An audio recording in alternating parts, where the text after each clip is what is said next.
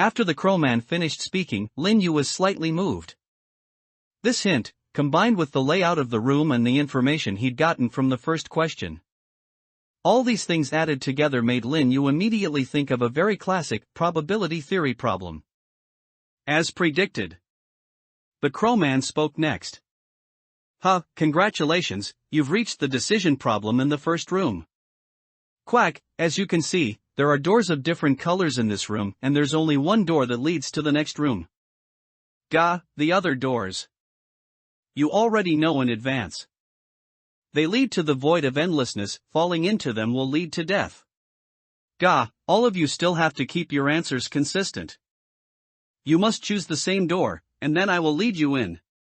So, everyone, please. Make your choice. Tell us which door color you want to choose. As the crowman spoke, Lin Yu understood instantly.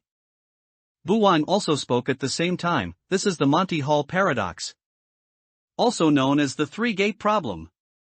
Not forgetting to whisper, Lin Yu looked at her in surprise. You actually know this? He looked at Lin Yu with a somewhat unhappy expression. This is not some very profound and cutting-edge theory, isn't it normal for me to know? Although it was wrong for me to steal your bike, you can't question my knowledge. Lin Yu was speechless.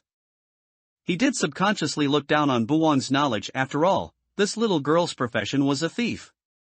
This is based on the fact that each person's awakened profession is most likely closely related to his life, and Lin Yu also encountered a thief in the first copy. Therefore, Lin Yu almost subconsciously thought that this little girl was a professional thief like Yao Zhengye. A professional thief of this age must have never been to school. I only know elementary school math. These three questions are the content of probability theory, although very basic. But its popularity is not very high. Lin Yu looked at April, No. 8 and Uncle Tai. The two college students and the white hat construction supervisor had obviously never heard of this theory. They all looked at Lin Yu and Buwang in confusion. What is the three-door problem? Buwang looked at Lin Yu angrily, then Joshua, you come and explain. The water level was getting higher and higher, and Lin Yu was in no mood to get angry with Buwang, so he simply explained the three problems. This question originated from a TV lottery show, and it's exactly the same as our situation. Simply put, a person has to choose one of three doors. Only one of them has a prize and is the correct door. The other two are wrong doors. When the person chooses a door, the door doesn't open immediately. The host opens another wrong door and then asks the person if he wants to change the door. The point of contention is whether changing the door will increase the probability of choosing the correct door. Because time was tight, Lin Yu did not give them time to think freely. Let me tell you the conclusion directly. The answer is yes. If you don't change the door, the probability of winning is 1/3, but if you change it, the probability is 2/3. This conclusion, which sounded a bit counterintuitive, immediately aroused doubts from Uncle Tai, April, and No. 8. You mean, we'll choose one door first, and after this crowman opens the door for us, we'll immediately change to another one?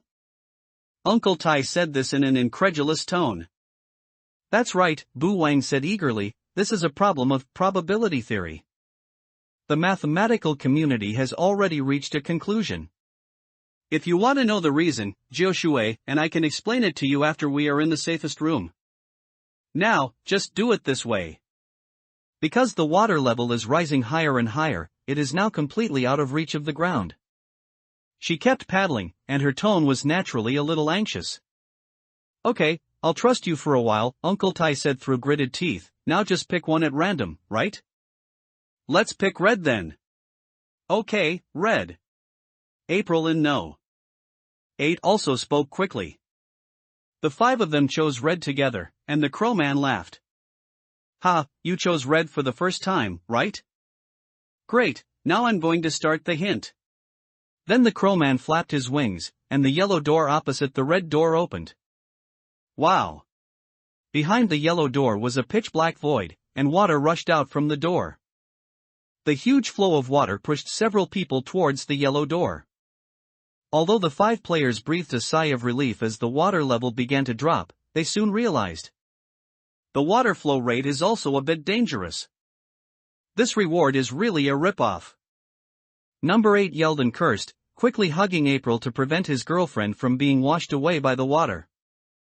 Uncle Tai, standing by, was paddling against the current with his hands and taking a horse stance to steady his body. Buwang, who was already unable to reach the ground, now completely lost his balance. Help! She paddled desperately and was about to be swept away by the current. And when she was less than half a meter away from the yellow gate, Linyu, who was as steady as a rock in the water, sighed, and used his physical fitness 5 times that of a soldier to easily walk over in 2 steps. He grabbed the back collar of Buwang's jacket and carried her back to the center of the room. Still in shock, Buwang looked at Linyu and said, "Thank you. Thank you, Joshua. You are truly a magnanimous person. Even though you just pulled out your gun and threatened me, you still saved my life in the end." He said this while panting heavily. Linyu helplessly flicked her head and said, "I just think your crime doesn't deserve the death penalty." Although it was despicable that this guy stole the bicycle, Linyu didn't think she had to die. After participating in the death game, Linyu's mentality has changed. When necessary, Linyu can definitely kill people. But this does not mean that Linyu has become a cold-blooded psychopath who would watch people die without helping or kill people at will. Although not forgetting was somewhat contradictory to himself, it was indeed not to the point of killing her. Not to mention, Linyu has already vaguely discovered that although Buwang's profession is thief, she might be the most useful teammate in this fatal question and answer game. After all, it seems smart not to forget. As the yellow door opened and the water outflow speed was far slower than the drainage speed, the water level in the room dropped rapidly and soon returned to below everyone's waist. The speed of the water flow also slowed down a lot. Linyu loosened Buwang's collar, but the little girl seemed a little frightened and still held Linyu's arm. "This little water can't wash you away," Linyu said helplessly. "No, besides, those 2 bastards over there haven't let go yet." He didn't forget to point to number 8 who was still hugging April. Linyu was helpless. "You also know that they are a couple, but we don't know each other." "Then it's not impossible for me to be a couple with you," Buwang begged stubbornly. "Brother Joshua, I like you." "Get lost, you're still talking nonsense." Linyu said this helplessly, but in the end he did not force Buwang to let go. The conversation between the two was heard by the remaining 3 people. April pushed number 8, and number 8 let go of her hand awkwardly. The water flow is indeed fine.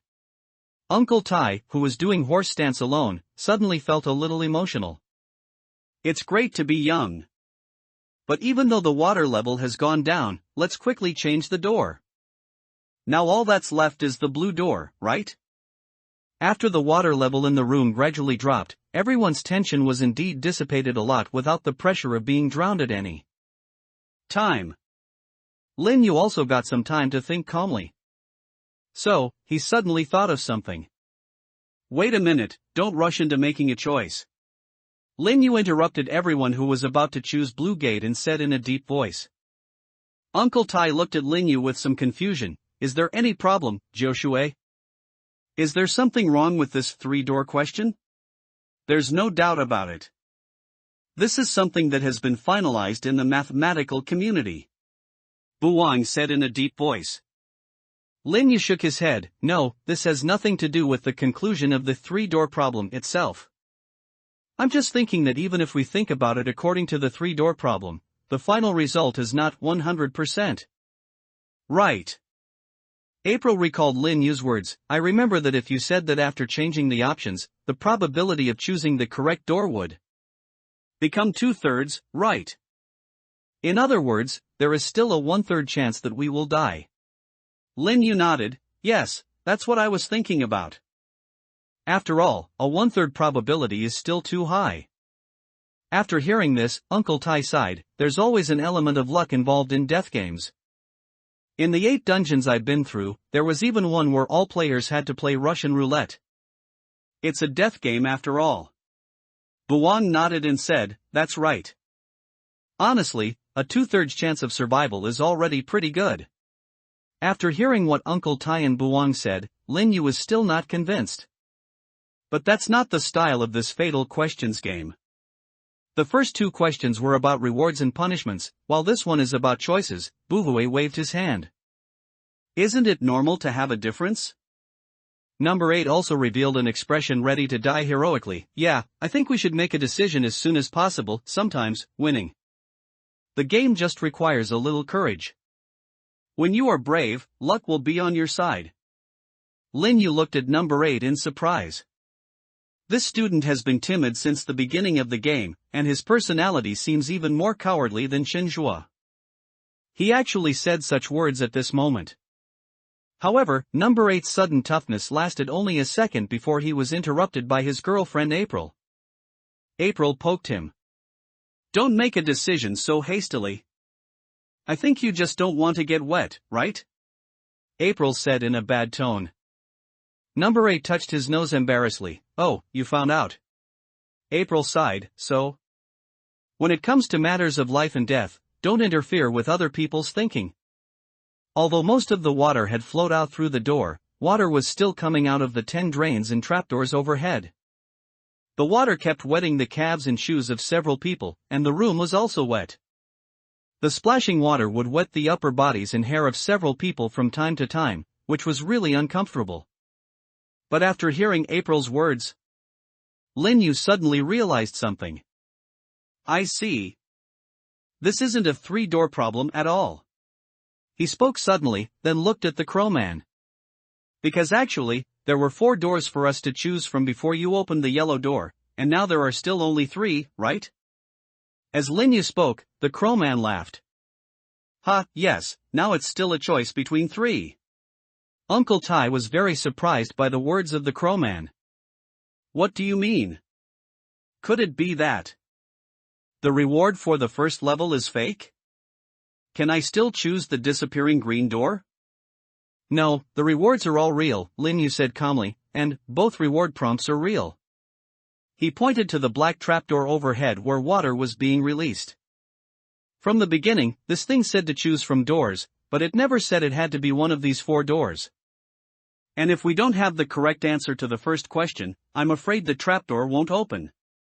And we won't even know there's a trapdoor above our heads. This decision problem, like the previous 2 reward and punishment problems, contains traps. And it's a combination of the traps of the previous 2 problems. Lin Yu said, and laughed, and it just said. If we choose the door, it will take us into the door. Why use such strange rhetoric? The fact that it lays traps in its puzzles proves that every word it says might be premeditated. So, this is also a hidden hint. Lin Yu looked at the crowman and said, in this game, there's no need for something like probability. Trying to use the 3 problems in probability theory is itself a mathematical solution. And this game, at least the tone of all the questions in this room, is to use math to cover up traps.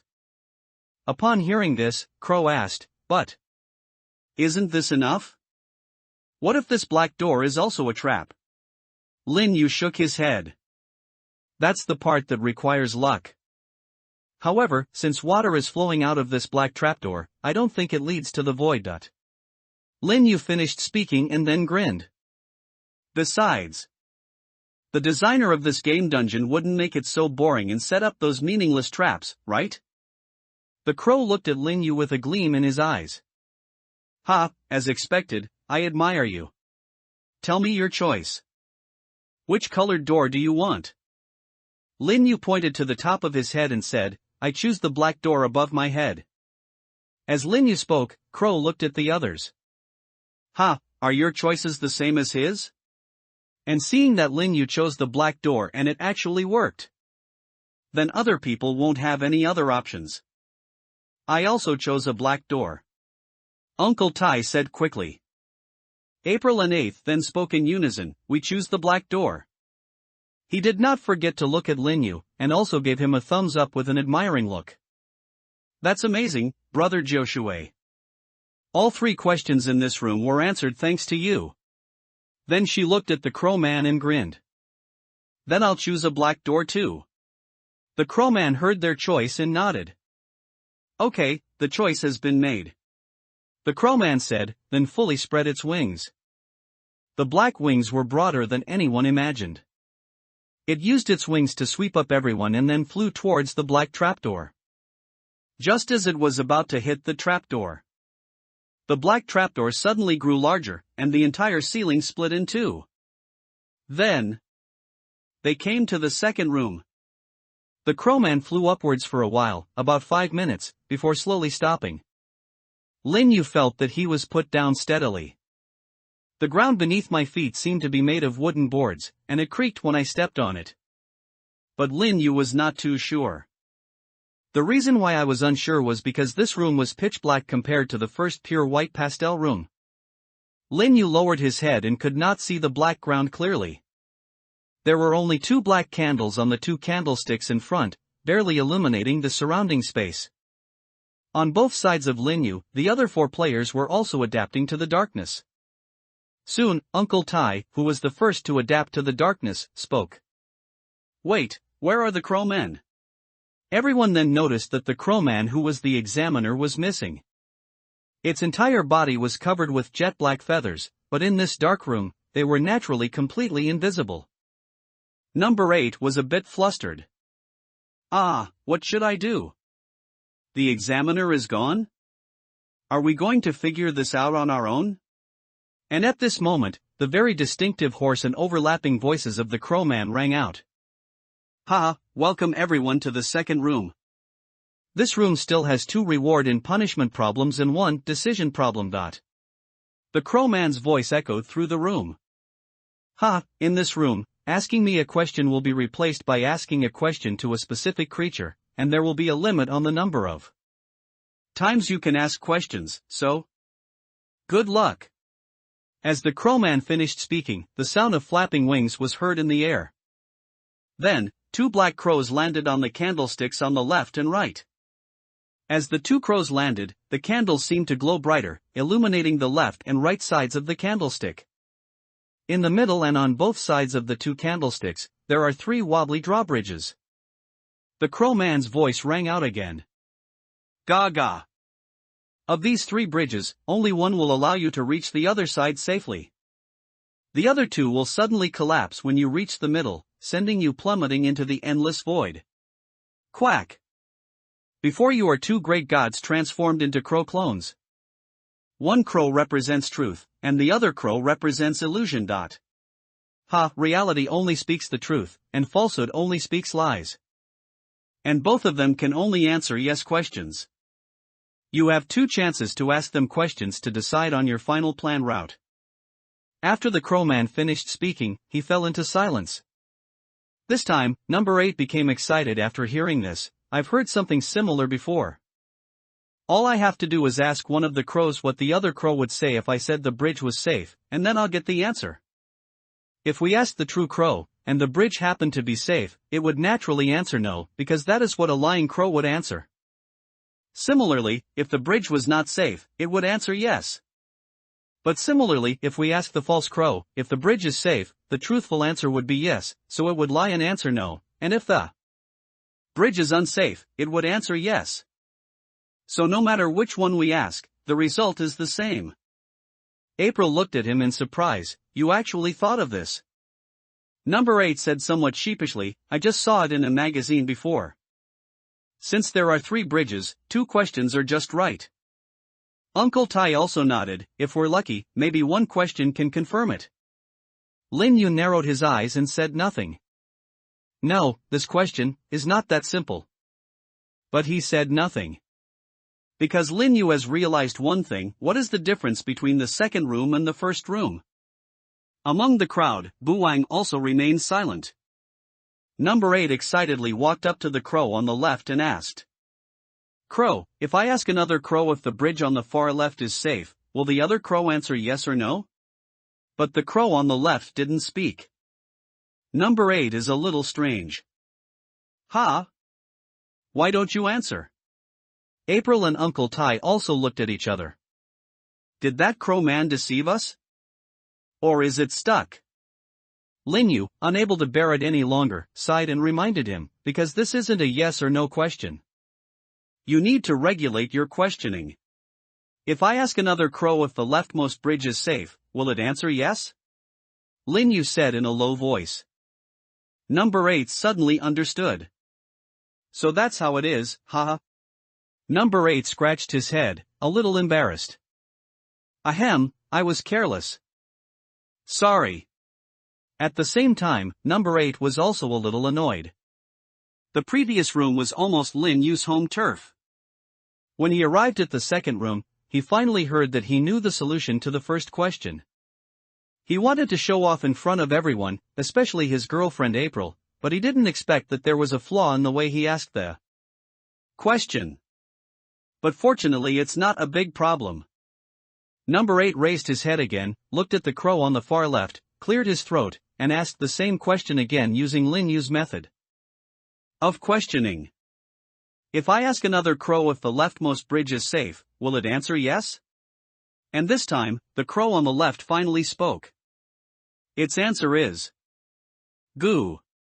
The utterance of this syllable instantly broke down no. 8's defense. Goo? What the hell is that? He cried out in despair. Uncle Tai and April on the side also looked at each other in confusion. Is goo the answer? April asked in disbelief. In the darkness, Buwang, who had remained silent all this time, burst into laughter. After all, that crowman never said from the beginning that these two things can answer yes and no. They are crows after all. He slapped his thigh and laughed. Number 8 was a little anxious. Then what do you say we should do? Buhue waved his hand in the darkness. I don't know. But I think that with one question left, we can hand it over to Joshua. Brother Joshua should have known from the beginning that these two crows are not very good at speaking human language.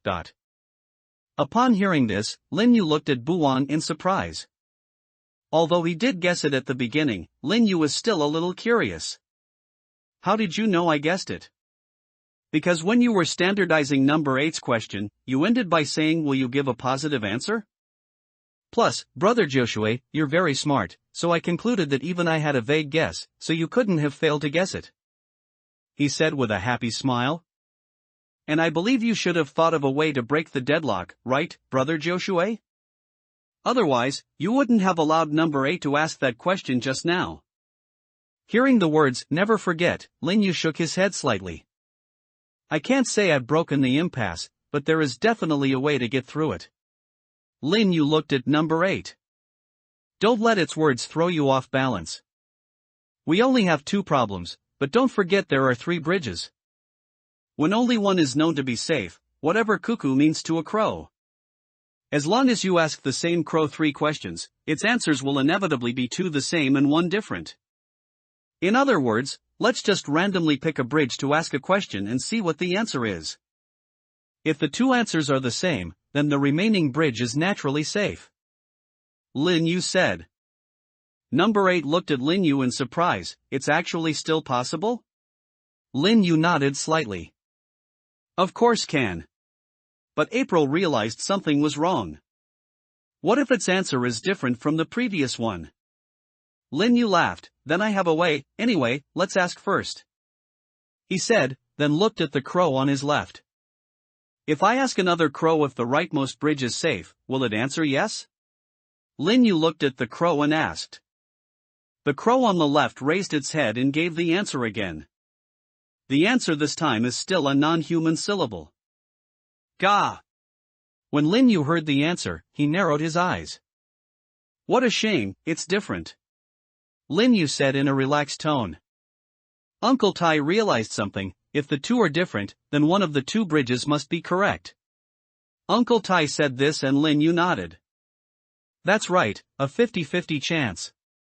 As Lin Yu spoke, number 8 blinked. A probability of 50? Isn't this lower than the 2/3 probability in the last round? April nodded. Does this mean there's a trap in this question, too? Lin Yu heard this and shook his head. No, I'm sorry. I think this time the question isn't a trap. It really requires us to choose one of the 2. This time, the crowman's puzzle contained no traps. The theme of this room is different from the previous one.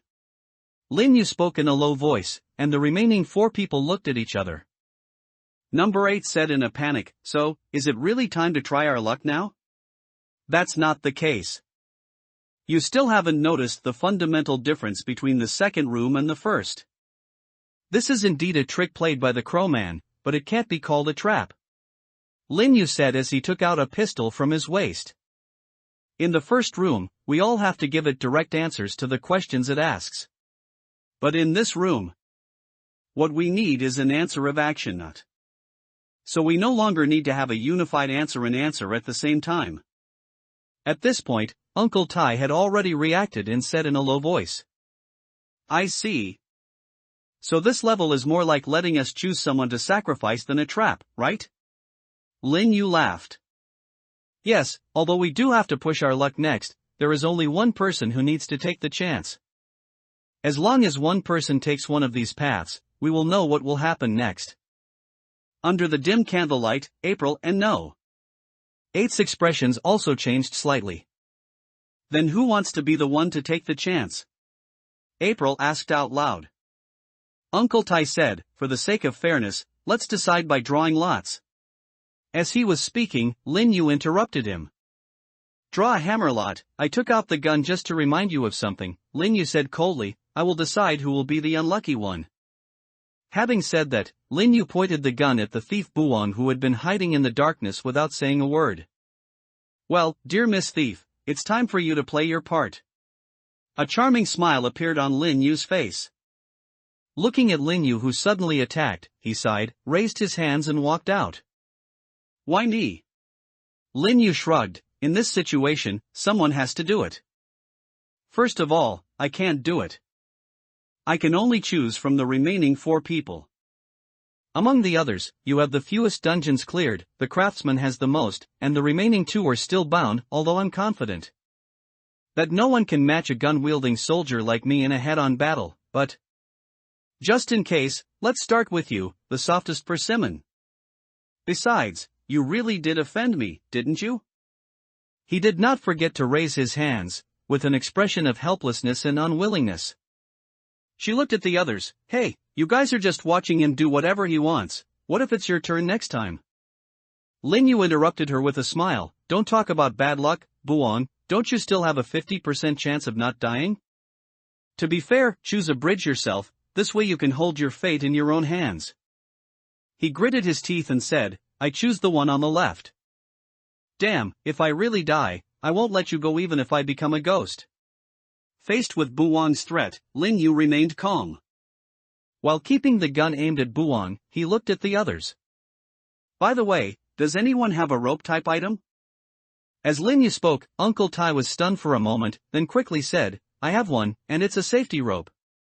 As he said that, Uncle Tai immediately took out a very long bundle of safety ropes. Lin Yu glanced at Cui and said, "Go, and tie the safety rope to her." April looked at Lin Yu in surprise, then took the safety rope from Uncle Tai and walked to Buong's side. She quickly tied the safety rope for Buong. Lin Yu said, "Now throw the other end of the safety rope to me." April threw the rope to Lin Yu. Lin Yu caught the rope in the air, then wrapped it around his hands twice and held it tightly. After all, there's nowhere solid to tie the rope. Looking at Lin Yu's actions, Buong, who was wrapped in a safety rope, relaxed a lot. But she still looked unhappy. "You bastard." However, Lin Yu did not put down his gun, but spoke again coldly. "Go," he said coldly. He did not forget to give Lin Yu a middle finger, then turned and walked onto the swinging suspension bridge in the darkness. Looking at Buong's disappearing back, Uncle Tai looked at Lin Yu and spoke in a low voice. "Thank you for your hard work. In that situation just now, someone had to step in and play the bad guy. You chose that little girl just because she was the lightest. And you even tied her up with a rope. You are taking a big risk by doing this." The looks April and No. 8 gave Lin Yu were also somewhat different, but overall they were mostly filled with gratitude. Although Lin Yu's coercive look just now obviously frightened them a little, the fact that he was holding the rope himself at this moment also made the two of them come to the same conclusion as Uncle Tai. Lin Yu was just looking for the optimal solution just now. But Lin Yu shook his head. No, I'm not that noble. He tied Buwang with a rope, perhaps with the idea of avoiding death if possible, but more importantly, it was based on other reasons. Lin Yu said softly, what if there is no rope? Even if you choose the right suspension bridge, what if someone on the other side holds a grudge and says nothing, or simply screams in the middle? And pretends to fall off to mislead us? After all, we don't know if the suspension bridge will collapse completely if it does, and whether we can see any signs of it here. Also, even if we don't forget that he has no intention of harming us, what if there are some soundproofing measures on the other side of the suspension bridge? Lin Yu said this, but this explanation still did not completely convince the other three. Perhaps, in the eyes of Uncle Tai, April, and No. 8. If Lin Yu, the strongest person in the current dungeon, has humanity and kindness, it will obviously be more beneficial to them. Lin Yu did not explain any further, he just looked at the rope spreading in the darkness. Even those words just now are not the only reason why Lin Yu chose to not forget. What an interesting thief. Soon, there was a slight pulling force from the rope. In the darkness, there were also cries that were not forgotten. This bridge is fine, this is it. After hearing Buwang's cry, Lin Yu gently pulled the rope, and after confirming that Buwang should be standing on a relatively stable ground, he stepped onto the bridge on the far left. The other three players followed closely behind. Although the suspension bridge was a little shaky, it did not pose any problem for the few people. Soon, they were safely on the other side of the bridge, still pitch black, but visibility had improved slightly. Because there are 3 candlesticks this time, and the size of the candlesticks has also become much larger. Buwang stood helplessly on the other side of the bridge, but he didn't seem to have much resentment. If you still need someone to scout the way through this level, don't look for me. He did not forget to point to the dark environment ahead. Then they looked forward, holding the light, and found that the bridge was still extending into the depths of darkness. But this time, there are 5 bridges. Then, 3 crows fluttered their wings and landed on the candlestick. The crowman's voice rang out again in the darkness. Congratulations on passing the first reward and punishment question. Since no one died, you will have 5 questions this round. Lin Yu listened and nodded slightly. The explanation given by the crowman was within Lin Yu's expectations. This is the difference between the first room and the second room. In the first room, everyone is a whole and the options must be consistent. But in the second room, everyone can choose their own path. In other words, the reward and punishment problem in the second room can remain divergent and choose different answers. Those who answer correctly will survive, and those who answer incorrectly will die. However, as long as someone answers incorrectly, there will be rewards and punishments for those who survive. This is illustrated by the fact that the number of answers to the second reward and punishment question is correlated with the number of people. Sure enough, we must try to reduce deaths as much as possible. Lin Yu pondered silently in his heart, and then continued to listen to the crow's words. Gaga. Of the 5 bridges in this round, only one will allow you to reach the other side safely. The other 4 will suddenly collapse when you reach the middle of them, sending you plummeting into the endless void. Quack, this time before you were 3 great gods transformed into crow clones. In addition to truth and illusion, there is also a crow representing change. It can tell the truth or it can lie. After the crowman finished introducing the rules, everyone naturally looked at Lin Yu. Zhou Shuai, what should we do this time? Each of us has a question, what should we do? Uncle Tai asked. Number 8 was also stumped, there's actually someone here who might be telling the truth or a lie. This is too difficult. April was somewhat calmer, but there are 5 questions. Lin Yu thought silently. 5 questions. Then maybe there won't be any need for anyone to risk their lives to explore the way. Lin Yu already had the answer in his mind. He looked at Lin Yu, a little surprised, so fast? Lin Yu nodded. Of course, after all, there are 5 chances this time. Lin Yu said this, then looked at Uncle Tai. You ask the first question to the one in the middle, Uncle Tai, the question is this. If I asked you if the crow on your left was the embodiment of change, would you answer, Koku? Uncle Tai now had almost unlimited trust in Lin Yu. He stepped forward and repeated Lin Yu's question to the crow in the middle. Hey, if I asked you if the crow on your left was the embodiment of change, would you answer Koku? The crow looked at Uncle Tai and then made a coo sound. Lin Yu narrowed his eyes. Great, it seems that gu and ga may indeed be interchangeable. Through the first question of rewards and punishments just now, Lin Yu can confirm one thing. Ku in the crow's mouth represents affirmation. Although I'm not sure if the clone is the same one, nor am I sure if the meaning of gu has changed. But as long as the answer still uses gu, then these 5 questions are definitely enough. Through the previous question, Lin Yu has been able to confirm that at least the crow on the far right is definitely not the one representing change. Therefore, Lin Yu waved to April and no. 8. Next question, April, go ask the crow on the far right. If I ask you if you are the crow incarnation of vanity, would your answer be crow? When April heard this question, she subconsciously tried to think about the reason, but she couldn't figure it out for a moment, so she could only do what Lin Yu said. April walked to the crow on the far right and asked Lin Yu the same question as before. The crow on the right quickly gave the answer. Ga. Lin Yu nodded. Very good, the next step is easy. Number 8, go ask him if there's a safe bridge among the 3 bridges on the far left. Do exactly as I say, not a single word wrong. Lin Yu said in a deep voice, and number 8 scratched his head. Zhou Shuai, why do you need to give me extra instructions when you come to me? April immediately said, of course it's because you look the least reliable. Number 8 was speechless. All right. He walked dejectedly to the crow on the far right and repeated Lin Yu's question. This time, the crow on the far right still has the question quack. Lin Yu looked at Bu Wang. Don't forget to wave your hands, okay, I already know what to do. Without waiting for Lin Yu to speak, he walked up to the crow on the far right and pointed at the suspension bridge on the far right. Crow, is this suspension bridge safe? The crow looked at Buang and said again, quack. Don't forget to draw conclusions. Okay, this crow represents truth, and quack represents denial. This means that the second suspension bridge from the right is safe.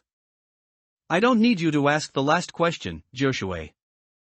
Without forgetting to say this, he turned around and looked at Lin Yu with his hands on his chest. Lin Yu also looked Buang up and down. Sure enough, the thief followed his train of thought throughout the whole process. She also realized that the one on the far right was the one that represented truth.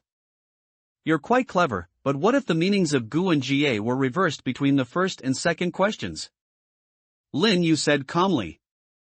Don't forget the moment of being speechless. I don't think so, do I? Lin Yu said coldly, what if something goes wrong? This is a game that can kill people. Don't forget to shrink your neck. Oh, you still have a question, she said cautiously. Can't you just use it to confirm whether the meaning has changed? Lin Yu exhaled, but what if it changes? If it changes, I can just take one of the 2 roads on the left and that'll be it. Buang said anxiously. Lin Yu laughed. That's what you said. He looked at the crow on the far right and spoke again. Crow, is one of the 3rd and 4th suspension bridges from the left safe? The crow on the right flaps its wings. Goo. As it spoke, it let out a long sigh. Damn, I was scared to death. The 4th suspension bridge on the right is indeed safe. Lin Yu seemed a little disappointed. TSK, what a pity.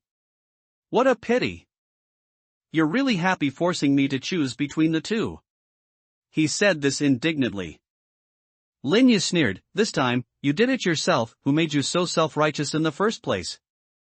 The negotiations between the 2 men went back and forth, leaving Uncle Tai, April, and No. 8 stunned. The 3 of them looked at each other, all with an expression that said, I don't understand, forget it, let it go. Following the fourth suspension bridge from the left, the 5 people safely reached the other side. And this time, the brightness was different again. This time, the candlestick for lighting took the form of a huge stone altar. There were circles of candles placed on the stone altar, and on both sides of the altar, there were only 2 suspension bridges. In the darkness, the voice of the Crow Man sounded again. Congratulations, you've passed the reward in punishment question with full participation. Therefore, when the next decision-making question begins, there will be a hint present. Welcome to the decision problem in this room. As soon as he finished speaking, a crow flapped its wings and landed on the stone altar from the darkness. Then, the crow's body expanded rapidly and turned into the appearance of a crowman. Lin Yu put his hands in his pockets and took a step forward. Wow, is this the cue for arrival? God dash. The crowman in the stone altar cried out, then sat among the candles on the stone altar and spoke in a low voice. Both bridges this time lead to the next room. D-dash. Except that one can carry 3 people and one can carry 2 people. Everyone must step onto both bridges at the same time, or both will collapse. You only have one chance to ask me a question. I won't answer questions that reveal how many people each bridge can carry. The crowman said as the 5 of them looked at each other. Number 8 spoke first. This crowman said it won't answer questions about how many people each bridge can carry, so can we think of an indirect way to ask? For example, if the 3 of us take the bridge on the left, can we clear the level? Before the others could react, the crowman interrupted him upon hearing this. I won't answer this kind of question. As it spoke, Lin Yu spoke again. I've thought of a solution to this game. I'm going to ask, if there are 2 people on each suspension bridge, and the remaining person is dead, will the suspension bridge still collapse? As he spoke, Lin Yu took out a pistol. If the answer is yes, I'll randomly destroy one so that all 4 can survive. After Lin Yu finished speaking about his proposal, he immediately screamed. I don't believe you can be random, you are definitely going to destroy me. Bu Wang looked at Lin Yu in horror and said. Lin Yu looked at Bu Wang, oh, you saw through me. How about I die first and then ask? Honestly, I think if we have 2 of them on each side, it definitely won't collapse. As Lin Yu spoke, he stretched out his left hand from his trouser pocket and took out a revolver. Don't pull out your gun all the time. What if something happens? Don't gamble on this possibility, Bu Wang said with sweat dripping down his forehead. And this decision problem might have a trap. As he spoke, Lin Yu laughed. Really? Where's the trap? After being pointed at with a gun, Bu Wang's speech speed obviously became much faster. Well, look, didn't the crowman say at the beginning that in this room, asking it questions will be replaced by asking questions to a specific creature? So the crowman sitting there is most likely not the crowman serving as the examination officer, right? As he spoke, Lin Yu nodded. That makes sense, but so what? He still didn't put down the gun. Just now, it flew over here in the form of a crow. Does this mean that it is actually an incarnation? Among the 3 known incarnations, except for the one representing truth, the other 2 crows can lie. If this creature is one of change or illusion, then you probably don't have to believe anything it says about the 2 bridges. Bu Wang spoke quickly, and the other 3 players were also thoughtful after hearing Bu Wang's rapid words. It does seem to make sense. Uncle Tai murmured. Lin Yu nodded. It makes sense, because what you say is right. Lin Yu took his right hand out of his trouser pocket. In his hand was a lie detector that was flashing red light. He pressed the button just as the crowman said his first words. This is the lie detector I got in the first dungeon. The beeping sound just now was made by it. This means that the first sentence the crowman said was a lie. Its first sentence, both bridges lead to the next room, is the premise of the entire paragraph, which means everything that follows is wrong. So, we don't need to care about what this crowman says. It's purely trying to mislead us. Lin Yu spoke calmly, but was stunned for a moment, and then spoke with a tearful voice. Why didn't you take out this good stuff earlier? And you know it's lying. Wasn't it just trying to scare me? I just wanted to test how smart you are, Linyu said with a smile, putting away his gun. Why, you can tease me, but I can't tease you. Uncle Tai coughed and spoke.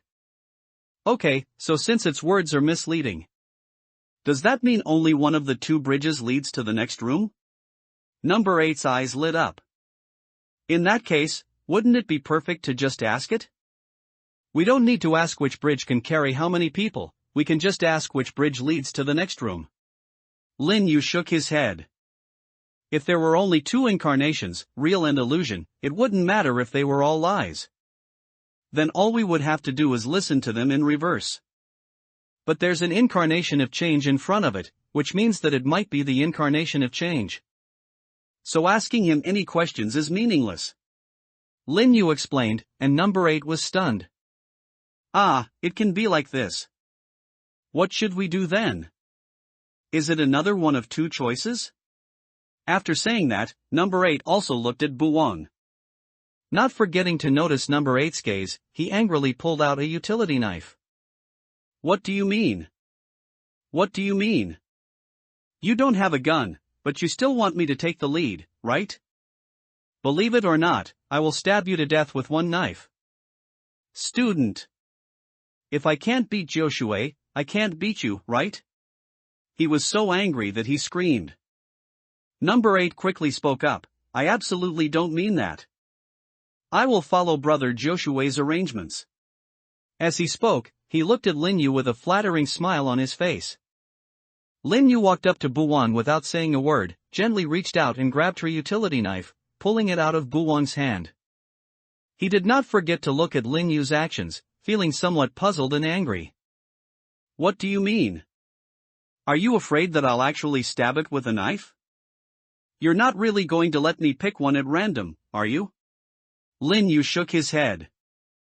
No, because if both paths lead to the next room is a lie, then the truth could be only one path leads to the next room, or it could be neither. Path leads to the next room. Combined with the voice of the examiner, the crowman, in the darkness at the beginning. This crowman before us, whose every word is unbelievable, must indeed be some kind of hint. So, what is it telling us?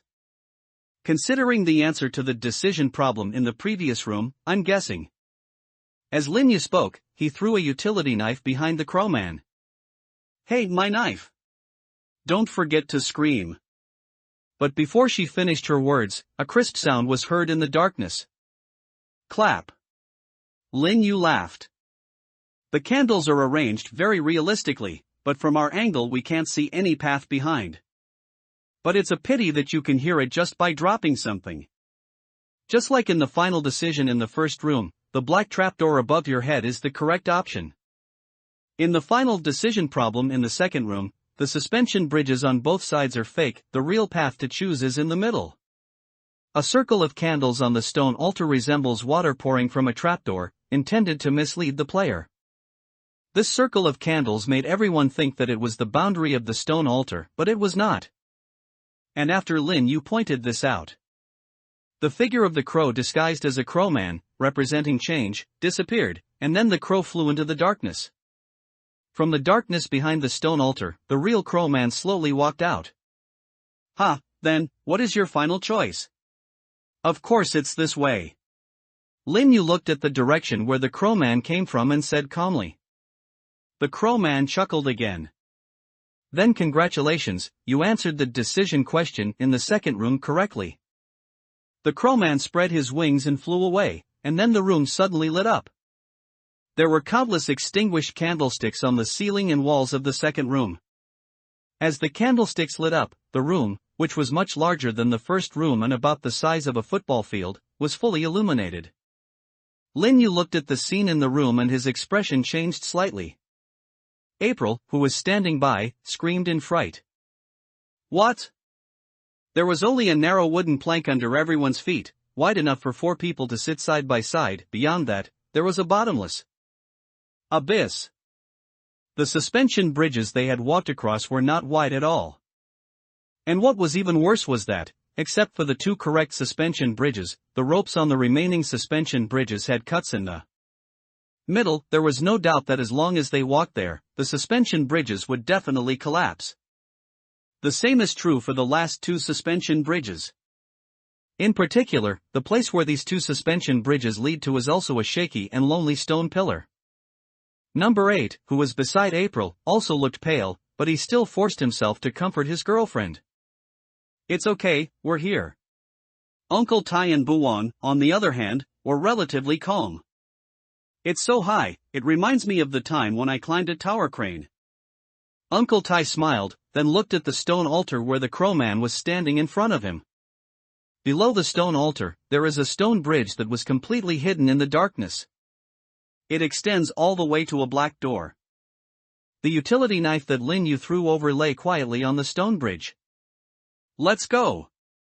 He took a light step and jumped onto the stone altar, then jumped off the stone altar, landed on the bridge, picked up his utility knife, and walked forward with light steps. Uncle Tai also jumped over cautiously and followed Buwan. Although Lin Yu has excellent physical fitness, this height still makes him hesitant. But in the end, Lin Yu still caught up with the pace of the two people in front. The couple April and No. 8 were much more cautious. It took the two of them some time just to jump onto the spacious stone altar. After arriving at the stone bridge, although it was wider and more stable than the previous suspension bridge, April and No. 8 still walked much slower than before. After all, we couldn't see the abyss on both sides before. However, in the end, everyone arrived at the black door safely. After opening the door, there is a spiral staircase leading upwards. After climbing up the stairs for about 5 or 6 minutes, I came across a black door. Those who walk in front do not forget to open this door.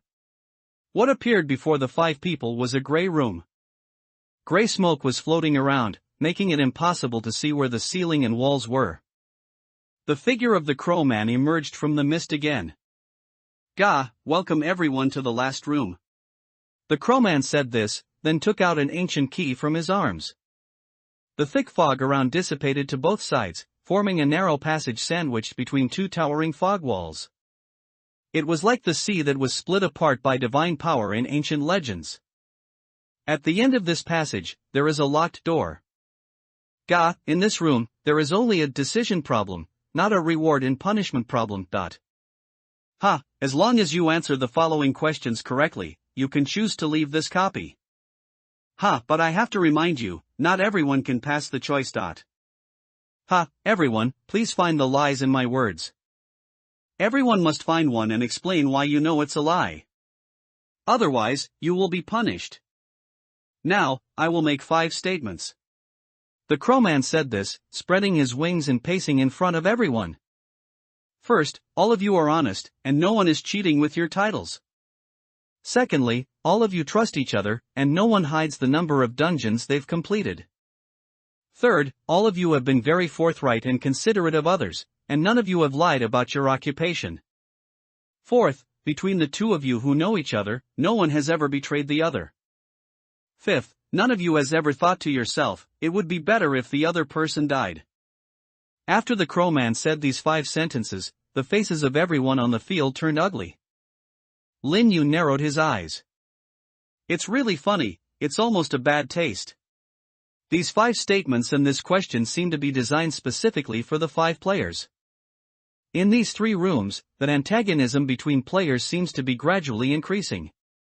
From the first room where everyone worked together to solve puzzles and find the traps, to the second room where the number of survivors was used as a resource.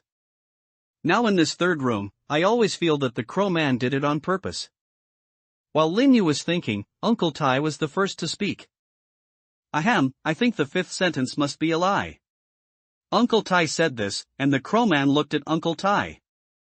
"Please give your reasons." As the crowman spoke, Uncle Tai pointed at Lin Yu and Buwan. "Well, from the very beginning of this instance, this soldier wanted to kill the thief. He even had murderous intentions several times during the process," Uncle Tai said as the crowman laughed. "Ha, that's not a good enough reason," it said, looking at Uncle Tai with interest. "Please give you the sentence that you are absolutely sure is a lie. Uncle Tai was silent for a long time, then he smiled and shook his head. Okay, the first sentence was a lie. I lied about my forum ID. My previous forum ID was Tiangong, but I don't have a forum account now. When this ID came out, Lin Yu didn't react at all. April, no. 8 and Buon looked at Uncle Tai in surprise, as if they had seen some scary monster. Tiangong, who joined the plunderers, April exclaimed, I saw you on the forum's new bounty this month. You are wanted by order for killing 5 other players in real life. Although Lin Yu had never heard of the name Tiangong, after all, he didn't pay much attention to the forum bounty module. However, Lin Yu still remembered the name of the organization Predators. It was one of the 3 organizations banned from the forum on par with the Psychological Society, the psychotic organization that killed him. After hearing the exclamation from April, Uncle Tai. No, this Tiangong was obviously also a tough guy. Killing other players in reality is considered a violation of the rules by all players. Although there are no courts or police stations among the players. However, the largest organization, Order, and its administrators basically act as trial and law enforcement agencies. If anyone uses the abilities in the game to return to reality and commit evil, and is discovered by the Order, a wanted notice will be issued on the forum. Moreover, members of Order will unconditionally hunt down those wanted violating players in the game and in reality. After Tiangong revealed his cards, his expression was no longer as peaceful as before. He sighed and looked at Buong, April, and No. 8 who were alert and cautious, with a gloomy expression. So, that's why I concealed the truth. I've joined the Predator, but I won't kill innocent people in a cooperative puzzle game. If you treat me like this from the start, it'll be difficult to continue the game. After Tiangong finished speaking, he looked at Lin Yu. I really admire you, Jiu Shui. Honestly, your composure is beyond my imagination. Lin Yu shrugged calmly. No, I just didn't think of you as a good person from the beginning. Although in this game, Tiangong, who calls himself Uncle Tai, tried very hard to play the role of a good guy. But the guy who survived 10 copies in this game is a good guy? The probability is very small. Although there are some naive people in this game who are lucky enough to survive. For example, Xinhua. For example, number 8 over there is probably also a real coward. But Uncle Tai is definitely not a good person. Ultimately, this guy's acting skills are not good enough. At least, not good enough to deceive Lin Yu. In the second copy, he looked so indifferent to human life but tried hard to pretend, which made Lin Yu want to laugh. However, Lin Yu's calm appearance caused Tiangong to burst into laughter.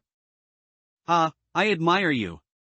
Your class is still a soldier, and you've even got a powerful item like a pistol. You're a perfect candidate to join the Predators. Lin Yu shook his head. Please allow me to refuse. I still want to attend the forum for 2 more days. As he spoke, Tiangong laughed. It's okay. If you change your mind, you can always contact me. And Tiangong finished speaking. The Crow Man tossed him the key. Ha, you can leave the dungeon now. Tiangong took the key unexpectedly. Oh? Can I leave now? The Crow Man nodded. Ah, of course. Tiangong laughed. That's good, it saves me from being here and making everyone feel uncomfortable. After saying that, he walked towards the gate at the end. He opened the door and walked into a white light. Then the door closed and locked again, and a new key appeared in the Crowman's hand. After watching him leave, April and No. 8 both breathed a sigh of relief. Scared me. Number 8 said with lingering fear. Lin Yu looked at him, shook his head and said, What are you afraid of? I'm a soldier with a gun. Even if he's wanted, can he kill you all in front of me? Number 8 looked at Lin Yu with a strange expression. Brother Joshua, even if your profession and items are very strong, but that Tiangong is a player who has already leveled up and he completed the leveling up after 10 copies, and was invited by the plunderers to join. It will be difficult for you to gain an advantage in a fight. Lin Yu could see that number 8's statement was a bit euphemistic. Is it upgrade again? What exactly is leveling up? Lin Yu was a little puzzled. But before he could ask in detail, April beside him added. Yes, the bounty on his credit points is as high as 8,000. When Lin Yu heard this, he was stunned. How many? 8,000 points. April said seriously. Lin Yu felt his eyes hot in an instant. 8,000 points. Doesn't that mean 800,000 renminbi? If I can capture him, I can directly buy a new store for my sister.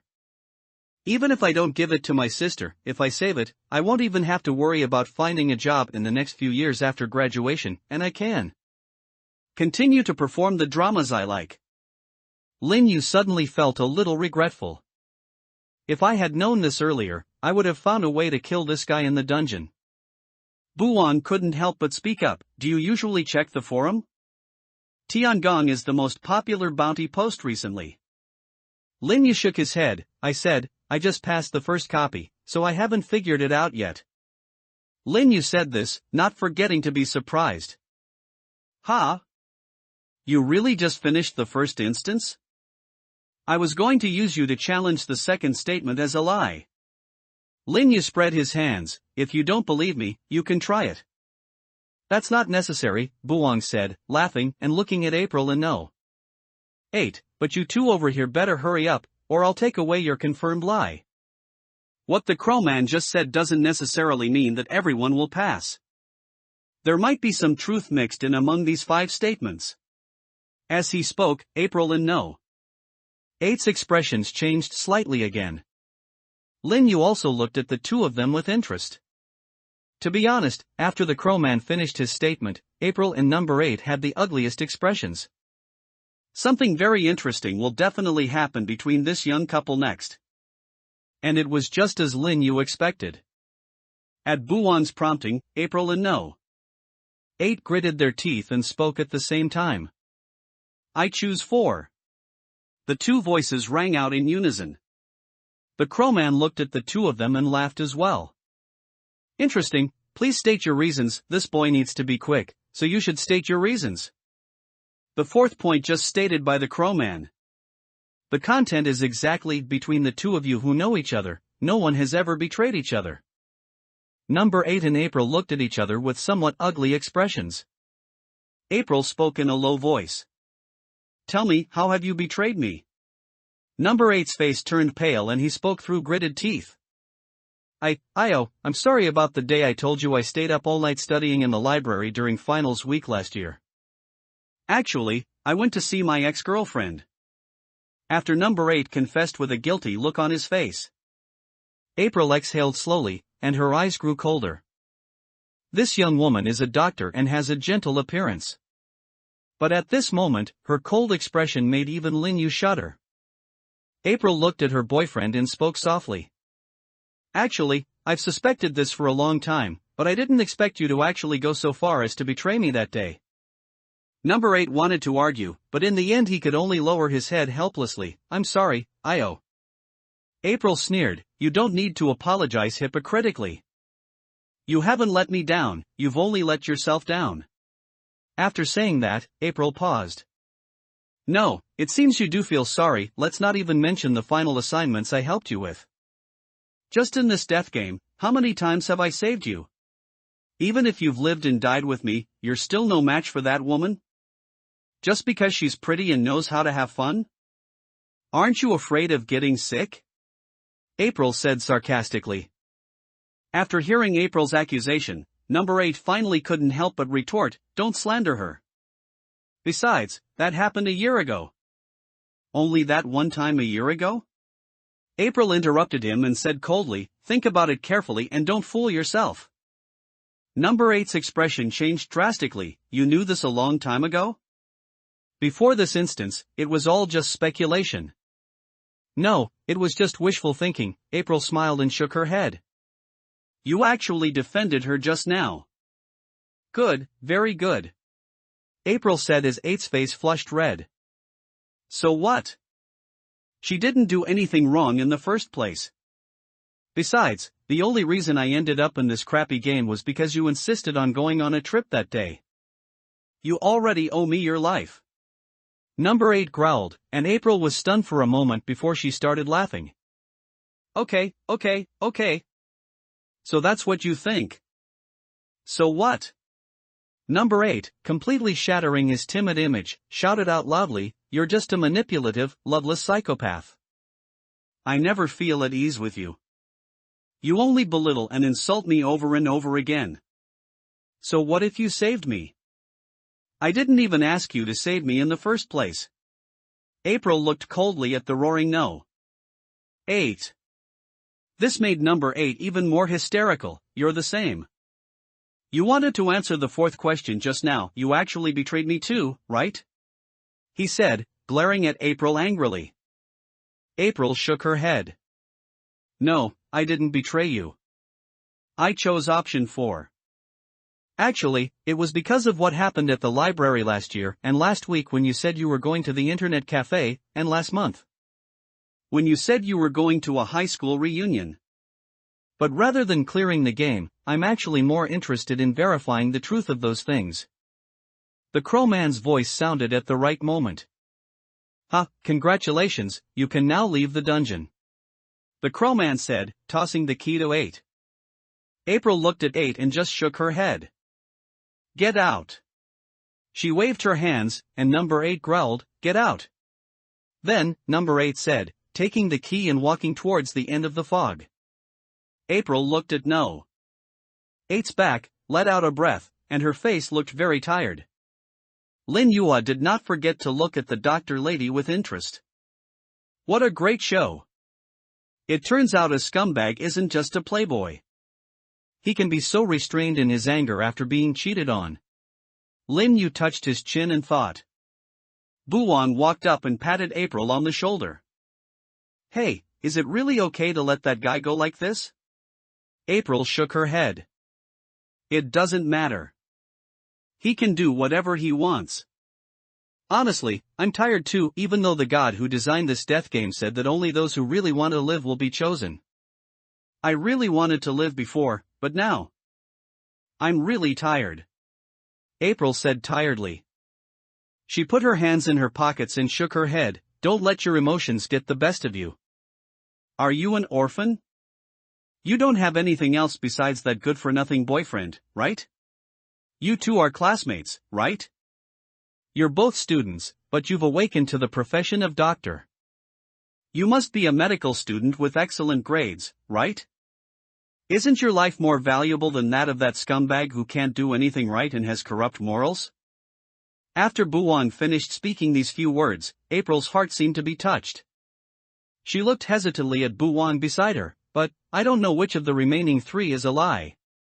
"Actually, Buwang laughed, pulling out a utility knife and, with a click-click sound, he cut the blade one by one. "Sister April, didn't you really have a moment just now? When he was defending that bitch, when he was blaming you, when he was being ungrateful, didn't you really have even a moment of this thought? This is the game of death. April looked at Buwang, silently took the utility knife, and her eyes gradually darkened. If it was cold just now, then this moment. April's eyes have become a bottomless abyss. Then she looked at the Crowman. "I think your 5th statement is a lie." The Crowman looked at April and laughed. "Haha, then. Please provide proof." April walked towards the gate without saying a word, holding a utility knife. She walked faster and faster, almost running. Finally, near the gate, no. 8, who was holding the key and preparing to open the door, was knocked down by her. "What are you going to do?" "Io, it hurts." "I was wrong, Io. Stop stabbing me." "Help! You bitch, go to hell." "What?" Scary screams were heard one after another. Then the sound disappeared completely. After a while, April, covered in blood, walked back from the door. She gently wiped the blood splattered on her face, held the blade of the utility knife, and handed it back to Buwang. "Thank you, Miss Buwang," she said, then looked at the Crowman. Is this reason enough? The crowman looked at April, who was covered in blood, and laughed happily. Ah, that's wonderful, very good. You can leave now. As it spoke, it waved its hand again, and a key appeared out of thin air in its hand. The crowman threw the key to April. The doctor picked up the key and looked at Buwang again. Don't forget to smile and wave. You're welcome.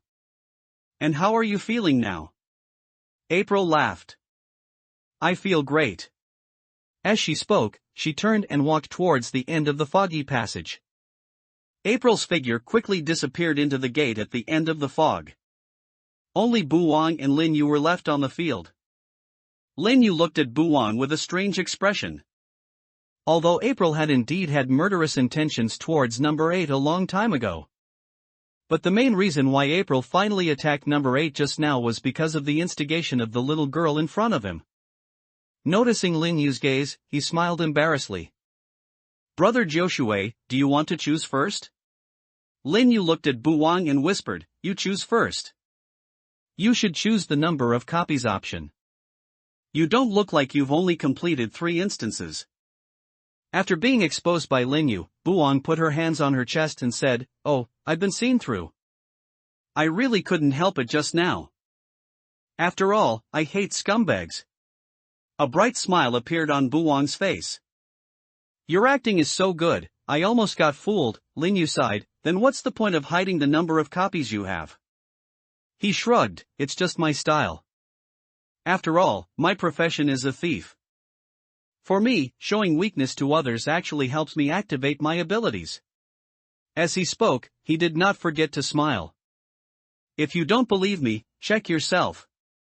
Lin Yu showed a look of panic on his face, and then summoned his 2 props. But fortunately, the polygraph and the pistol were there. He looked at Buwang in surprise, and the other party laughed again. Ah, I fooled you again, soldier, he laughed, waved his hand, and showed a pitch-black hammer. I stole this, that guy just now revealed. That he was Tiangong, so of course I targeted him. This thing is much more valuable than your pistol, he said with a smile. Lin Yu looked at Buwang, picked up the lie detector and said in a cold voice. Who are you? How many copies have you been through? What is your purpose in approaching me? Don't forget to purse your lips. So your lie detector still works? Of course, each copy can be used 3 times, Lin Yusen said nonsense, so, don't lie to me. Otherwise, even if you might be stronger than me, I will fight you to the death here. After saying this, Lin Yu felt a power of belief coming from Buwang. Then, his previous statement that the lie detector can be used 3 times came true. And it was similar to Lin Yu's estimate. He estimated that if he had said it 4 times just now, these beliefs might not be enough to support the fraud to come true. Hey, don't be so nervous. I'm just a little girl who likes to have fun. I didn't mean to come after you. I'm definitely not from the Psychological Society, nor am I from the Predators. You can rest assured about that. Without forgetting to say this with a smile, Lin Yu released his hand that was pressing the button. What I just said is true. Then, Lin Yu said coldly, how many copies have you passed? Actually, there are only 12 of them, and it's only been 3 months, he stuck out his tongue, and I'm not that strong, actually. My frontal combat power is very weak. The polygraph remains silent. Lin Yu let out a breath. All right. He put away the polygraph and immediately said to the crowman, I choose the second option. The reason is that she just admitted that she passed 12 copies, which doesn't match the 3 she reported at the beginning. Lin Yu spoke very quickly. After he finished speaking, the crowman immediately responded. Congratulations, you found the lie. You can leave here now. I still remember being surprised. Then the girl laughed again. So that's how it is. You actually tricked me. That's really funny. It turns out you don't care where I come from or if I have any ulterior motives. You just want to scheme against me. Lin Yu nodded slightly and said calmly. Of course, your acting is excellent, but I can still see, Lin Yu sighed, although you are more confident than you appear, but You are really here for fun, he said, taking the key from the crowman's hand. He narrowed his eyes. I see. It seems my only way out now is to find out why Article 3 is false. My profession is really a thief, which means... You've been hiding your profession, haven't you? Linyu shook his head. No, my profession is really a soldier. This is the difficulty of the last level decision problem. Of the 5 statements, each one seems to correspond to a specific person, but one actually doesn't correspond to anyone, so I must steal someone's key. Linyu said, not forgetting to look at him. I don't quite believe it. Isn't this a huge disadvantage for you? But having said that, Linyu could feel it. His profession as a soldier did not disappear. In other words, Buwang actually believed what he had just said. This was also what Linyu expected. After all, what he said sounded like the truth. So, Linyu laughed. Although this is only my second dungeon, but... Veteran player Miss Buwang, I'd like to ask you, after going through more than a dozen dungeons, do you still think this game is truly fair? He laughed softly. Okay. You're right, this game is indeed unfair. Linyu shook the key and said, isn't that right? Besides, it's your turn to have a headache now. He sighed and said, yeah, but luckily I do like to keep things to myself. You're quite good, Soldier Joshua. You're quite interesting, she said with a smile, waving her hand. I hope to see you again next time, whether in the outside world or in a dungeon. Hearing Buwan's words, Linyu narrowed his eyes. Can you still go out? Of course. You should realize that this key looks like there's only one, but that's not the case. Linyu looked at the corpse still lying in front of the door at the end of the mist. I see. That's why you instigated the other party to kill him. I didn't forget to laugh. Yes, because if someone must be unable to leave this dungeon, then let that boring guy stay here. She turned and walked towards the door. Goodbye, Brother Joshua.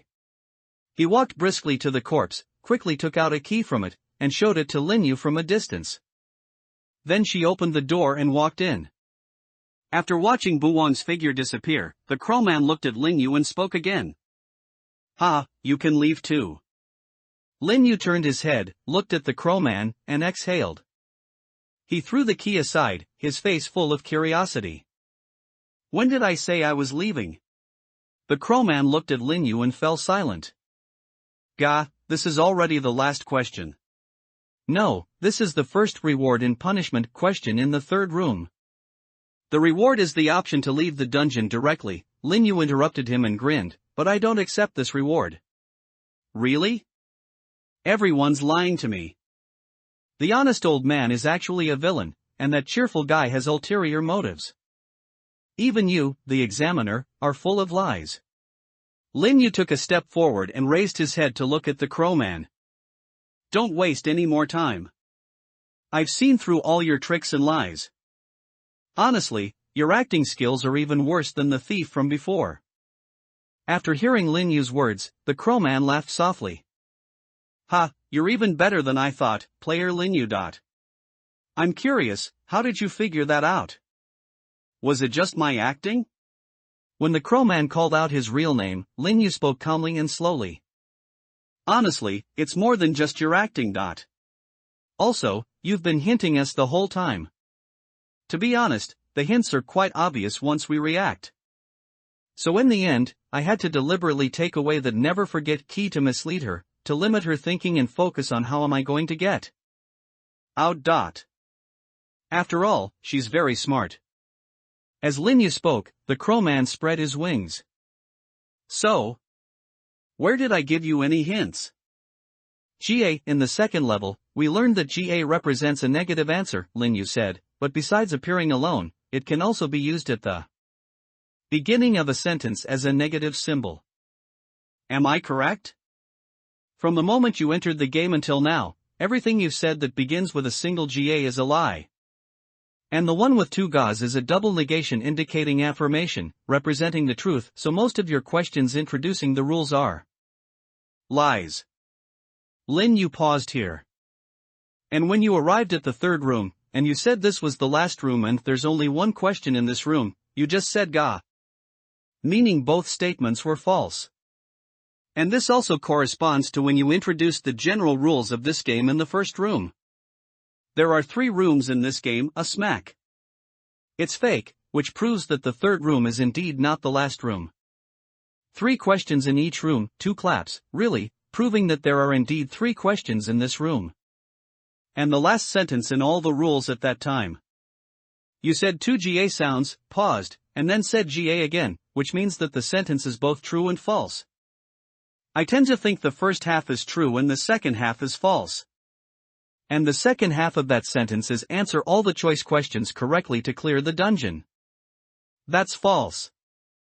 You can clear the dungeon even if you don't answer all the choice questions correctly.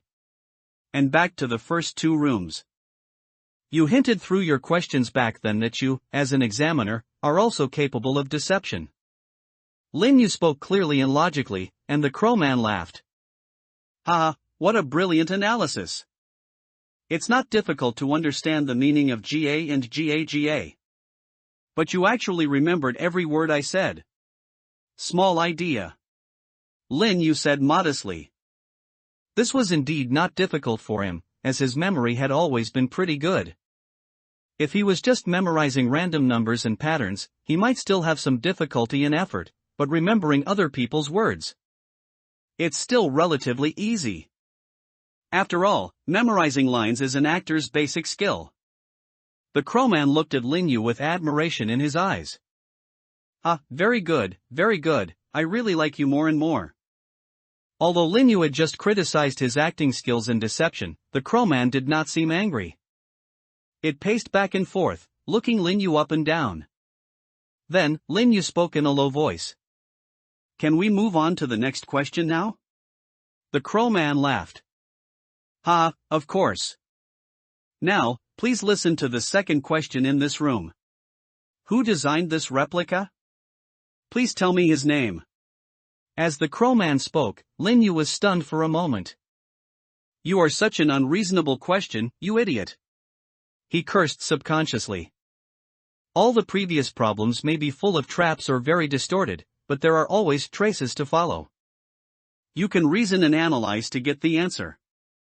But this question. This reminded Lin Yu of an episode in a novel he had read before, a duel between 2 smart people, competing to see who could stump the other with a question. As a result, one of the guys who asked the questions was unethical and asked the other person who was answering the question, "What did I eat this morning?" This was a meaningless and almost cheating question that was completely impossible to answer. Although the protagonist in that novel was extremely intelligent, almost omniscient, he was able to analyze this irrational question through clues. But Lin Yu didn't have that ability. He was just a sophomore in the performance department of Jiangqing Media University, and he loved acting more than ordinary college students. Although this question is not completely unreasonable, after all, Lin Yu played this copy from beginning to end. But this kind of question is entirely possible to answer as long as the person who sets the question doesn't want others to be able to answer it. What if the guy who designed this dungeon is called Dala Bangba Band Baby Budo Biruan or some bullshit like that? Facing Lin Yu's questioning, the crowman laughed. Ha, you can still ask me questions or ask for hints, but I can't answer questions like how many characters are in your name or what syllables does it contain, but. As the crowman spoke, Lin Yu exhaled. Can. Hearing the crowman's words, he calmed down. If you think about it carefully, although this crowman has a bad taste, it is even worse than never forget. But the entire copy, from beginning to end, can be traced. In other words, this seemingly irrational problem should also have a solution. It must be hidden somewhere in the game. Lin Yu thought slowly, and then a flash of inspiration came into his mind. Lin Yu thought of the crowman's first words. Ha, I will be the examiner of this game, the 2 GA represent the truth, and it is also the opening remark, so Lin Yu subconsciously ignored this sentence. But think about it. Just like the crowman in the first room did. One of its common tactics is to deceive people with the truth. And so, this crowman's opening statement is a trap. Lin Yu looked at the crowman. I want to ask, what is your name? The crowman laughed. Ha, I refuse to answer that question. Lin Yu understood. As expected. You are not only the examiner of this game, you are also the designer of this game. He exhaled, and the crowman chuckled softly. Ah ha ha ha ha. He laughed a human laugh for the first time, but the timbre of the sound was still like the overlapping of thousands of people.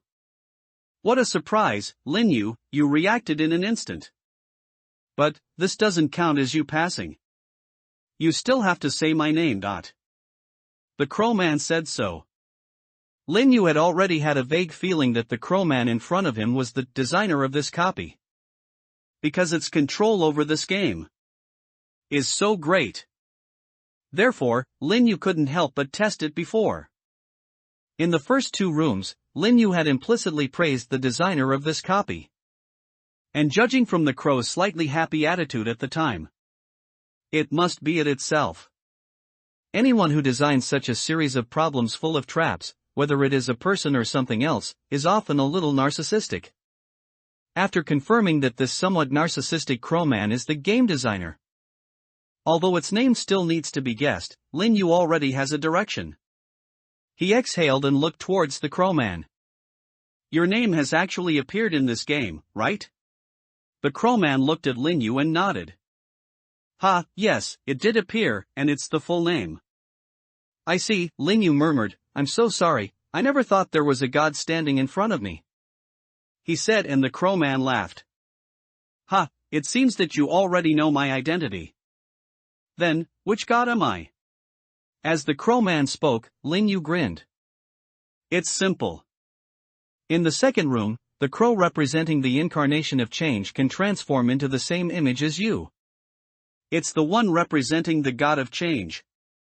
Right? And your performance in this game is also telling the truth and lies at the same time. As Lin Yu spoke, the crowman laughed. That's right. You are so smart, Lin Yu, tell me your answer quickly. Looking at the crowman, Lin Yu did not answer. He narrowed his eyes and spoke in a low voice. So, you really hope that my answer will be God of Change? As soon as this question came out, the crowman also fell silent. After a moment, he laughed heartily again. Ah, it's really hard to lie to you. Yeah, we've been playing the whole trap game, it doesn't make sense that there wouldn't be any traps this time. Lin Yu said calmly. The crowman looked at Lin Yu, any other reasons? There's also your narcissistic personality, and the deliberately ambiguous statements in the second room, Lin Yu said. When you introduced the 2 and 3 crows, you used the terms 2 great gods transformed into crow clones and 3 great gods transformed into crow clones. To be honest, this can be understood as the incarnations of 3 different gods. Lin Yu paused here. But it can also be understood as 3 different incarnations of the same god, right? Lin Yu said, opening his hands. Judging from your current personality, calling another god great doesn't quite fit my observation of you. So, my answer is. The name of this game's designer is God of Truth, Illusion, and Change. Something like that. You shouldn't be too bothered with me about the specific words and order, right? After Lin Yu finished speaking, the crowman smiled and shook his head. Wonderful, this is truly wonderful. You are so terribly perceptive. The God of Truth, Falsehood, and Change is my name. Congratulations, you answered this question correctly. The crowman said this without arguing too much with Lin Yu on the specific words. Let's move on to the next question. The next reward is that you can make me a request. Of course. I can still refuse. Oh, there's a shorter answer to the previous question. As it spoke, its feathers fell off one by one, revealing an elegant dark double-breasted suit, white gloves, and leather shoes. This outfit looked familiar to Lin Yu. Then, the crowman raised his hands and took off the crow mask. Lin Yu was stunned when he saw the crowman taking off his hood. Because underneath the crow mask was a face that looked exactly like his. Another answer to the previous question is Lin Yu. His voice was no longer the overlapping timbre of thousands of people, but was exactly the same as Lin Yu's. He smiled gently. First time meeting you, although for me, this is already the second time. Me 10 years ago. The crow man opposite. No, the Lin Yu opposite said with a smile. Lin Yu felt a little unreal for a moment. It's like he was suddenly killed last week and suddenly entered this game. Are you me 10 years later? 10 years later. I became a god? The future Lin Yu nodded. Of course, with the unique profession of trickster, coupled with my intelligence and yours, cracking this game and becoming a god, isn't that difficult? Due to the details, I can't tell you too much about the process. Anyway, it's not that difficult. The god version of Lin Yu said proudly. I can't reveal too many details, so how can you convince me to trust you? After all, you've been lying to me all along. The god Lin Yu sneered, playing with time is exclusive to gods. I can see you 10 years from now because I became a god. You would think that a single profession and the trust of 6 people are enough for you to activate the ability to play with time, rewind? It's because you are destined to become a god in the future that you were able to pull off that scam. Lin Yu rubbed his head, with a look of hesitation on his face. I still don't quite believe it. If this is true, what kind of torture have I endured in this game over the past 10 years? How did my personality become like this? The god Lin Yu laughed. Actually, you only experienced one thing, which is the realization that you are smarter than most people. Well, I'm actually quite surprised. I almost forgot that I lacked self-awareness 10 years ago. The god Lin Yu said and shrugged at Lin Yu. Anyway, now it's time to make a decision. I know you have doubts about me, the god Lin Yu said, so it doesn't matter. You can choose to believe me or not. If you believe that I am your future self, then follow me over there. We will enter the final room, and I will help you obtain everything you need to become a god. The god Lin Yu said, pointing behind the fog. There is a spiral staircase going upwards. Of course, if you don't trust me, you can just take the key and leave.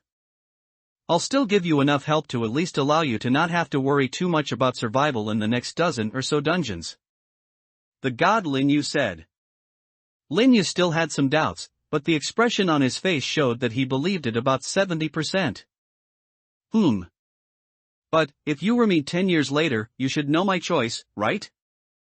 Then what I will choose, don't you already know it? Facing Lin Yu's final question, the god Lin Yu waved his hand. No, my second dungeon 10 years ago wasn't fatal questions and answers, but desert island survival. I survived to the end by playing as a fisherman. Lin Yu recalled. Although my memory was a little fuzzy due to the near-death experience of drowning, it is now gradually becoming clearer. The bloody text I saw before entering the game this time seemed to be a little wrong. The god Lin Yu looked at Lin Yu and continued. Gods can change the past except for the fact that you will eventually become a god, everything can be changed. It's just like you're backtracking. Lin Yu touched his chin, his eyes full of belief. Okay, I believe you, but what's the point of you doing this? Changing the past will also affect the future. If you become stronger faster, I will become stronger too. Lin Yu said seriously. Lin Yu looked at him and exhaled. Anyway, let me verify it. What's my girlfriend's name? You don't have a girlfriend. The god Lin Yu replied immediately. There's always a future, right? Lin Yu asked unwillingly. No, am I, or are you, the kind of person who would want to find a girlfriend? The god Lin Yu responded with a firm and decisive response. Lin Yu nodded slightly. The answer is correct. I believe you now. But I want to use the reward I got from the last question to make a request of you. We're on good terms, the god Lin Yu said with a smile, just bring it up. Lin Yu looked at him with a sincere expression. I say, can you stop talking nonsense? The smile on the face of the god Lin Yu froze. You still don't believe me? Lin Yu sighed. As expected, I rejected this request. This is really the opposite of Tian Gang. In the last dungeon, I played the god, and this dungeon, the god plays me. The god Lin Yu showed a trace of anger when he heard this, and he clenched his fists. I never thought I was so suspicious 10 years ago. I can tell you your profession, everything you did in the first dungeon. I know everything about your past. You're tracking down the murderer who sent you here. You want to use this game to make money to supplement your family income and support your sister. And your best friend in real life is Shen Bingmiao. Lin Yu sighed. So, you should know that I love performing. He interrupted the angry god Lin Yu and said helplessly, I've already said that your acting skills are not as good as that Buwang I've been here for 10 years, and even if my acting skills haven't improved, they can't be this bad. Look at your performance of anger after being distrusted. Your eyebrows twitched too exaggeratedly, and your tone was too hurried. What? After becoming a god, have I even lost the ability to immerse myself in emotions? His voice suddenly rose an octave, and he growled out with a trembling tone at the end, his eyes blazing with fire. You are simply insulting me, and all the efforts I've made to hone my acting skills. I demand an immediate apology from you. After saying this, Lin Yu immediately calmed down and looked normal. At least this is how you should act angry, Your Majesty. Lin Yu said, waving his hand. Okay, since you can't stop talking nonsense, let me change my request. Can you please clear the fog around me and let me choose which way to go? After Lin Yu finished speaking rapidly, the Lin Yu opposite him clapped softly. I really admire you now, Lin Yu. As he spoke, the gray mist around him gradually faded and dissipated. Then, a space appeared that was even wider than the second room and comparable to a large central square. The towering dome is 100 meters high, surrounded by gray walls as tall as cliffs.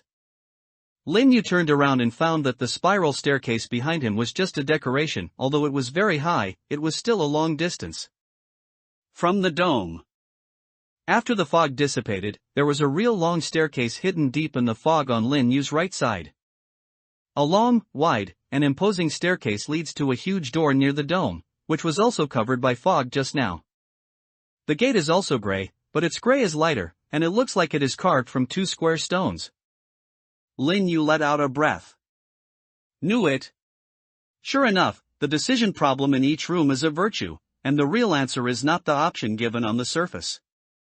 I'll take this path, Lin Yu said, pointing to the steps. Is this an option? Of course. Lin Yu on the opposite side said this, and then the whole person turned into gray mist and disappeared into the air. Instead, there was a dull sound that echoed throughout the space. Rumble. The huge rock rubbed against the ground, making a heavy sound. The 2 doorstones of the huge gray gate were slightly opened, letting in a soft light. Lin Yu looked at the long staircase and the open stone door inside. The first 2 rooms were led by crows, but this time you'll have to climb the stairs yourself, right? He trotted away helplessly. Fortunately, the physical fitness bonus brought by the soldier was still there, so Lin Yu quickly reached the bottom of the stairs. The slope of the stairs was very gentle. Lin Yu took the stairs one by one and soon reached the top of the stairs. That is, in front of that door. I'm still a bit exhausted. Lin Yu sighed, thinking that it would be great if he could become an otaku right now. However, he is not that greedy. After taking a short rest, Lin Yu walked into the gap between the 2 open doors. Although compared to the entire stone door, it is just a small crack. But because the door is big enough, the small gap can allow 3 people to walk through side by side, hand in hand. Lin Yu walked out of the door. Afterwards, Lin Yu found himself in a wider space. The room here is like a viewing platform. Except for the gray ground under your feet, the surrounding walls are made of transparent crystal material and are made into an arc shape like landscape glass.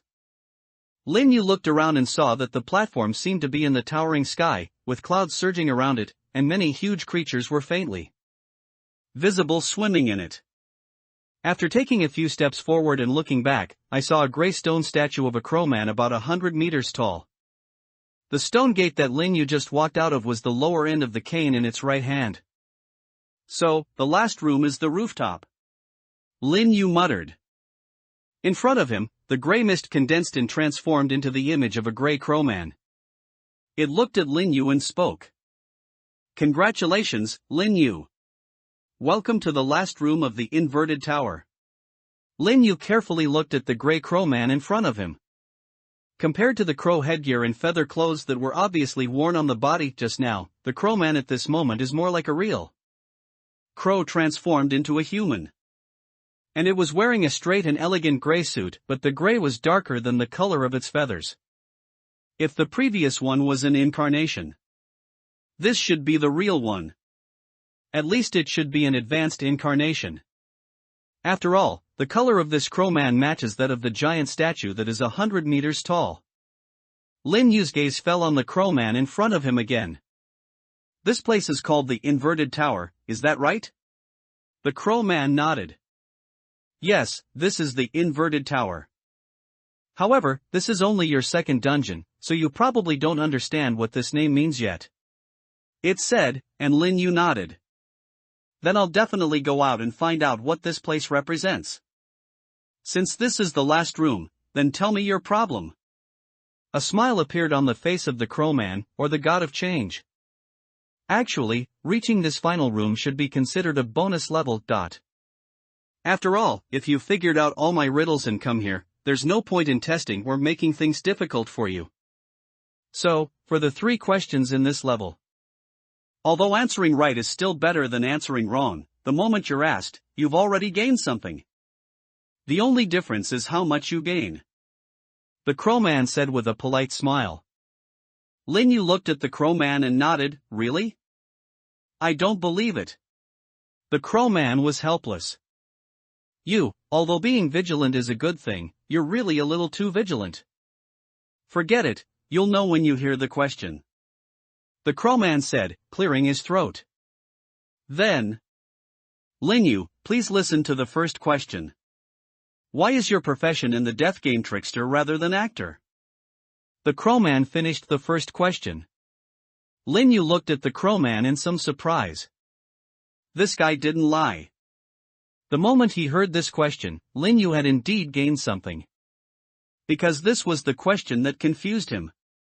While browsing the forum, Lin Yu saw the profession of actor in the guide. Although relatively rare, they still exist. The professional ability of the actor is rule-based, and each game can obtain an identity that is beneficial to the game. The identity here does not mean a profession.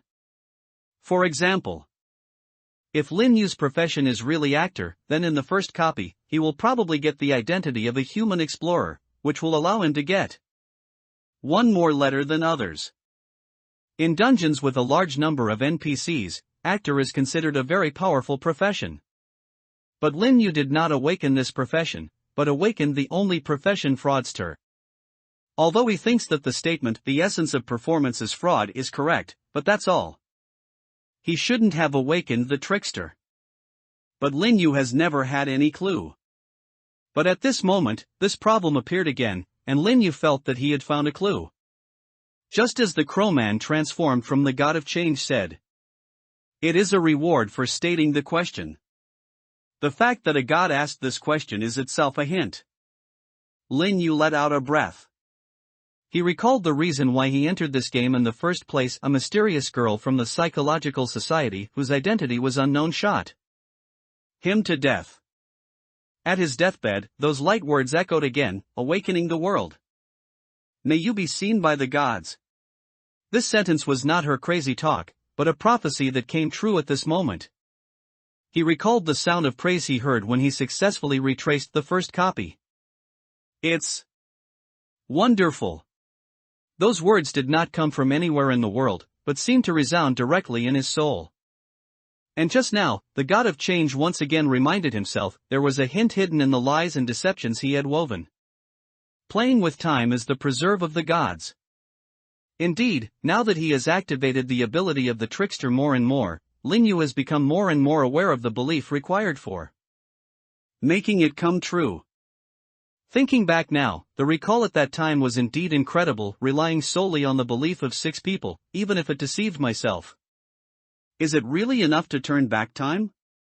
When all the details are added up, all the links seem to be vaguely connected together, including the copy in front of you. Although this is only the second copy. But Lin Yu was still very sure that it would be a rare thing for the god to take action personally. Lin Yu looked at the gray crow in front of him and spoke. I'm not sure about the answer to this question. But I think it has something to do with my potential and God.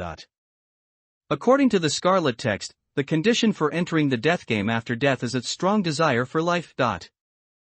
As for profession, it's generally believed to be closely related to real-life experiences.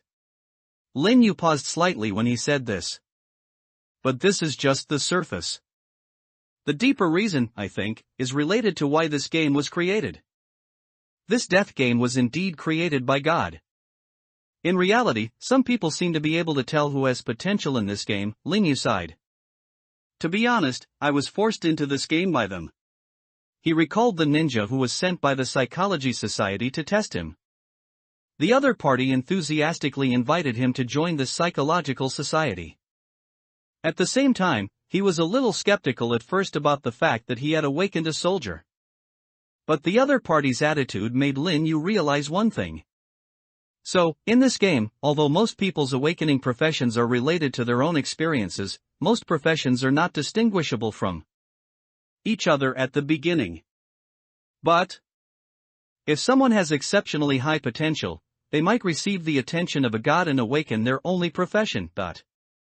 So, from the very beginning, my starting point was different from other players. Lin Yu exhaled and looked at the god of change. This unique profession of trickster must have been given to me by you or another god, right? Lin Yu said calmly. The god of change laughed. The answer is basically correct, although there are a few key omissions and the final conclusion is wrong. But I can give it 85 points. Is the conclusion wrong and contains key omissions? When Lin Yu heard that the god of change gave him an evaluation of 85 points, he was not particularly happy, but frowned slightly. In other words, isn't this trickster profession the result of divine intervention? Also, what is missing? Lin Yu was a little curious. What am I missing? What's the real answer? Lin Yu looked at the gray crow man. The latter smiled and shook his head. You'll have to explore this on your own later. Don't be too greedy, Lin Yu. You're already way ahead of the others by being able to understand the role of potential and God in this game in the second dungeon. If this continues, they'll start complaining. The crowman said this and changed the subject before Lin Yu could continue to ask. Alright, Lin Yu, you answered the first reward and punishment question correctly, so there will naturally be a reward. Now, you can ask me for a secret someone's hiding. It can be any secret of anyone. When Lin Yu heard the reward, he couldn't help but snort. Sure enough, you watched the entire first instance. This was clearly the ability he had lied about when he played the role of detective in the first dungeon. The ability of a true detective is not this. Lin Yu muttered, then looked at the crowman. Can I choose you? Sorry, I'm not someone, I'm a god. The god of change rejected Lin Yu. Lin Yu was not surprised by this answer. Okay, let me think about it. If it were the previous Lin Yu, this question would not be easy to choose. After all, his social circle is very simple, and Lin Yu has no desire to pry into the secrets of relatives, friends, and classmates. But now, Lin Yu really has two guys he wants to investigate. One is the never forget that I just encountered. Another. Of course it was the murderer who killed Lin Yu, the mysterious schoolmate. As for the latter, Lin Yu knew that the other party was most likely from the Psychological Society and killed him because he saw his potential. However, Lin Yu knew very little about her information and what kind of person she was. As for never forget, Lin Yu had been with her for an entire copy and had already gotten to know some of the personality and traits of this eccentric and neurotic girl. Her professional title of thief probably comes from her mischievous personality and kleptomania. Her real identity should be a rich girl from Jiangcheng. The windbreaker she is wearing and the sneakers on her feet are both expensive branded goods, and the black windbreaker is even made of cut-resistant fabric. She should still be in high school, with good grades, and should be a good girl in front of her parents. She doesn't forget to hold the utility knife with her hand subconsciously like a pen, and the calluses on her fingers have not gone away. With this information, even without asking Shin Bingmyo for help, Lin Yu felt that he could find some clues about Buwang's identity after he went out. But Lin Yu still prefers to apply this question to Buwang. Because even if the real identity of that schoolmate is unknown, at least Lin Yu has basically understood the organization to which she belongs as a player and her purpose of killing him. The opponent seems to be quite strong, so there is no need to rush for revenge. But Lin Yu had no idea what purpose Buwang had in approaching him or which organization he belonged to. That's right, although a lie detector was used in the end, Lin Yu still didn't believe what Buwang said. This thief is also good at deceiving people with the truth. The number of copies she had cleared might be correct, but she definitely wasn't approaching him without a purpose and just for fun. When Lin Yu first saw the bicycle stolen by Buwang and the notes left on the shared bicycles, he clearly realized one thing. This is an assessment. Even though Buwang really likes to play pranks, everything she does to herself.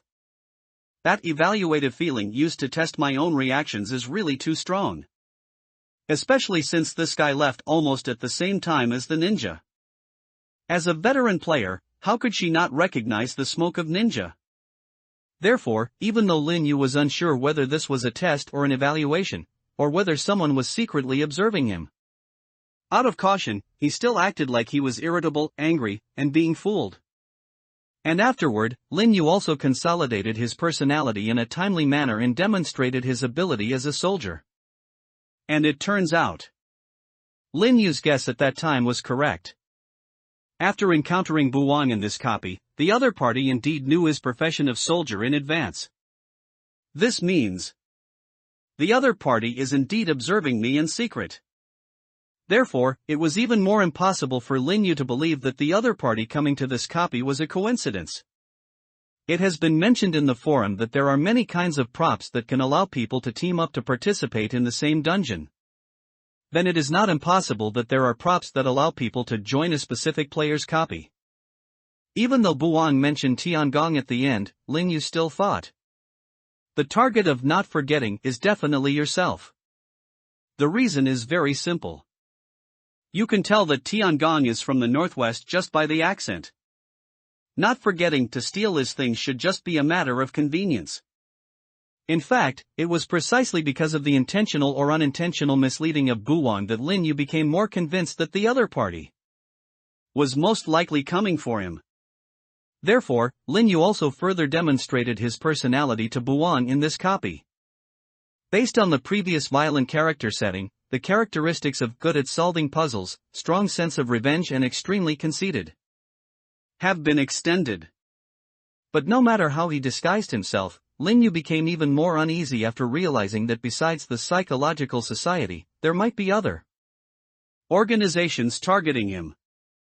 After all, what Buwang said about not being from the Psychological Society was the truth, as tested by a lie detector. After thinking it over, Lin Yu decided to ask about not forgetting. He couldn't keep up this, the enemy is in the dark and I am in the light pretense. So, Lin Yu looked at the Grey Crow Man and spoke.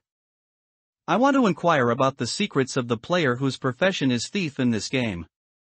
What is her purpose in approaching me? The God of Change laughed. I guessed there was about an 80% chance you would ask her. But, that guy was really interesting. He even tried to steal something from me before leaving. Let me tell you, she's a member of the Free Alliance. She used an item to join this dungeon in order to assess your suitability for the organization.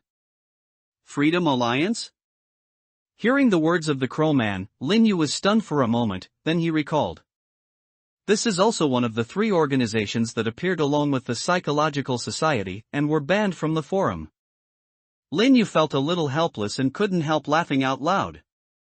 Alright, It seems I just finished a dungeon and I'm being targeted by two troublesome organizations. Lin Yu sighed from the bottom of his heart. Is your potential really that great? It actually attracted two organizations to want me to join. No, considering that the Heavenly Craftsman just now also invited me. So 3 organizations that were blacklisted on the forum invited me. Lin Yu sighed. Things are really getting more and more troublesome. Now, as a newcomer who had just completed 2 dungeons, he didn't even know the faction divisions of the death game players, but he had already been targeted by 3 well-known organizations that were obviously not decent. This is not a good thing.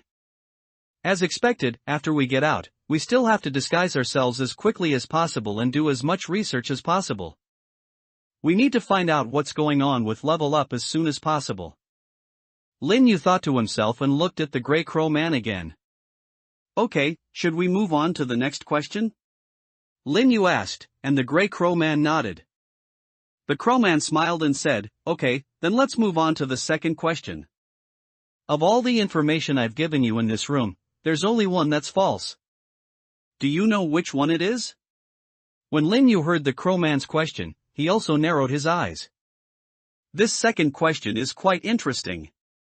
Unlike the first question, the moment Lin Yu heard it, he instantly understood a lot of things. But if we use this sentence as a premise to deduce what the Crow Man said before. About himself, about God, about Game of Death. Any false statement can lead Lin Yu to many different answers and results. But this question. Lin Yu let out a breath. Now I can only rely on pure speculation. I guess you gave me an 85-point sentence. Lin Yu looked at the Crow Man. The Crow Man narrowed his eyes. Oh, what's your reason? My reason is that I think my answer is perfect, Lin Yu said calmly. You must have given me a perfect score in your heart. Or at least 100. After hearing Lin Yu's words, the Crow Man was stunned for a moment, and then burst into laughter. Ah, wrong answer. But your answer is very interesting, so I still want to give you a reward. You can ask me a question in any game, and if I know the answer to any question, I will give you a clear and truthful answer. Not limited to this game. The Crow Man said, raising his right hand and snapping his fingers lightly. Snapped. The slender fingers made a sound, and Lin Yu felt a sharp pain in his right wrist. Above it, a stick figure of a gray crow emerged, as if carved into his skin. If you have any questions you want to ask me, just put your left index finger on it and ask me. As the Crow Man spoke, Lin Yu gently stroked the skin. Okay, now I'm kind of convinced this is a bonus level. He muttered, then looked at the Crow Man. So, is it time to move on to the final question of decision? Lin Yu asked, and the Crow Man nodded. Of course. But this time, you don't choose how to leave, but rather choose the item reward you want to receive. The Crow Man said as he spread his hands. In his 2 hands, the gray mist condensed into 2 capsules, one red and one blue. In my open hand, I hold 2 tools that will greatly benefit you. Whether you choose the left or right hand, you will receive the same item as a reward and leave the current instance. Now, please choose. Which of my hands do you want to choose? Please point to it and tell me. The Crow Man whispered. Lin Yu looked at the red pill and the blue pill in the Crow Man's hand and was stunned. God, have you watched The Matrix? I've also dabbled in some human entertainment, the Crow Man nodded slightly. In fact, it's precisely because of your many creative ideas that this game has become increasingly rich and interesting. So that prop is a capsule? Lin Yu touched his chin.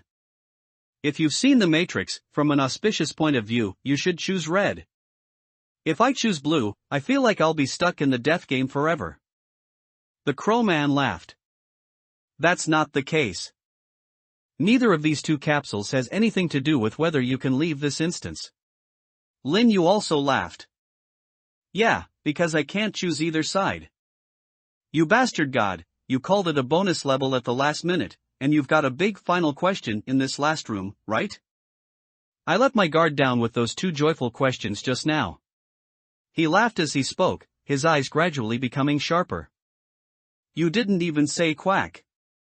Are you afraid I'll find out that the only lie you've told in this room is actually hidden in the third question? No wonder I couldn't figure out the second question. It felt like everything you said was a lie. But you have a conscience. You only told one lie and it was true. Whether you choose the one in your left or right hand, you'll get the same item as a reward. This sentence should be interpreted in reverse. Lin Yu said this and looked at the two outstretched hands of the gray crow man in front of him. No matter which hand you choose, you won't get any items and you won't be able to leave the current instance, right? The gray crow man laughed softly when he heard Lin Yu's question. Heh, what's your choice? I've used the same method 4 times. It's really easy to guess, Lin Yu sighed. You even specifically said it in the last sentence. I have to point to the hand I choose, instead of saying left hand and right hand.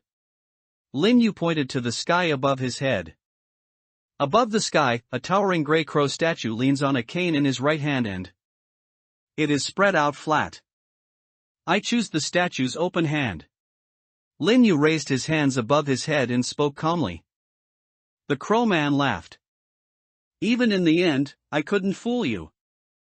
No wonder you got the job of trickster. The sound was like rolling thunder, coming from above Lin Yu's head. The giant crowman statue leaned down and placed its huge left hand in front of Lin Yu. On top of it lay 2 huge props, a row of cold teeth and a bright red tongue. The gray crow man behind him turned into smoke and disappeared. The crow man statue spoke again. Lin Yu, congratulations on answering the final choice question correctly. This is your reward. Choose one. One of them is called the Tooth of Prophecy. One of them is called Deceitful Tongue. After you make your choice, I will send you out of this copy. Lin Yu looked at the 2 props in the hands of the crow statue and took a step forward. Can I check their effects?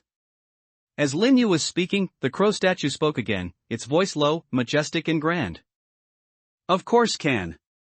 With the god's consent, Lin Yu took another step forward and approached the huge palm. The 2 props were about the same size as Lin Yu.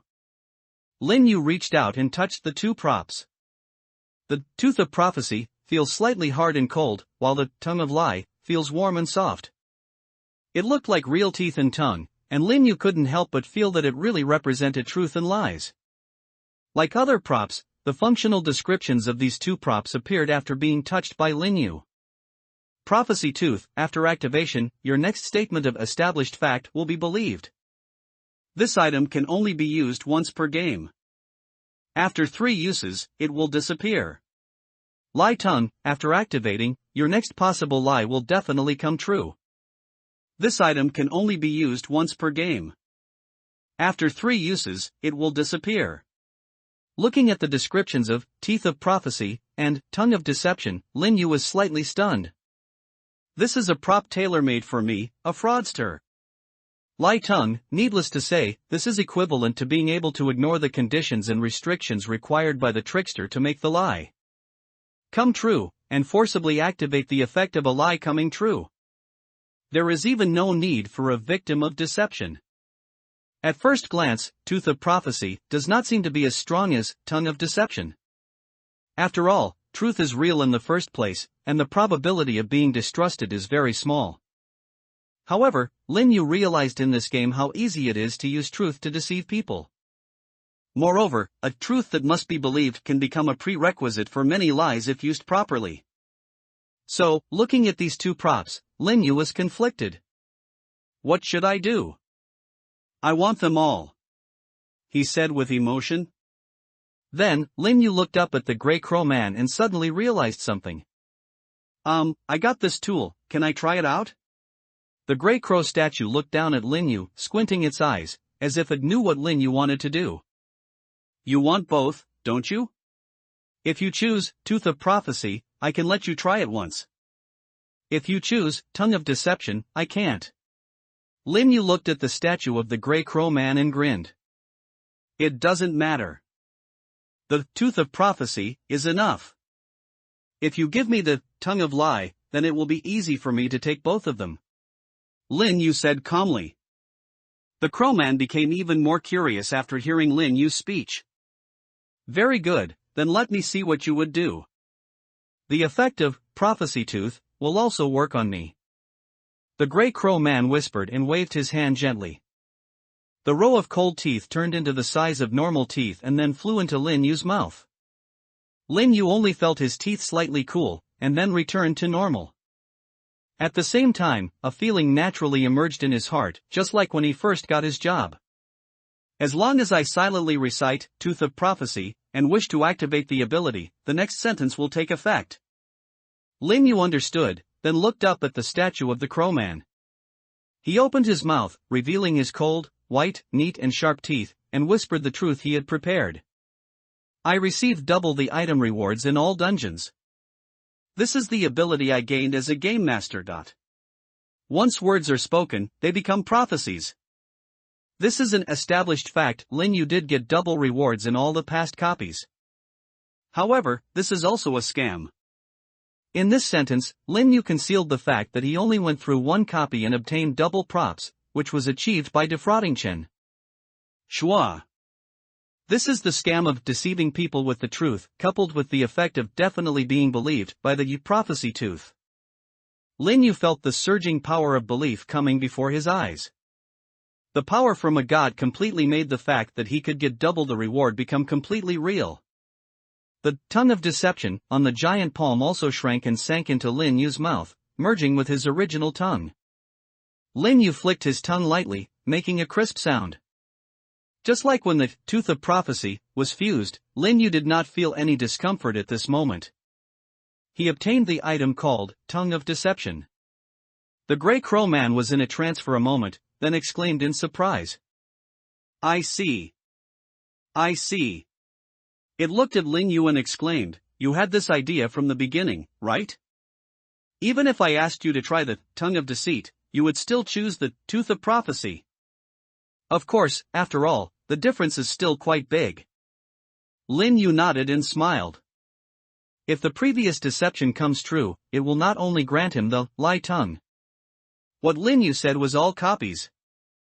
Although I don't know the upper limit of the possible realization of lie tongue, it is very likely that the upper limit of this item will be exceeded if I can get double the items in every death game in the future. And the trust from a god is enough to make Lin Yu's audacious lie come true. Although the Tooth of Prophecy might not be effective on a god originally, Lin Yu had just deliberately used rhetoric to successfully arouse the curiosity of the crowman and made the god of change take the initiative to promise that the Tooth of Prophecy will be effective on me. Of course, there is still an element of gambling in Lin Yu's case. After all, the crowman most likely witnessed his last game in its entirety. Therefore, Lin Yu was also testing and gambling whether the effect of Tooth of Prophecy could be strong enough to change the established cognition. Facts have proven that the effect of Teeth of Prophecy is no less than that of Tongue of Deception. As long as the words are used properly, people can even ignore the real facts. The crow man sighed. You're the first one to dare to use a god like this. I'm beginning to wonder why you were chosen for the death game. You don't seem too afraid of death. Lin Yu shook his head. No, on the contrary. I am very afraid of death, so of course I must seize this high-yield and rare opportunity of using the gods. You're not going to kill me anyway, are you? As Lin Yu spoke, the crowman snorted coldly. That's hard to say. The statue suddenly raised its palm and slapped Lin Yu. Call. The huge palm like a mountain brought up a violent wind and pressed towards the direction where Lin Yu was. Lin Yu calmly looked up at the hand that was approaching him at a very fast speed. See you later, respected god of change. He didn't dodge or even avoid the gaze. At the moment when the palm was about to touch Lin Yu, he felt a black screen before his eyes and lost consciousness. Then, congratulations on passing the game fatal quiz. The game rewards are being calculated for you. You have obtained the basic reward, 7 days of survival time. In this game, you received 2 additional item rewards. Item, Prophecy Tooth, bound. Item, Liar's Tongue, bound. Lin Yu let out a breath. You won't kill me. But let's put the matter of God aside for now. Lin Yu has more important things to do at the moment. He looked around, and not surprisingly, he saw the figures of Tiangong, Bu Wang and April in this settlement space. Although the three of them left the copy earlier than Lin Yu, as Lin Yu expected, the clearance time of leaving the copy would not affect the settlement space. They still entered the settlement space at the same time as him. After all, the remaining three people seemed to have just come to their senses. Tiangong looked around blankly and found that one person was missing. He saw the blood on April's body and looked at her with interest. Haha, I can't believe it. After such a harmonious game, someone actually died at the end. And it was a couple falling out. April looked at Tiangong coldly. It's none of your business. Having heard the name Tiangong before, April was still a little afraid of this member of the Predator. However, since killing number 8 just now, April's personality seems to have changed a little.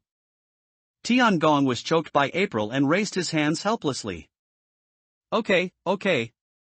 My bad, this really isn't a good memory. And Lin Yu also looked at Bu Wang.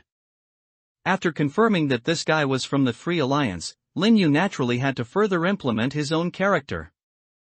TSK, what a pity that I couldn't keep you completely in the dungeon this time.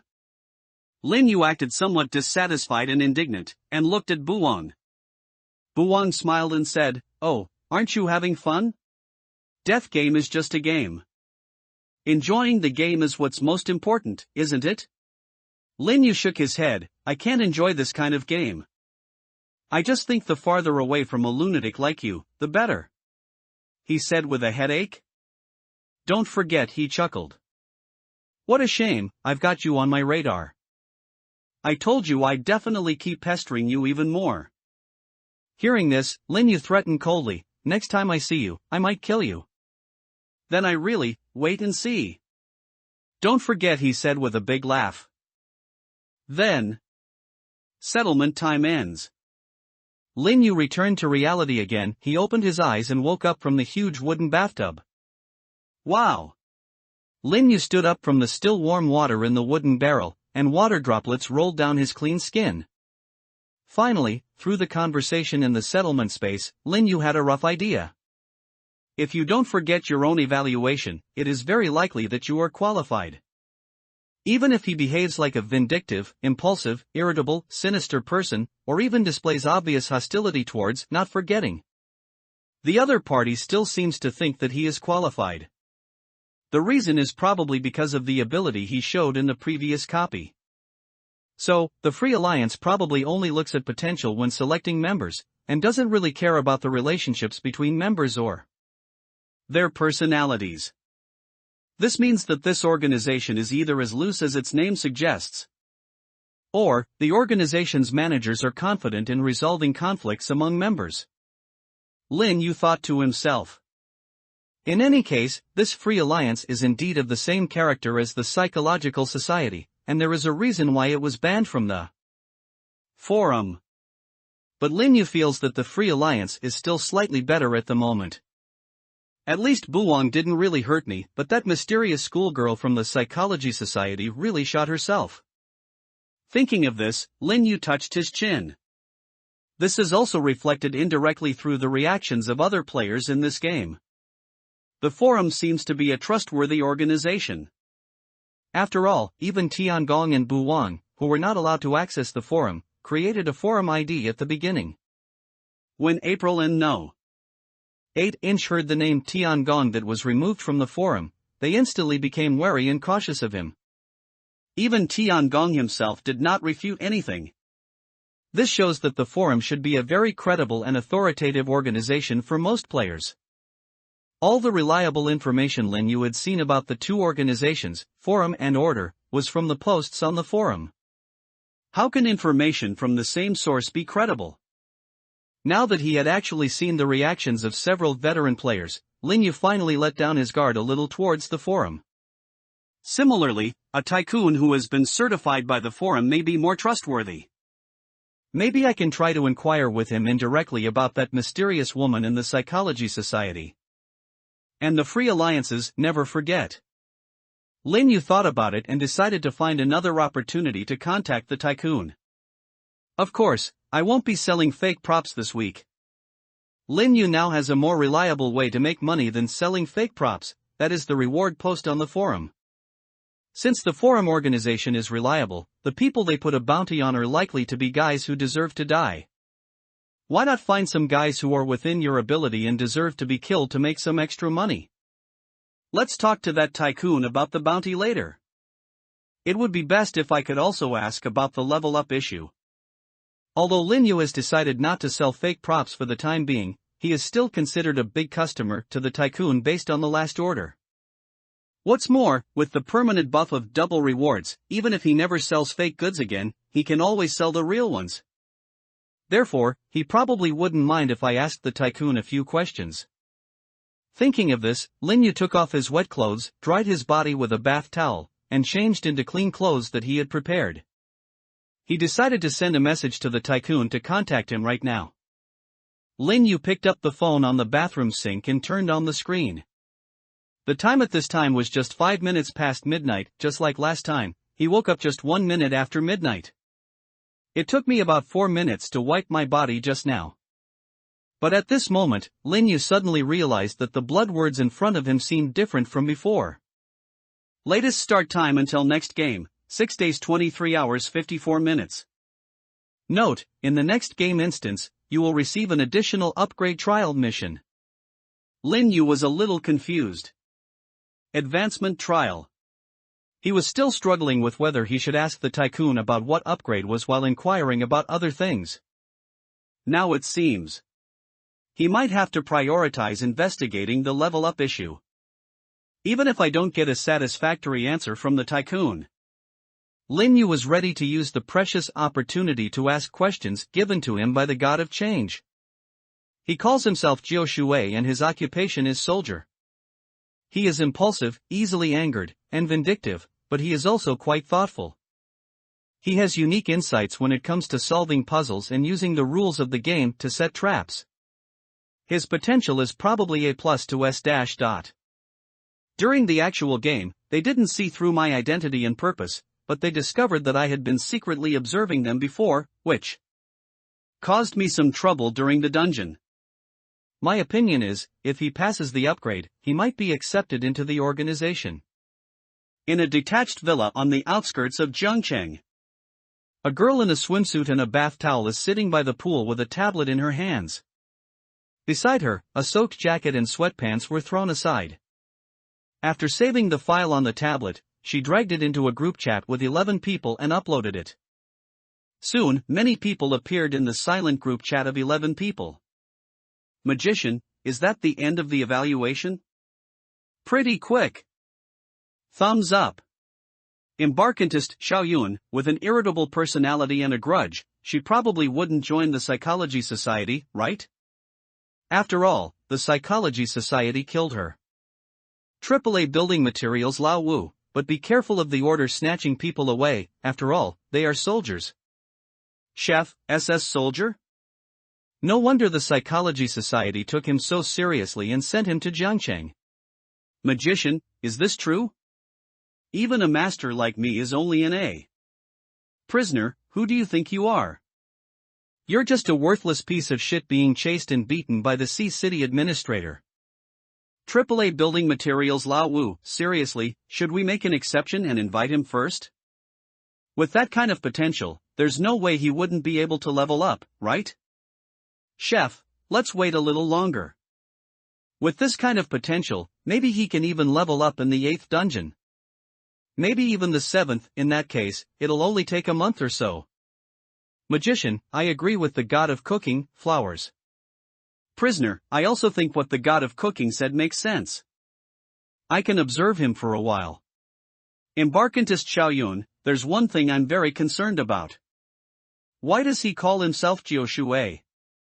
After all, there are rumors that he's from Zhengcheng, and might even be the city's administrator. Magician, I think it's just a coincidence, sweating. Chef, if this isn't a coincidence, then we're in big trouble. Braised Magikarp, regardless of whether it's a coincidence or not, let's get in touch with him more during this period to confirm. It would be best to confirm his level up time in the future and ensure that he won't join the order side. After seeing the comments from the person named Braised Magikarp whose avatar was a Charmander, the girl picked up the tablet again. Thief on yen, that'll cost extra. This guy is dangerous to begin with, and now he's involved with the administrator. I can't do this job without extra pay. Braised Magikarp, no problem. I'll send you the exquisite gloves before the next dungeon. Looking at the message of Braised Carp King, a smile appeared on the girl's lips. She turned off the tablet and was in a very happy mood. Great! I even managed to snatch the exquisite gloves. Carp must have spent a fortune. But that kid is definitely worthy. I hope he can successfully pass the upgrade. As expected, the forum seems to be deliberately concealing the news about leveling up. Lin Yu put down his phone. After reading through the posts in the forum, Lin Yu confirmed one thing. Although there are many posts and guides in the forum, it is very rare to find mention of leveling up. Even if it is mentioned, it is only mentioned briefly and not elaborated in depth. On the contrary, in many bounty commissions, there will be posts like the next dungeon has started the trial, need help to get through it safely. This made Lin Yu even more confused about what the trial was. After confirming that he could not find any information by searching further, Lin Yu turned on his mobile phone. After thinking for a moment, he sent a message to the contact named Heka Shenkai in the list. Are you there? Within seconds, the tycoon replied. Oh, it's that new guy who sold a bunch of props. Congratulations on passing the second dungeon. Are there any more items for sale this time? Lin Yu looked at the tycoon's enthusiastic message and felt emotional. He is indeed a businessman and treats customers with enthusiasm. Sorry, we don't have any props for sale this time. But, I have something I want to ask you. Lin Yu edited the message and sent it over. The tycoon replied quickly. Okay, what do you want to know? If there's something you can't discuss online, you can always come to the restaurant to see me. But when you come here, be sure to hide yourself. Lin Yu looked at the news about the tycoon and thought for a moment. Okay, I'll be there later. So far, Tycoon is the most trustworthy player he has met. Although it is late at night, all the players have just returned from the dungeon and basically will not run around. For Lin Yu, this is the best time to get active. So Lin Yu quickly changed his clothes, covered his face, and walked out of the house. This time, he didn't ride his own bike, but instead scanned a shared bike and went out. Shared bicycles are not as smooth to ride as your own bicycle. It took Lin Yu some time to reach Changning Street where he had been before. After returning the shared bicycle, Lin Yu walked to the vicinity of the abandoned restaurant. Just as Lin Yu was about to find a way to open the door again, the window on the second floor suddenly opened. Boy, come up. A man in a bright blue suit stood by the window, lowering a hanging metal ladder. Lin Yu looked at the ladder, stunned for a moment, then climbed up using his hands and feet, stepped on the windowsill and jumped into the house. After Lin Yu entered the house, the tycoon closed the window and Lin Yu took off his mask. He returned to this luxurious office again. The tycoon turned around and took out some loose tea leaves in a plastic bag from the cabinet and brewed them for Lin Yu, making a pleased gesture. Sit down, boy. What do you want to know? Why are you in such a hurry? You came to me right after finishing the dungeon. What happened? Did something happen in the dungeon? Looking at the calm tycoon, Lin Yu sat on the sofa, drank a sip of tea, and then breathed a sigh of relief. Something happened.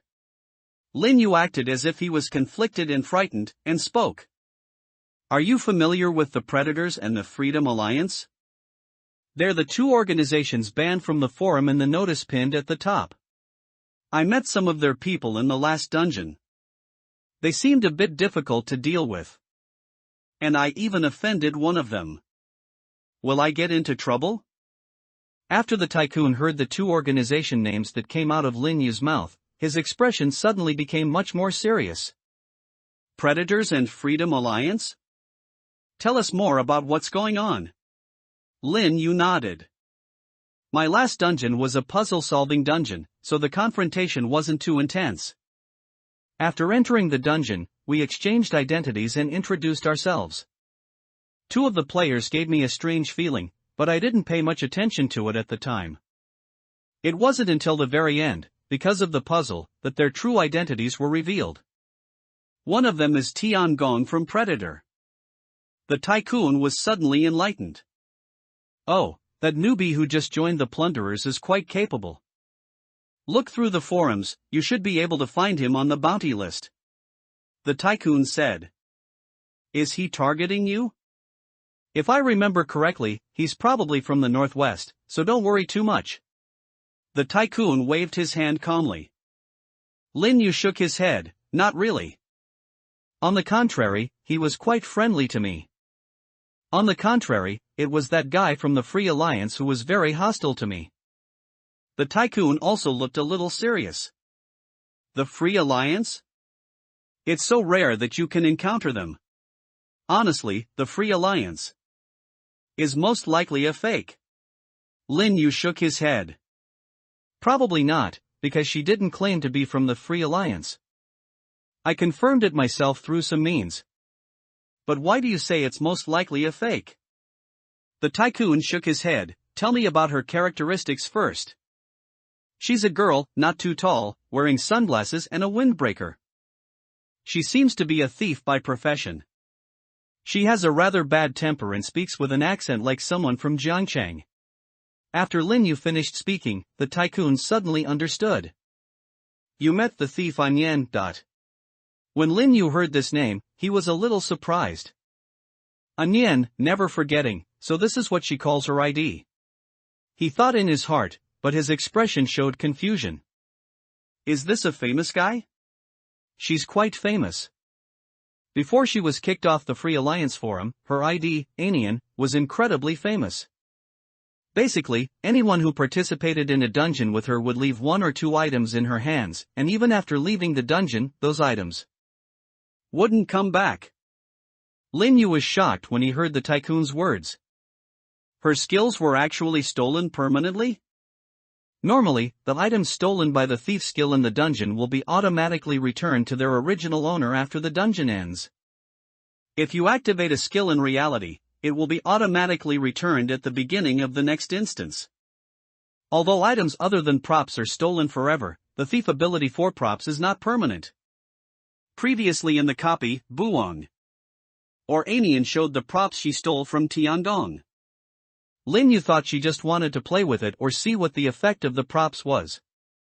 Unexpectedly, she actually has the ability to permanently steal other people's props. The tycoon said solemnly, her profession is indeed a thief. She probably uses some kind of tool to accomplish this. The forum's comment on her at the time was, there are many thieves, but only one master thief. After the tycoon finished speaking, Lin Yu showed even more concern. So powerful? If she and her organization target me, I'm doomed, right? The tycoon shook his head. Don't worry too much. Although the thief has a bad personality. So far, she rarely takes the initiative to kill someone. This girl enjoys playing pranks and teasing others. If she targets you, you might get into trouble, but generally your life won't be in danger. The tycoon said, paused, and added. As for the Free Alliance, there's even less to worry about. Although this organization is famous, its membership is small. So far, it has only 9 confirmed members. As the tycoon spoke, Lin Yu was stunned. So few? How many members should a normal organization have? Seeing Lin Yu's puzzled expression, the tycoon continued to answer patiently. The largest organization is the Order, with over 500 members, close to 1,000. Almost every major city has at least 10 members of the Order. Secondly, several well-known national organizations should have around a few hundred members, with larger ones having 400 or 500, and smaller ones having 100 or 200. The Predators, the Psychological Society, the Players' Mutual Aid Association, the Night Watch, etc. are all around this size. A relatively well-known organization in a region is generally considered small or medium-sized. For example, the Jiangyan Hall I founded in Jiangcheng has close to 100 members. Finally, there are various small organizations. But they need at least 20 to 30 members to be generally recognized by players as an organization. Only the Free Alliance is a special case. The tycoon gave Lin Yu some scientific knowledge. After hearing what the tycoon said, Lin Yu thought for a moment and then spoke. Then why is the Freedom Alliance a special case? Because the criterion for joining is to successfully level up, the tycoon said calmly. Although there are only 9 people currently, each of them is a very famous, powerful person. Like Thiefanian. Hearing the tycoon's words, Lin Yu was secretly happy. The topic finally reached a higher level. He was just worrying about how to lead the topic naturally to that level. Now that the tycoon has brought it up on his own initiative, it is naturally the best thing for Lin Yu. So, Lin Yu put on a somewhat confused expression and spoke. Level up? Didn't you say before that the standard for measuring strength is based on the number of dungeons you've cleared? Many posts on the forum also mention the concept of leveling up. What exactly is that? Lin Yu asked naturally. The tycoon looked at Lin Yu, picked up the tea on the table, and took a sip slowly. Yes, the number of dungeons you've cleared is an important criterion for judging a player's strength. But that's relative to players of the same tier. After going through 2 dungeons and getting so many items, you should have noticed. When you receive an item reward, there will be a prompt in the settlement space that you received a non-exclusive item reward, right? The so-called level up means that before a certain dungeon begins, you'll be prompted to start the level up trial. When you reach that dungeon, you'll receive some additional quest requirements beyond the level clearing requirements. These extra quests are optional. But regardless of whether you do them or not, the difficulty of this dungeon will be greatly increased for you. Even compared to other players participating in the same dungeon as you, your difficulty will be exceptionally high. However, if you successfully survive this dungeon and complete those additional quests, then congratulations, you've completed an upgrade, from an ordinary player to a level 1 player. The reason for these differences is that the rewards you receive include an exclusive item. Compared to ordinary items, it's like opening up a second professional ability for your profession. Furthermore, this new exclusive item often complements your existing class abilities perfectly, creating a multiplier effect that's greater than the sum of its parts. Therefore, there is a qualitative difference between players who have completed the upgrade and those who have not. Qualitative change. When Lin Yu heard what the tycoon said, his expression changed slightly. In the previous copy, neither Anian nor Tiangong made much use of their professional abilities. Not to mention the abilities after the upgrade, even the original abilities of Thief and Craftsman were rarely used. But just based on what the tycoon said, Lin Yu could still imagine that players who had completed the upgrade did have a great advantage over ordinary players. Looking at Lin Yu's thoughtful expression, the tycoon laughed. Well, there's no need to be too ambitious. After all, it's still a long way to go before you reach the upgrade level. The tycoon said this, and Lin Yu was a little surprised. Very early? I'm going to face the level up next week. But Lin Yu remained calm on the surface. Really? How long will it take? The tycoon chuckled when he heard Lin Yu's words.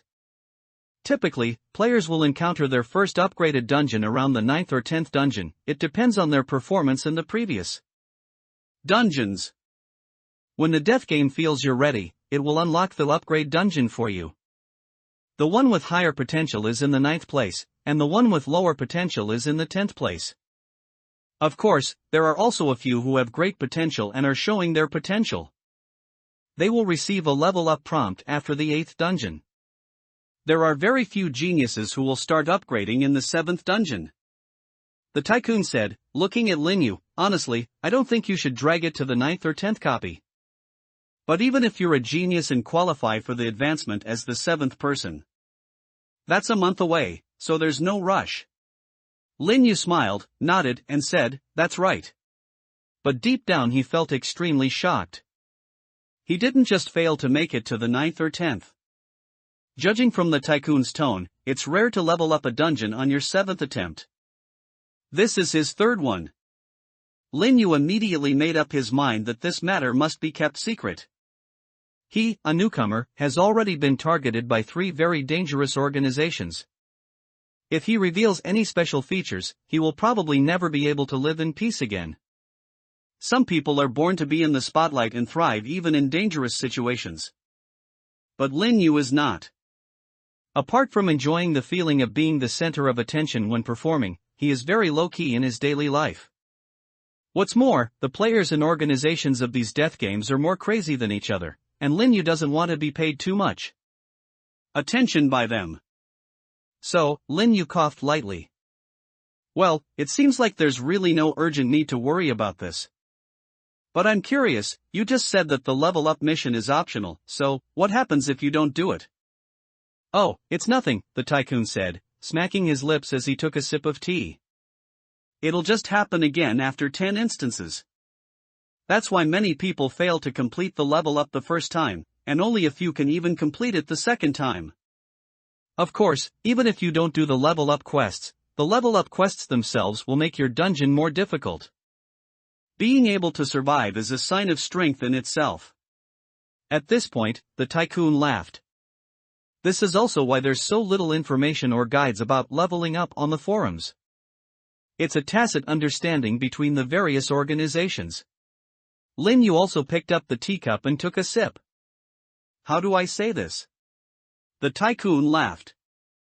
You've been to the forums, so you should know that while there are numerous classes in the death game, excluding those extremely special unique classes, there are actually only a few hundred currently known classes. Although some of these professions aren't unique, they're also quite rare.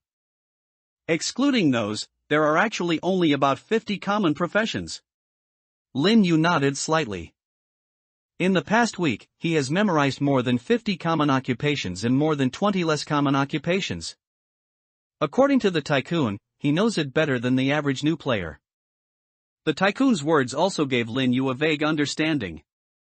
So, could it be that the level-up quests for the same class have strong similarities? As Lin Yu spoke, the tycoon laughed. Yes, while the level-up quests will be slightly adjusted based on the next dungeon, the quests for the same class are generally pretty much the same. Therefore, many organizations have extensive experience with how to survive level-up dungeons and complete level-up quests. Therefore, the best way for players with average qualifications to survive the upgraded dungeon is to join an organization, the tycoon said calmly. Once you join an organization, you can gain experience on how to survive the dungeon. You can even enjoy the services of experienced veterans who have helped you with the upgraded dungeon at a very discounted price. Some large organizations, such as Order, even offer this as a free benefit. You only need to pay the cost price of the team-building items. Highly qualified and ambitious players who wish to complete level-up quests as quickly and safely as possible can also gain valuable experience. While level-up quests can no longer be completed in a group and you can't rely on the organization for assistance within the dungeon, the value of experience and guidance gained outside of the dungeon remains invaluable. What's more, each class will branch out into 2 different branches after leveling up. Choosing a branch is also very valuable information for players who want to advance further. When the tycoon said this, Lin Yu understood. I understand. Thank you. As Lin Yu spoke, he also understood the tycoon's purpose. Since last time, Lin Yu could feel that this uncle. It seems like he wants to win me over and recruit me. In addition, through these inquiries, Lin Yu not only obtained a lot of information about the death game and the current situation of the players, but also confirmed one thing. This tycoon is definitely well informed. I even have some knowledge of the Psychological Society organization. So, did the other party recognize the business card? Recalling the tycoon's micro-expressions at that time. Although this experienced uncle has good acting skills, any traces of performance cannot escape Lin Yu's eyes. The other party definitely recognized the origin of that business card. Therefore, he knew from the beginning that he was being targeted by the Psychological Society. Moreover, judging from this uncle's understanding of the Psychological Society, he probably knows that the psychological society is targeting newcomers, most likely because the newcomers have high potential. But considering that the goodwill released by the tycoon was real, Lin Yu simply did not expose it. However, he was still somewhat curious about the tycoon's purpose. And just now, when introducing himself this time, the tycoon mentioned the organization he had founded, Jiangyan Hall, which made Lin Yu completely understand. This uncle definitely wants me to join his organization. As expected, the tycoon coughed lightly and spoke. Ahem, brother, no matter what, I won't be polite to you anymore. I'm going to speak frankly to you. I hope you will join our Jiangyan Hall. When Lin Yu heard the tycoon's invitation, he was already prepared in his heart, but he still showed a look of shock on his face. Rather, he was prepared for this shocked expression. And it was prepared quite carefully. This was not just an ordinary shock, it was 3 parts doubt, 3 parts flattery, and 4 parts disbelief. Anyone who saw the expression on Lin Yu's face at this moment would naturally think that Lin Yu had such emotions in his heart at this moment. Tycoon is no exception. He looked at Lin Yu with a somewhat smug expression. Don't rush to answer me, you can think about it. Although our Jiangyan Association is only a local organization in Jiangchang, I still have the confidence to say that we are one of the best. Besides, you should have seen some of the things said about me on the forum. I'm able to host the Jiangcheng rally that's recognized by the forum, so I naturally have some strength. Our Jiangyan Association is also a partner organization of order. In other words, within the boundaries of Jiangcheng, our Jiangyan Association can, to a certain extent, represent order. The tycoon said proudly. Looking at the tycoon's smug expression, Lin Yu added some yearning and respect to his shock. So powerful? I saw on the forum that order is the most powerful organization. Those 3 organizations that were expelled from the forum have to avoid anyone who sees order. Lin Yu said this, and the tycoon nodded calmly. That's right. So outside of the game, as long as we're within Jiangcheng, whether it's the Plunderers, the Free Alliance, even if they add the Psychological Society, if they want to touch you, I can protect you. Of course, the prerequisite is that you join our Jiangyan Club. The tycoon said seriously. Lin Yu looked at the tycoon's appearance, and the doubt on his face became more serious. But, according to you, wouldn't it be better for me to just join the order? He said, and the tycoon laughed. Do you think there's no threshold for recruiting members of order? Although this organization has a large membership, recruitment is very strict. They not only examine your abilities, but also your character. There are also many rules after joining. If the death game player community is compared to a Jianghu, order is the current leader of the righteous path. The tycoon said this, gesturing with his hand. Although Lin Yu didn't know what he was gesturing, he nodded anyway. I understand. The people inside must not only be strong, but also upright, right? As Lin Yu spoke, the tycoon showed an expression that said this child is teachable. Right. Relatively speaking, our Jiangyan society does have rules, but they're basically just the basics, like you can't kill people in real life and you can't betray the organization. The tycoon said this and looked at Lin Yu. Besides, if a young talent like you joins now, there will be many benefits. The middle-aged man said with a wink. Like a guide to leveling up? But I can't use that right now. Lin Yu said casually. This sentence is a lie. Lin Yu knows that he will probably never use it in the future. The tycoon just said. Each organization's experience guide is summarized based on the tasks of same profession. But Lin Yu knew that he had obtained the only profession fraudster. Only profession, where can I find reference for this? What's more, I'm particularly special. The upgrade trial opens in the 3rd dungeon. According to the tycoon, he probably had never heard of it. Therefore, these level-up strategies can be said to be dispensable to Lin Yu. The tycoon also laughed after hearing Lin Yu's words. So I'm telling you, don't rush into making a decision, wait a few more instances before you decide. You'll know when the time comes. It's great to have an organization. The tycoon said this. Lin Yu nodded and interrupted him. Thank you for your kindness, tycoon. I'll think about it. The tycoon was a man of high standards. After hearing Lin Yu's words, he knew that he was a little uninterested. I'm a bit abrupt. You seem to have a high opinion of yourself and probably want to join some large organization, the tycoon sighed. However, a local organization like ours has its advantages, and I'm actually not weak either. Haven't you seen the bounty section of the forum? The tycoon asked. Lin Yu nodded. Although I was indeed tempted by the bounty, I never understood what leveling up meant, nor did I know the strength of other players, so I didn't check it out to avoid being envious. Lin Yu paused and said, now that I know, I'm even less interested in watching.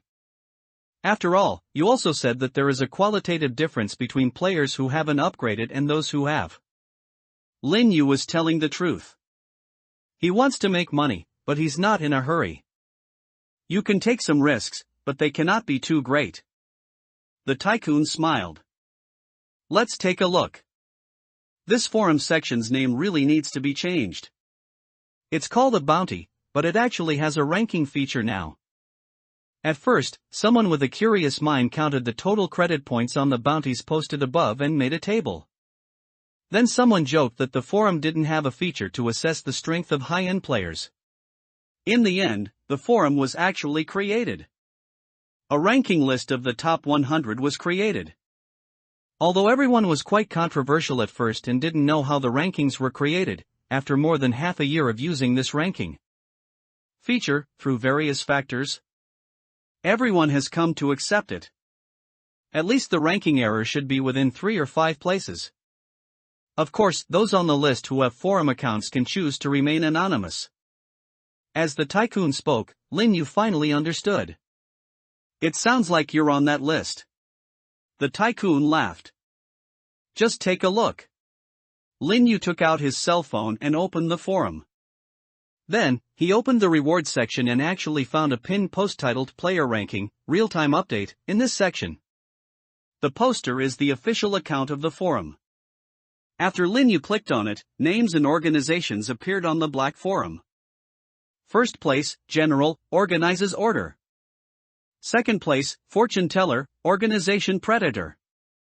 Third place, Grandmaster, organizes order. Fourth place, Anonymous Player. Lin Yu scrolled down and didn't find the tycoon in the top 10. He swiped down hard and the page scrolled quickly. The tycoon in front glanced at the screen secretly, saw the text scrolling, and quickly spoke up. Hey, it's over. It's over. After hearing the tycoon's words, Lin Yu flipped back. He soon found the tycoon. No. 27, Tycoon, organizes the Jiangyan Club. Lin Yu was slightly shocked. Wow, out of all the players, you're ranked 27th? Hearing Lin Yu's words, the tycoon waved his hand humbly. It's a national player. Foreign servers don't even participate in the forum rankings. Although the tycoon acted modestly, Lin Yu could still sense the pride in his heart. Being ranked 27th in the country by the forum is something that this middle-aged man is extremely proud of. After bringing this up, Lin Yu couldn't help but understand more clearly. This tycoon values himself more than he imagined. It shouldn't just be because of the items I sold last time. Considering the Freedom Alliance's eager attitude towards him, it was not difficult for Lin Yu to guess. Perhaps being killed by someone from the Psychological Society and entering the death game and leaving a business card is a very reliable certification. Because of this, Lin Yu became more calm. She has been acting so attentively to the tycoon since the beginning. What he wants is more information. And thoroughly understand the tycoon's cards and attitude. Sure enough, Lin Yu was still silent. The tycoon couldn't help but speak again. Well, after reading this ranking, what do you think? Yes, I want to join the order even more. Lin Yu said this very sincerely. In the rankings just now, there were 2 order in the top 3, and 4 order in the top 20. 8 in the first 50 miles. Out of this list of 100, his order family occupies 15 members. It is no exaggeration to say that this order organization is the only one that dominates. With such strong order, even if there are more rules, it's not intolerable. After hearing Lin Yu's words, the tycoon was stunned for a moment, and then burst into laughter. Aha! But I still say the same thing, don't be impatient, big organizations also have their drawbacks. Order may look powerful, but after all, it is the leader of the righteous path and carries a heavy responsibility. Otherwise, it wouldn't cooperate with us, the Jiang'an Society. Also, although joining the Jiang'an Society may not provide as much help in ranking up as a large organization like Order. Well, that's fine. The tycoon said, knocking on the table. We have a lot of benefits. For example, we can buy props for the Jiangcheng Gathering and our Jiang'an Club at a 40% to 90% discount. And we give out a free team-up item every month. Also, brother, I see you look like a college student, right? We can stamp you with an internship stamp, and even after you graduate, you can come work at my company. I'll pay for your 5 insurances and 1 housing fund, a no liability-based salary of over 10,000 yuan, and 2 days off a week, but in reality, you don't even have to go to work. The tycoon said this, and Lin Yu was stunned for a moment. Everything else was fine, but the internship badge and the 5 social insurances and 1 housing fund really made Lin Yu's heart beat fast. This is probably the most tempting item for Lin Yu. He couldn't even imagine that if he got a job in a local company in Jiangcheng right after graduation, with 2 days off a week, 5 social insurances and 1 housing fund, and a base salary of over 10,000 yuan. How sunny and cheerful Lin Zhao would become. Although Lin Zhao supported Lin Yu's actor dream in both actions and words, Lin Yu knew deep down that his sister still hoped that he could find a stable job. Moreover, this job as a tycoon does not affect his pursuit of his dream in the entertainment industry. Excuse me, bro, your company is? Lin Yu asked cautiously. Xingsheng, our Jiangqing's own listed catering group. The tycoon laughed and extended his hand to Lin Yu. My father has a few shares in Xingsheng. And my eldest brother also holds an important position in Xingsheng. After listening to this, Lin Yu took a deep breath. Still Xingsheng. People in Jiangcheng have been eating his milk and fast food since they were young. Lin Yu could imagine that if he got a job at Xingsheng, wouldn't his sister show off to all the old men and women in the community? However, Lin Yu quickly calmed down.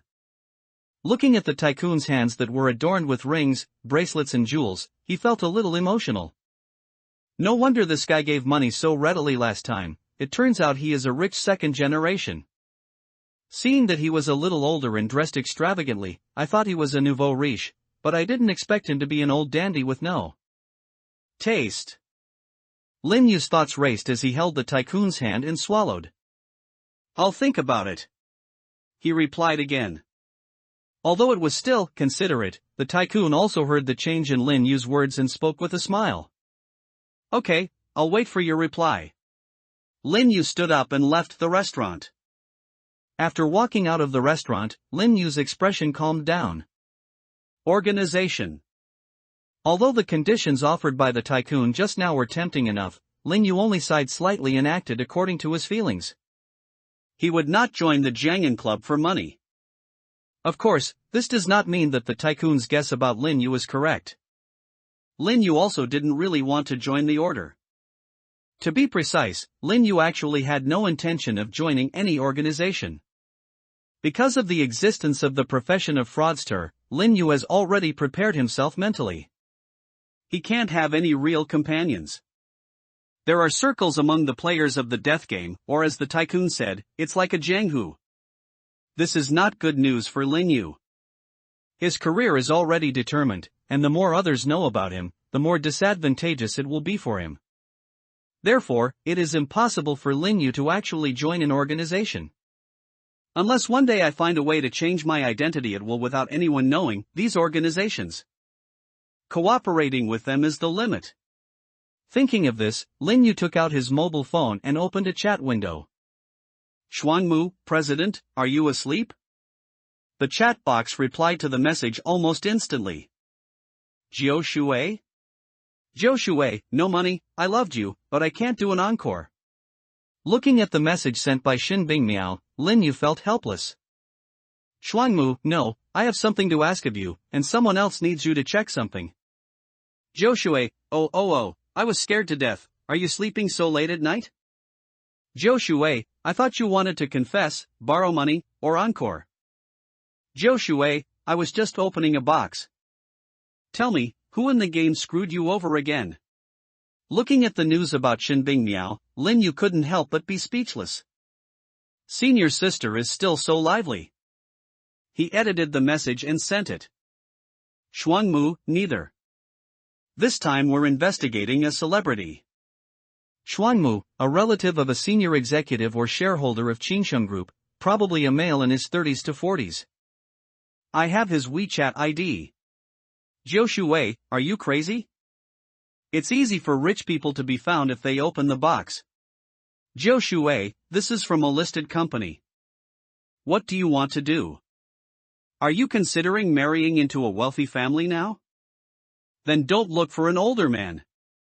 Zhou Shuwei, damn, you wouldn't be into this, would you? Lin Yu was helpless. Senior Xin Bingmiao is good in every way, except that she is sometimes too outrageous. Xuanmu, no, I'm just curious about whether he's reliable. I don't need any specific private information. Can you help me find out if this person has any bad news or a criminal record? Xuanmu, it's best to have a simple growth trajectory, such as where you went to school, what jobs you've had, etc. Lin Yu replied. With this information, he can write a biography to slightly outline and profile the deeper characteristics of some tycoons. This is also the application of an actor's skill on a real-life level. Although after actually coming into contact with the tycoon, he already felt that this guy was more trustworthy. Even if Lin Yu did not plan to join the Jiangyan Club, he felt that he could have friendly exchanges with him. But Lin Yu still felt it was better to be cautious. Zhou Shuwei, this is easy, but it feels like you're going to write a biography of this person? Looking at the message sent by Shen Bingmiao, Lin Yu couldn't help but sigh again at the sharpness of his senior sister and the president. However, he was well prepared. Xuanmu, it's not a biography, I'm just planning to try my hand at writing a script based on him for fun. Thinking of this, Lin Yu's thoughts moved slightly. Xuanmu, by the way, since we're going to investigate. Senior, do you know any major entrepreneurs in Jiangcheng who have daughters around 16 or 17? Most likely only children, and likely excellent academically in all areas? Xuanmu, if it's convenient for you, could you help me check for people who meet the requirements? After Lin Yu sent the message, Shen Bingmiao immediately replied with a shocked panda head emoticon. Zhou Shuwei, what are you going to do? Zhou Shuwei, to prove you're not just after an older man, you've switched to after a rich woman, right? Zhou Shuwei, and you specifically emphasized that she had to be 16 or 17 years old. Lin Yu, you're too perverted. Zhou Shuwei, no wonder you don't even look at all the fans at school. Is it past its expiration date? Zhou Shuwei, if you become famous and rumors spread about you having an affair with a minor, please don't say you're from the Jiangcheng Media Drama Club. I can't afford to lose face. Lin Yu felt even more helpless. Xuanmu, you misunderstood the president. This happened for a reason. Let me explain. Shen Bingmiao sent an emoticon package. It's a panda head with ears erected. Zhou Shuwei, you'd better explain it to me clearly, or I'll have to clean up the mess. Xuanmu, this is a long story, so I'll cut to the chase. Lin Yu thought about it and decided to remove the death game part and tell the story with a mixture of truth and falsehood. Xuanmu, well, I met a girl at an offline gathering last week who looked like she came from a wealthy family, but she might have a kleptomania. Zhou Shuwei, did she steal your underwear? She might be a student from the nearby Jiangga High School, a fan of yours who's been coveting your beauty for a long time. Xuanmu, no, she stole my bicycle keys and rode away. Zhou Shuwei, huh? Xuanmu, yes, and as soon as I found out, I chased her and locked her up at the next intersection, that's why I said she might have a kleptomania. 9 water, 6. Zhou Shuwei, this is so ridiculous, yet it actually sounds true. Zhou Shuai, let me help you check and see if I can find anything. Looking at the news about Shinbing Miao, Lin Yu breathed a sigh of relief. With the help of the president, finding the personal information of Anian is not completely like looking for a needle in a haystack. After Lin Yu asked Shinbing Miao to investigate the news, he rode the shared bicycle back home again.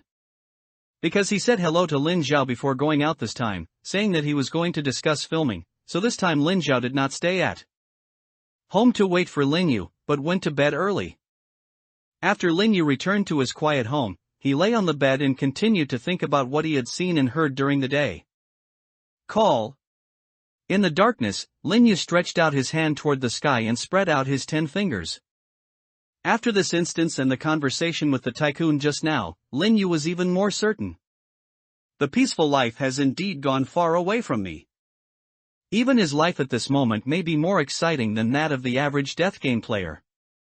After all, normal players only need to worry about dungeons once a week in the early stages. But I have only passed 2 dungeons, and the 3rd dungeon is about to challenge the level up. Moreover, those organizations were also keeping an eye on him. Even in the last instance, the gods came in person. Lin Yu felt more and more troubled by this. They say I have potential, but what the hell is this bullshit potential? Everyone treated him as a 99% rare commodity, evaluating him, inviting him, testing him, and trying to win him over. But Lin Yu feels that he has a clear self-awareness. He was just a college student who loved acting. Neither a genius nor a madman. Although he actually survived 2 copies, only Lin Yu himself knew how precarious it was to walk on thin ice.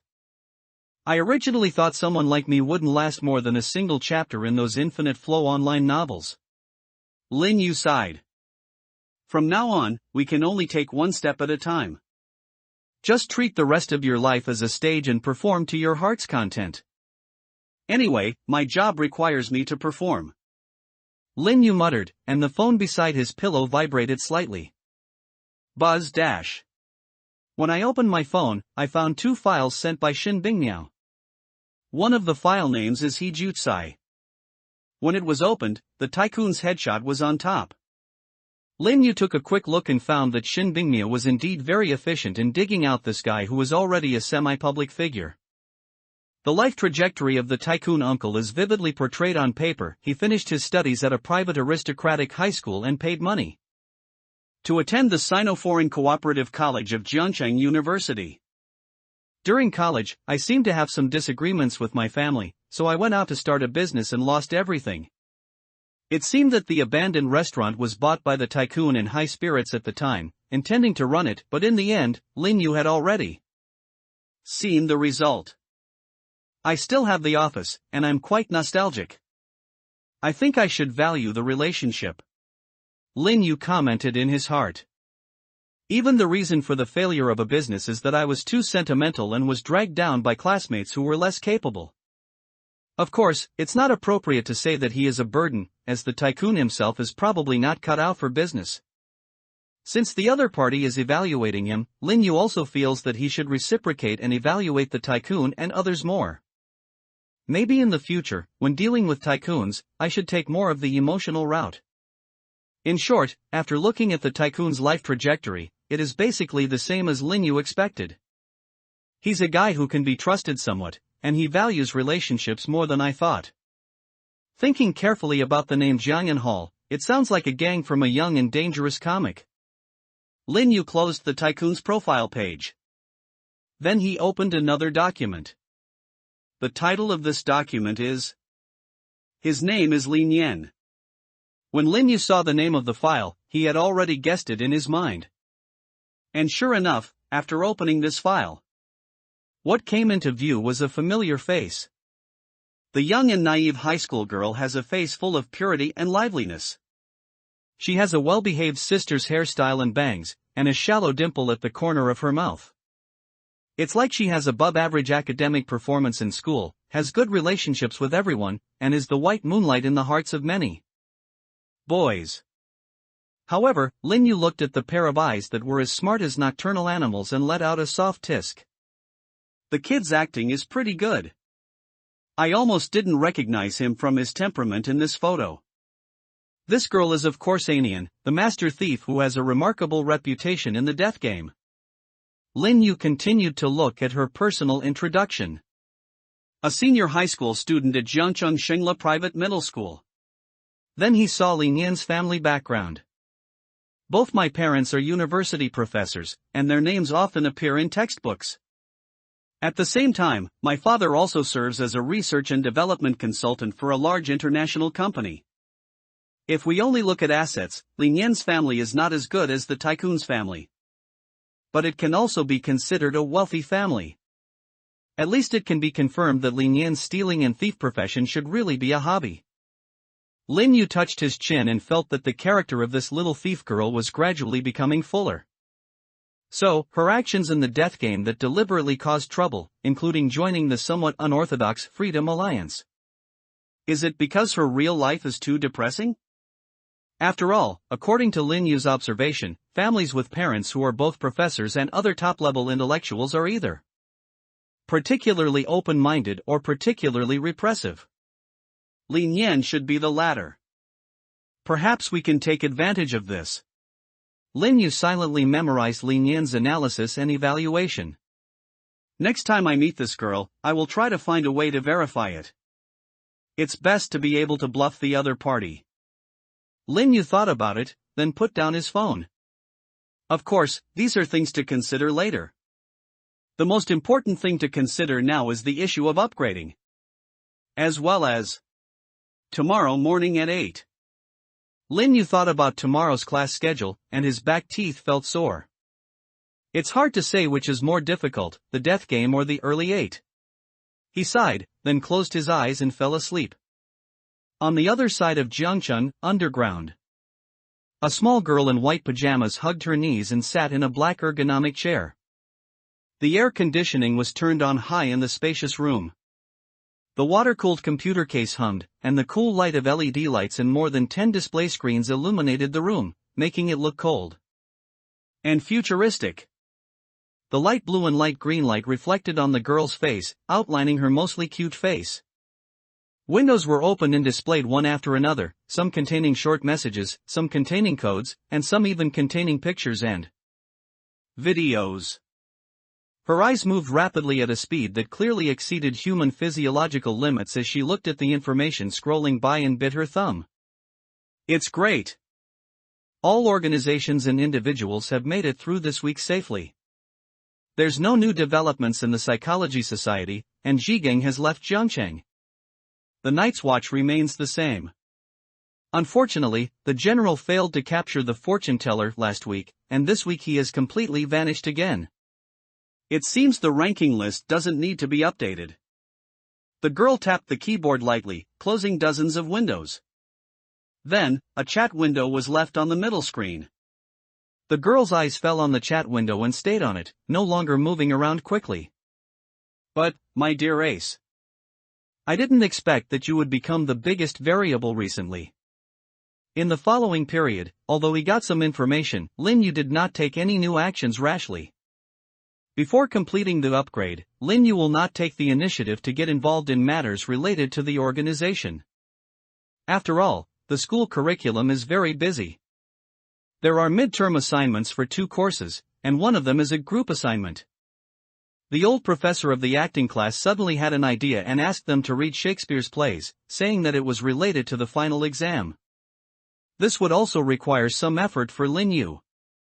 After asking Shen Bingmiao to conduct a series of investigations recently, the president had to use Lin Yu. Lin Yu had originally refused to record the club promotion recording activities, but now he had to agree to Shen Bingmiao.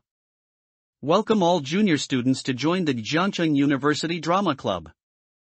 I'm Lin Yu, and I'm waiting for you in the drama club. Amidst many realities, soon. 7 days passed in a flash. It's Tuesday again. As usual, the reminder popped up as soon as it was past noon. The latest start time for the next game is less than 24 hours. Please place yourself in a sub-zero temperature environment before midnight tonight and wait to enter the game. Seeing this prompt, Lin Yu touched his chin. Below zero? These conditions are not easy to find. The first thing Lin Yu thought of was to clean the refrigerator at home and get in. But it was okay to lock the door in the bathroom before. The house Lin Yu lives in now is a small apartment with a relatively small kitchen, so the refrigerator is placed in the dining room. If he went in to tinker with the refrigerator in the middle of the night, Lin Zhao would definitely drag him out and give him a good scolding. So, Lin Yu started thinking. We need to find a cold storage or something. He muttered, then thought about it. Are there usually more restaurants and places like this? My sister's restaurant? No.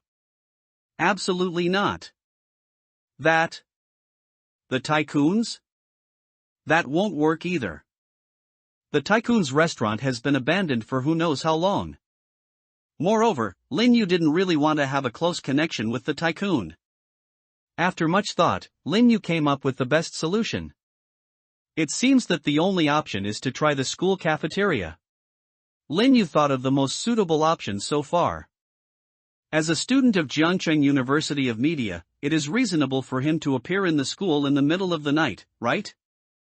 He could even tell his sister that he would stay in school and take a few photos, which would completely save Lin Zhao from worrying. As for how to sneak into the cold storage or freezer in the school cafeteria, a complete plan quickly emerged in Lin Yu's mind. Let's rule out Canteen 1 and Canteen 2 first. They're both directly operated by the school. Their cold storage is built elsewhere, and the ingredients are all brought in by trucks in the morning. The fourth cafeteria closes late and is too close to the library. Those paper-throwing idiots might see me. Based on this calculation, the third canteen is the most suitable. Not only is it contracted out, but it's also located in a relatively remote area. Most importantly, the third cafeteria has a back door with only an old-fashioned padlock. When Lin Yu thought of this, he went to the third cafeteria to check it out. It's dinner time now, so there's nothing unreasonable about Lin Yu going to the third canteen. Lin Yu ordered a meal at the braised chicken counter in the third canteen and ate it quickly. He also saw the scene in the kitchen through the window. There are huge refrigerators displayed in different windows, which are more than enough to fit one person. Moreover, it is very easy to enter the kitchen after entering the cafeteria. Although the windows are equipped with iron curtains, based on the trust in the character of college students and the surveillance within the school. Basically, few windows will actually pull down the iron curtains after closing. Therefore, Lin Yu confirmed again that it should be feasible to find a refrigerator in the third cafeteria to enter the game. Thinking of this, Lin Yu edited the text message again and sent it to his sister Lin Zhao. I'm doing a group project at school tonight. I plan to stay up late with my classmates and not go home. Lin Zhao has always been supportive of academic matters. Okay, don't tire yourself out. Lin Zhao's message came back quickly. After getting Lin Zhao's approval, Lin Yu began to continue studying at school. Taking this opportunity, he also went to the library and read many of Shakespeare's plays recommended by the professor. Although Lin Yu had studied it in high school, after studying acting for 2 years and performing on stage several times, his mentality is different. When he studies it again, Shakespeare is truly a genius. He was able to write such a brilliant play hundreds of years ago in the Middle Ages. Lin Yu sighed. He couldn't even imagine how shocked and eager he would be to perform these groundbreaking plays for the first time if he were a drama actor born in medieval Europe, besides the classic epic plays and the mediocre scripts of the day. Soon, the night fell silent. As the library closed, the saxophone music started playing, and Lin Yu realized. It's 11 o'clock. He calmly put the complete works of Shakespeare back on the bookshelf, and then left the library with the crowd. Then, when most people were rushing towards the dormitory, he quietly turned onto another small road and headed towards the third canteen. Just as Lin Yu expected, the third cafeteria near the sports field was quiet in the evening. Apart from a few young couples walking hand in hand, there was no one else. There was no one at the back door of the third canteen next to the school staff parking shed. Lin Yu walked to the back door of the third canteen very smoothly and discovered something unexpectedly. Wow, the door isn't locked yet. He looked at the door lock with some surprise, which was only hanging in the air. It seems that the unprotected state of the third canteen is more serious than I imagined. Not only was the iron curtain on the window not closed, but even the door lock was just hanging there loosely. Originally, he was planning to try poking it with a wire according to the tutorial he learned online, and if that didn't work, he would just break it open violently. Now, I don't have that worry anymore. Lin Yu quietly opened the door, slipped in, and closed the door again. After entering the third canteen, Lin Yu went straight to a window selling dumplings. This dumpling shop is a well-known pre-prepared food on campus. All dumplings are frozen, but because their prices are really affordable and you can get a boxed drink for free when you buy 3 or 2 dumplings in a 4-pack, their business is still quite popular. His refrigerator is naturally the largest in the entire kitchen. And there are no partitions. Lin Yu opened the door of the freezer, and inside were large bags of dumplings lying in them. Lin Yu took out 2 of the bags, took out his cell phone and edited a scheduled text message to send to Shin Bingmiao. I'm trapped in the freezer at the dumpling window in the third cafeteria. Help me. After setting the timer to send it to, and confirming the battery level and signal, Lin Yu placed the second phone on the table outside. Although the freezer looked like it could be opened from the inside, Lin Yu was still afraid that something unexpected might happen. Don't let yourself pass the death game only to freeze to death in here. That would be terrible. At night, 11:50. After getting into the freezer and closing the heavy door, Lin Yu soon felt a slight chill in his body. After seeing the entry requirements for this copy, he went to the drama club to get a thick coat before going to the library in the afternoon. With the addition of a mask, Lin Yu's outfit is indeed enough to cope with the cold winter in Jiangcheng. But even so, Lin Yu still felt a slight tingling sensation on his exposed skin. It's a freezer after all, the cooling effect is really amazing. Lin Yu let out a breath and tried to open the freezer door in the dark. No problem at all, it can indeed be opened from the inside. However, Lin Yu still did not cancel the scheduled message on his mobile phone outside. It can be opened now, but what if? Anyway, if he gets out smoothly, he can also manually cancel the text message from the freezer. So, Lin Yu was not panicked. He stayed in the freezer and time passed quickly. Lin Yu also gradually began to show some symptoms of shivering and hypothermia. Consciousness gradually blurred. Then, when Lin Yu felt that he was about to fall asleep, blood words appear. Coming soon. Game name, Winter in the Mountains. Clearance condition, survive for 7 days. Number of players in this game, 13. We have detected that you will be undergoing the level up trial in this game. We are now loading a special mission for you. Upgrade Mission 1, during this game, tell different, mutually contradictory lies to each participating player, and activate the Trickster class ability to make them come true. Do this until the end of the game, without being exposed or discovering any of the lies. Upgrade Mission 2, find the cheater hidden in this game and see through the cheater's deception. Complete both tasks to complete this level up trial. The task is not required to be completed. Many more blood words appeared wriggling than before. Lin Yu's consciousness gradually began to return to normal. Is this the level up quest? It's definitely related to the Trickster class. Lin Yu understood. The first task is to lie to everyone, and each lie must be different and contradict each other. In other words, he has to tell 12 lies and make all 12 lies come true without being discovered. The second task is a bit confusing. Find the scammer and see through the scammer's scam. Cheater is obviously a specific term, but what does it refer to? Lin Yu knew that there was indeed a profession called cheater in the death game. There aren't many of them, but they are still relatively common occupations. Of course, although it sounds very similar to the same type of trickster, the professional abilities are completely different. The cheater profession is a typical rule-based profession. Its effect is to randomly create a false rule that is beneficial to itself and take effect for a period of time. The specific duration depends on the length of the copy. It sounds a lot like a trickster's come true, but the trickster's ability doesn't control the rules they create. But on the other hand, the scammer does not need to make others believe him, and does not even need to have a target of fraud. People in this profession only need to activate their abilities for them to take effect. Lin Yu initially subconsciously thought, could it be that among the 13 players, besides himself, there was another guy whose profession was a cheater? But when I think about it carefully, I always feel that this possibility exists, but it is not very likely. Because a swindler is not a fraudster, there is no need to deliberately conceal one's profession. This dungeon called Winter Mountains is obviously a typical survival game, which mostly requires teamwork. Therefore, players will most likely cooperate with each other and tell each other their identities. Even if the guy whose profession is swindler has a bad personality and likes to deceive people by nature, just like the Thiefanian we met before. But it was hard for him to hide it. After all, the rules for the cheat to activate his abilities will be known to all players. It is not easy to hide your occupation. Thinking about this, Lin Yu temporarily felt that he had no idea about the second task.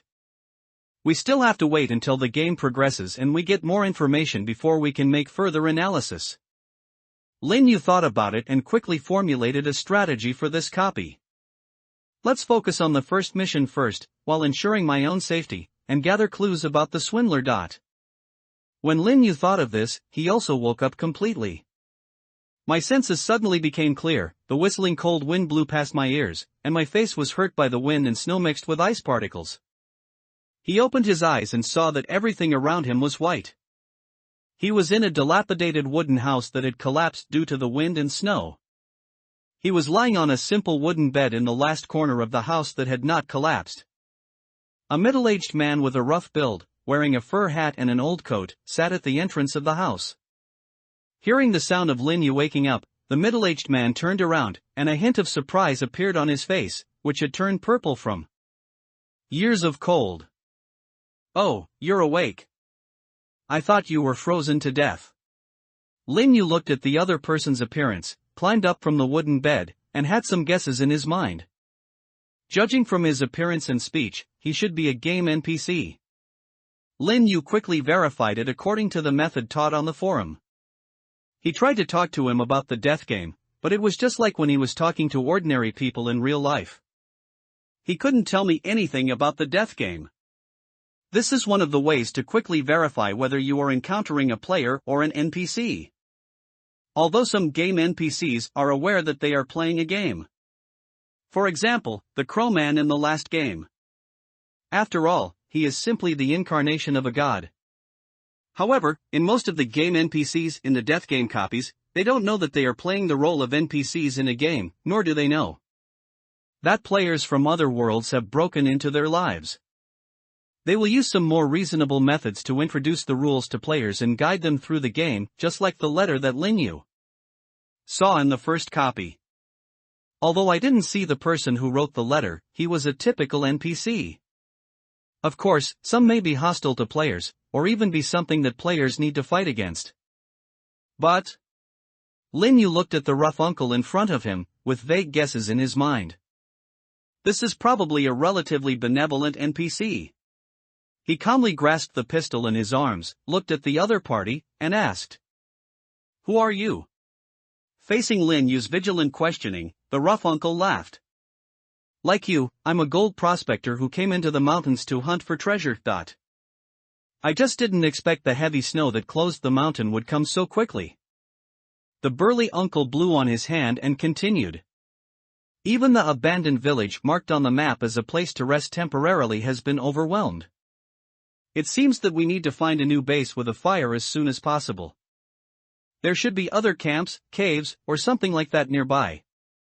It's fine during the day, but at night the snow and wind will get even stronger, and we might even run into a typhoon. That would be terrible."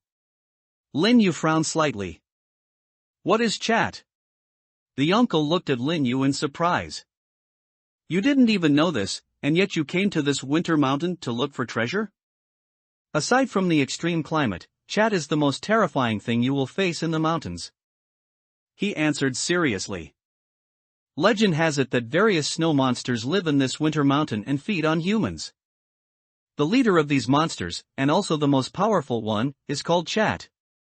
No one knows what Chat looks like. Everyone who has seen Chat is dead. Those who haven't seen it face to face are terrified. Some say it's 10 meters tall, with sharp claws and fangs, while others say it's a moving block of ice and rock, but one thing is certain, Chat is absolutely not something humans can resist. As the rough uncle spoke, Lin Yu pretended to be surprised and scared and asked, "Snow monster? Chat? What should we do then?" The rough uncle was fooled. Only the light of burning fires can protect humans from the attacks of the Chat at night. Also, it's not recommended to travel in groups in Winter Mountain. Traveling in groups of more than 3 increases the chances of being targeted by Chat or Yeti. It's best not to have more than 2 people in a single stronghold. The burly uncle said this and looked at Lin Yu with some doubt. "Why did you come to Solstice Mountain to look for treasure without knowing anything?" Lin Yu said embarrassedly, "Actually, I'm not here to look for treasure. I just got lost and came here by mistake." "Is there any treasure in this mountain?" Lin Yu asked sincerely. Looking at Lin Yu's sincere and curious face, the uncle was stunned for a moment and a little surprised. "How could you get lost so deep into the winter mountains? This place is snowy and windy all the time. You can tell at a glance that you shouldn't go any further." But soon, the uncle felt relieved. "Forget it. Looking at your silly appearance, you really don't seem like a clear-headed person. Every year when the snow and wind are at their heaviest in Dongshan, you can dig out a black paste from the snow. It's an excellent fuel, called oil of black gold by the elders, and we commoners just call it black oil. With a little refinement, it can be made into an ointment that can heal all kinds of injuries." The burly uncle spoke with a look of longing. "No one knows where this black oil comes from. We only know that it only appears in the snow of Mount Solstice, and every time it appears, it's packed away in a wooden box or chest. It's quite strange. That's why the search for black oil is called a treasure hunt. Some say this might be a gift from the gods to mortals. Others say it's a relic of an old civilization blown here by the wind and snow. Still others say this thing might be related to Chat. But its origin isn't important. What's important is that this thing, a large box of it, can truly guarantee you prosperity and wealth." As the burly uncle spoke, his expression became excited. "Well, now that this base is broken, I should hurry and find another one." As he spoke, the uncle took out a crumpled map from his pocket. "It would be a pity if you died in the mountains. I've got a map for you. Go find a stronghold too, just don't go in the same direction as me. Our current location is B6 written in green ink. The more people there are, the greater the chance of being targeted by the Yeti and Chat." The uncle said this, then waved goodbye to Lin Yu and left in one direction. Lin Yu unfolded the map and took a look. Although the map was very simple, he still understood it. This map is densely covered with many small, colored codes. There is a note in the lower right corner. Red represents areas with high frequency of Yeti activity. Green represents a temporary base where you can make a fire for the night. Black represents areas where large amounts of black oil have been found previously. The abandoned B6 stronghold where Lin Yu is located in the lower left corner of the middle of the map. Comparing with the real terrain, the uncle went to the east on the right. The number of strongholds is much greater than expected, with nearly 100 on the map. In contrast, there are not that many red and black areas. There are only 8 areas where Yeti frequently move around. Even if the enclosed area is much larger than the stronghold, it still occupies less than a quarter of the map area. As for the black area, there are only 3 tiny circles, and they are all within the 3 red areas. However, according to the annotations on the map, black oil can be found everywhere, and the Yeti will not only be active in those dangerous red areas. So, the first step in this game is to find a base. If you have the time, you can look for black oil. You might be able to get some item rewards at the end of the game. Lin Yu thought with some clarity in his mind. This survival copy isn't that difficult. Although the environment is extremely cold and there is a powerful monster that cannot be resisted head-on. However, the numerous strongholds and the behavior patterns of monsters that only need to light fires and act alone to avoid being attacked with high probability make it not difficult to pass this copy. However, Lin Yu has to consider more than just passing the level. He still has 2 level-up tasks to do.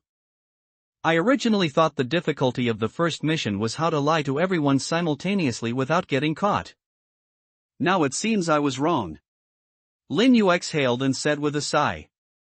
Although there are 13 players in this copy, it seems that in order to avoid the many hands make light work problem, the search for a base in the extremely harsh environment for survival has been turned into a division of labor and cooperation. They use a monster called chat to force all players not to stay together for too long. As for Lin Yu, although the collusion between the 2 people made it less likely that his lies would be exposed. But finding other people has become more difficult. How to find people has become a tricky problem. We have to find other players. Lin Yu couldn't even meet anyone, and he was still trying to cheat. Thinking of this, Lin Yu realized something, and then quickly caught up with the rough uncle who had just left. Hey, uncle, wait a minute. Hearing Lin Yu's voice coming over, the rough uncle looked at Lin Yu with some annoyance. I've already told you, if you follow me like this, you'll easily attract snow monsters in chat. In Solstice Mountain, it's best to act alone. Besides, it's almost dark now. We don't have much time to waste. As he spoke, Lin Yu wiped the ice off his face with his hand. I'm not actually here to act with you. I just have something I want to ask. Are there many people like you who come to Winter Mountain to hunt for treasure? Lin Yu asked in a low voice. There are probably only about 10 of them. After all, not everyone has the courage to enter Mount Winter. The burly uncle looked at Lin Yu puzzledly. Why are you asking this? Oh, I want to know how to find other people. I got separated from my friend, and I want to drag him away from this damn place as soon as possible. Lin Yu said seriously. Well, people can enter Winter Mountain from all directions. You'll see from the map that the slopes of the mountain are very gentle on all 4 sides, mainly because of the strong wind and snow. But leaving is a hassle. It's easy to get in, but hard to get out. We waited until the snow and wind died down. If we tried to leave early when the snow and wind were still strong, we'd easily be targeted by chat. Even if I don't die, the best outcome will be that I'll be driven crazy by chat. The burly uncle warned. It's okay, uncle. I'm actually very good at climbing mountains and I'm very cold resistant. That chat might not be able to catch up with me, Lin Yu said seriously. You know, even in this kind of snow and wind, I can walk as fast as if it were flat ground, and I can even run at full speed. The burly uncle looked at the serious Lin Yu with some disbelief. Are you kidding me? How fast can you run in this situation? Lin Yu spread his hands. Isn't it evidence that I caught up with you? The uncle was still skeptical, but I didn't actually go very far. Seeing that the uncle still didn't believe it, Lin Yu thought for a moment and spoke. Well, I didn't want to tell you, uncle, but because of your kindness before, I couldn't bear to hide it from you. Actually, I was hired by the masters specifically to resurvey the map of this area. Lin Yu picked up the uncle's map and flicked it gently. As you just said, the temporary base on B6 is no longer usable. I came here specifically to re-examine which bases are no longer usable. So, actually, I'm considered a professional. I specialize in mapping these extreme environments. Lin Yu said this, and before the uncle could react, he returned the map to him. If you don't believe me, you can test me. I've already memorized this map. If you can recite it, you should be able to believe that I'm a professional hired by the master. As Lin Yu spoke, the uncle subconsciously took the map. Seriously. He didn't think much about it and began to examine Lin Yu. Then, the nearest temporary bases near B6 are C2A73A12E9. Lin Yu said calmly. The uncle was shocked. You really remember it. Where is B11? In the middle left of the map, the terrain should be at the entrance of a valley. Lin Yu still answered calmly. The uncle was so shocked that he was speechless. I believe you. You actually came here to survey the map. The rough uncle didn't realize that because of Lin Yu's words, he subconsciously linked the fact that he could recite a map with the fact that Lin Yu must be a cartographer. In addition, it is indeed a rare thing to be able to memorize a map. After all, the map is disorganized, and the fact that the rough uncle carries it with him is enough to prove that even he, who comes here specifically to hunt for treasure, cannot actually memorize it accurately. So, at this moment, the uncle almost completely believed what Lin Yu said. I didn't expect those masters to be so kind. Listening to the uncle's words, Lin Yu showed an expression that said, "It's a complicated matter here, don't ask about it," and shook his head. No, it's not for your sake. It's just that the master is not satisfied with the production speed of black gold oil. As Lin Yu spoke, the rough uncle also believed it a little. I see. But the fact that you're willing to tell me this news is already very valuable. The burly uncle looked at Lin Yu gratefully. It's okay. I was touched by your kind act. Lin Yu said seriously, but, since you also know the value of this information, don't let it leak out. He said this seriously, and the uncle nodded quickly. Of course, of course. I know that. As he spoke, he made a zipper-like motion with his mouth, giving an expression that said don't worry. Then, Lin Yu waved his hand. Okay, go do your thing. I still need to visit a few more strongholds. Even though I'm very fast, I still have to run. He said this, then turned and walked into the wind and snow. After leaving, Lin Yu immediately felt that his steps became much lighter. The joints that were originally frozen are now much more flexible. The steps that were originally one deep and one shallow also became steady. It seemed that all of a sudden, Lin Yu had mastered some technique that allowed him to walk quickly in the snow. Lin Yu sighed. Sure enough, abilities can be activated on NPCs too. The reason why Lin Yu could walk so fast at this moment was naturally because this rough uncle believed what Lin Yu had just said. The belief of this uncle is enough to make what Lin Yu said come true. After all, being able to walk fast in the snow is not a difficult thing to achieve. Lin Yu deliberately turned back to find the uncle and talk to him for a few more words, naturally in order to gain faster movement ability to facilitate him to find other players. He walked quickly in the snow and quickly found the next stronghold based on the map in his mind. The A7 above. Okay. Passing through the vast snow and wind, Lin Yu saw a small but sturdy wooden house. The door of the wooden house was closed but not locked. Lin Yu pushed it hard and it opened with a bang. The furnishings inside were simple, just a stove and a pot. There was some unburned charcoal in the stove and the pot was empty. I see. So we still have to collect food and fuel ourselves. Lin Yu touched his chin and thought. As for where to find food and fuel, it is also mentioned on the map. There are buried timber and signs of snow-capped mountain biological activity around most of the strongholds.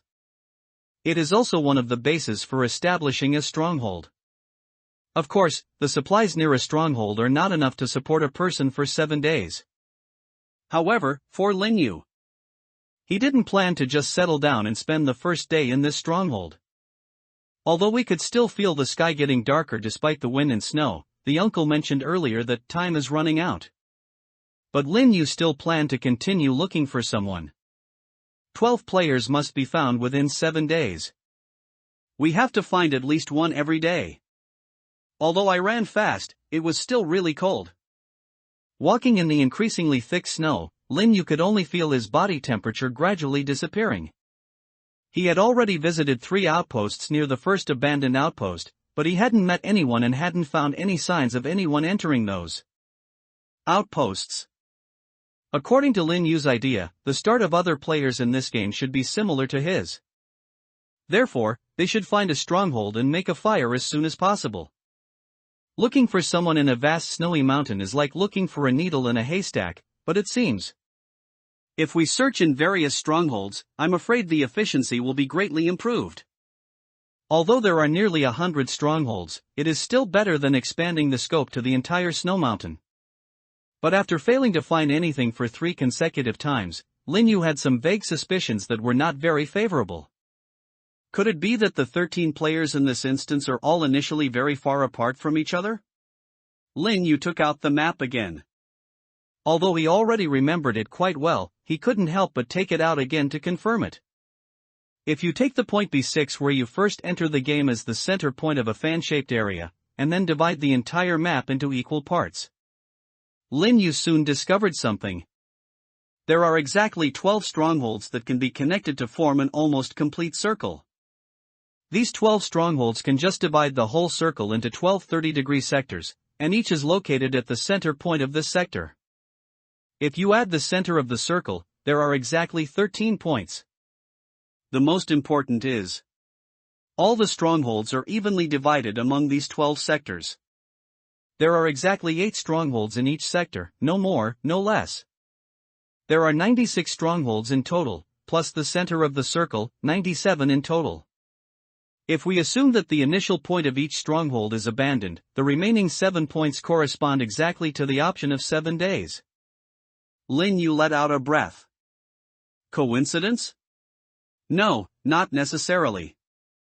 A map was given as a hint at the beginning, most likely to deliberately prompt you to discover this point.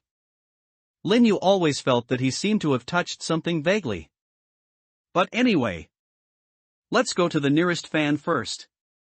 Because Lin Yu has been moving upwards, he has now reached the edge of the next fan-shaped area. He took a few quick steps and approached the central stronghold of the area. But before he got there, Lin Yu discovered a figure in another stronghold closest to this center stronghold, who was trying hard to sweep the snow back and forth with his feet to find wood in the wind and snow. Lin Yu approached the figure and found that it was a slightly plump middle-aged woman wearing a large flowered jacket and with curly hair. Hello. Lin Yu walked up quickly and greeted the other party. The middle-aged woman was startled when she heard Lin Yu's greeting, and then looked at Lin Yu. Oh my God, I'm so scared. What happened to you? Why is this kid walking so quietly? Then the middle-aged woman reacted. Are you a player? Yes, I'm a player. My forum ID is along and my occupation is soldier. What's your name? The ant heard Lin Yu's words and looked him up and down. Soldier? Why are you so fair? He doesn't look like one. Lin Yu smiled. I was born that way, and my military position is civilian, but the game still classified me as a soldier. Lin Yu said this with a bright smile and a friendly voice. When the old lady, whose face was red from the cold, heard Lin Yu's explanation, her belief instantly supported Lin Yu's lie to come true. Oh, so he really is a soldier. His eyes are so handsome. This guy. Is he from the art troupe? The ant looked at Lin Yu with curiosity. Do you have a date? My daughter is about your age, not bad looking, and just graduated from college. She's from our university. Lin Yu quickly interrupted the ant. Okay, put it down, auntie. We're in the death game here. Let's chat later. He was a little helpless. Because of his good looks, Lin Yu has been targeted by the elderly in the community and has been looking for potential partners since he attended Jiangcheng University of Media in recent years. Although Lin Yu refused on the grounds that I'm only a sophomore and don't need to consider these things, he still couldn't resist the enthusiastic attitude of those uncles and aunts who wanted to try it out first. I didn't expect that even in the death game, I couldn't escape this script. And this ant is more enthusiastic than all the previous ones combined. Maybe it's because of the fake identity of soldier. However, after Lin Yu's reminder, the old lady finally reacted. She slapped her forehead and said in frustration. Oh, boy, you are so handsome that I am confused and forget the occasion. You've even joined the death game. Isn't that quite suitable for my daughter? Lin Yu felt even more helpless.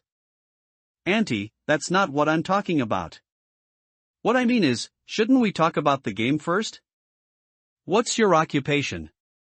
As Lin Yu asked, the middle-aged woman finally came back to her senses. Oh, I'm so sorry, young man. My forum ID is Flowers in Bloom and Wealth. I just finished 5 instances. In our organization, everyone likes to call me Sister Hua. You can call me that too. My profession is a vendor. Sister Hua spoke carelessly. Lin Yu quickly recalled the professional abilities of the vendor. This is also a very common information-based profession. Vendors can quickly obtain 3 to 5 pieces of information about non-exclusive props in the dungeon in each game. Most vendors are very good assistants. After all, if you can find 3 to 5 items in the dungeon at the beginning of each game, it will be of great help in passing the game. Most of the props you can find in the game are directly helpful in clearing the current dungeon. It's like the one-sentence lie detector that Lin Yu got. So, after hearing Sister Hua's words, Lin Yu asked naturally. Sister Hua, can you share the information about the props you obtained? Hearing Lin Yu's question, Sister Hua became cautious instead. Hey, Aaron, why are you asking about this directly? Lin Yu looked at the cautious Hua Jia and laughed again. This dungeon should obviously be a survival type, right? There is no confrontation between players. That's hard to say, Sister Hua shook her head and said, an NPC just told me that it's best not to act in a group during this dungeon. So those items probably can't be used together. Although we don't have a life and death rivalry, we're not necessarily on the same side. Hearing Sister Hua say this, Lin Yu shook his head. Sister Hua, that's wrong. You're misinterpreting what those NPCs are saying. After hearing Lin Yu's words, Sister Hua was a little confused. Where did you get that? Lin Yu looked at Sister Hua and said, Sister Hua, did you get the map? No, why is there a map? Sister Hua said in a daze. Lin Yu understood. Sure enough, not every player got the map props that the rough uncle gave himself. I got a map from the initial NPC, Lin Yu said, pulling out the map from his pocket. It shows the number of strongholds. Lin Yu said this and showed the map to Sister Hua. This shows the number of strongholds. Look, there are almost 100 strongholds. So, even though we're restricted by the monsters and can't move together, the abundant supplies mean there's no absolute competition between us. Lin Yu said seriously. I know you still think that you should keep the props for yourself first, but since you haven't gone to get them yet, that means those props are probably not easy to get, right? As a soldier, I have strong physical fitness, so if you trust me, why not tell me the information about 1 or 2 of the items? If I have the chance to obtain them, I will give them to you. This frank attitude and these words also touched Sister Hua, who was already quite enthusiastic. Young man, what you said makes sense, so, I told you the one that should be most useful to you first. Sister Hua said this, pointing in the direction of due north. About 3 kilometers over there, there's a prop called a black oil torch buried under a rock. It won't go out no matter what, and it provides constant warmth and light. With that thing, even if you're out at night, you won't be targeted by monsters. After Sister Hua made up her mind, she felt much more refreshed. She directly told Lin Yu the details of a prop. Lin Yu nodded in understanding. Understood. If I get it, I'll come back and help you collect some supplies in return. He also smiled and said. Afterwards, Lin Yu also waved goodbye to Sister Hua. Alright, Sister Hua, since the NPC has already emphasized this, let's not stay together for too long. Lin Yu said this and Sister Hua nodded. Okay, Aaron, be careful on the road. Sister Hua waved. Afterwards, Lin Yu walked into the wind and snow. With the bonus of 5 times the physical fitness of a soldier, and the blessing of deceiving the rough uncle, Lin Yu's movement speed is now a little faster. His physical strength and endurance were greatly improved, so he didn't feel tired at all. Even in the mountains amidst a snowstorm, Lin Yu could truly walk as if on flat ground. And with the experience of finding Sister Hua before, Lin Yu also believed that his analysis of the map made sense. So, he went to the next fan-shaped area without stopping. After finding 2 bases around the center point base, Lin Yu was not surprised to find a young man sweeping the snow back and forth with a large broom. Seeing the figure approaching quickly in the wind and snow, the young man also took the same defensive posture as Sister Hua. Wow! Who is that person? Lin Yu looked at the man, who was a little bloated and wearing a white down jacket that looked like a Michelin man, and coughed lightly. Players, it's players. After hearing Lin Yu claim to be a player, the man in the white down jacket remained on guard. Player? Are you trying to steal my firewood? No way, brother, how could I steal your firewood? Lin Yu said with a smile, I'm just looking for a base, my forum ID is Young AI Xiao AI, and my occupation is otaku. What kind of threat can the profession of otaku possibly pose? Besides, I'm an otaku myself. Don't you believe I'm innocent? As Lin Yu spoke, the man in the white down jacket indeed let down his guard a lot. Oh, so it's otaku, the man in the white down jacket nodded. You scared me. Seeing you running so fast in the snow, I thought you were a monster. My ID is Dolphin, my class is student, and I've cleared 6 dungeons. How many have you cleared? Always love AI. The man in the white down jacket said, Lin Yu said casually. I have 1 less copy than you, Dolphin brother. This is my 5th copy. Speaking of which, brother Dolphin, where did you get this broom? Lin Yu said very eagerly. Dolphin scratched his head. I asked the NPC for it at the beginning. It would make it easier to find things buried under the snow. He also gave me some food and water, and pointed out the directions of a few strongholds. I'm a student after all, so I got these things after activating my ability. Lin Yu suddenly realized, brother Dolphin, you were so decisive. You activated your ability directly and got so many at once. This is the first time I have seen someone use the ability of a student so well. I feel like you're stable in this copy. Dolphin felt a little embarrassed after being praised by Lin Yu. Oh, no, that's not the case. I'm just worried that after he leaves and there are no NPCs left, I won't be able to use this ability anymore. As he spoke, he couldn't help feeling a little elated. You, the otaku, should be safe now, Dolphin said to Lin Yu in a friendly manner. After all, this kind of dungeon, which is more focused on pure survival, is very suitable for otaku. If you want to find a base, I suggest you go east. He pointed out a few strongholds to me at the time. There are 2 more over there. Go look for them. Dolphin said this with some regret. It's a pity that the monsters in this dungeon seem to target people who stick together. Otherwise, I really want to act with you. Hearing what Dolphin said, Lin Yu also agreed. Yeah, brother Dolphin, what a pity. I won't stay any longer. We have no fighting power at all. It would be bad if we encounter a monster. Lin Yu said this sincerely, turned around and said goodbye, and walked into the wind and snow. Feeling the belief pouring in and the scam coming true, Lin Yu breathed a sigh of relief. As expected, this level up quest can even be considered a tutorial on advanced techniques for the trickster profession. At this moment, Lin Yu discovered the power of his only profession, fraudster. Because at this moment, he actually possessed the abilities of both a soldier and a homebody at the same time. Just stop and your strength will recover quickly. 2 lies that are absolutely contradictory to each other can still be effective at the same time as long as they are not exposed. This is also Lin Yu's strategy for completing his first upgrade task. Just tell everyone a different identity. If it works, it doesn't just mean that Lin Yu can complete the upgrade task. Moreover, he can obtain 12 different identities and professions in this game. The blizzard continued and the sky was getting darker. It may only be a matter of time before it gets completely dark. However, Lin Yu was not panicked as he had not found a base and had not started collecting firewood. Because after saying goodbye to Sister Hua, he headed north.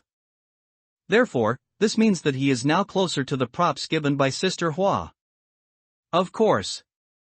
The most important thing is that Lin Yu now has the professional blessing of soldier and a map in his hand. Even if he wants to find a stronghold and collect some firewood right now, he still has plenty of time. But Lin Yu didn't want to waste this evening. It was precisely because Chat and the snow monster would appear at night that Lin Yu didn't want to delay it too long. The conditions of his level up mission already state that he has to tell a different lie to each player participating in the game. But what if a player dies before that? Lin Yu felt that since the upgrade mission was difficult, he would most likely be judged as a failure. And so, there is a difficulty hidden in his first upgrade task. That is, Lin Yu must race against time to see everyone and lie successfully before someone dies. Although the information Sister Hua obtained about the black oil torch was very vague, Lin Yu could roughly guess where it was by combining it with the map. On the map, a few kilometers north of where Sister Hua had mentioned her location, and northwest of where Dolphin had been. It is a high-frequency activity area of snow monsters marked in red. Although Sister Hua doesn't have a map, this item, she is indeed difficult to handle. Fortunately, Lin Yu is a soldier now after all, and he has a guaranteed hit revolver. Although there was only one bullet, Lin Yu felt it was enough. Since there is a monster called Chat, it is clearly stated that it is invincible. This means that as an ordinary snow monster ruled by Chat, it is very likely that it can be killed. If a soldier has the physical fitness and a pistol, killing one should not be a problem. Of course, it's better not to meet them. Thinking of this, Lin Yu quickened his pace again. He began to run at full speed across the snow. Soon, Lin Yu realized that he had stepped into the red area. For on the ground, on the snow, which was constantly covered with a new layer of floating snow and ice by the storm, there appeared a series of heavy footprints, the snow being compacted into ice. The footprint was 3 or 4 times larger than normal, with clear edges and only 3 toes. It is obvious that these are not human footprints. It rightfully belongs to Yeti. Lin Yu let out a breath. I know this thing is difficult to deal with just by looking at its footprints. He sighed. A primate or primate-like creature that is larger and stronger than humans is always extremely dangerous. The sky was getting darker and darker, making the howling wind sound like a whimper. Lin Yu looked at the direction in which the footprints extended, and calmly chose another direction perpendicular to it. I hope we can find that stone soon. Lin Yu crossed these footprints and continued to move quickly, but his steps were much lighter. Although I don't know whether the Yeti locates itself through sound, it never hurts to be careful. As the sky began to darken and visibility became noticeably affected, Lin Yu was considering whether to give up. In the distant snow and wind, Lin Yu vaguely saw a protruding black shadow. The shape is relatively regular and looks like a piece of rock. Although he had been running around in the mountains, perhaps due to the polishing and burial of wind and snow, this winter mountain had always been relatively flat and had no obvious protruding rocks. But here, there is a huge rock that suddenly rises up. It should be right here. Lin Yu understood, quickened his pace, and came to the side of the huge rock. This huge rock looks like a square stone inserted into the ground at an angle, so there is an area below with obviously thinner snow. Lin Yu walked to the bottom of the rock, stepped back and forth a few times, and soon felt that he had stepped on something. He bent down to clear away the snow and soon found a torch made of black metal. The torch head was very delicate, much more delicate than Lin Yu had imagined, a hollow cylinder with flame-like patterns carved on it. After touching it, you will see the tooltip. Black oil torch, a torch that can burn in all environments, providing constant temperature and light. It can effectively dispel monsters that fear fire. Note, in this game, it is very effective in dispelling the snow monster. Sister Hua is really honest. She even described the effect of this prop basically as it was. Lin Yu bent down and tried to pick up the torch, but found that he couldn't lift it. He recalled the feeling of his feet just now, frowned, and swept the snow again. TSK. As expected. The torch was held in one hand. The hand had already been frozen, and the fingers were stuck to the end of the torch, so Lin Yu couldn't pick it up all at once. But fortunately, Lin Yu is now a soldier and has no shortage of strength. He bent it hard, and a crisp breaking sound came from below. Crack! Several fingers were torn off, and Lin Yu picked them off the end of the torch. The pitch-black metal torch felt cold and smooth to the touch, and it was a little freezing. Lin Yu rubbed and scraped the place where his fingers had just been stained on the rock beside him to remove the dead skin stuck on it. Afterwards, Lin Yu studied how to light the torch. "You can't ask me to light the fire myself," Lin Yu muttered. "If that happens, it will be bad luck." However, since the description of this torch says can burn in various situations, its ignition method should not be too primitive. Sure enough, Lin Yu quickly found a gap at the end of the torch. The gap was very thin, and if there weren't a few ice chips stuck inside, Lin Yu wouldn't be able to see it. Lin Yu studied it a little and figured it out. "I see." He rotated the black column under the gap, and then a slight bang sound came from inside the entire torch. A ray of white light flashed on the hollow torch above, and then pale flame shot out from the top of the torch, burning quietly, emitting a soft, cold light that was not dazzling, illuminating the surrounding wind and snow. Afterwards, the temperature of the entire torch became a little warmer, and Lin Yu's hands felt warm holding the torch. Lin Yu was quite surprised. "What a fun thing! I really have to thank Sister Hua." After saying that, Lin Yu looked at his fingers on the ground.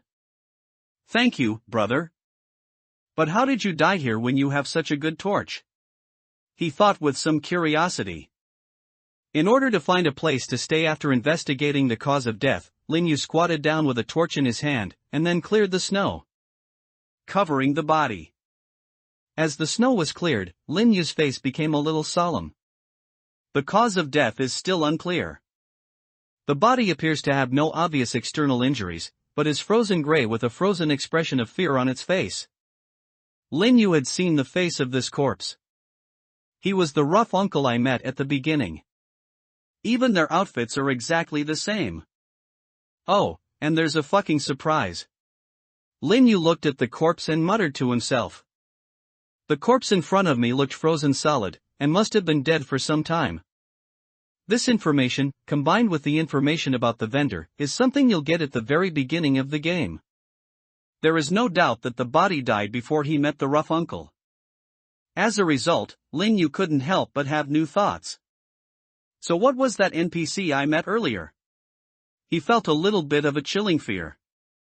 At the same time, Lin Yu also had strong doubts about whether the NPC had good intentions. That thing might not even be a person, and even if most of what he says is helpful, there might be one or two deadly lies mixed in. Combined with this point, the second upgrade task has a bit of a hint meaning.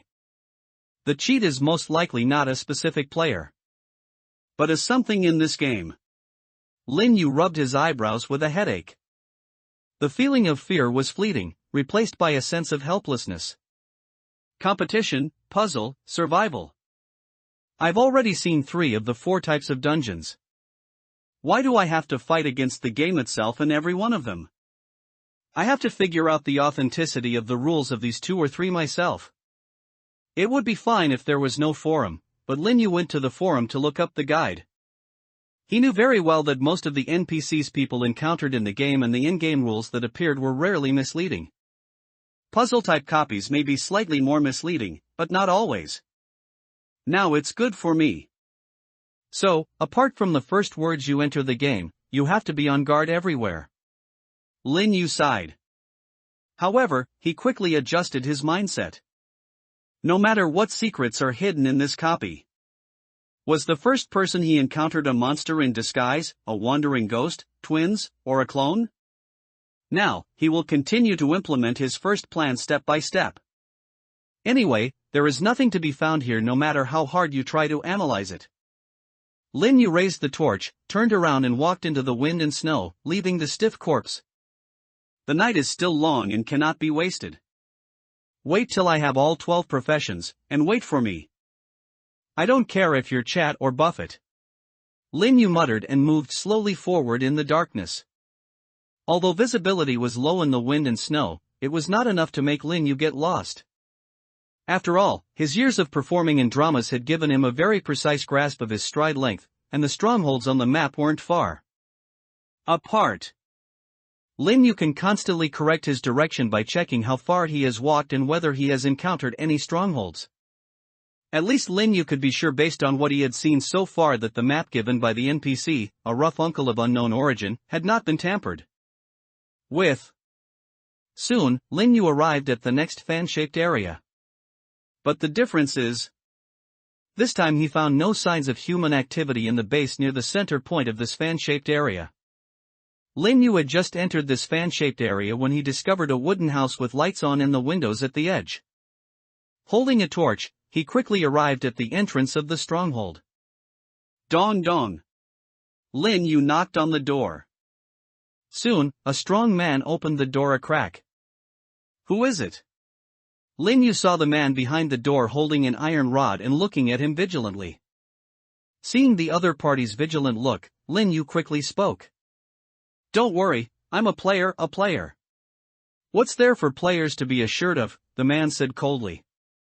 Didn't you receive the NPC's warning? Wandering around at night and traveling with others is very dangerous. The dark eyes behind the crack in the door remained alert. I got it, don't worry, I just asked a question. I don't know what your profession is, but I'm a teacher. I'm also an English teacher in real life.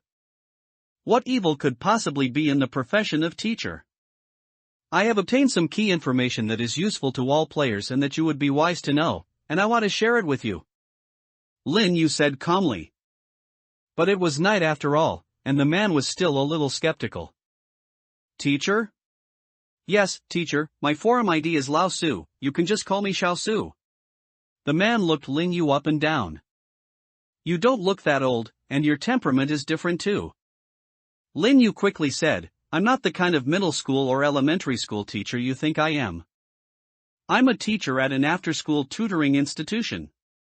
I specialize in teaching spoken English. Lord, what fools these mortals?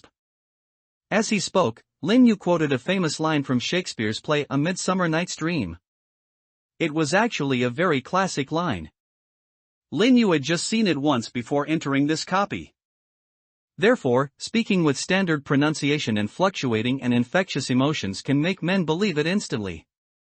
A very standard Cockney accent.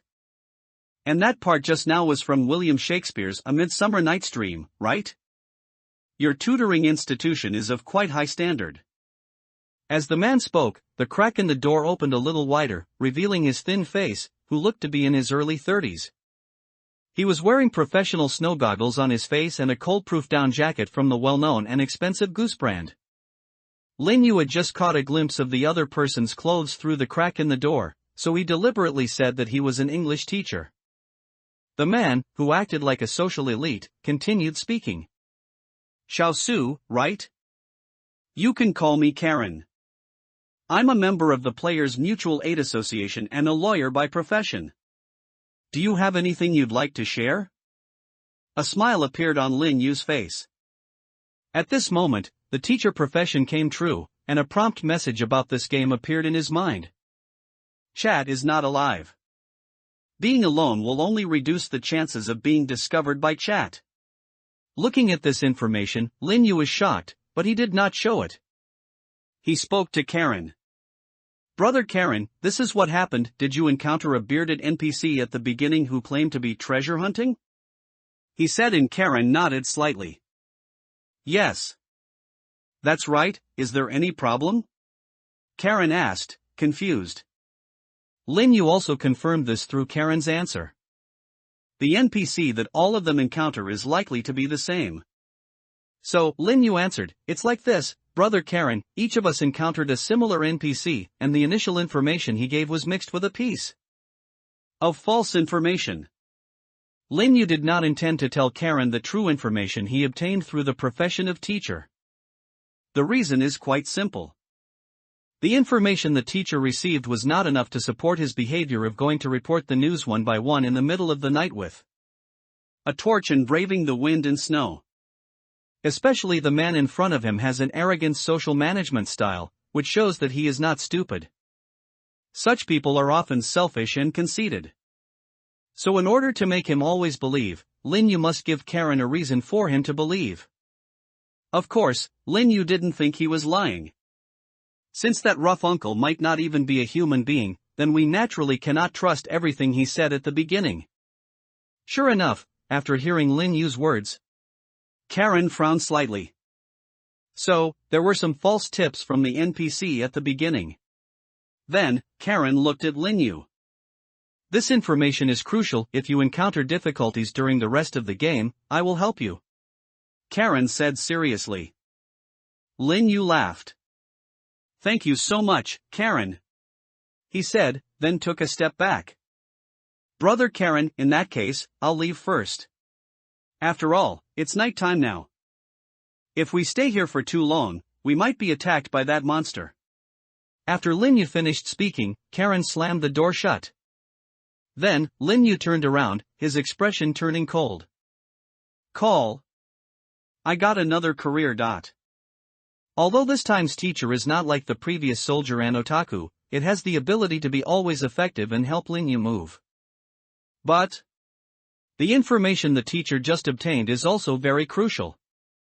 In this mysterious winter mountain, the information from the teacher made Lin Yu feel even colder on his back. Chat is not alive. Being alone can only reduce the chances of being discovered by chat. Although these two pieces of news were revelatory to Lin Yu, the content of the revelations also made Lin Yu's scalp tingle. Isn't chat alive? Once something is already dead, Lin Yu's sense of security brought by the soldier's physique and pistol is greatly reduced. Considering the rugged old man who was suspected to be dead at the beginning, it's hard to say whether chat has a physical body now. The second tip from the teacher made Lin Yu even more worried. Can it only be reduced in probability rather than eliminated? This means that even if you are alone, there is still a chance that chat will find you. Lin Yu realized. Now I have to hurry up. What if someone gets killed by chat tonight? Thinking of this, Lin Yu couldn't help but quicken his pace again. Soon, Lin Yu arrived at the next stronghold, a wooden house. Looking at the light coming through the window, Lin Yu spat, showing a fierce look that showed he was not to be messed with. He touched the snow off his face and then pushed open the door of the wooden house. After Lin Yu pushed open the door, the slightly plump woman who was eating baked potatoes around the stove stood up. You, what are you doing? Like everyone she had met before, the fat woman spoke in a panic. But this time, Lin Yu did not choose to show weakness or appease like before. Instead, he spat and spoke with a scoundrel expression. What bad luck! I finally found a base, but it was occupied by someone else. He looked at the other person viciously, with a very ferocious look. Hey, you guy, give me something to eat? The fat woman looked at Lin Yu, then took out a brick and held it up. I'm warning you, don't act rashly, don't force me to fight you to the death, she said, her voice trembling. Lin Yu looked at her with interest, his eyes filled with cruelty and mockery. Oh? What's your profession? Do you want to fight to the death with me? My profession is soldier, the fat woman said with a trembling voice. Lin Yu laughed exaggeratedly, his laughter was extremely harsh. Soldier? Ha ha ha ha. Do you think I will believe you? The fat woman bit her lower lip and said with some annoyance and fear, okay, my profession is homegirl, but the brick in my hand is real, don't act rashly. Besides, I've already cleared 7 dungeons. This isn't my only item. Be careful, or I'll fight you to death. Lin Yu nodded slightly when he heard this. Otaku and otaku girl can basically be regarded as the same profession. The only difference in their abilities is that otaku recovers their physical strength and injuries more slowly, but has an additional function that can reduce consumption when stationary compared to otaku girl. In other words, although the homegirl recovers faster, she still needs to collect a lot of food and water like ordinary people. The pile of baked potatoes piled by the stove of the plump woman in front of him was proof of that. This woman probably spent most of her time looking for food. Lin Yu looked at the other party and spoke in a cold voice. Playing with your life? Do you think I'm afraid of you? Go to the forums and ask around. When has this old man, sixth master, ever been a coward? You're just a homegirl, and you dare challenge a thug like me? I'm gonna kill you with a fucking torch. Have you ever been in a fight? Do you know how to use this brick? Lin Yu said this, shaking the torch in his hand. The otaku girl's expression changed slightly, and then she took a step back, her momentum weakened a lot. You. She stammered and was unable to speak. Lin Yu spat on the ground. Okay, stop being so nagging. I'm not taking over your house and I'm not going to kill you. I just want to share some potatoes with you. What's wrong with that? Hearing Lin Yu suddenly give in, the fat woman was a little stunned. Then, she said in a daze, really, big brother, aren't you here to occupy my house or kill me? Psycho, what good will it do to kill you? Lin Yu sighed. Although I'm a thug, I'm not a murderer. I'm really convinced. After emphasizing his profession again, Lin Yu felt that the other party believed it naturally. Soon, Lin Yu felt that he had acquired the ability of a thug. The fourth profession is obtained. Lin Yu exhaled and said, holding out his hand, I said, food. Give me something to eat and I'll leave right away. The fat woman woke up as if from a dream, quickly took 2 potatoes and threw them to Lin Yu from a distance. She asked hesitantly. Are you really going to leave? But it's dark outside, you might encounter monsters, right? It's more likely we'll encounter monsters when we're together, Lin Yu said bluntly. And you, idiot, I've already told you I'm a thug. I've long since ignored the rule that being out in the dark increases the probability of danger. After saying goodbye to the fat woman, Lin Yu, chewing potatoes, rushed to the next place without stopping. I got a rules exemption, but right now I'm not even sure what the rules of this game are, so I'll save it for now. Lin Yu muttered to himself, and then went to 2 more strongholds. Dong. Hello, I'm a player. You can call me Summer. My profession is veterinarian. I want to use my abilities to see if I can communicate with those snow monsters. Hey, bro, my ID is La Yao, and my occupation is thief. Hey, buddy, don't worry, I'm not here to steal anything. I'm just wandering around looking for something to eat. I was busy collecting firewood all day and I'm a little dizzy from hunger. The next 2 players Lin Yu met were one with the ID Feiyun and a profession of reporter. Another ID is called Level 8 Gale and his occupation is coder. Neither of them has much direct combat capability. The reporter's ability is enhanced, specifically increasing the reporter's movement speed. When moving towards humans, this movement speed is further increased. Coders are skill-based. After activating their skills, they can gain a lot of physical strength and energy in a short period of time, without having to eat or sleep, and at the same time greatly enhance their thinking speed, but after the ability ends, they will be weak for a long time. Lin Yu chatted briefly in different tones and expressions, then got the 2 professions of veterinarian and thief and left. Ha! The 6 fake identities I created based on the first dungeon are now all used up, Lin Yu rubbed his brow as he walked along the road. In the second dungeon, craftsman and student aren't very useful, but you can consider taking a doctor in case you get hurt. The 6 professions in the first dungeon are actually quite useful in this dungeon. But, does the doctor have to act according to April? Most of the interactions that woman had in the previous dungeon were with her boyfriend. For a moment, Lin Yu really didn't know how to act like she was alone. This character is also completely original. Lin Yu slowed down his pace slightly. At this moment, the snowstorm gradually subsided, and the night entered the darker second half of the night. Lin Yu also successfully found the 7th stronghold. A faint glow of fire also appeared in the windows of the 7th stronghold. Lin Yu knocked on the door gently. Soon, a lazy voice came from inside the door. Coming! Lin Yu adjusted his mindset, stood up and exhaled, and was about to play the role of a medical student. The door opened, revealing the face of a young man. The man was wearing a knitted sweater jacket, cotton trousers, and a furry red wool hat. He had a thin figure, a high nose bridge, deep eye sockets, and very three-dimensional facial features. Minority? Mixed race? Lin Yu was thinking in his heart, and the man with three-dimensional features and the woolen hat spoke impatiently. Hey, what are you doing knocking on the door at night when you're not sleeping? Damn it! A sentence in standard Hunan dialect caused Lin Yu's brain to shut down for 3 seconds. It took him a long time before he finally uttered the words he had prepared. Hello, my forum ID is May, and my occupation is? Before Lin Yu could finish his words, the other party interrupted him. Wait a minute, brother, the sleepy man raised his hand, his eyes gleaming with lightning.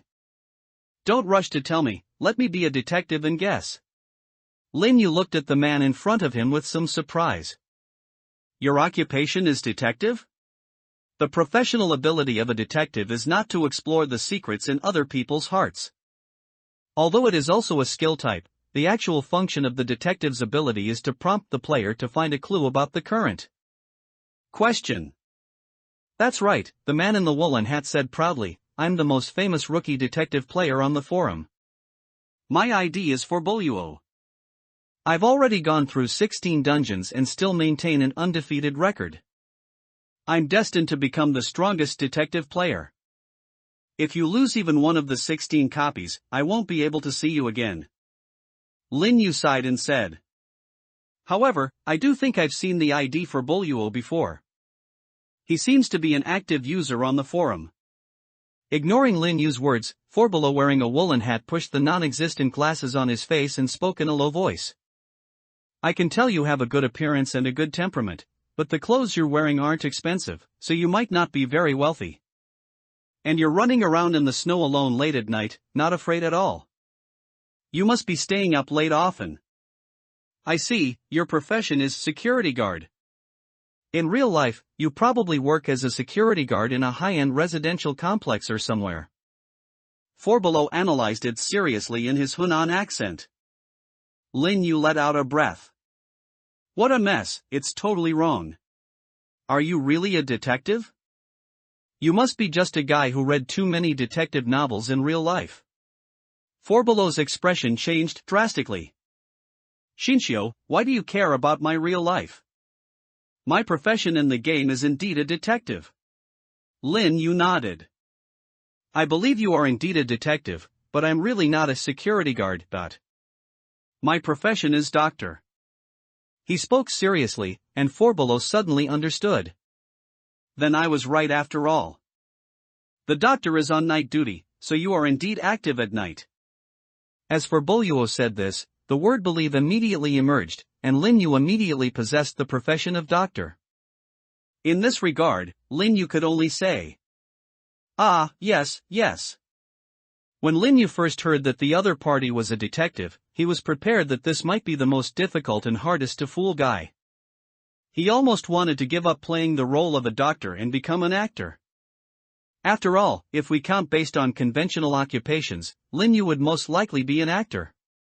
Lin Yu knows more about acting than medicine. If this detective suddenly said, let me test you on how to treat trigeminal neuralgia, Lin Yu would be sweating profusely on the spot. But this detective turned out to be the simplest and most trusting of the 7 players I've met so far. It seems that the awakening of career is indeed only related to life experience and has nothing to do with personal ability. Anyway, Doc, what are you doing running around so late at night?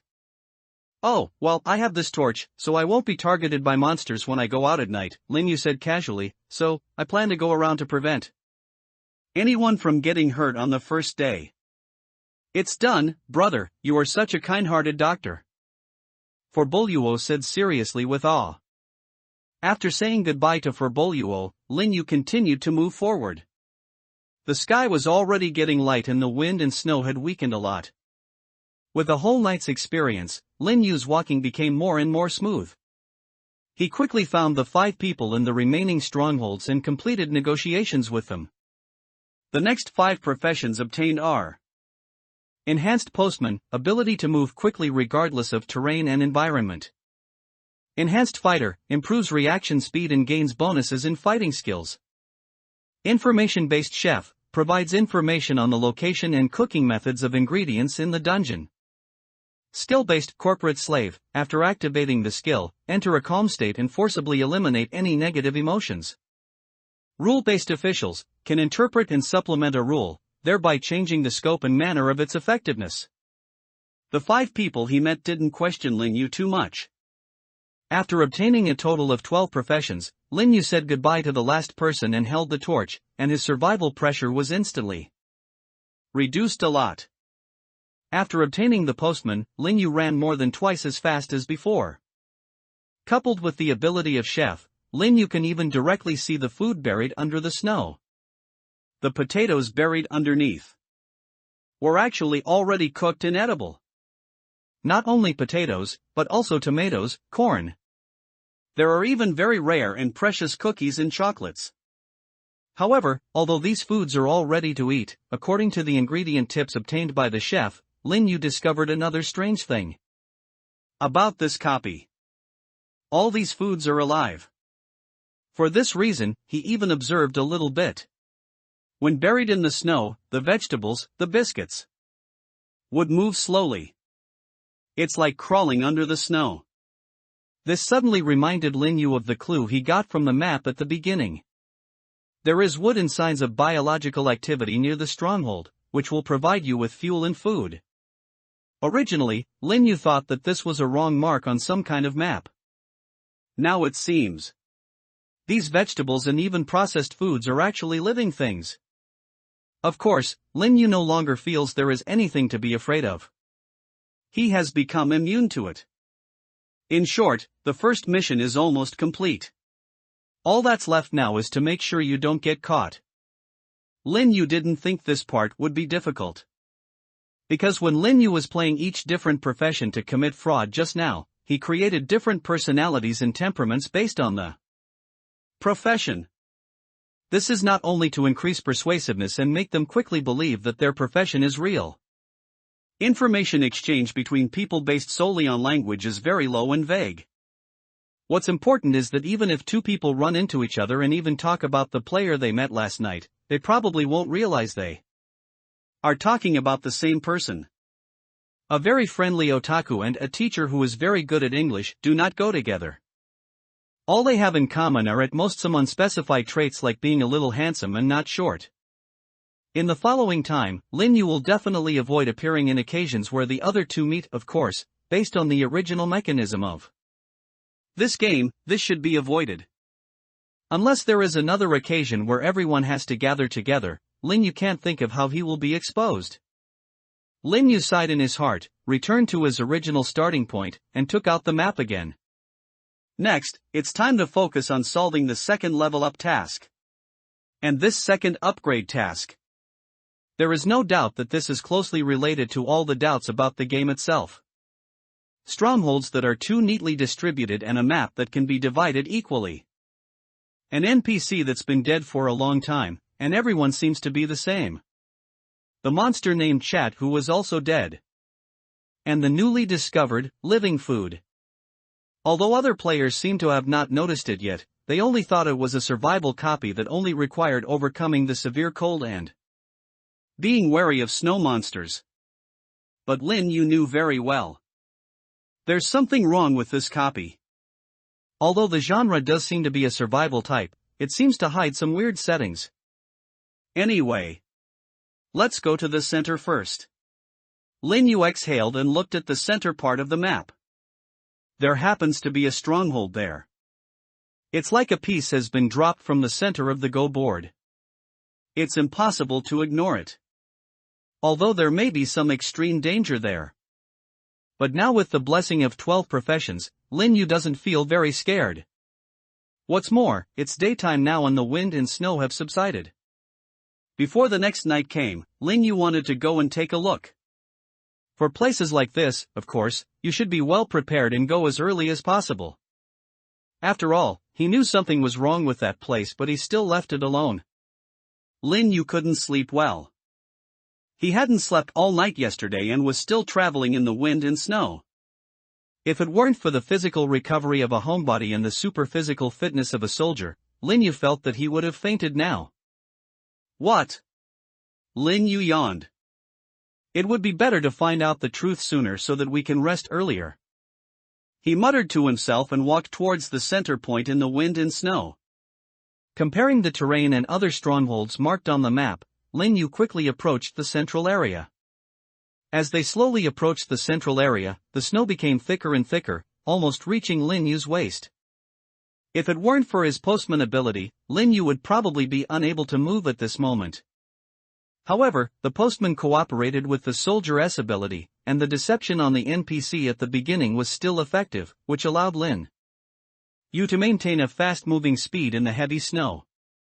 Soon, Lin Yu saw a small house in the distance that was almost half submerged in the snow.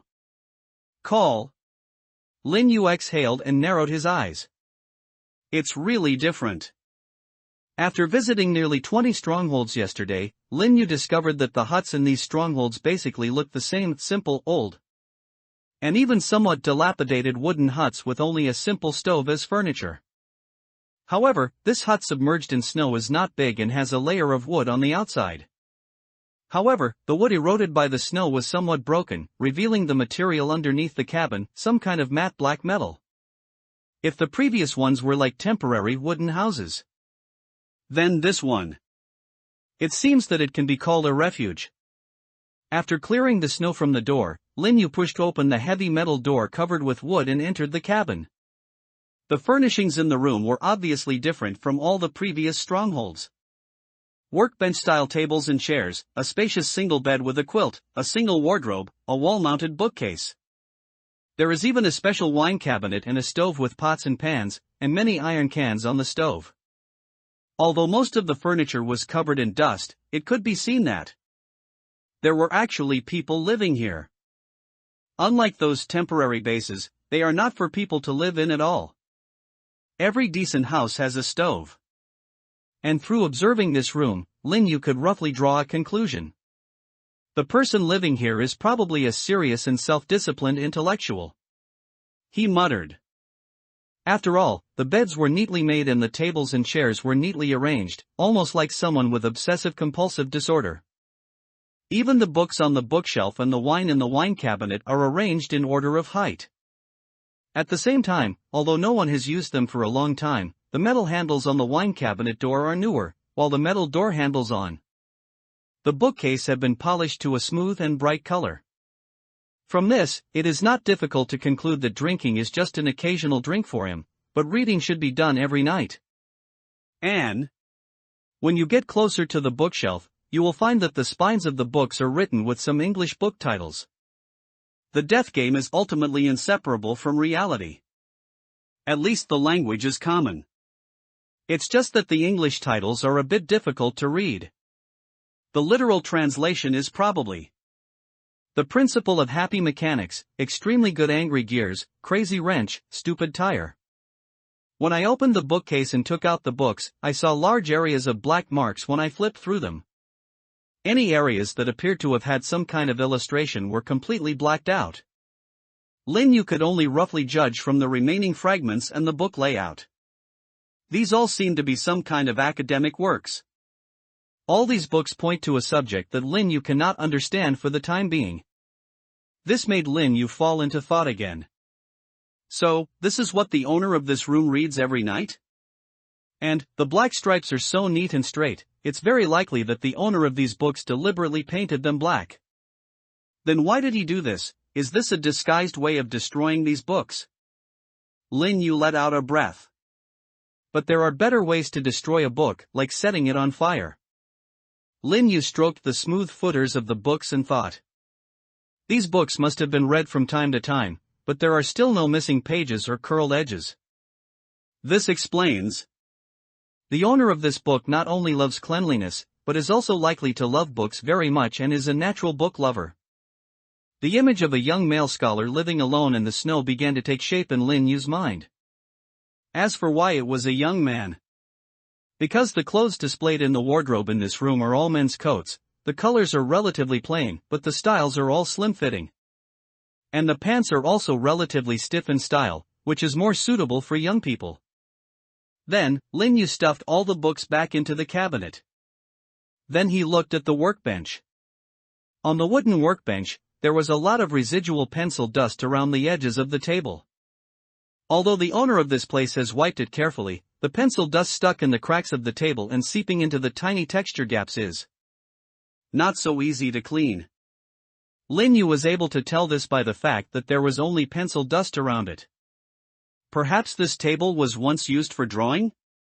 If you're just writing, pencils aren't used very often. They're also hard to find around the desk. Lin Yu knocked lightly on the table, wanting to see if there was any secret compartment hidden under this obviously heavy table. And just then, boom! The door was pushed open. At the door, a young man with handsome features and wearing a red woolen hat appeared. He looked at Lin Yu in the room, a little surprised, and then reacted. "Oh, you're the doctor I met earlier, May." The person who came was none other than the detective for Poro. He looked at Lin Yu, rubbed his hands, and looked very excited. "I didn't expect to see you here. It seems you're quite perceptive, May. For Boluo side, you came here because you discovered something strange about this place, right?" Lin Yu looked at Forboluo and quickly switched to the same personality he had used when facing the detective last night. A more serious and responsible night shift doctor. He coughed twice and said, "It happens to be mostly by chance." Lin Yu continued to ask. "Speaking of which, how did you find out there was a problem here?" "Of course, because I followed your lead and wandered around today, and I discovered that these strongholds are incredibly regular," Forboluo said, waving his hand.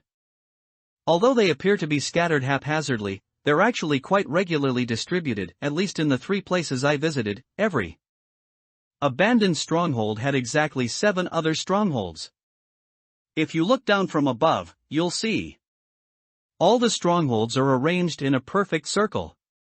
And according to my deduction, this current stronghold is the center of the circle." Lin Yu looked at Forboluo in surprise. He was somewhat amazed at Forboluo's spatial thinking ability. Lin Yu took out the map. "You're still quite capable, detective. I got the map from an NPC, so I was able to spot the clues and make this judgment." Lin Yu said this, took out the map and showed it to Forboluo. The detective took a quick glance and calmly waved his hand. "Sprinkle some water, basic drill, but as a doctor, you're pretty good at figuring out the clues by looking at the map." Lin Yu nodded, "But with the help of the map, I can discover more than you." "Have you noticed that all the strongholds on this map not only happen to fall within a full circle, but this full circle can also be divided into 12 equal sectors of 30 degrees? Lin Yu said this sincerely. Forboluo took a look and then nodded in surprise. "Really? That's an interesting discovery." Lin Yu exhaled, then said, "Although I am a doctor, but I am no worse than you, a detective. Rather, a doctor and a detective are a perfect pair, aren't they?" Hearing this, Forboluo laughed. "You're right. A doctor can heal others, so he should be the best partner with everyone." Lin Yu smiled when he heard his answer. "I see." Lin Yu suddenly took out the one-sentence lie detector and said, "I have a prop here that functions as a lie detector." After saying that, Lin Yu threw the lie detector to Forboluo. Clap! The polygraph hit Forboluo and then fell to the ground. Forboluo subconsciously dodged, then looked at the polygraph on the ground, looking up in surprise. "Ha! What are you doing? See if you have a physical body." As Lin Yu spoke, he already had another prop in his hand. The moment Forboluo lowered his head, Lin Yu had already taken the guaranteed hit revolver in his hand and pointed the gun at Forboluo. How could someone named Forbaro not understand the story behind the doctor and the detective? But I'm still glad you're real, fake. Or chat. In the beginning, Lin Yu actually did not doubt Forboluo's identity. After all, Lin Yu easily chatted with the other party about information related to these death games professions. And even though this detective's analysis of his profession was completely wrong during their first meeting, but he is indeed a genuine detective. Death Game will never give out professions randomly. What's more, the ability of the detective profession itself can allow people to quickly obtain clues. But the explanation given by Forbelow is precisely the most unreliable one. Because there is not enough time. No matter how talented a detective he was, if he wanted to reach the conclusion that there were exactly 7 strongholds next to each abandoned stronghold, he would have to visit at least 16 strongholds. But he's not that fast. But if that were the case, Linyu might not be able to rule out the possibility that this Forbelow was using some kind of prop to move quickly or increase his field of vision. Therefore, Linyu chose to take out the map for further exploration. After traveling all night last night, Linyu has confirmed one thing. This map has gaps. There are 13 players in this game. However, on this map, even if you include the center of the circle, there are only 97 strongholds and 12 abandoned strongholds. But Linyu did meet the other 12 players throughout the night. At first, after Linyu discovered that all the strongholds on the map could be drawn into a circle divided into 12 equal parts, he suspected that a player might have spawned in the center point. After actually walking through it last night, Linyu had confirmed. When this map was drawn, the area of each sector was expanded a little more. After dividing it into 12 equal parts, it hides an entire fan-shaped area. The area that was covered and hidden happened to be the area where Forbelow was. Linyu hadn't noticed it when he walked there because the area where Forbelow was located happened to be very similar in structure to his next area. After being pointed at by Linyu with a gun, Forbelow raised his hands in panic. I'm not a chat, I'm a player. Looking at Forbelow's genuine fear, Linyu could recognize it. The other party is not acting. But this does not mean that the other party is the real thing. After all, the rough uncle I met before was not acting. Whether it was the rugged uncle or Forbelow at this moment, both guys firmly believed that they were themselves. Otherwise, Linyu's previous deception of the rough uncle would never have been believed and come true. And so, Linyu looked at Forbelow and did not hesitate to use the bullet in his hand. A very experienced player on the forum had posted a strategy tip. According to statistics, whether it's a survival or brawl dungeon, the highest mortality rate occurs when encountering the monsters within the dungeon. This is often the first time you encounter a monster. Therefore, Linyu did not rely on his physical fitness as a soldier and the fighting skills as a thug to go forward and fight the opponent head on. He just shot straight away. Boom! After the gunfire, Forbelow fell to the ground in astonishment, with an expression of disbelief and fear on his face before his death. Even Linyu, who was absolutely certain that the other party was a fake, couldn't help but feel a little doubtful at this moment. Did I really kill the wrong person? However, it doesn't matter even if I kill the wrong person. I can't kill myself, right? But then, 2 things happened that proved that Linyu's judgment was not wrong. First is Forbelow's corpse on the ground. He melted quickly.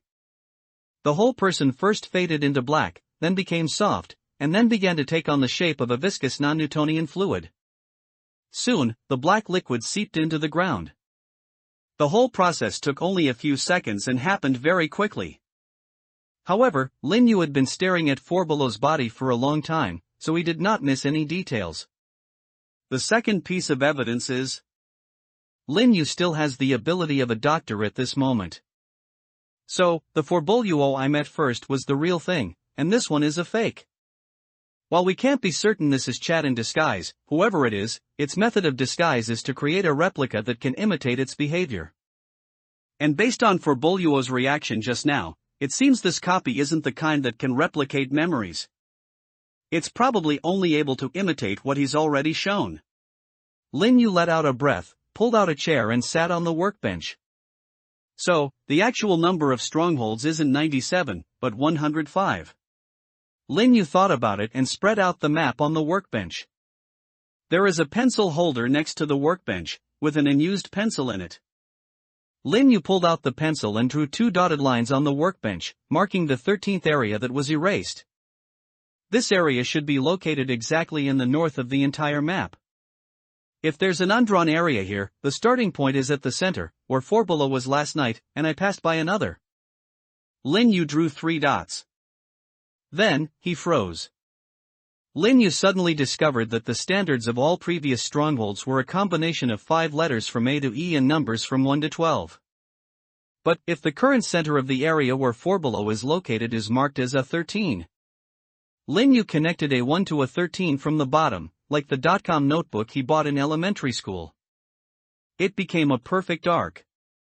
Next is to connect B1 to B12. Although the beginning is missing 2 points, if you fill in the 2 points in the missing area 13, it will become a curly lowercase h. The part connected to the C is in the shape of the letter E. The D part is in the shape of A. The E part is the shape of a connected T. Although these letters overlap, if you add the arc at the beginning, they will form the letter C. Put these letters in order from A to E to form a word. C, H, E, A, T, cheat. Chinese can be translated as deception, scam. Lin Yu let out a breath. So that's how it is. This area is hidden so that people can't connect these letters. When this word appeared on the map, everything seemed to be connected. The monster you mentioned at the beginning, chat, might actually be called cheat. So, since the base on this map suggests this is all a scam, the swindler who gave me the rank up quest is probably the one who orchestrated this scam. Lin Yu murmured. Although I'm still unsure who the liar is, I finally have some clues about the second level up mission. But sitting in the room, looking at the map in his hand, Lin Yu let out a long breath. Moreover, after shifting my attention away from the puzzle of the level up quest, Lin Yu also realized that he now has a great advantage in this task. Anyway, this room should be the warmest one, and I don't need to collect extra fuel and food. Besides, there should be other clues hidden in this room. Thinking of this, Lin Yu couldn't help but feel a little regretful. If I had known this, I would have considered being a detective as a career. Lin Yu said with a sigh. If there were a detective, he would be able to tell me what's wrong in this house. Thinking of this, Lin Yu suddenly realized something. Wait. Although the Falpolo just now was an imposter, he didn't have any detective abilities. But in this copy, there really is a detective. As soon as this thought came to Lin Yu's mind, he began to weigh the pros and cons. First, if I could get Forbolto here and have him use his detective abilities to help me investigate this house, then in the following time, it is inevitable that I will have to stay with 4 below for a long time. The other person seems to be a good person, but you can never know a person's true heart through his appearance. Although Lin Yu showed friendliness to each of the other 12 players he met, Lin Yu knew in his heart. This copy is actually not a cooperative type copy. Although there's no clear confrontation, and there are no rules-based rewards for killing other players. But in extreme circumstances, one less supply is a reward in itself. He had to defend himself. What's more, even if 4 below had no ill will towards him. Just to let 4 below know what he was doing, Lin Yu had to think carefully about whether it was worth it. After all, the more 4 below knows and the more he understands himself, the more likely he is to doubt himself. Moreover, if the subsequent puzzle solving involves the truth of this copy, and this truth happens to be related to one's own upgrade task, if there was even a slight possibility that the other party would know that his profession might be a fraudster, these are things Lin Yu absolutely doesn't want to see. As for the fact that 2 people together are more likely to attract chat, this doesn't make Lin Yu too worried. This can hardly be called a problem. Lin Yu tapped his fingers on the table when he thought of this. Tuck, tuck, tuck. After thinking for a long time, Lin Yu suddenly sighed. What a pig brain. Completely stuck in a rut. He sighed, and then suddenly felt enlightened. Isn't it enough for me to use up his abilities and then silence him? When Lin Yu thought of this, his mood suddenly became cheerful. In this way, even if 4 below intends to harm him, he doesn't have to worry. Of course, it is not impossible to let Lin Yu search the room carefully. But in that case, I don't know how long it will take. For Lin Yu, this is unacceptable. Although 7 days is a lot of time. However, Lin Yu didn't know how many mysteries were waiting for him in the follow-up, so he didn't dare to gamble that he had plenty of time. Lin Yu let out a breath. Call. Thinking of this, Lin Yu also prepared for the next action. After taking a few bites to replenish his energy, Lin Yu chose. Take a short break first. He was truly exhausted after traveling for so long, and after just coming face to face with chat. The most important thing is that Lin Yu's brain has been running at high speed and in a tense state, and he is a little mentally tired at the moment. There was even a slight brain fog phenomenon. Therefore, Lin Yu felt that he should take a break. Call. Time pressure is one thing, physical condition is another. Lin Yu still knows how to prioritize. In the current situation, although time needs to be saved, rest must always be guaranteed to a minimum. After all, this copy lasted for a full 7 days. It is impossible for Lin Yu to not sleep at all. He lay on the wooden bed. What made Lin Yu most happy about this little house was that there was even a small wooden clock next to the bed.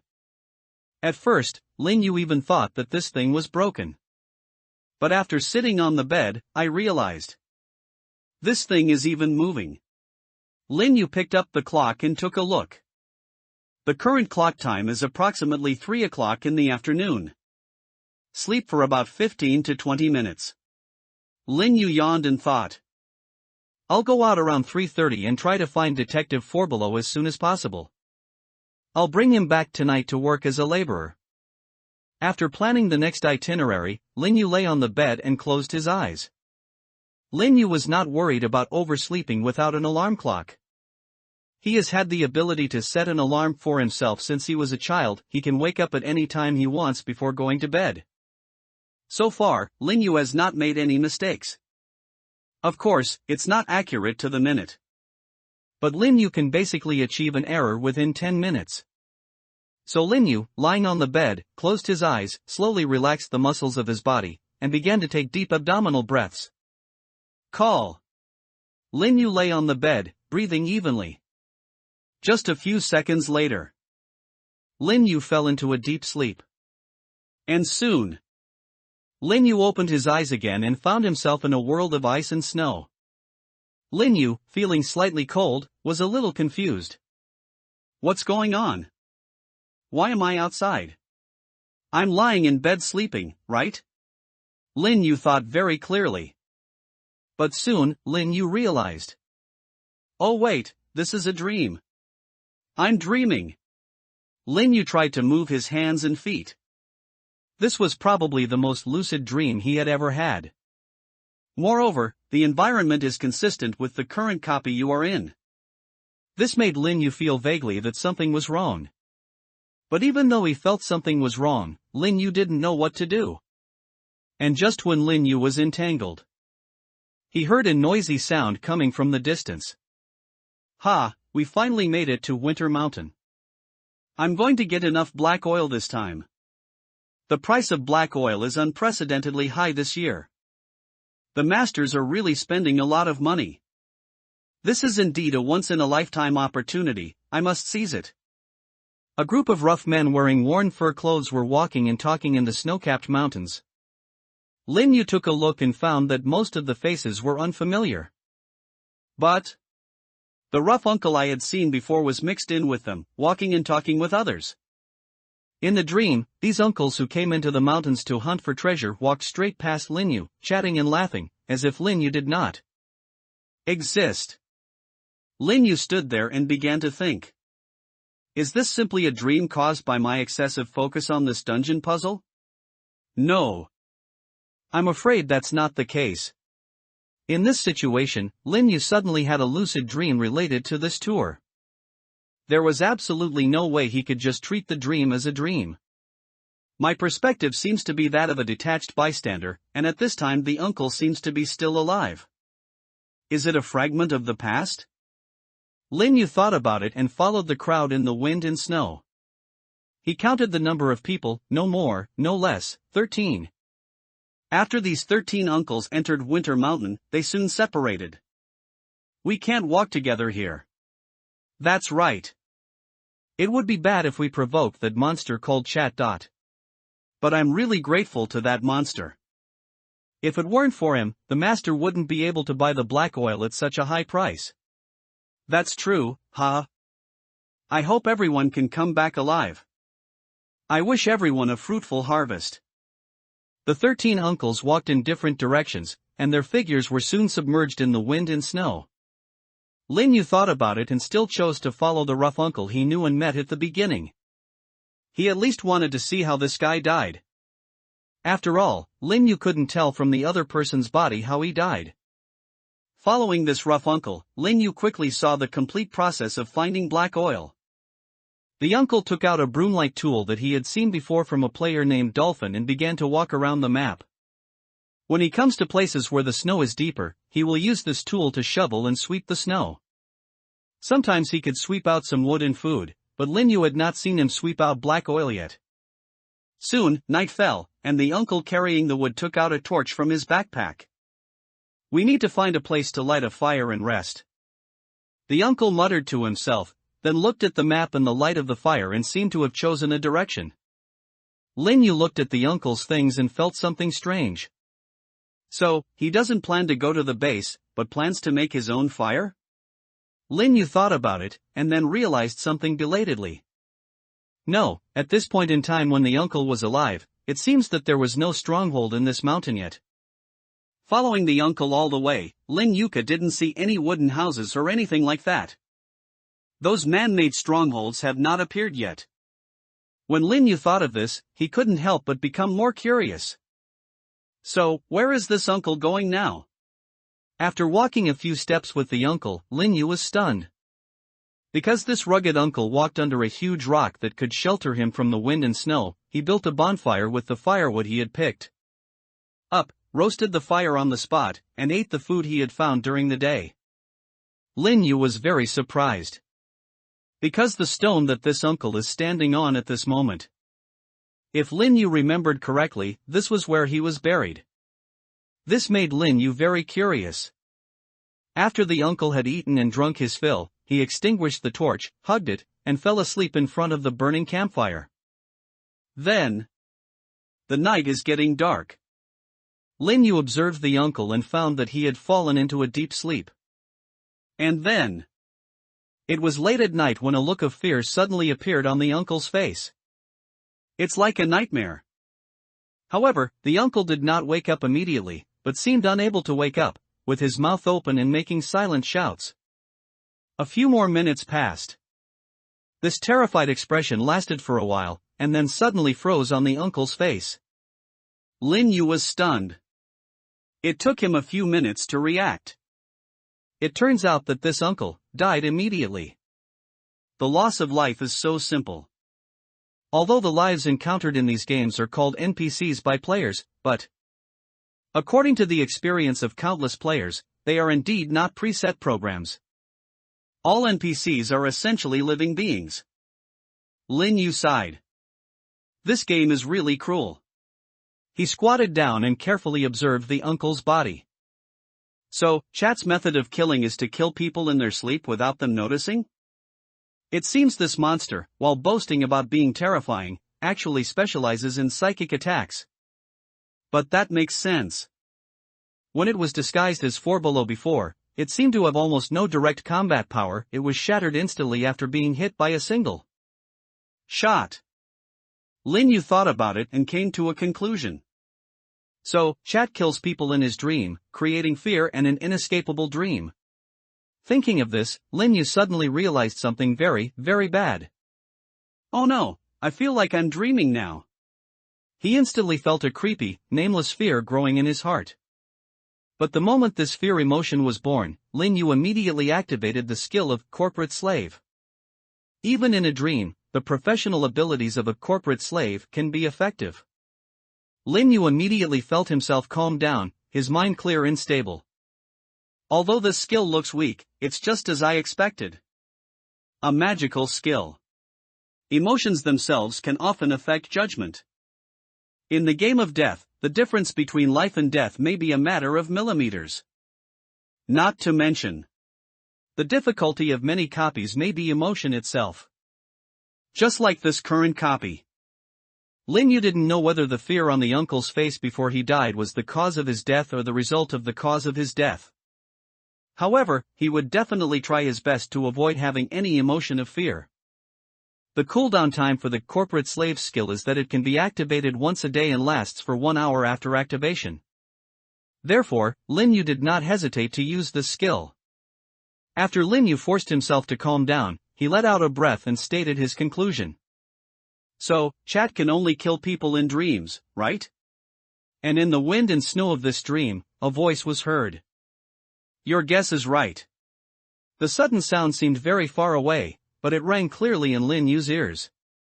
If Lin Yu was not in the emotionally stable period brought about by his corporate animal ability, he would probably be shocked. But at this moment, Lin Yu was very calm. He looked around and saw no one. Then, Lin Yu thought for a while and asked directly. Who are you? The voice responded as expected. It doesn't matter who I am. What matters is that you remember the tips I gave you. You are the smartest person this time. I hope you can escape or put an end to this. The voice said, then. Lin Yu opened his eyes from the bed. He woke up naturally and looked to the side. The hands of the bedside clock pointed to 3:35. After opening the door, seeing that it was still not dark, Lin Yu chewed and swallowed the food in his mouth, feeling completely relieved. Just now, after he got up and saw the time on the alarm clock, he felt more energetic than ever before and thought he had slept until 3:35 in the morning. But now it seems. I guess I underestimated the efficiency of otakus in recovering their physical strength. Lin Yu muttered, holding a torch and preparing to go out to look for Forbelow. But when stepping on the snow, Lin Yu discovered a new surprise. The postman's ability disappeared. This surprised Lin Yu a little. Did the guy who was deceived into being the postman see through my lie? Impossible, it's hard for him to see through my lies. Lin Yu thought of the person who had deceived him into believing that he had the ability of a postman.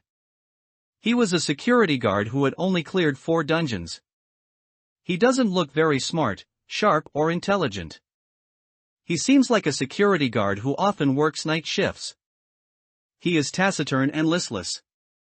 Lin Yu didn't think that guy could suddenly see through the lie on his own. Unless he met someone else. But in that case, it shouldn't be just one ability that disappears. Lin Yu checked and found that the remaining 11 professional abilities were still effective.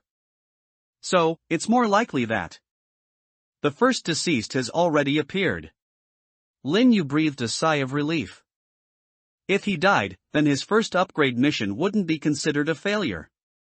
After all, the completion conditions for the first upgrade task are like this. During this game, tell each player a different, completely contradictory lie, and activate the trickster class ability to make it come true. Do not reveal or discover any of the lies until the end of the game. It needs to come true when it's activated, but that coming true doesn't need to last until the end of the game. What needs to be maintained until the end of the game is that the lie isn't exposed or discovered. In other words, the death of someone who believed my lies does not mean my mission has failed. Lin Yu let out a breath. So, in fact, in order to ensure the optimal solution for the first upgrade task, this game player may even kill everyone who believed him after he tells the lie. However, Lin Yu would not do that. It's not that he is kind-hearted and unwilling to kill for his level-up mission. Mainly, it's not like Lin Yu just needs to complete a level-up task. In order to survive this dungeon, the more other players alive the better. For every player that survives, Lin Yu will have one more available professional ability. Just like now. After the security guard died, Lin Yu's movement in the snow was noticeably slower than before. Of course, the soldier's physical fitness was still there, so although it was slow, it wasn't too much slower. Lin Yu quickly checked the map and memory and found the base where he had encountered Forbelow before. However, Lin Yu did not find any trace of Forbelow near this stronghold. The door to the stronghold was open and the furnace inside was extinguished. The nearby snowfield clearly looked like it had been thoroughly searched by someone. Although a thin layer of snow had fallen on it, it was still a mess. This detective is quite capable. He collected all the supplies here in just half a day. Lin Yu kicked the snow on the ground casually and activated the ability of chef. The food was basically gone. The door to the joint base was open, and the detective was nowhere to be seen nearby. Should it be transferred? Lin Yu thought about it and turned to the nearest stronghold. And sure enough, after trudging through the wind and snow for a while, Lin Yu saw Forboluo trying hard to dig firewood out of the snow at the nearest stronghold. This tall, foreign-looking detective changed his hat. He no longer wore the bright red woolen hat, but a furry winter hat with ear protection. This made him look like Santa Claus, instantly transformed into a former Soviet political commissar. Of course, they are all Hunan province versions. Yo, detective. Lin Yu and Forboluo greeted each other. Forboluo heard the sound coming from the wind and snow, raised his head, and laughed while holding the firewood. Oh, it's May. What a coincidence. We meet again. It seems our two bases aren't far apart. As Forboluo spoke, Lin Yu shook his head. No, actually it's quite far away, Lin Yu said, moving closer to him, but I just came here specifically to find you. Find me? Forboluo was a little surprised. Is there anything you need? Of course I need to use your ability as a detective, Lin Yu said naturally. I've discovered some puzzles related to this game dungeon, but I can't leave on my own. Could you please come with me? When Forboluo heard Lin Yu's words, he also became interested. A puzzle? If that place isn't far away, I can go with you to take a look. I don't want to run too far, it's freezing cold, my toes are going to freeze off. Besides, if the two of us act together for too long, we'll be targeted by that chat. Lin Yu listened to Forboluo's words and did not lie. Instead, he spoke frankly, no, that place is a bit far. Then I won't go. I don't want to be cold and run the risk of being killed by monsters, said Forboluo. After all, I'm an armchair detective. He held the firewood and declined politely. Lin Yu smiled and said, you don't have to worry too much about this. Have you found a way to stay warm and avoid being killed by monsters?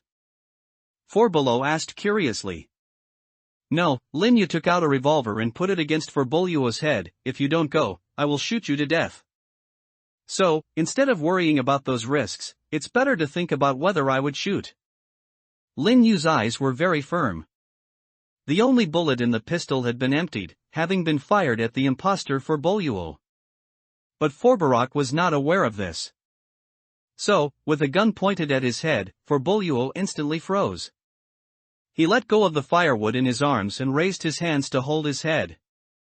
No. Brother Wu Yu, what are you doing? Actually, I'll go if you persuade me a little more. I'm a detective after all. I love solving mysteries. I really love solving mysteries. Forboluo said this, his voice trembling. Monsters or cold weather can't offset my passion for puzzles. So, Brother May, could you please put the gun away first? I'm a little afraid of accidental discharge. Tell me, have you found anything? Lin Yu, holding a gun, sat on a chair and asked as he looked at Forboluo, who had circled around the room 3 times. The detective turned around and looked at Lin Yu with a serious expression. Indeed, there are discoveries. This house is warmer than I thought. As Forboluo said this, Lin Yu sighed. Dear Mr. Forboluo, my time is precious, and so are my bullets. Please activate your detective ability immediately, or I'll take action. As Lin Yu spoke, Forboluo no longer dared to slack off and quickly spoke. Well, actually I've found the most wrong thing in this room. Forboluo said, pointing to the workbench. That table has a hidden mechanism. Lin Yu frowned slightly. Trick? Why didn't I find it? You know, that table is the place where Lin Yu focused his investigation. He knocked everywhere, but found nothing wrong. After all, Lin Yu met Chat when he was inspecting this table, so he had reason to suspect that Chat did not want him to continue investigating this table. However, after repeated investigations, nothing was found to be wrong. This made Lin Yu think that it might just be a coincidence. But Forbolo shook his head.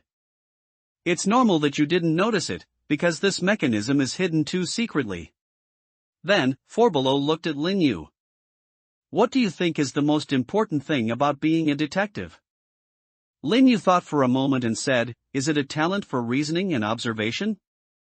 The ability to find clues and then unravel them to deduce the meaning behind them? No, Forbolo shook his head. The most important thing for a detective is knowledge. Forbolo pointed to his head and said, you don't need to have a particularly deep understanding of any one area, but you do need to know a little bit about everything. The night stars, the scent of herbs, the hardness of rocks, the styles of fighting. In short, every great detective must be a learned polymath. That way, when you want to know the truth, those circumstances that seem like a fog to ordinary people, no big deal, will become friends who will answer your questions. Therefore, I don't need to activate my detective ability yet. Forbolo walked over to the table and gently nudged the workbench. This workbench is made of the wrong material. It has a straight grain, is brittle, and stains easily. It's balsa wood. This kind of wood is usually used to make small boxes or boards. Few people would use it to make tables. And even if it's used to hit a table, it shouldn't be so heavy. The weight I just pushed up is almost as heavy as hitting the elmwood from my hometown. So, this thing isn't made entirely of wood. I presume it's like this house, a wood-clad metal structure. As Forbolo said this, he looked at Lin Yu and scratched his butt very confidently. My advice is, if you're looking for something wrong in this house, you can just chop it up, or burn it. Lin Yu heaved a sigh of relief after hearing Forbolo's confident words. He picked up the black torch and lit it without saying anything. The pale flame burned the wooden board, leaving a black spot, and then it quickly set the board on fire. Forbolo looked at Lin Yu, who was so decisive, and felt a little curious. You trust me so much? He said in great surprise. The rising flames over there quickly covered the entire table and burned quietly. What you said makes sense. Why shouldn't I believe you? Lin Yu looked at the burning table and spoke calmly. Forbolo shook his head. Normally, it would be difficult to convince them if I didn't tell them I had activated my ability. He sighed, whether it's the death game or reality, everyone is stubborn and nothing can stop them.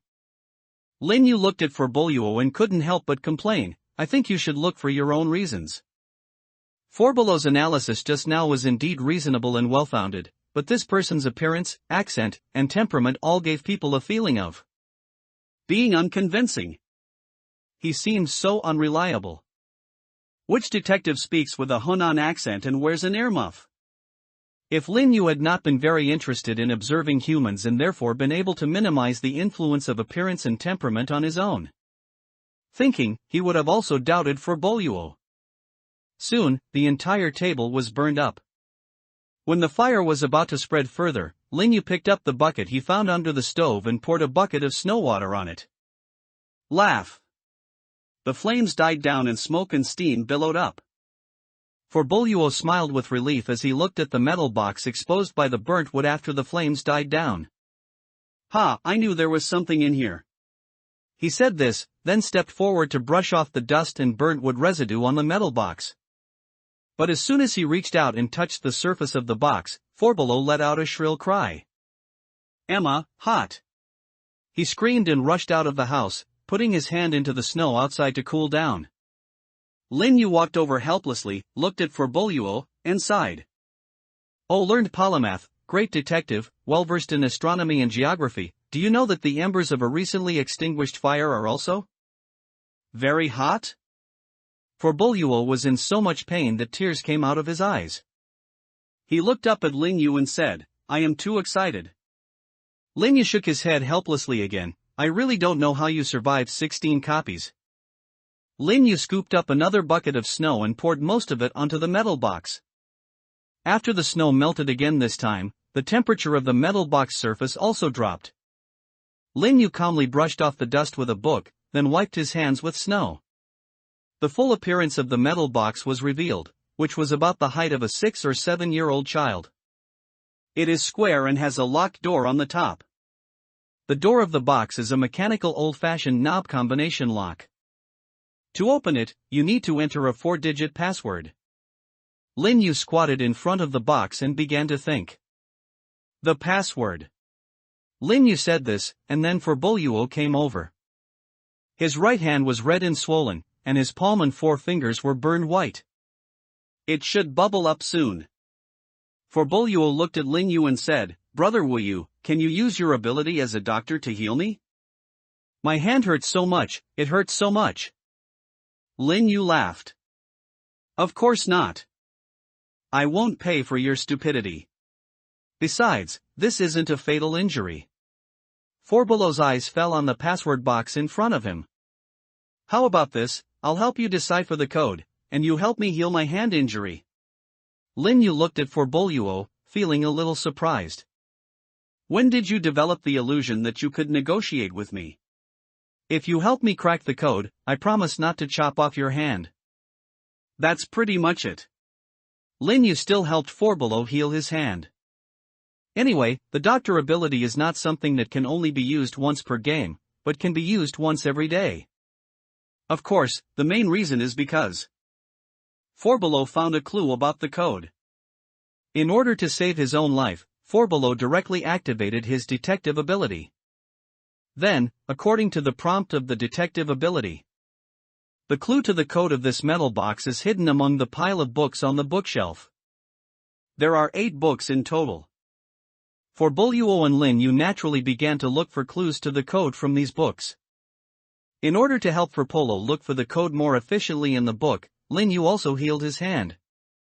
The two of them sat around the fireplace in the room, flipping through the large, black-covered books, but they had no idea what to do for a moment. Soon, it got dark. Forboluo put down the book in his hand and looked at Lin Yu. "Boss May, is there food? I'm hungry." Lin Yu looked at Forboluo and said helplessly, "Didn't you gather a lot of food? Can't you just eat it yourself when you're hungry?"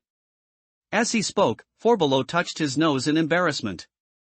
"Boss, aren't you thinking there's a pot here? Eating cold food all the time makes my stomach uncomfortable. I want to eat something hot." Lin Yu flipped through the book Stupid Tire in his hand, then said without looking up, "Then go ahead and just cook as usual." Forboluo was a little embarrassed. "Well, actually I'm not very good at cooking." As he spoke, Lin Yu raised his head and sighed. "I'm hungry too." After spending some time together, Forboluo's initial fear of Lin Yu had dissipated a lot. Perhaps it was the hand treatment incident just now, combined with Lin Yu's profession as a doctor and the pretentious speech he made when he first met Forboluo, that made him misjudge Lin Yu a little. However, Lin Yu was too lazy to correct these. After all, if Forboluo is kind to me, it would be a good thing. Seeing Lin Yu walking towards the kitchen with the book upside down, Forboluo quickly stood up. "Boss May, don't worry, I won't eat your food for free." Forboluo said this and took out an eco-friendly shopping bag from his arms. Then, Forboluo opened the bag and took out peanut oil, a piece of pork belly, a box of eggs, and a lot of vegetables and seasonings. Lin Yu was shocked. "What the hell is this?" "Oh, this is the item I got in the 12th dungeon, the discount shopping bag," Forboluo said proudly. "It can take out a lot of discounted ingredients from the fresh supermarket every time. The cooldown period is 48 hours. If it's not taken out, the stuff will stay inside." "This thing is really a magical tool," Lin Yu said with emotion. "Why didn't you take it out earlier?" "Because I can't cook," Forboluo said confidently. "This thing only comes out raw, never cooked, and it's usually expired food. I would only eat the contents if I was starving. I ate the raw eggs in the last dungeon, and before the dungeon was over, I was so exhausted I almost died." As Forboluo spoke, Lin Yu reluctantly took the ingredients. "If you don't work hard, You won't be able to tell the difference between the 5 grains. Lin Yu commented. However, according to the professional abilities of the chef, these ingredients are indeed edible. Lin Yu had been having a hard time these days eating biscuits and simple baked food. Even though there were canned food to eat in this house, his quality of life did not improve much. Now that there is stir-fried food to eat, Lin Yu naturally would not refuse. Soon, Lin Yu prepared braised pork belly with beans, scrambled eggs with tomatoes, and cooked porridge with rice and spinach. After turning off the fire, he and Forbolo sat in the kitchen and started eating around the pot. Forbolo couldn't help but sigh. That's right, your cooking is just as good as what you get at a restaurant. I love this heavy oil and salt. You cook at home often, right? Lin Yu ate scrambled eggs with tomatoes and shook his head. No, I hardly ever go into the kitchen at home. After all, there is my older sister Lin Zhao at home, and she is usually the one who cooks. Forbolo was in awe. You are a real culinary genius. Have you ever considered giving up being a doctor and opening a restaurant to make money? Lin Yu smiled and said, that's tiring. That's what my family does. Although I don't do much, my skills are still good, and that's also because of the influence of my family. Forbolo glanced at Lin Yu's slender hands and thought, Is that so? After the two of them finished their meal, Forbolo washed the pot very attentively, and then continued to look through the books. Maybe it was because I had a full meal that my mind became much more active. When Lin Yu went back to look through those books, he suddenly realized something.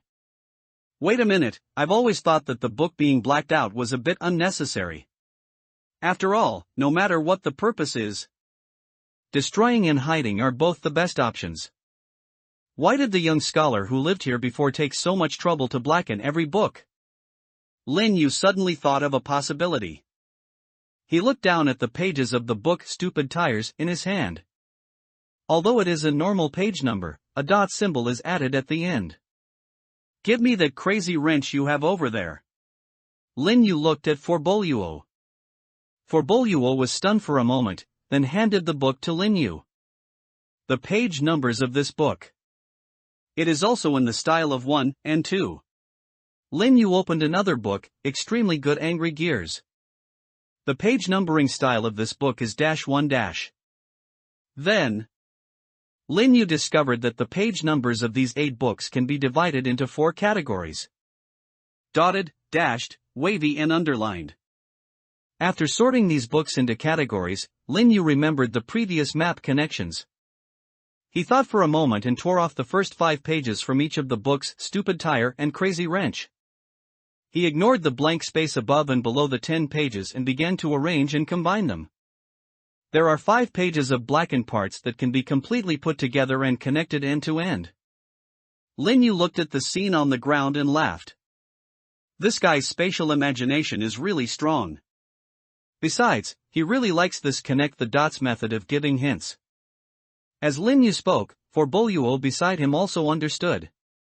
So, these blackened parts aren't meant to hide anything, they're meant to complete a puzzle. After tearing off all the pages and eliminating the interference options, Lin Yu and Forbolo quickly put all the puzzles together. The torn pages of the book were spread out on the floor of the entire wooden house. This work is quite time-consuming and labor-intensive, and it is already late at night. The scattered pages on the ground formed 4 huge numbers: 9, 4, 5, 7. Seeing these 4 numbers, Lin Yu nodded with great satisfaction. Okay, the password should be a combination of these 4 numbers. I just don't know what the order is yet. There are 4 is not equal to 24 possibilities for any arrangement or combination of 4 numbers. There are 24 permutations and combinations, so there is plenty of time to try them one by one. However, Lin Yu did not dare to gamble. What if this box had some self-protection mechanism and would self-destruct if the wrong password was entered? Thinking of this, Lin Yu squatted on the ground and began to think. But Forbolo spoke. The correct sequence should be 5497 or 7945. There are only 2 possibilities. I prefer 5497. Listening to Forbolo's words, Lin Yu looked at him with some surprise. How did you come to this conclusion? Forboluo shrugged. It's very simple. These two books are not randomly arranged in groups. The contents of these books are very interconnected, they all seem like textbooks for the same course. Two similar books are usually of similar difficulty. The difficulty increases in the order of 5497, the order of when the books were written is also the same. Forboluo said calmly. Lin Yu felt incredible. You can still recognize it after it's painted like this? Of course. Even though it's blacked out, the blackened area itself represents the number and complexity of the formulas, not to mention that there are actually quite obvious hints in the contents of these books. Forboluo said, squatting down and pointing to one of the pages that made up for. Look, there is a note in the content mentioned on this page of the book, quoting the content in 5.75.94797.74. As Forboluo spoke, Lin Yu looked at him, somewhat shocked. Although this guy seems a bit off the mark, his ability as a detective is pretty good. Now Lin Yu is a little convinced that this guy is a professional detective. You remember all these little details. It's no big deal. I can even understand what these things are talking about from just a few words, Forboluo said proudly. The subjects these books talk about probably use emotions as fuel and raw materials. Click. Forboluo was interrupted by the sound of a combination lock snapping open. Forboluo looked at Lin Yu angrily. Hey, why don't you listen to what others say? While Forboluo was admiring himself, Lin Yu had already run to open the box. Sorry, Lin Yu opened the box door without looking up. I'm more concerned about what's inside this box than the contents of these books. Let's talk about the background setting of this dungeon later. Lin Yu said as he opened the box door. Forboluo looked at Lin Yu and came over. Well, I am indeed curious about what is in this box. After opening the box, inside was a transparent file bag. Inside the file bag was a black notebook, a white ID card and a key. It appears to be someone's personal belongings. Lin Yu opened the file bag without hesitation and then looked at the white ID card inside. The back of the card is printed with a black logo of a burning book, and the front of the card records simple information about the owner of the card. Name, Will Valetti. Sex, male. Identity, independent researcher. Clearance, B3. Region, Winter Mountain. Next to it was a photo of a somewhat gloomy young man with curly hair wearing a white uniform shirt. His face was slightly scratched. It seems that this is the owner of this room. Lin Yu muttered. Then he opened the notebook. Only the front third of the thin notebook was used, and it was filled with something like a research diary. August 8th, blizzard. The recorder shows there's a leak here. Damn it, there's not even a living person here. How could there be a leak? August 8th, blizzard. I slept poorly last night. I wandered around today, but didn't find anything. The few nearby human settlements have been abandoned for a long time. August 8th, blizzard. I've been having nightmares lately. This place is terrible. Do I really need to write about the weather? It seems like it snows forever here. Anyway, I don't have any idea what to do today. Another week and I can leave here. August 8th, blizzard. We dug up some pretty ominous stuff. Have so many people died in this place? And there's not a single soul left on the bodies. It's too abnormal. August 8th, blizzard. Is there a monster called Chat in this mountain? My dreams are getting more and more chaotic. When the signal is restored, I'm going to call for reinforcements. August 8th. Damn it, what the hell is going on in this place? Why are there such horrible monsters? I'm in such a bad state. I'm going to take a gamble tomorrow. August 8th, I understand what happened here.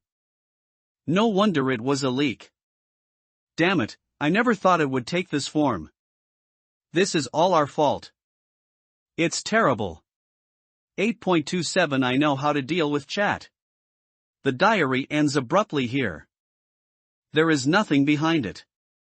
Watching the handwriting in the diary change from neat to messy, Lin Yu seemed to feel the increasingly worse mental state of the person who wrote the diary at that time.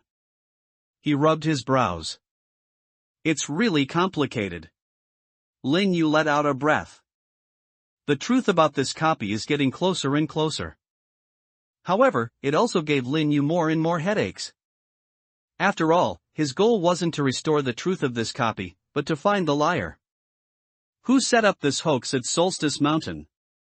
Lin Yu still had no idea. Meanwhile, Four Below spoke again. Thank you, May. Thank you for bringing me here. Lin Yu looked to the side and saw the great detective speaking sincerely.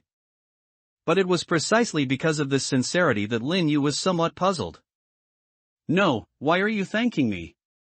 Didn't he come here with a gun pointed at this detective? And Four Below's eyes sparkled with eagerness. Because I just thought this was an ordinary survival dungeon, so I subconsciously thought that even if there were any hidden puzzles, they definitely wouldn't be worth my special trip to solve. But I was wrong. The puzzles here are very interesting. If you hadn't found this place and forced me to come, I might have missed such a great puzzle. Four Below said this, with a fanatical expression on his face. From now on, whether it's chat or this mysterious researcher, I will get to the bottom of it. The truth about this winter mountain. After Four Below made the bold statement that he would find the truth. Next, he and Lin Yu went to sleep. After all, it was already the late night, and both of them were too sleepy to open their eyes. Although it's not long before dawn, being able to sleep for 2 hours is still a kind of rest. Lin Yu was lying on the bed. Four Below consciously took out a sleeping bag, replaced the dogskin earmuffs on his head with a woolen nightcap, and got into the sleeping bag. Tomorrow I'll thoroughly investigate this dungeon for you. Then we can get the unraveling the mystery reward together. Four Below said optimistically. Unraveling the mystery and mastering the big picture are achievements that will give you extra rewards when you reach the settlement interface. Usually, this achievement evaluation will be obtained after investigating the truth hidden in the entire non-puzzle copy. After listening to Four Below's words, Lin Yu also agreed. Then I'll leave it to you. Having such a detective around really saved him a lot of trouble. Although he didn't care much about the reward for unraveling the mystery, he certainly wouldn't refuse it if there was one. Not to mention, during this process, there is a high probability that your second upgrade task can be completed smoothly. Of course, this does not mean that Lin Yu intends to be a hands-off boss. He now trusted this detective a little more, but he also had to continue to think about the various problems in this copy. This is why Lin Yu chooses to sleep now. Judging from his previous dreams, Lin Yu felt that dreaming was also a means of obtaining information. Soon, Lin Yu fell asleep. And sure enough, Lin Yu opened his eyes again and found himself in the wind and snow again. In the vast snow and wind, a young man with long curly hair was carrying a backpack and wearing professional-looking equipment. He was holding a shovel in his hand and digging the frozen soil underground one shovel at a time. Lin Yu walked around to the front and recognized the curly-haired young man. It was the researcher Vil Valetti on the ID card he had seen before. Soon, the young researcher dug out several bodies from the ground. His face looked very ugly. He knelt on the ground and dug up the frozen soil with his gloved hands. Then he took out an instrument that looked like an ammeter from his backpack. The soul readings on this pile are still 0. Damn it! It's actually true. Will seemed to realize something and took out another transparent box from his backpack. The box contained some squirming, semi-liquid black paste. Will pointed the box at the entity and then took out the ammeter. Drip drip drip. The instrument made a sharp sound. Will seemed to have completely collapsed, sitting on the ground with his hands covering his face. It turns out it really was our fault, it was the leak that caused these people's deaths. Will Valetti said this, sitting there and pulling his hair painfully. Lin Yu silently looked at the young man's painful expression and began to think calmly. So, combining this with my notes from the day, it seems the deaths here weren't caused by a natural disaster, and the monsters here don't exist. Naturally. Rather, it was caused by a leak from a certain institution. It seems that this black oil is also related to the deaths of these people. Lin Yu was thinking. While Lin Yu was thinking, Wolvaletti on the ground stood up as if he had made some kind of decision, and then walked into the wind and snow. Lin Yu hurried to catch up. Soon, Wolvaletti came to a cave. This cave is not natural, but is sealed by a metal door. Wolvaletti took out a metal key, opened the door, and walked in. Lin Yu wanted to follow Wolvaletti in, but as soon as he reached the door, he was bounced back by an invisible force. Then, a voice sounded behind Lin Yu. The fact that you can see these means that you have seen what I left in the house. A gentle voice sounded. Lin Yu turned around and saw the blurry, translucent figure of a young man with long curly hair standing behind him. The other party's identity is self-evident. Are you the Wolvaletti? Lin Yu looked at him and asked. The other party nodded and acknowledged the identity. Yes, I'm Wolvaletti, a B3-level researcher. But, to be more precise, I am the consciousness left behind by Wolvaletti. As he spoke, Lin Yu nodded. I read your notes. What exactly do you want to do? What on earth happened in this solstice mountain? What is chat? What's the leak about? What does the black oil have to do with those deaths? Who built the various strongholds in the winter mountain? Lin Yu asked repeatedly, and Wolvaletti shook his head. I'm sorry, I can't answer these questions directly. My current existence is closely connected to that guy. If I answer you here, my answer and thought will be perceived by it. Then, you lose the possibility of ending this. You might not even be able to escape from here. Wolvaletti said slowly. His answer did not surprise Lin Yu. After all, if the other person could directly answer his questions in a dream, there would be no need for him to make it so awkward and complicated. Before. So, now you can only give me various hints? And I have to have found something to trigger the prompt? Lin Yu asked. Yes, hint, Wolvaletti murmured, with your intelligence, I believe you are smart enough to know what to do. I kind of understand, Lin Yu said, looking at the metal gate behind him, find this cave and open the gate, right? Use the key that's with your ID card and notebook. As Lin Yu spoke, Wolvaletti's eyes flashed with hope. Yes, I can't tell you more. But, whether you want to pursue the truth or seek a chance to survive, believe me, this is the best way out. You are smart enough to hopefully put an end to this. Wolvaletti said this, and Lin Yu sighed. I see. But I have to correct you. I'm not the smartest person here. There's a detective who's much more professional than me. As Lin Yu spoke, Wolvaletti shook his head stubbornly. No. You are definitely the smartest. After all, your wisdom has been recognized by the gods. Wolvaletti said this, pointing to Lin Yu's wrist. The god of change, who controls both reality and nothingness, has left his mark of approval on you, so I believe in you too. Call. Lin Yu woke up from his sleep and sat up on the bed. Forbolo was still snoring in his sleeping bag on the ground, saliva dripping from the corners of his mouth, and he was sleeping soundly. Lin Yu walked to the bed and kicked Forboluo. Time to wake up. Forboluo woke up from his sleep and rolled on the ground twice in panic. What? Who attacked me? Wow! He yelled, then hurriedly untied his sleeping bag and jumped out in panic. Lin Yu looked at Forboluo and sighed helplessly. Forbolo, it's me. Seeing that it was Lin Yu, Forbolo calmed down. Oh, it's you, Mei. He exhaled and looked at the sky outside. At this moment, it was just getting light outside, and Forbolo frowned. How long have we slept? Lin Yu glanced at the alarm clock on the bedside, about 3 hours. It was less than 4 in the morning when I went to bed. Now it's almost 7 in the morning. As Lin Yu spoke, Forboluo frowned. That's not right. I don't feel any pain in my head. When I don't sleep for 8 hours, my head hurts. As for Boluo spoke, Lin Yu suddenly realized something. Something's really wrong. He whispered. Now, Lin Yu found that he had lost 3 abilities again. The abilities of the thug, chef and corporate slave have disappeared. This means, or 3 people suddenly realized their lies last night. Either they are dead. Either way, something is wrong. Thinking of this, Lin Yu grabbed the torch. Hey, 4 below, we have to hurry.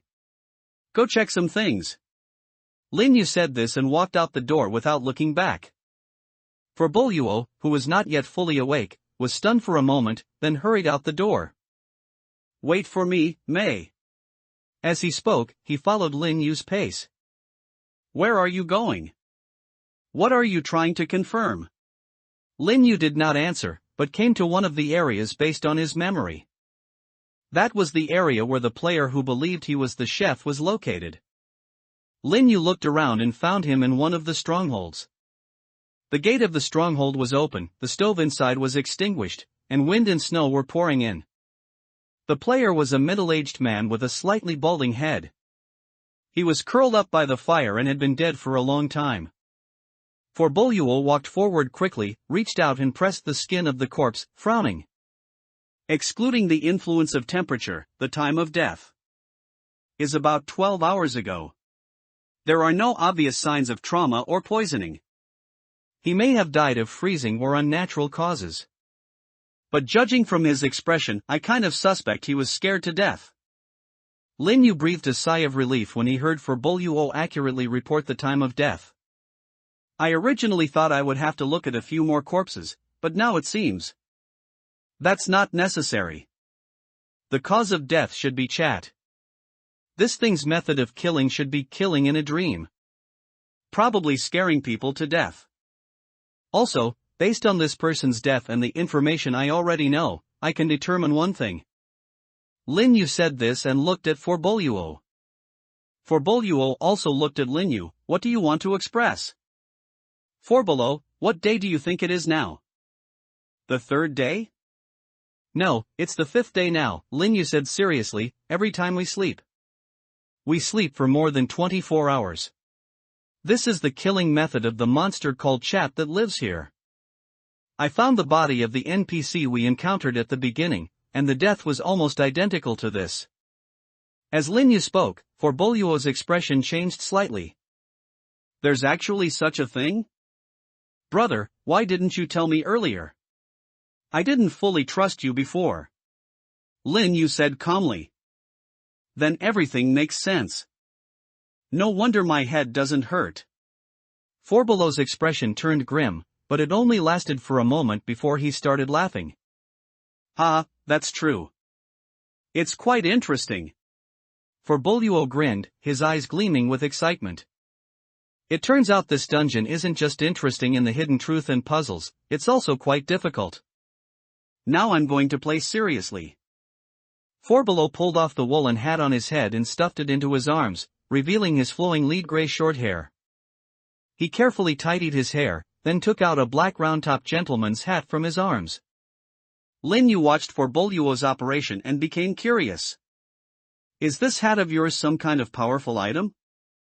Something that can protect you from mental attacks, or stop you from sleeping so much? No, this is just for decoration, for Boluo said, his ears and nose reddened by the cold. But this represents my determination, it means I'm going to devote 70% of my strength to this dungeon. For Boluo said seriously, Lin Yu was stunned for a moment, then said. Can't you just use your full strength to play? Forbolo shook his head, I don't think. Yet. Give me 100%. As Lin Yu was speaking, For Boluo was about to argue, but then. Looking at Lin Yu's sharp eyes in the wind and snow, Forbolo shrank his neck and said. Okay, I'll just use 100% of my strength. He muttered, tucking his black bowler hat in for a braided straw hat. Full force mode, activate. Lin Yu looked at For Boluo changing his hat, feeling somewhat helpless. What's this quirk of yours? So the beanie means you're in sleep mode, and the heavy earmuffs mean you're in energy-saving mode? Below was horrified. How did you tell? As he spoke, Lin Yu sighed. It couldn't be more obvious.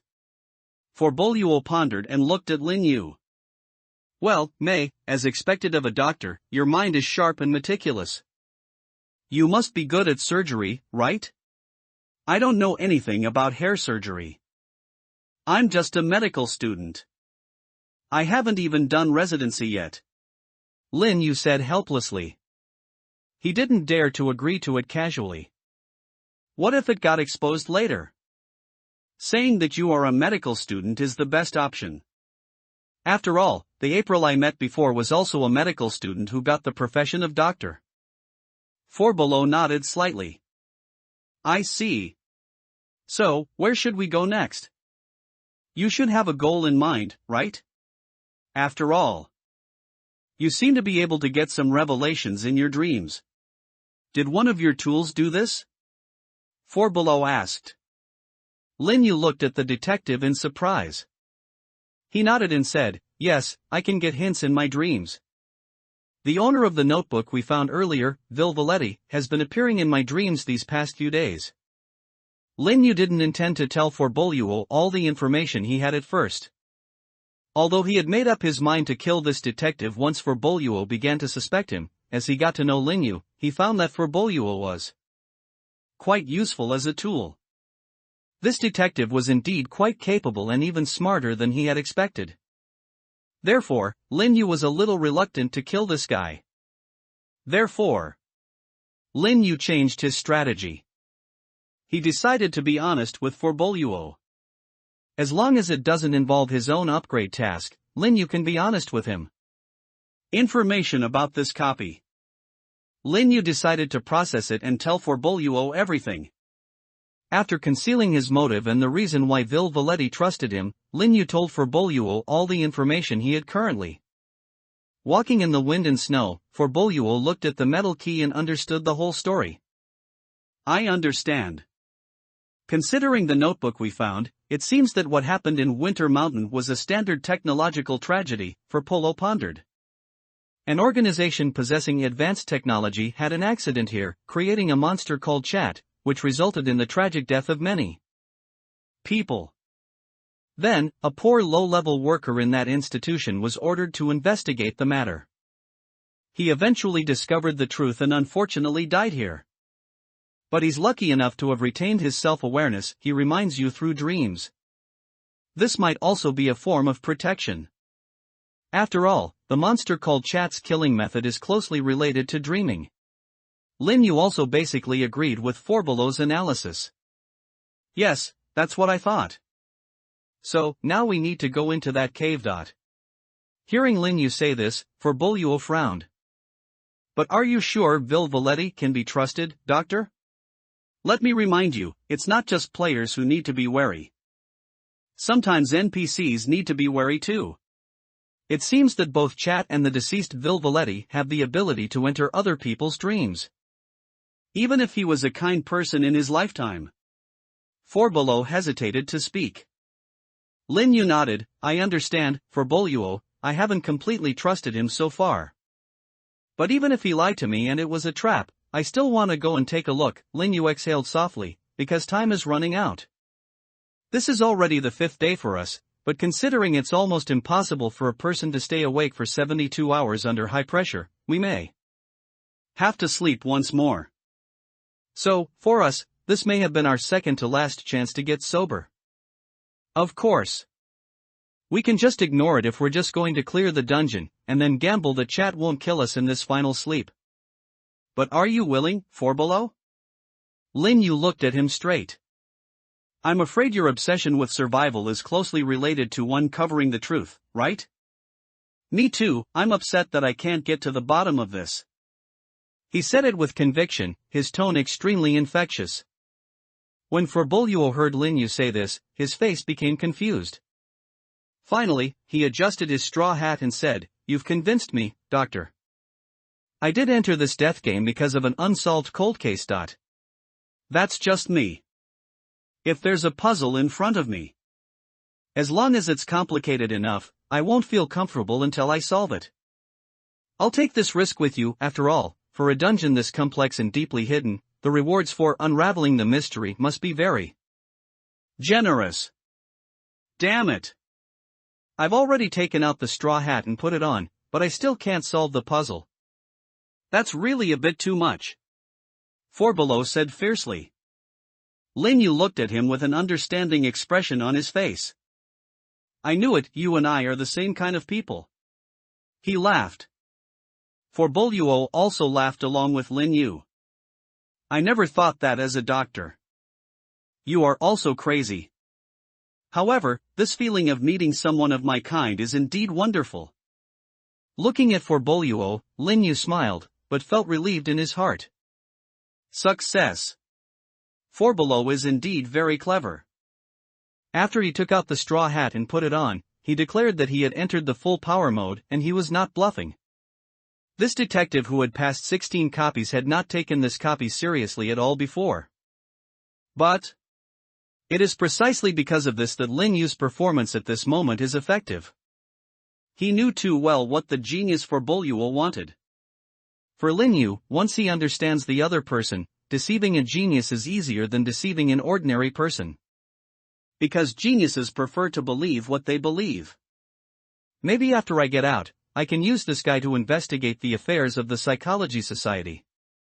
Lin Yu thought about it, but in the end his thoughts returned to this copy. Come on, For Below, let's uncover the truth. Let's go find that cave. As Lin Yu spoke, For Boluo also smiled confidently. Yes.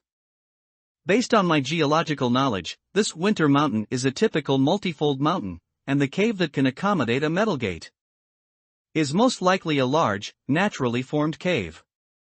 This type of cave usually only appears between two mountain peaks.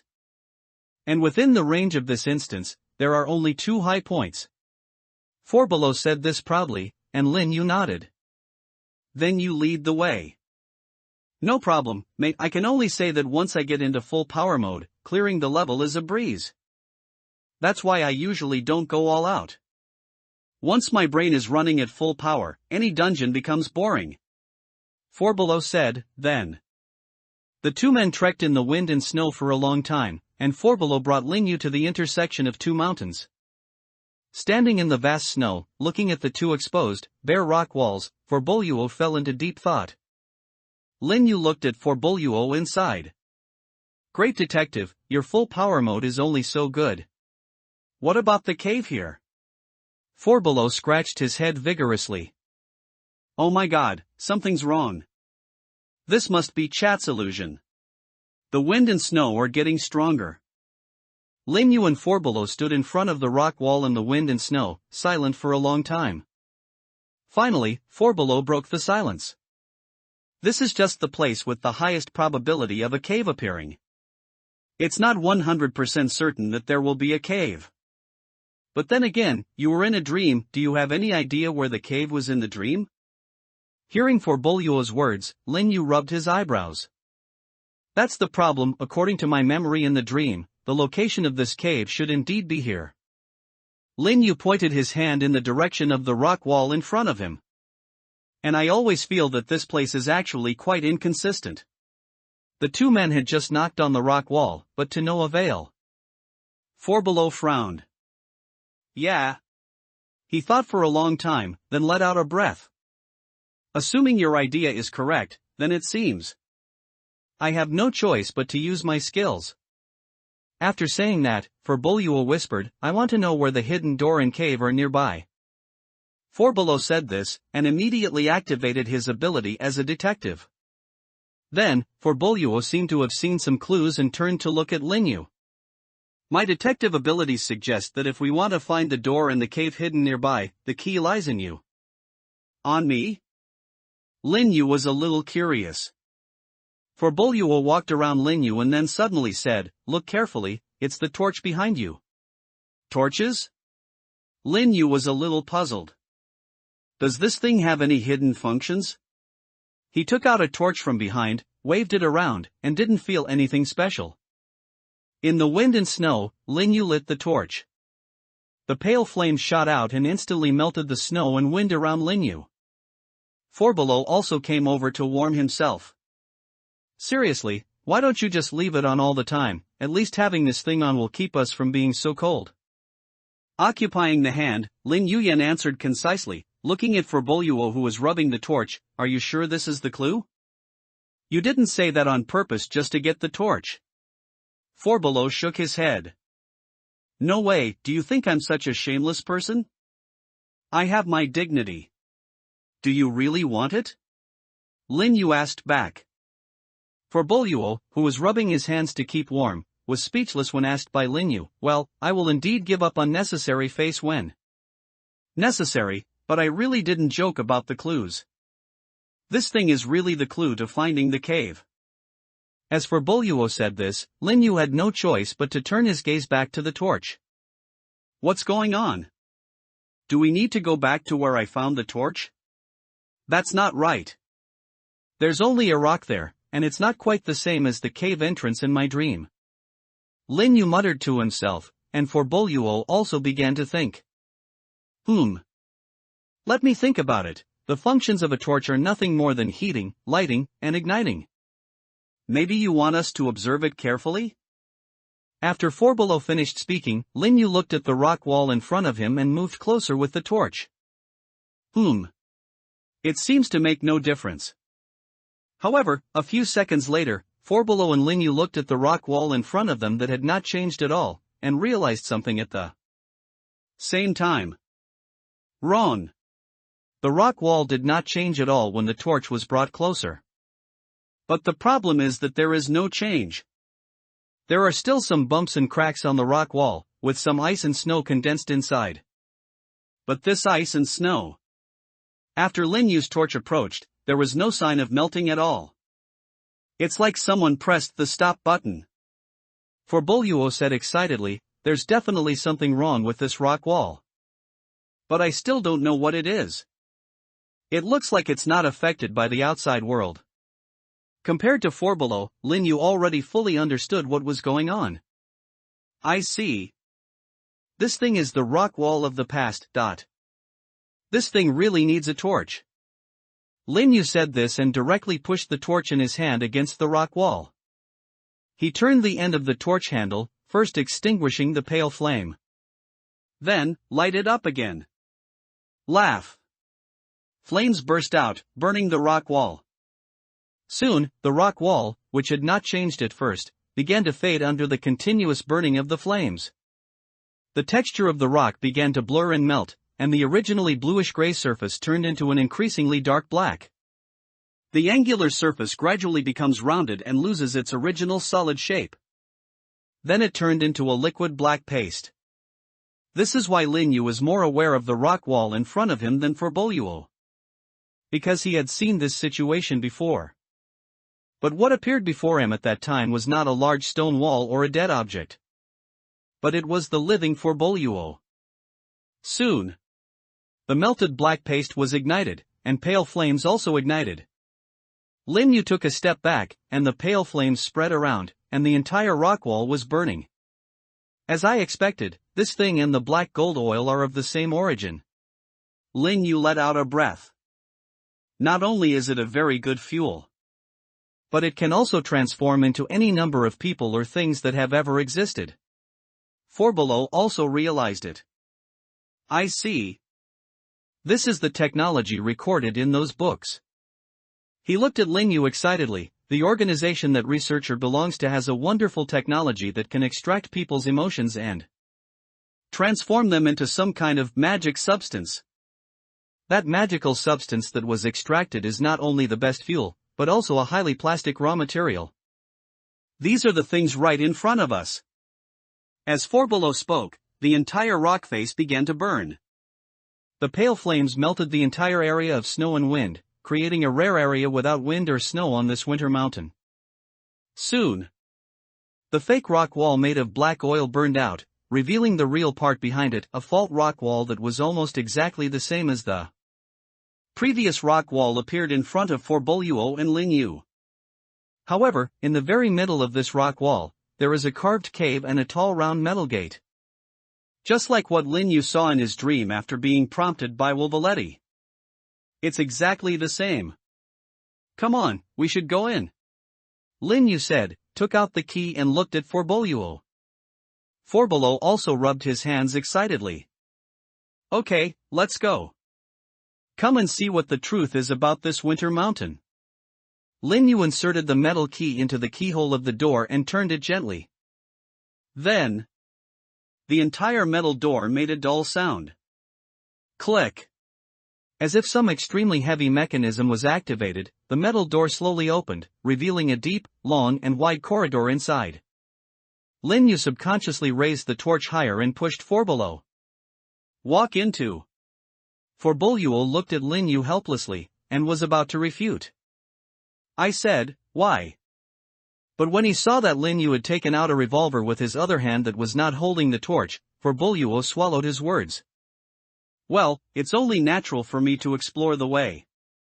Forboluo said this and then walked into the corridor behind the cave.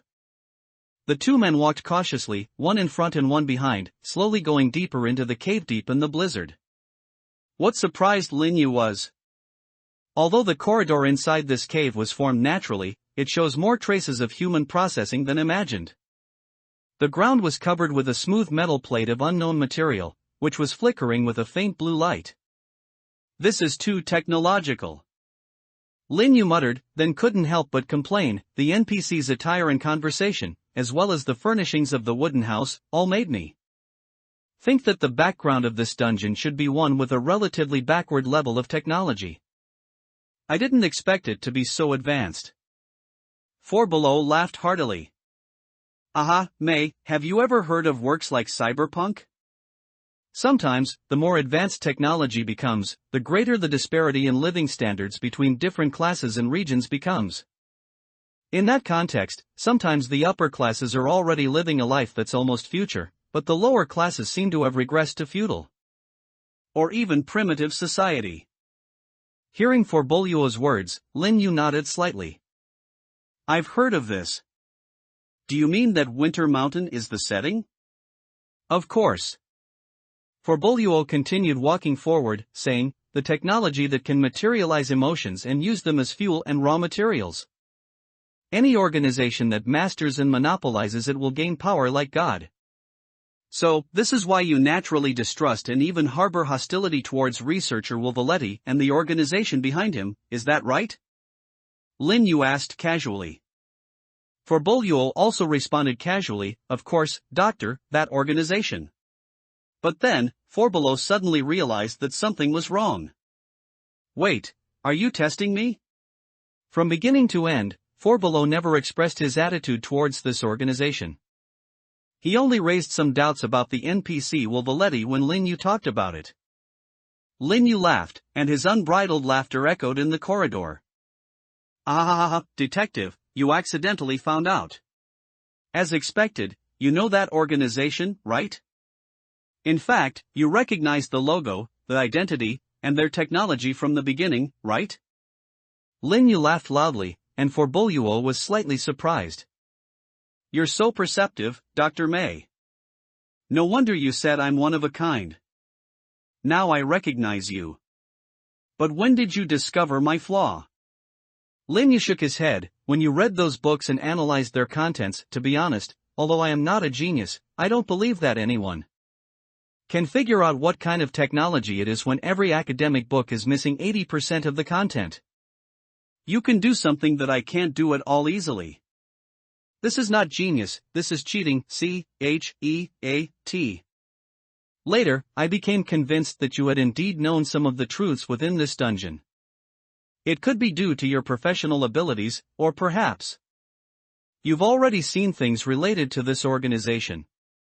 After all, while the dungeons of the death game may not all be connected, many of them share certain commonalities. Lin Yu whispered, and Forboluo stopped. Standing in the spacious corridor, he turned around and said with a sad face, "No, brother, how can you be so smart? I admit, I have indeed seen this organization before. I have dealt with them 3 times in different instances. I hid it from you because I didn't want you to get too deeply involved in these things. Most of the people in this organization are cold-blooded, profit-driven exploiters with no humanity at all. Lin Yu looked at the sincere Forboluo, shook his head and spoke. No, that's not the case. Actually, what I'm really curious about is that you don't seem to completely trust me and have been testing me. You don't seem to think I'm really a doctor or a medical student, but you believe my profession is doctor. What is this? Forboluo had a flattering smile on his face. I want to hear the truth, Mr. Forbalo, and stop using jokes to cover up your true thoughts. Lin Yu said this in a cold voice. Forboluo was stunned for a moment when he heard it, then shook his head with a wry smile. Okay. I admit that I recognized your identity. I initially just wanted to pretend I didn't know. Your psychology society is truly insane, actually sending someone of your caliber to approach me. I didn't break it intentionally. As Forbalo spoke, Lin Yugan was stunned by his words. What? Wait a moment. Lin Yu took out the lie detector and pointed it at Forboluo. Tell me again, who did you think I was? Use a statement like I just thought you were. What? Forboluo was stunned for a moment, then he said as he was told, I just thought you were a senior member of the Psychological Society. Then the polygraph light came on green. This means that Forbalo really thinks so. Lin Yu let out a long breath. Call. How did you come to this conclusion? Forboluo said matter-of-factly, your profession is doctor, but judging by your hands and the way you used your ability to treat the burn eye. Sustained. It doesn't seem like you're a doctor in real life. Yet you chose to awaken to the profession of doctor. Your observation of people is incredibly subtle. I think you might actually be a psychologist in real life. And those who are psychologists in real life are almost always members of the Psychological Society. Being able to enter other people's copies at will means you are at least a supervisor level being, aren't you? As Forboluo spoke, Lin Yu was silent for a long time, then spoke with a sigh. I know I don't blame you. But you're such a moron, Forbalo. I fucking thought you were from the Psychology Society. Rationally speaking, Lin Yu completely understood why Forbalo considered him a member of the Psychological Society. After all, he was hiding a lot of things and looked very suspicious. Combined with Forboluo's analysis just now, Lin Yu felt that if he stood in Forboluo's perspective, he would also feel like a guy from the Psychological Society. Only. From an emotional point of view, Lin Yu was a little unhappy about being treated as a member of the Psychological Society. Do I look that mentally ill? He looked at Forboluo and asked helplessly. Forboluo looked at Lin Yu cautiously. To be honest, you are a little startled. But it seems you're not really from the Psychology Society. Why are you so sure all of a sudden? Lin Yu looked at Forboluo and asked curiously. Because the people in the Psychological Society never bother to hide themselves, Forboluo sighed. In a sense, they are quite open and aboveboard. Among the three recognized anti-order organizations, the Psychological Society is the most legitimate. Forboluo said, and Lin Yu nodded. Yes, I really have nothing to do with that organization. Or rather, I even have a grudge against them. This time, Lin Yu did not act or hide his feelings, but directly expressed his emotions. Forboluo sensed Lin Yu's ill will towards the Psychological Society. It's obvious that those lunatics are quite annoying. Anyway, since you're not from the Psychological Society, I'm relieved. Forboluo held his waist with his hand as if in relief and continued, let's get back to the dungeon. Anyway, the organization operating in Winter Mountain is called Truth Company, and traces of their activities can be found in many dungeons of the Death Game. Also, once you've come into contact with this company's NPCs, it seems they'll add you to their database. If you become hostile towards them, you'll need to be even more cautious the next time you encounter them in a dungeon. Forbalo reminded. Lin Yu suddenly realized, so, that's why you have been hiding this matter? Yes, at first I thought you were from the Psychology Society, so I thought I'd just trick you. Forbalo lifted the waistband of his cotton trousers. But since it was all a misunderstanding, I have to explain everything to you clearly. Are you sure you want to get involved in this mess? Lin Yu looked at Forbolio and exhaled slowly. We're already here, why not? I'm really curious about the truth behind all this. What's more, there's an extra reward, isn't there? Lin Yu's words were half true and half false. After hearing this, Forbolio probably thought that Lin Yu was talking about the extra reward of unraveling the mystery. But in fact, Lin Yu was talking about his upgrade mission. Forbolio gave a thumbs up. Well, May, my good brother, I was right. In that case, I will sacrifice my life to accompany you, sir. Listening to Forbolio's words, Lin Yu was speechless. What does not making a mistake mean? How did they become good brothers? So you weren't the one who was thinking of yourself as the Psychology Society and being on guard against all along? But one shouldn't hit someone who smiles at him, so Lin Yu didn't want to spoil the fun. The two continued walking towards the corridor, and soon a ray of light appeared ahead. According to Lin Yu's calculations, although the corridor has a long and gentle downward slope, he and Forbolio have been walking for more than 10 minutes. At present, the two people have gone at least 50 meters underground. After meeting with the people from Truth Company, what do you think is ahead? Lin Yu asked, and Forbolio shook his head. I don't know either. After all, I've only come into contact with them 3 times. But I did hear the sound of water. As Forbolio spoke, Lin Yu nodded slightly. He did hear the faint sound of water coming from the bright light ahead. Both Forbolio and Lin Yu unconsciously slowed down their pace. Finally, they walked out of the corridor and stood on the top platform of a staircase.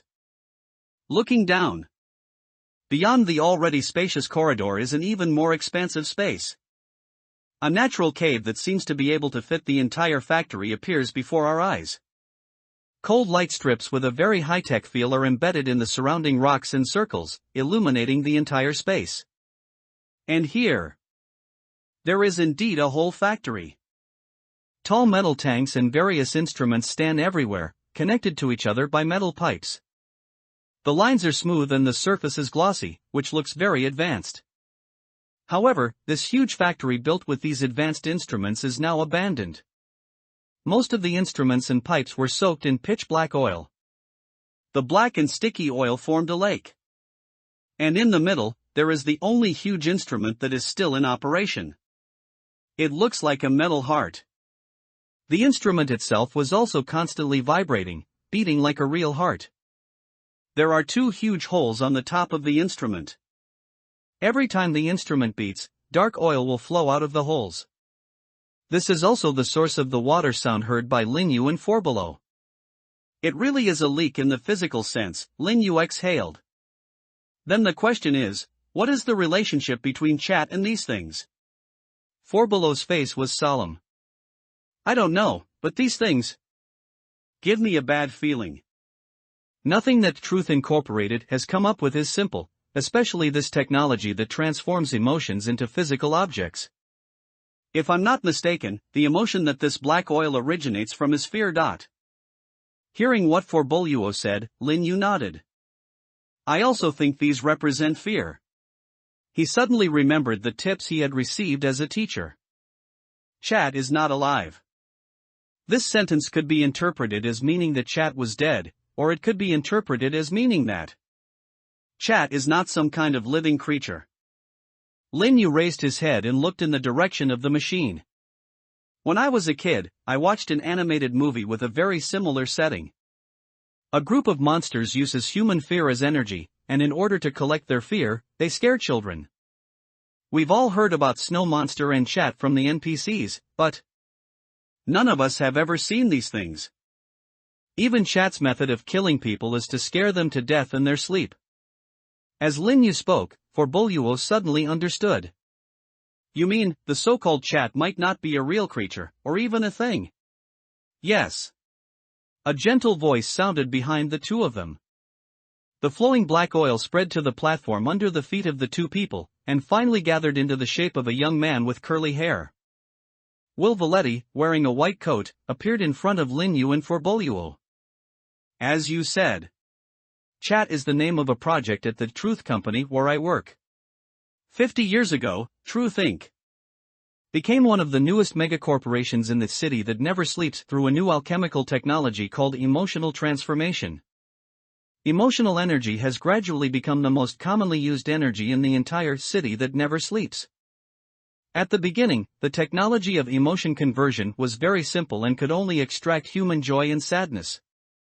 Truth Company has created one emotion collector after another and provided a large number of entertainment products to the citizens of the city. That never sleeps. Soon, this technology was changing with each passing day. More and more emotions could be converted, and the extraction technology became more and more advanced. The extracted emotions were found to be not only usable as fuel, but also as a variety of materials to be made into machinery and buildings. The ever-expanding Truth Company also began to conduct more in-depth experiments that were not allowed before. Such as, by developing the emotion called fear, a substance called fear oil was obtained. This is the most versatile emotional creation. As fuel, it is the most efficient, and as raw material, it can be transformed into almost any substance. It can even disguise itself as life. It seems to confirm that statement. Fear is the most instinctive and original emotion deep in the human soul. But precisely because of this, fear is also the most difficult to extract and store. If you are not careful, it will drive people crazy or even die directly. Moreover, these fears that have condensed into entities even have another function that other materials do not have. It can store souls. It's more like imprisonment than storage. The principle by which this oil of fear can disguise itself as life is that it can even perfectly simulate human consciousness.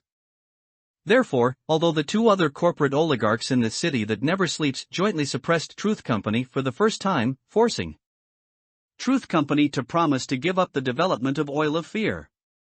But how could I really give up? Truth Company would never give up on such an attractive technology with unlimited possibilities.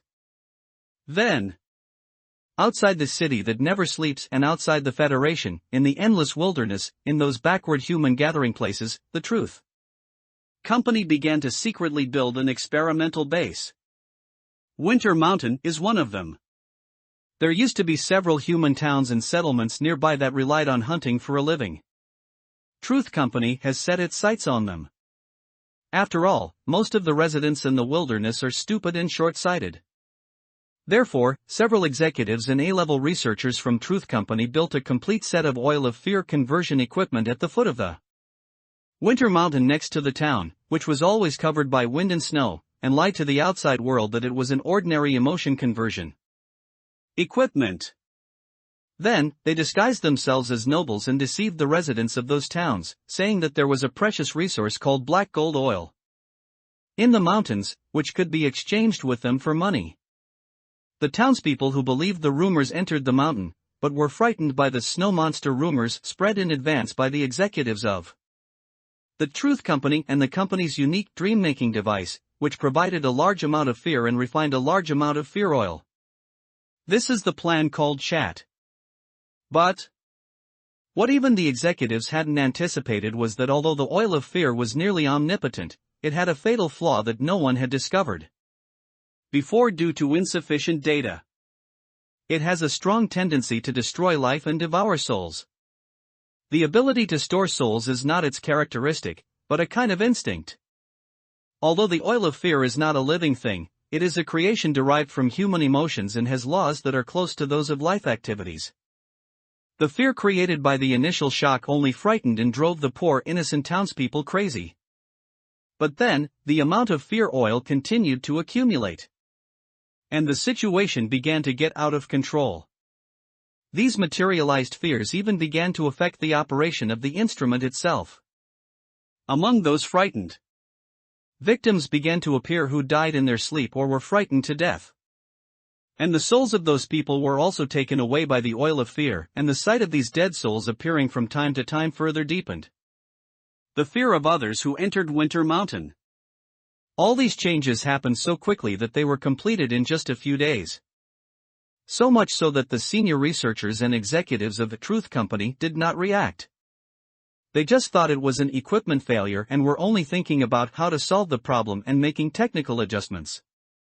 Therefore, this arrogance made these culprits pay the price. In a dream, they stayed forever in the base under the snow-capped mountains. But this evil will be punished cannot be called a good thing. Due to the loss of its maintenance personnel, the machine eventually malfunctioned and leaked all the emotions and souls of the people it devoured. Were assimilated, forming the oil of fear that possessed a certain degree of consciousness and could almost control the entire winter mountain, or it could be called a monster called chat. For the purpose of self-proliferation, this monster continuously releases a portion of the oil of fear to the surface, maintaining the scam previously fabricated by the Truth Company and attracting innocent people to Winter Mountain. It is very smart and will even allow a small number of people to leave safely with the oil of fear even if there are no buyers. Those small pieces of black oil that can allow people to survive the entire winter are enough to attract more people to come here. After several years of this cycle, the oil of fear continued to grow stronger. Given time, I'm afraid it will eventually grow to a point where it's completely uncontrollable. On the underground steps, Wolvaletti, who was condensed by the oil of fear, and his soul and consciousness trapped inside the oil of fear, told Lin Yuan for Boluo the truth of Dongdong Mountain. This is a story that fits the style of Truth Company, for Poirot exclaimed. No wonder we didn't see any real monsters along the way. Lin Yu also nodded slightly. It seems that the scam and swindler that the upgrade mission wants me to find. The corresponding project should be the chat project and the entire Truth Company. Only. Lin Yu still had questions. He looked at Wolvaletti in front of him and asked, why did you tell us all this and leave me here? Wolvaletti looked at Lin Yu and spoke with a burning gaze. I told you. You are very smart. You are the smartest person I have ever met in Winter Mountain. So, I think there's hope for you to end this. I'm here to end this? After hearing this, Lin Yu frowned. But what do you want me to do? He asked softly. But before Via Valetti could reply, Forbolo began to shout. Why are you only talking to Wu Yu?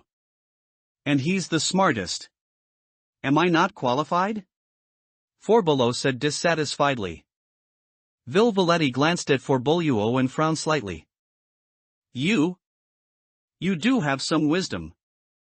But you can't put an end to this monster created by the company. Only he can do it. Hearing what Valetti said, Forboluo's expression softened slightly, but he still couldn't hide his anger. Of course I am intelligent, but your contemptuous attitude must be a lie. Forboluo looked at Lin Yu with a serious expression. I think this guy might not be a good person. He's also an employee of the Truth Company, and B3 is already a high level. There are 4 levels of authority, A, B, C, and D, with 3 levels in each level. He's practically a member of management. You can't trust what he says. This guy might just be trying to trick you into dying. As Forboluo spoke, Lin Yu nodded. Although there was some emotion in these words, Lin Yu knew what Forbolo said was reasonable and the result of his rational analysis. In fact, Lin Yu didn't completely believe Wolvaletti. He looked at the researcher and sighed. To be honest, I do have some doubts about you. Wolvaletti wasn't surprised. I understand. After all, it seems I share the same origin as this monster, even from the company that created this tragedy. Regardless of whether I side with the monster or the company, there's every possibility that I have bad intentions. But I can only ask you to trust me. He said seriously. Time is really running out. Wolvaletti said this, Lin Yu and Forbolo were puzzled. What do you mean time is running out? Forbolo asked anxiously. It has grown to a terrifying size.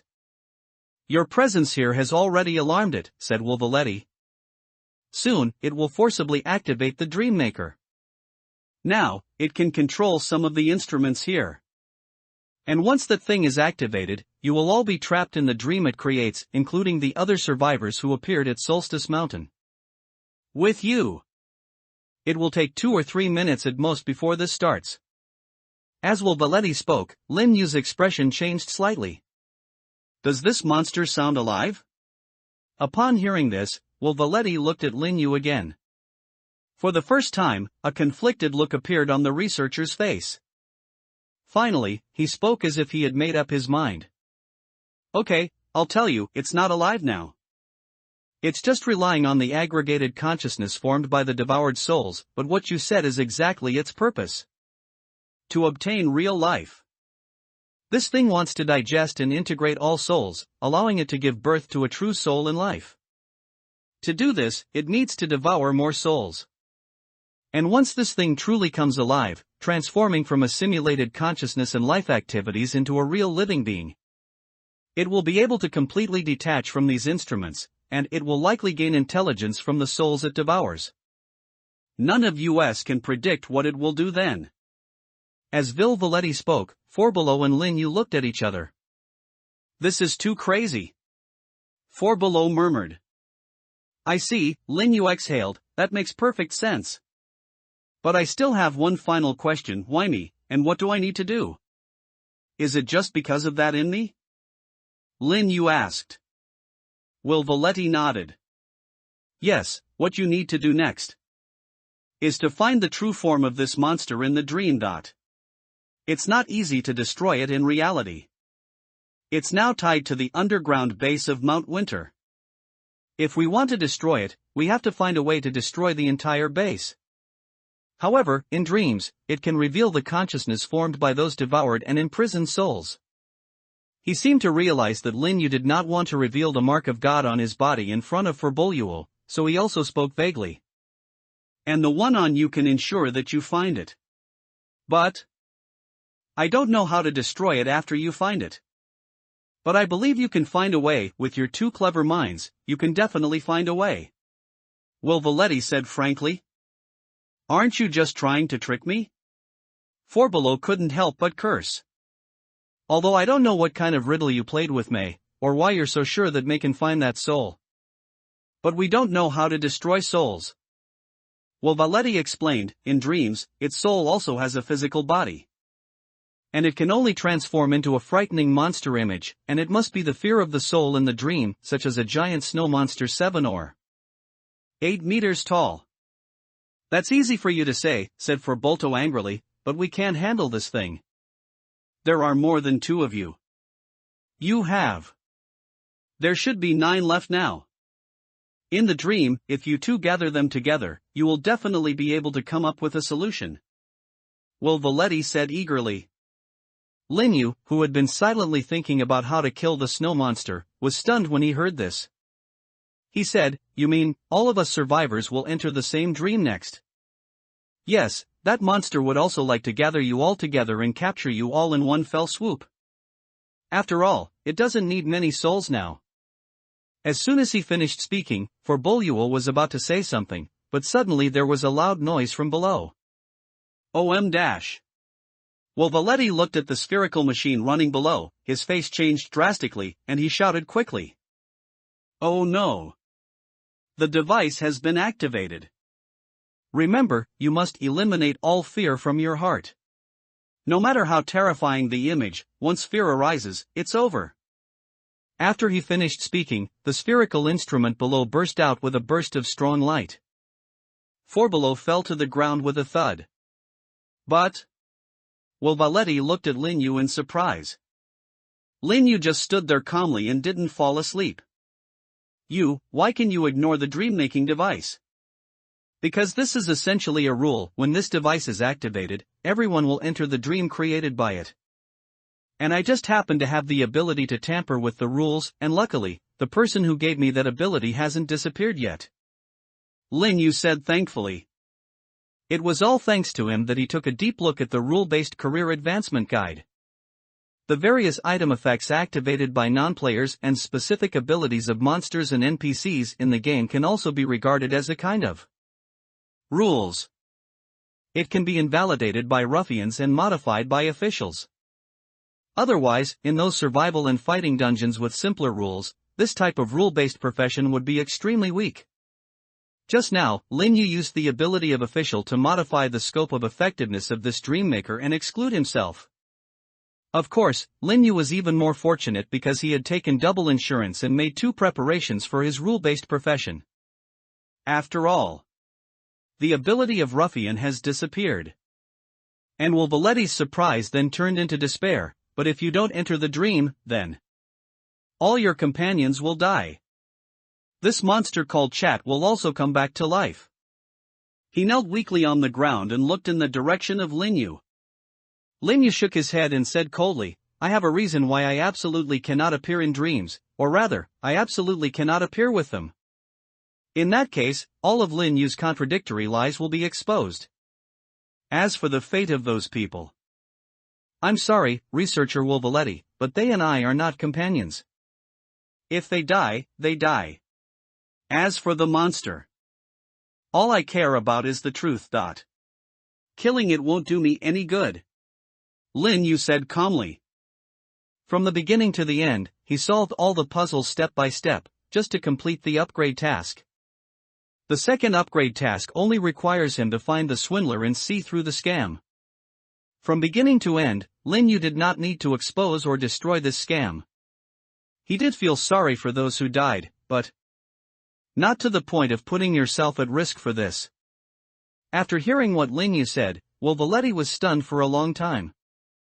Finally, he gritted his teeth and said, okay. In that case, let's make a deal. I've always noticed that you tell everyone a different identity and don't want them to know your true identity. After all, you are the one favored by the god of change, so your motives are sufficient. I can help you disrupt their communication in the next dream and ensure that your lies will never be exposed. Although I retain my self-awareness, I am also a part of this monster. Before, I was able to enter your dreams to give you hints, and I can also enter this dream. Wolvaletti said. Lin Yu looked at him and became interested. It really makes my heart beat. Indeed, even if he did not appear in the dream, with those people gathered together, there was still a certain risk that they would see through his lies. But it's not enough. I can also promise you my notebook, a book that has the property of being indestructible, said Wolvaletti. That's all I can offer you. As he spoke, Lin Yu exhaled. Then, deal. Lin Yu agreed to Wolvaletti, not because he was really tempted by the notebook he offered as a reward. In fact, he was just asking tentatively just now. Since I can get extra rewards for free, there is no reason not to take it. From the very beginning, Lin Yu had no real intention of ignoring this monster.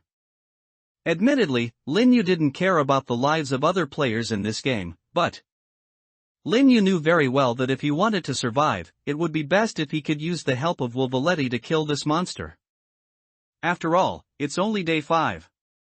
Although Lin Yu could use the power of an official to temporarily escape the forced sleep of the Dreammaker.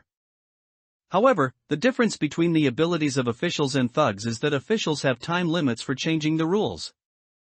Depending on the extent of the rule changes, the official's ability will last from 1 to 3 hours.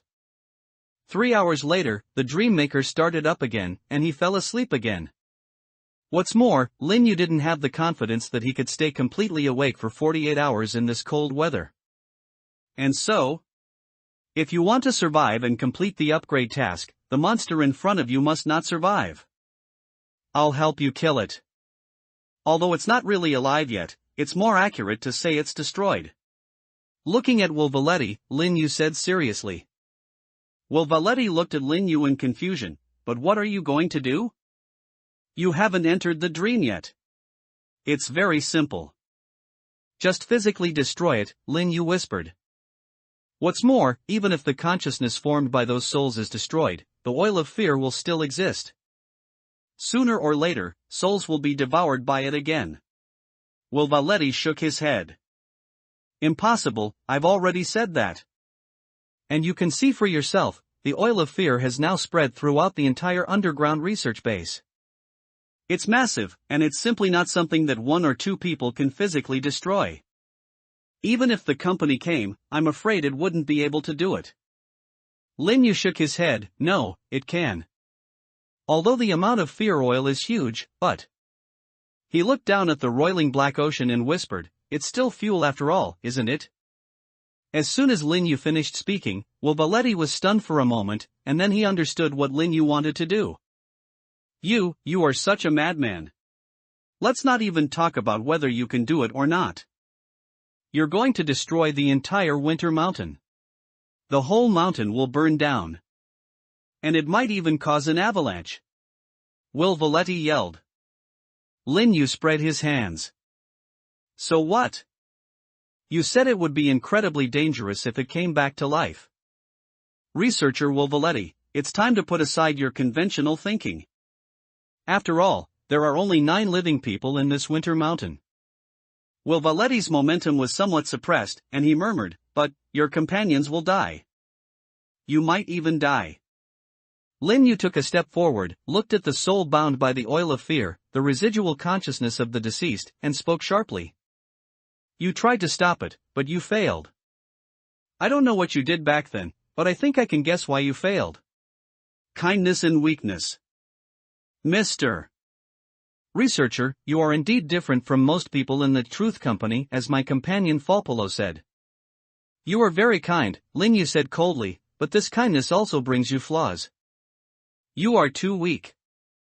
Faced with a monster that has already caused the deaths of hundreds of people and may grow even more terrifying in the future, you still want to destroy it without making any sacrifices? Weak kindness in this situation is no different from evil. Or rather, you are not weak. You're just reluctant to part with this remaining vestige of your consciousness that coexists with it? Lin Yu stared at Wolvaletti intently and questioned him in a tone that was almost coercive and tortured. Weak and cowardly, what kind are you, Wolvaletti? Wolvaletti was speechless after hearing what Lin Yu said. He clenched his fists and said, "I didn't." Finally, after a fierce ideological struggle, Wolvaletti compromised, "Okay, but even if the oil of fear is flammable, you've already got the torch made from it, so you've realized one thing. Although it has a high combustion efficiency, its properties are also extremely stable and it does not burn too quickly. Now that this monster has developed self-awareness, it's very likely to save itself through isolation. It can even use the wind and snow outside to put out the fire." Wolvaletti tried to dissuade Lin Yu again. However, this time, Wolvaletti's angle of dissuasion was not that Lin Yu could not do this, but that Lin Yu's plan was not feasible. In other words, if Lin Yu finds a feasible solution, then Wolvaletti will agree. After hearing what Wolvaletti said, Lin Yu felt a little relieved. It was not just because Wolvaletti agreed to his plan. Also because, judging from Wolvaletti's reaction just now, Lin Yu could finally confirm that the NPC in front of him was trustworthy. He is indeed an outlier in the Truth Company and a good person who truly wants to prevent the birth of monsters. Yes. Until just now, Lin Yu was still testing Wolvaletti. There's no way around it, since his first 2 copies were full of traps. Lin Yu also had to be suspicious of everything. As for how to ignite the entire oil of fear and prevent the monsters from saving themselves, Lin Yu already had ideas and plans in his mind. So, Wolvaletti, are you afraid of death? He looked at the curly-haired young man in front of him.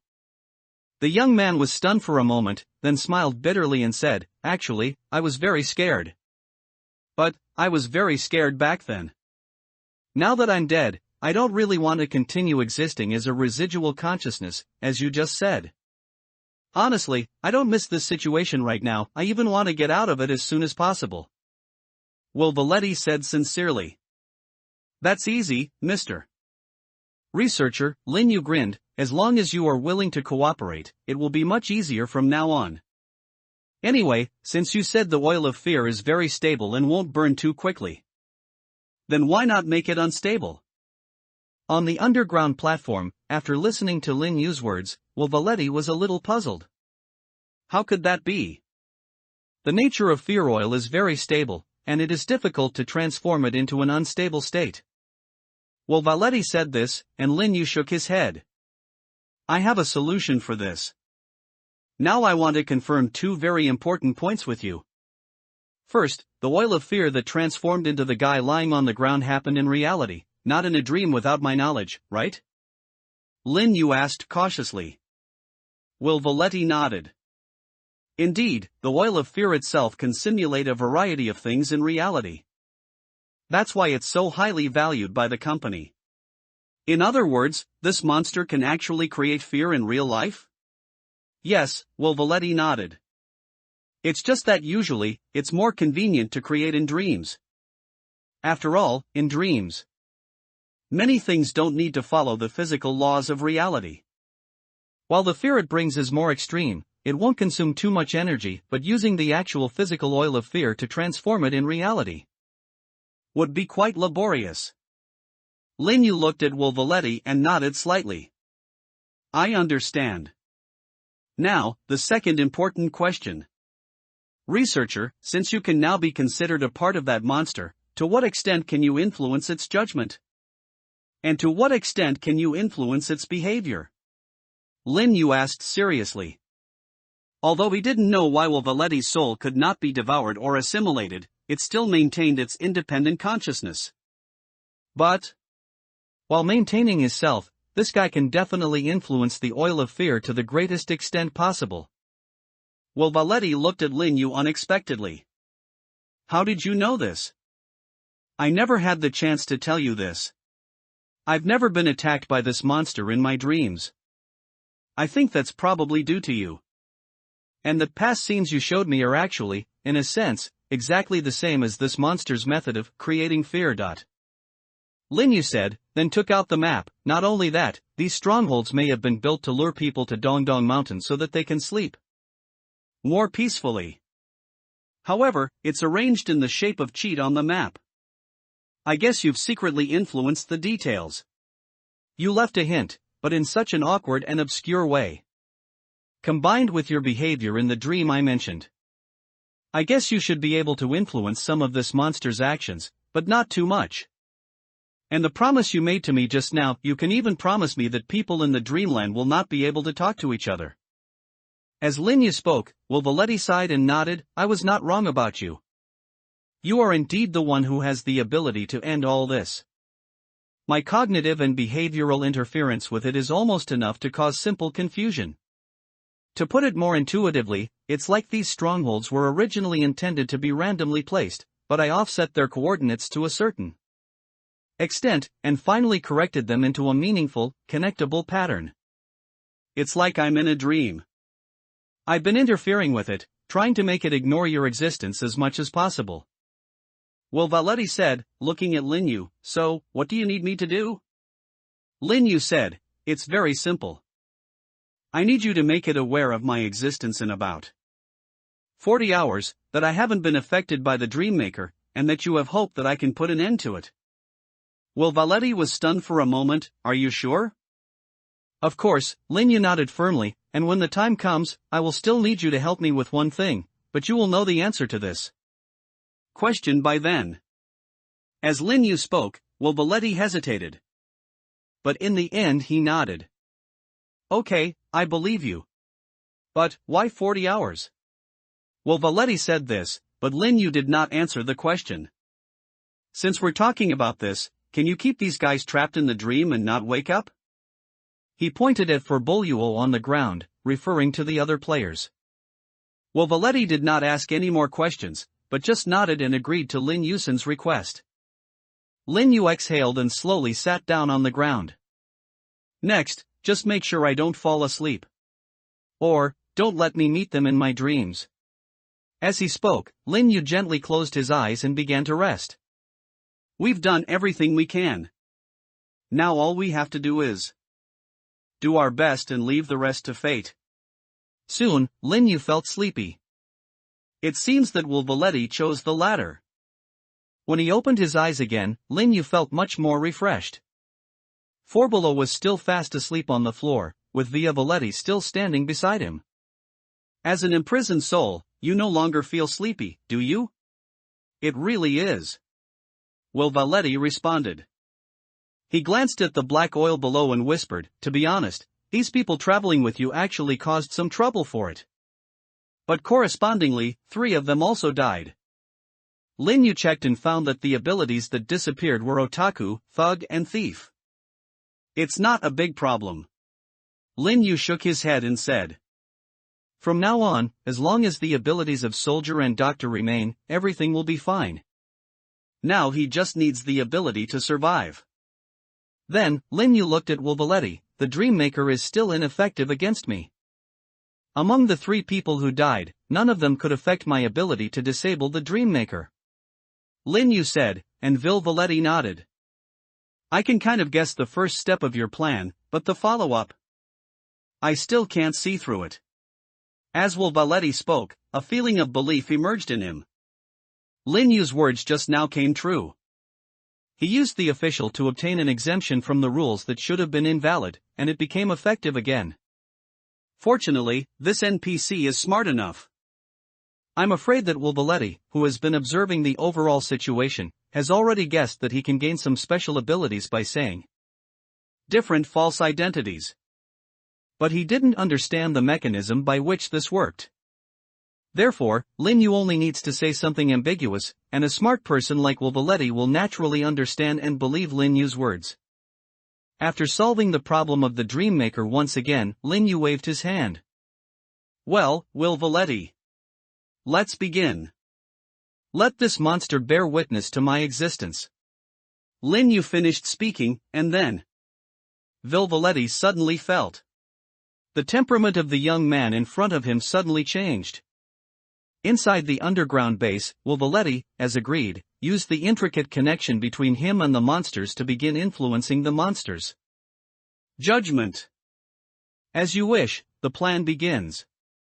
Wolvaletti said this, and then his figure turned into black oil again and disappeared, flowing down through the cracks in the platform and merging into the black ocean.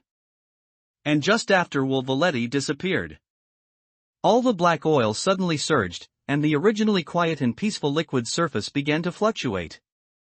It's just like it's starting to boil. Lin Yu stood on the platform, observing everything quietly. He felt invisible surveillance falling upon him. The surveillance came from all directions, as if the entire Mount Solstice was staring back at the tiny human within the mountain. This feeling is enough to make anyone shudder. Lin Yu was no exception. He felt a slight chill rising from deep within his heart.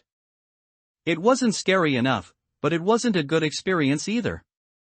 Tisk, it's a shame that the ability to be a corporate slave is gone. But it's not a big problem. Lin Yu said this, and then began to climb onto the railing at the edge of the platform. At the top of the cave, there are many metal maintenance passages. Lin Yu exerted force with his legs and then jumped onto the metal passage closest to him. Grab the edge and easily flip over and climb up. Lin Yu stood a little taller at this moment. Come on, monster. Come on, chat. He spoke loudly, looking down firmly, responding in this way to the gaze from this huge and shapeless monster. The monster seemed to have noticed Lin Yu's response and changed again. The black oil below was rolling and seemed to be boiling. Soon, it changes and condenses, and images appear one after another on the surface of the liquid. Hideous snow monsters, horrific and deformed zombies, pale and strange ghosts. But Lin Yu just looked at those realistic and terrifying images coldly, without showing any fear at all. I'm not afraid of these. No matter what kind of monster it is, knowing that it is fake. At least Lin Yu will not be afraid. Lin Yu, who has aspired to become a great actor since he was a child, has watched countless film and television works, including a large number of horror and thriller works. The mere visual impact could not possibly make Lin Yu feel scared. Once they realize that Lin Yu will not be scared, these terrifying images will immediately disappear. Just as Wolvaletti said, and just as Lin Yu expected. Even when this monster kills people in real life, he has to resort to the emotion of fear. As long as you are not afraid, these things will not hurt you. If it weren't for me, most people might not realize this. Lin Yu murmured. After all, this characteristic of this monster is very similar to that of a trickster. It's just that one requires belief and the other requires fear. But no matter what, Lin Yu looked down at the monster from a high position. It's just like that, you can't scare me. Put away all these cheap tricks. If this is all you are capable of, today, you will be buried here. He spoke proudly. As Lin Yu spoke, the monster seemed to become even more anxious. It is only one step away from gaining true life, but because of this monster's consciousness is infinitely close to real life. So, it has given birth to the original emotion. And emotions will cause it to make wrong judgments. Come on, let me see what you're really capable of. Lin Yu whispered, staring at the liquid surface below. And soon, all the black oil gathered together and condensed into a new image. A tall human figure covered in black oil appeared, as tall as several stories. It growled and roared towards Lin Yu. Lin Yu looked at the monster, and a lot of fear suddenly surged in his heart. His arrogance and confidence were completely gone, replaced by extreme fear. Painful memories of childhood flooded back to my mind. In that dilapidated mine, in that environment filled with flammable gases, an oil well leaked due to aging screws and burst pipes. The father, who was covered in oil, growled to himself, "Go away." Then, he reached the top of the mine, but his father was engulfed in flames. This was the ultimate fear in his heart, the image of a man who was soaked all over like a monster and finally disappeared in the raging fire. Run away! The monster roared. Ahoo! Run! And at this moment, the tall image that became more and more real and distorted into a monster gradually solidified. The fear in Lin Yu's eyes suddenly disappeared. He exhaled. Oh, by the way, my name is not Ahu. And my father is not a miner. Lin Yu's emotions were extremely stable, and he murmured to himself in a low voice. This wasn't because of the ability of a corporate slave, that ability had long since disappeared. Instead, Lin Yu woke up. Everything that just happened was Lin Yu's scam. This was a scam that only an actor could pull off, a scam that could even fool himself. Why does it take 40 hours? Because Lin Yu needs as much time as possible to immerse himself in the role. In the past 40 hours, Lin Yu wrote a new biography for himself. He was a young man nicknamed Ahu. His father was a miner who died in a mine accident, and he happened to be in that accident. Chat has the ability to read the fear in people's hearts to a certain extent.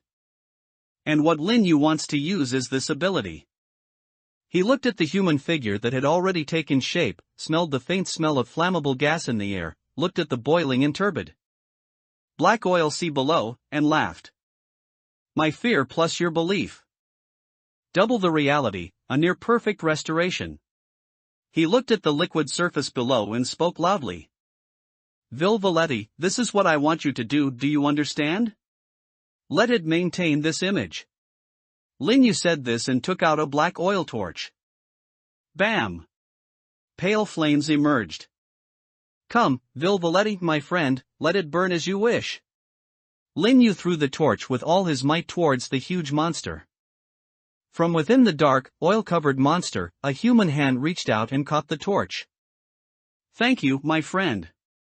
Vilvaletti's voice echoed underground, and then he pulled the torch into the monster's body.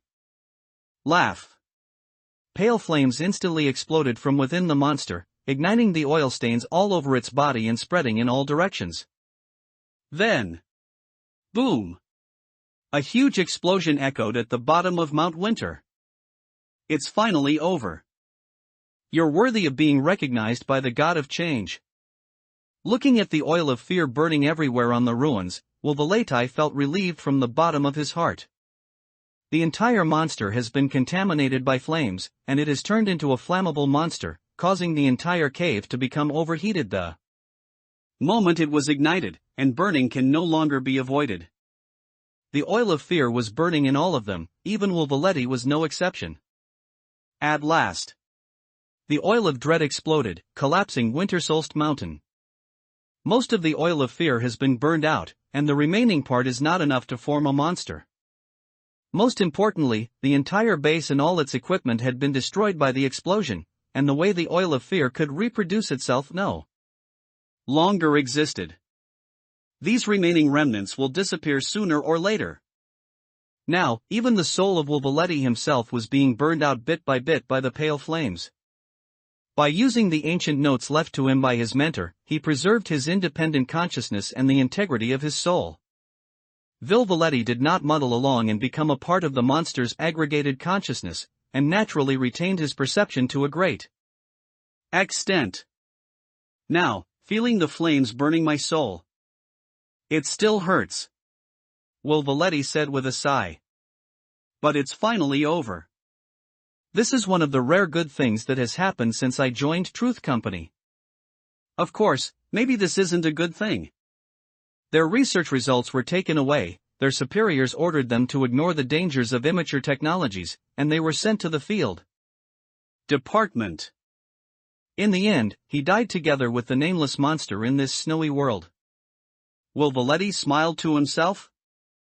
The teacher is right. I am a hopeless idiot.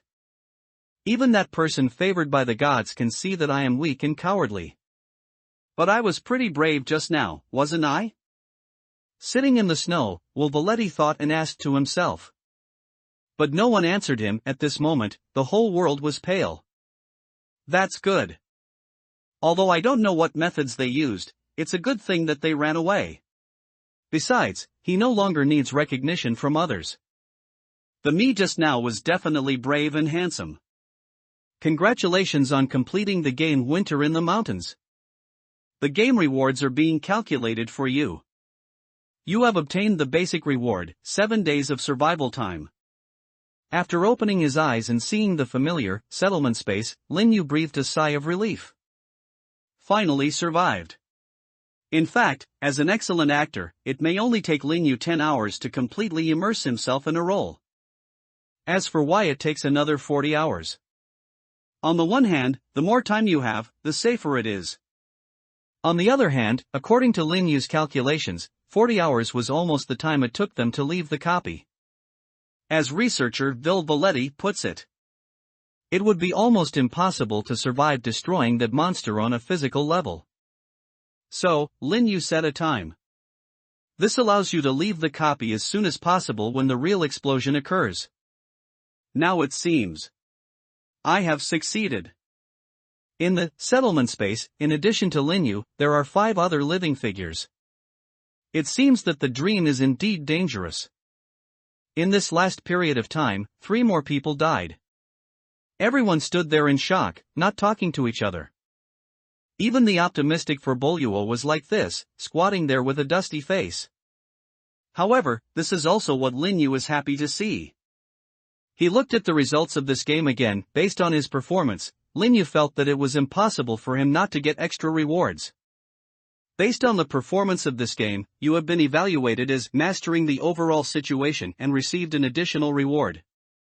Extra reward, randomly receive a non-exclusive item reward. Based on the performance of this game, you have been evaluated as unraveling the mystery and received an additional reward. Extra reward, randomly receive a non-exclusive item reward.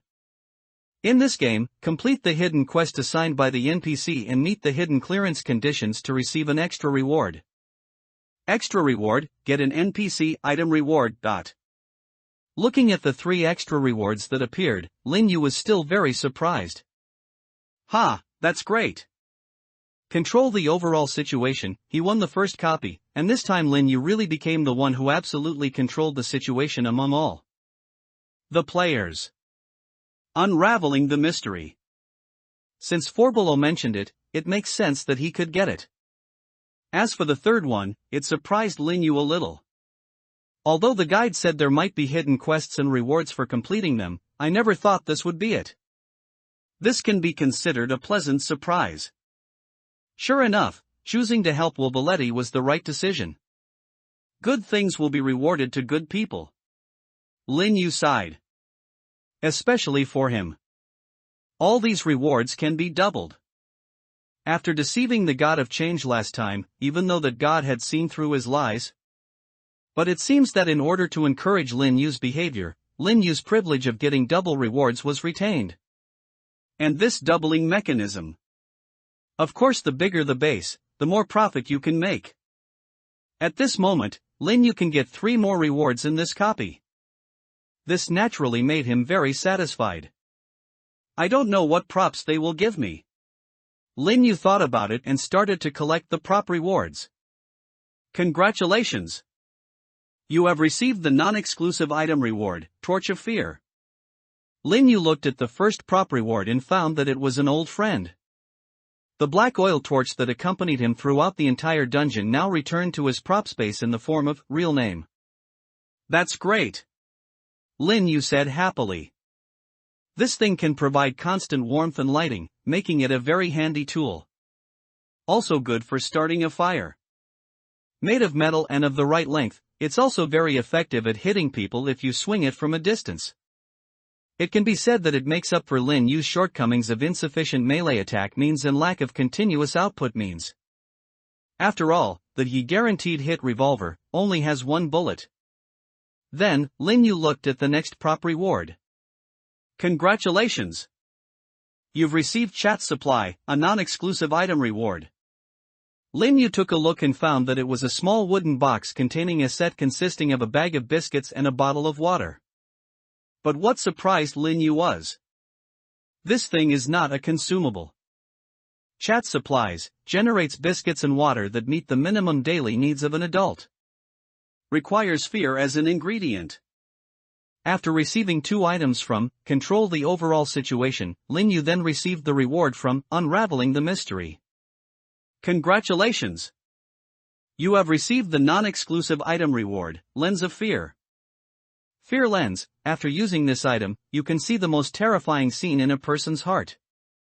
Can only be used once per instance/return. Congratulations! You have received a non-exclusive item reward and event map. Activity map, after use, a circular topographic map with a radius of 72 meters centered on the current location is generated. Cooldown time, hours. Looking at these 2 props, Lin Yu was quite satisfied. They are all very good props. These 2 props are very useful to him. And next, the rewards from completing the hidden mission have also arrived. Congratulations, you have received the NPC item reward, Ancient Notes. Ancient Notebook, an indestructible notebook, the information written on it can be preserved forever. It seems there are other uses that have not yet been discovered. Congratulations! You've received the NPC item reward, Truth Company B3 level permission card. Truth Company B3 level permission card, within certain dungeon permissions, this card can be used to obtain the identity and permissions of a Truth Company B3 level researcher. Lin Yu took a quick look at the 2 prop rewards. It doesn't seem to be useless. The former seems to be still under development, while the latter may be more useful in specific copies. After all, Polo said that Truth Company is a very famous company, and its shadow can be seen in many copies. After checking out these rewards, the settlement is also over.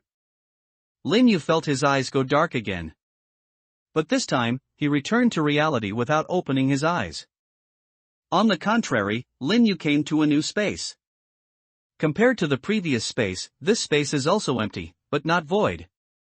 The vast white space is more like a room without boundaries. The blood words appeared before my eyes again. Upgrade Mission 1, during this game, tell different, mutually contradictory lies to each participating player, and activate the Trickster class ability to make them come true. Do this until the end of the game, without being exposed or discovering any of the lies. Judgment in progress. Mission completed. Upgrade Mission 2, find the cheater hidden in this game and see through the cheater's deception. Judgment in progress. Mission completed. Congratulations, you have completed this level up trial. Lin Yu exhaled and nodded slightly. It's finally done. Previously in the settlement space, he saw that Xuezi had not mentioned the matter of the upgrade trial for a long time, and he felt a little unsure. Unexpectedly, the settlement of this upgrade trial was to open up a separate space. Then, Lin Yu continued reading. After completing a level up trial, you have officially become a level 1 player. Your profession is detected as fraudster. Please select the first level professional item you want to obtain. Lin Yu looked at the blood-written prompt and was slightly moved. Do I have to make the choice myself?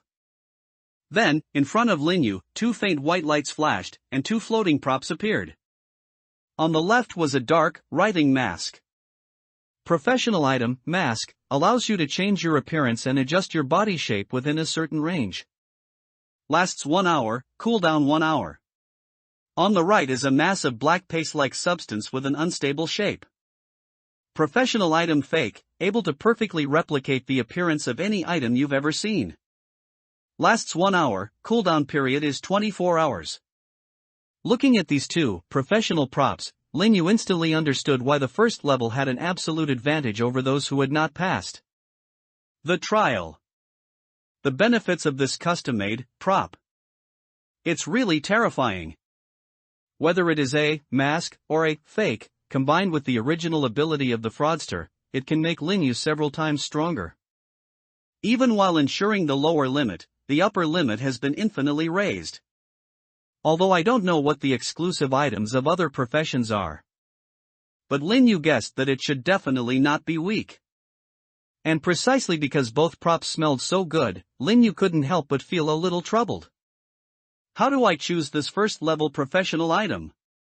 Lin Yu muttered. There is no need to say much about the effectiveness of mask. With this thing. From the experience of this game, as long as everyone is not gathered together at the beginning and must act as a group throughout the game, Lin Yu can use mask to create many fake identities and stably produce several professions to switch between. And fakes are also powerful enough. If you see any useful props, just copy one and use it. So, Lin Yu felt a little troubled when looking at these two items. No matter which one, the help to him is no less than Tooth of Prophecy and Tongue of Deception, and there is no limit on the number of times it can be used. I really don't want to give up. However, Lin Yu also knew that life was sometimes like this. I have to make a choice. No wonder. He planned to have them all. Looking at the bloody words and the two props in front of him, Lin Yu let out a breath and made a decision. Well, actually it can be considered a kind of giving up. What he chose to give up was, it is an opportunity to use the lying tongue. I still have the game master ability I gained in the first game, and it's still effective here, helping me get 2 career items. As the lie came out, Lin Yu felt a stinging pain on his tongue. Is this a reasonable lie that can come true? Lin Yu thought nervously.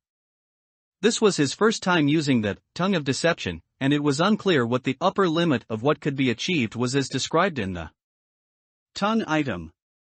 Lin Yu could only be sure that words like I never have to participate in the death game or I am God were probably impossible to achieve.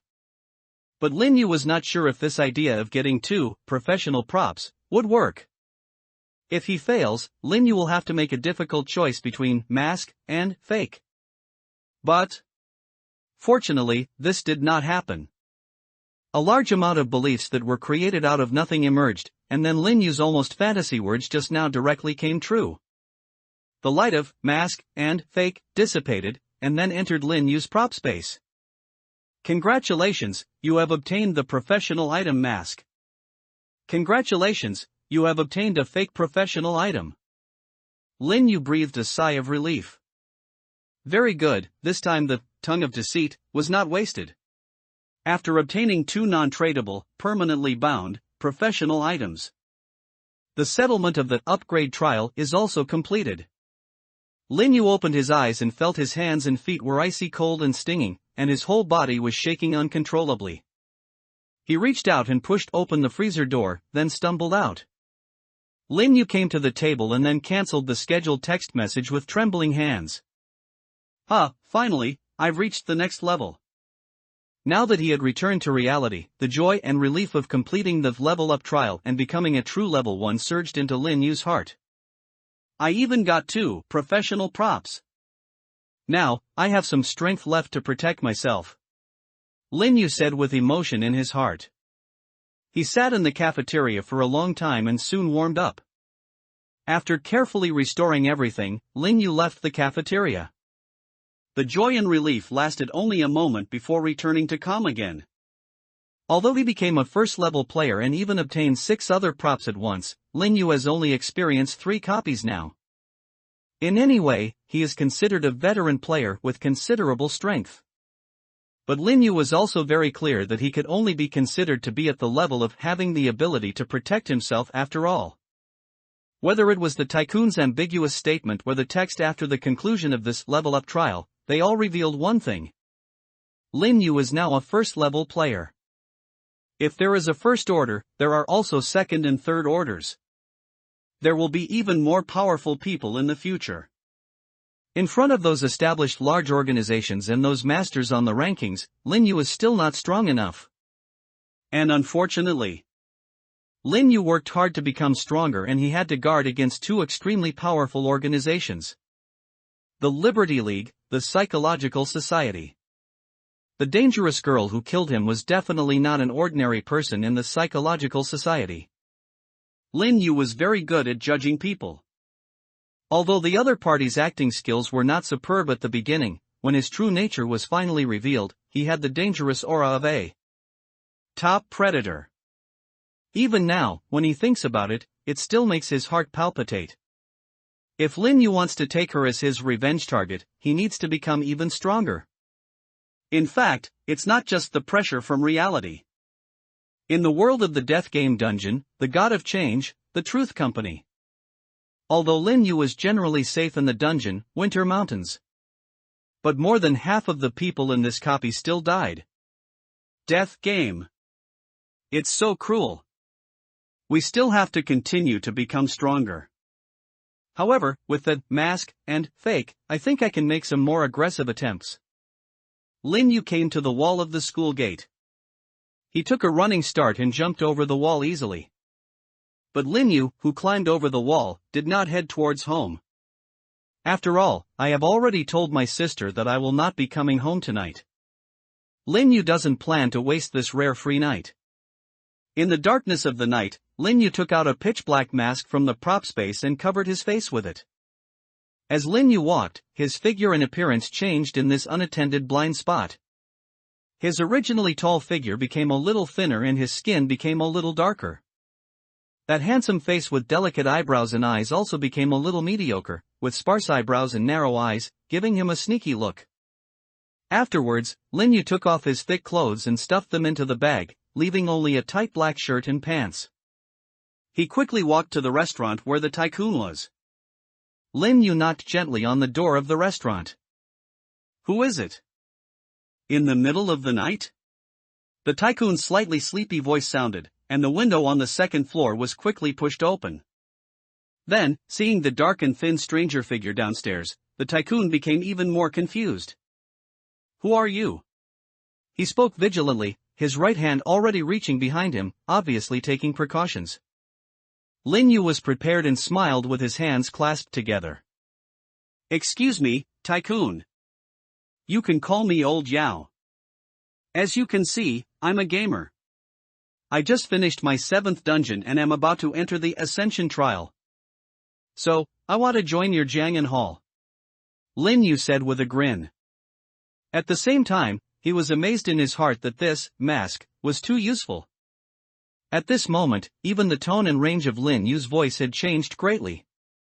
Although vocal habits and accents can help, but for Lin Yu, imitating accents is actually his strong point. When the tycoon heard Lin Yu's purpose, he did not let down his guard. Old Yao, huh? It's a good thing that you're interested in joining our Jiangyan Hall. You can unlock level-ups after the 8th dungeon, so you're definitely a talent. But we at Jiangyan Hall don't accept just anyone. I hope you understand. If you really want to join, we will give you an assessment. As the tycoon spoke, Lin Yu hurriedly nodded excitedly.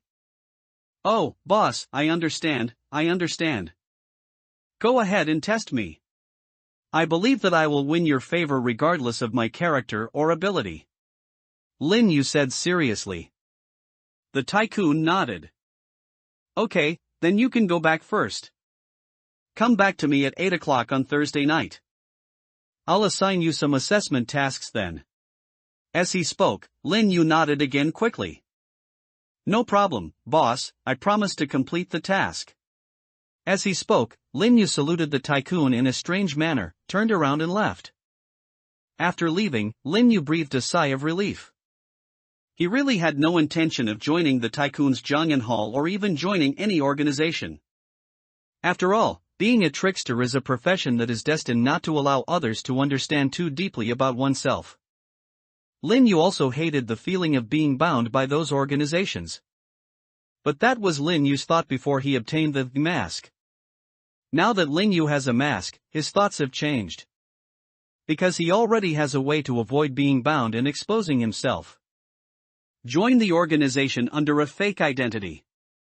Lin Yu himself felt that the plan was a bit aggressive and crazy, and it was certainly not as simple as joining Jiangyan Hall under the false identity of Lao Yao. After leaving the tycoon's restaurant, Lin Yu rushed to the night market in Jiangchun without stopping. After buying a few sets of clothes at the night market and stuffing them into his bag, Lin Yu took a taxi at the night market. Master, go to the intersection of Yong'an Road and Park Road in the southern suburbs of Jiangcheng. Lin Yu said in a low voice. He had never been to the southern suburbs of Jiangcheng before. This address. It is near the home address of the thief Lin Yan, which was in the information I asked Shin Bingmiao for last time. Inside the villa, Lin Yan sat in the study on the second floor, playing with two new props. There was torn plastic wrap on the ground. This was her way to enter the game. Wrap your head with plastic wrap and suffocate it. The plastic wrap was just lying on the ground. Lin Yan was not afraid of being discovered. After all, apart from the live-in aunt, she was the only one in the huge villa tonight. This dungeon tonight is really dangerous, but it's also quite boring. In the end, no one discovered my plan. Talented people are indeed rare. There's been no activity from the Psychology Society this week. After playing with the props for a while and getting tired of them, Lin Yan put away the two props and leaned back in boredom. If only something interesting happened. Just as Lin Yan was expressing her feelings, she suddenly heard a faint sound coming from downstairs. Click. Lin Yan instantly became excited. She was familiar with the sound. That was the sound of the sliding door leading to the living room from the yard downstairs being carefully pushed open. Since participating in the death game, Lin Yan has sneaked out of the house in the middle of the night many times. Ordinary people might not notice this kind of sound, but Lin Yanka knew it very well. Moreover, although the door is usually not locked, it is still quite a technical task to climb over her wall without triggering the alarm. More importantly, his father knew that he was often not at home at night, so in order to prevent Lin Yan from being scared, he also raised a Rottweiler in the yard. But the dog didn't bark at all.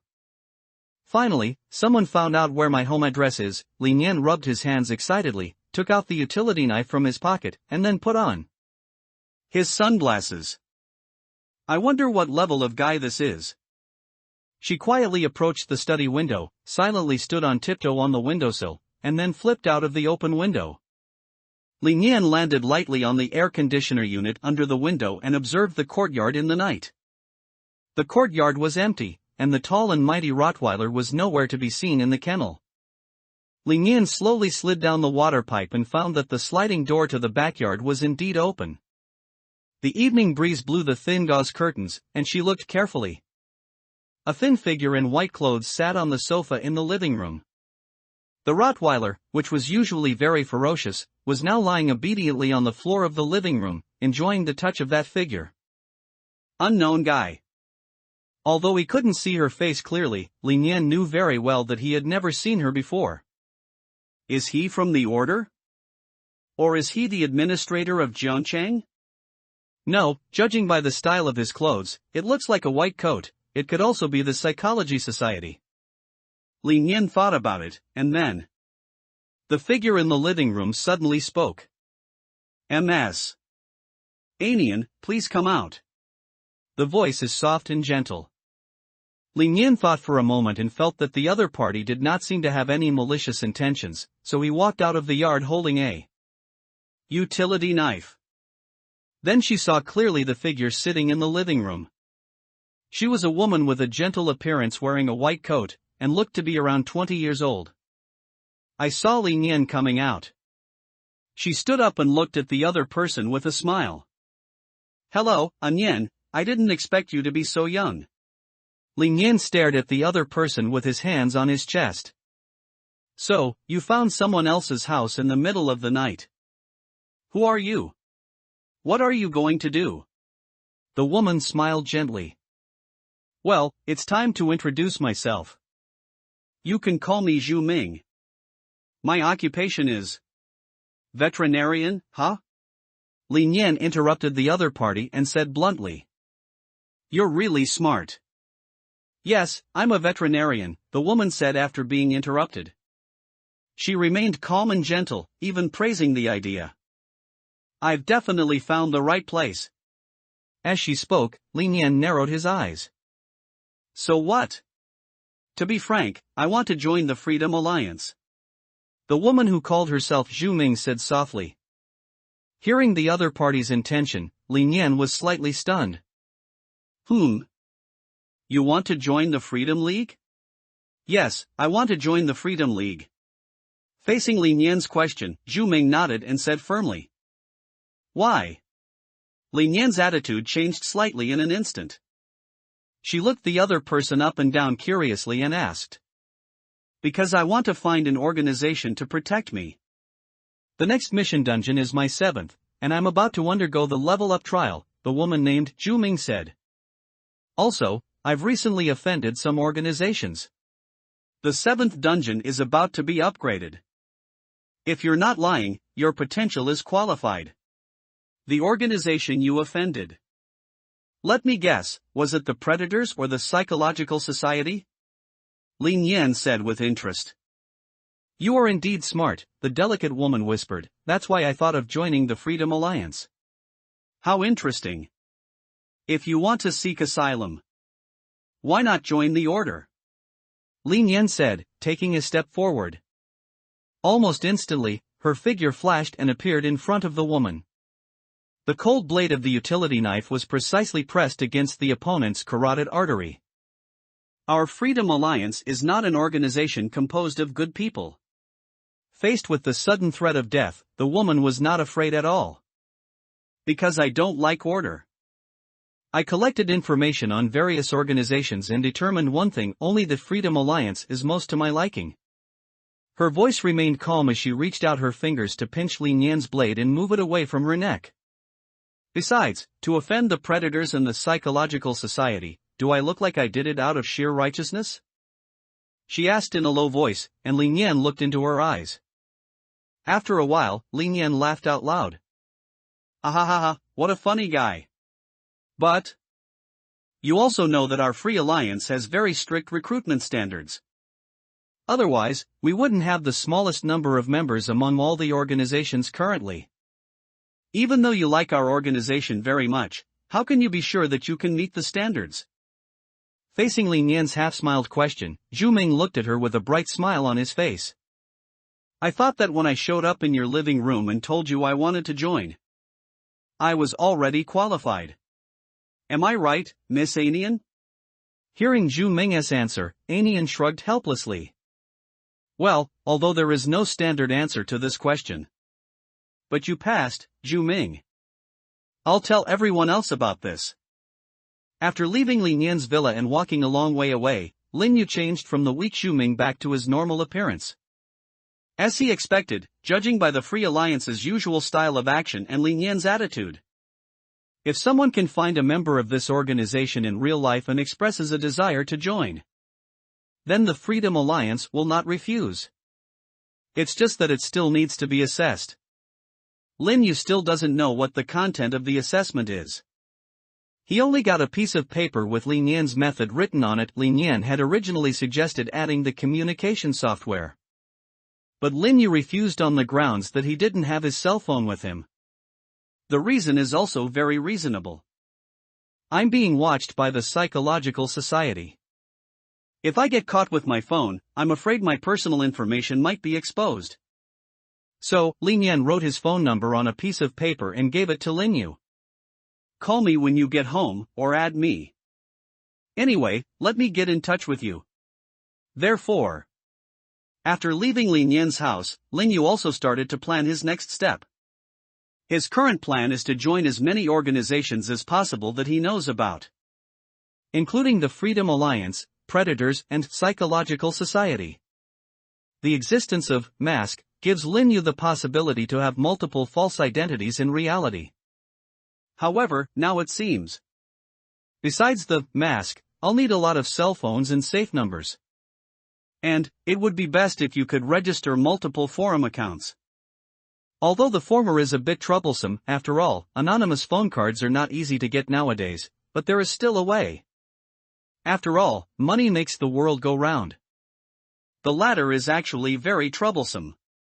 According to a post on the forum, the operator behind the forum seems to have some extremely magical method to ensure that each person is only allowed to have one account. Moreover, once they join an organization that has been cleared out, the operators behind the forum can ensure that they will never be able to access the forum again. No one knows how this forum organization does it, but so far, indeed, no one doubted this. Lin Yu still remembers the very unified evaluation. If it weren't for the fact that veteran players all know this and it was indeed set up by players, I would have suspected this was the official forum for death game. I almost suspect that a god is managing this forum. Therefore, Lin Yu did not hold much hope for obtaining multiple forum accounts. But Lin Yu was not completely clueless. The first step has been taken care of at the Free Alliance.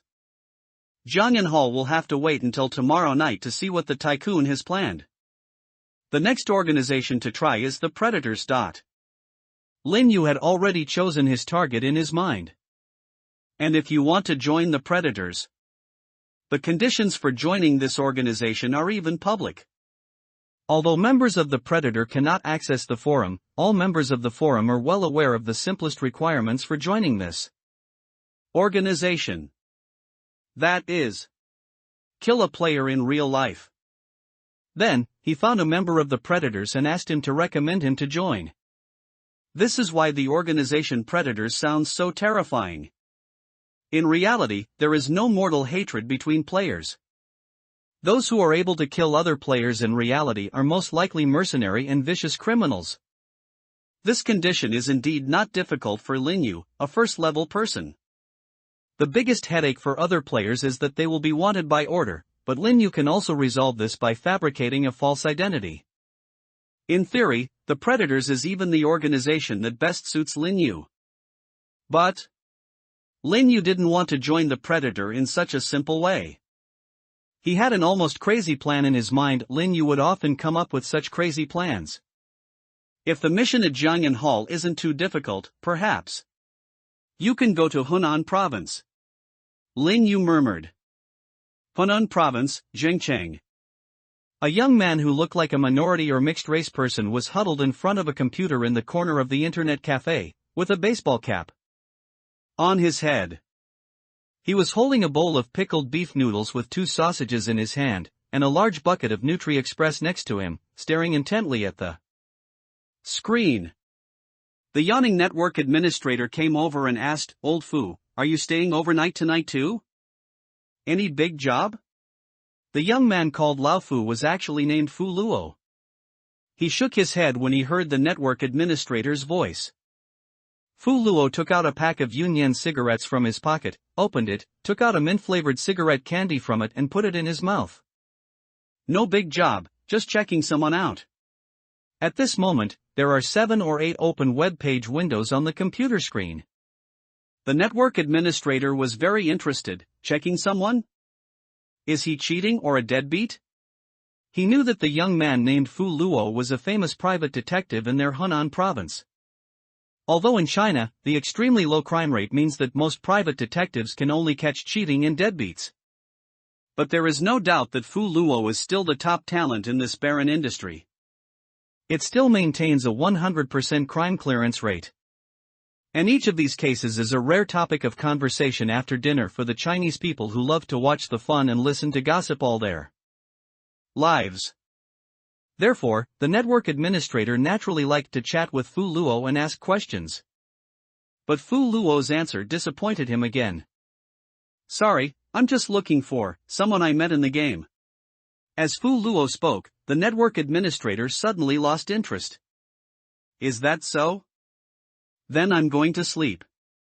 Get some water from the cooler yourself, and call me if you need any help. The network administrator said this and walked towards the bar. Fu Luo nodded coldly, then returned his gaze to the screen. Above is the graduation photo of the last 3 graduating classes of all high schools in Jiangcheng, as well as the compiled admission list. Fu Luo has already screened out all the students who were admitted to medical schools or comprehensive universities, and then found their corresponding classes. But it's a pity. None of them fit. Damn it, May, you really are lying to me. I trusted you so much. But it turns out you're not even a medical student. Fu Luo, also known as Forbelow, scratched his hair in pain. Damn it, I just want to find a reliable and smart teammate. Is it that difficult? The one with the ID May on the forum. Judging by his posting history, his profession is clearly killer.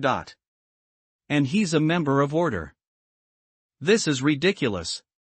After Fu Luo complained for a while, his eyes became firm. No, I have to find it for you today. He took off the baseball cap on his head and replaced it with a straw hat. May, I want to see your true identity. After putting on the straw hat, Fu Luo's work efficiency has indeed increased by several times or more. He continued to collect information, recall Lin Yu's characteristics, and then tirelessly searched for information. The last 3 high school graduates in Jiangcheng started by checking key middle schools, key classes, and high scores. After all, Lin Yu looked very smart, and judging from his conversation and temperament, he should not be from a township middle school. At the same time, he was also investigating the rescue people posts posted on various high school confession wall accounts 3 years ago. After all, although most of the time he only saw half of Lin Yu's face wearing a mask, Fu Luo still remembered it very clearly. That guy was very handsome. This kind of needle in a haystack screening has always been the most useful. In Fu Luo's opinion, the most important thing for a detective is knowledge reserve, and the second is patience. Reality is not a detective novel. There are not so many twists and turns in the cases and perfect logic. In fact, there are very few cases that can be called puzzles. In most cases, the most important thing to get to the bottom of the matter is patience. Fu Luo likes solving puzzles and also likes investigating. Not to mention, sometimes you will encounter puzzles during the investigation process. Just like now. Jiangcheng Experimental Middle School, the college entrance examination graduation photo from 2 years ago. One person was erased from this photo of Class 7. They even photoshopped out one person's trace from the honor roll in their promotional announcement. Fu Luo keenly noticed some details that ordinary people could not notice.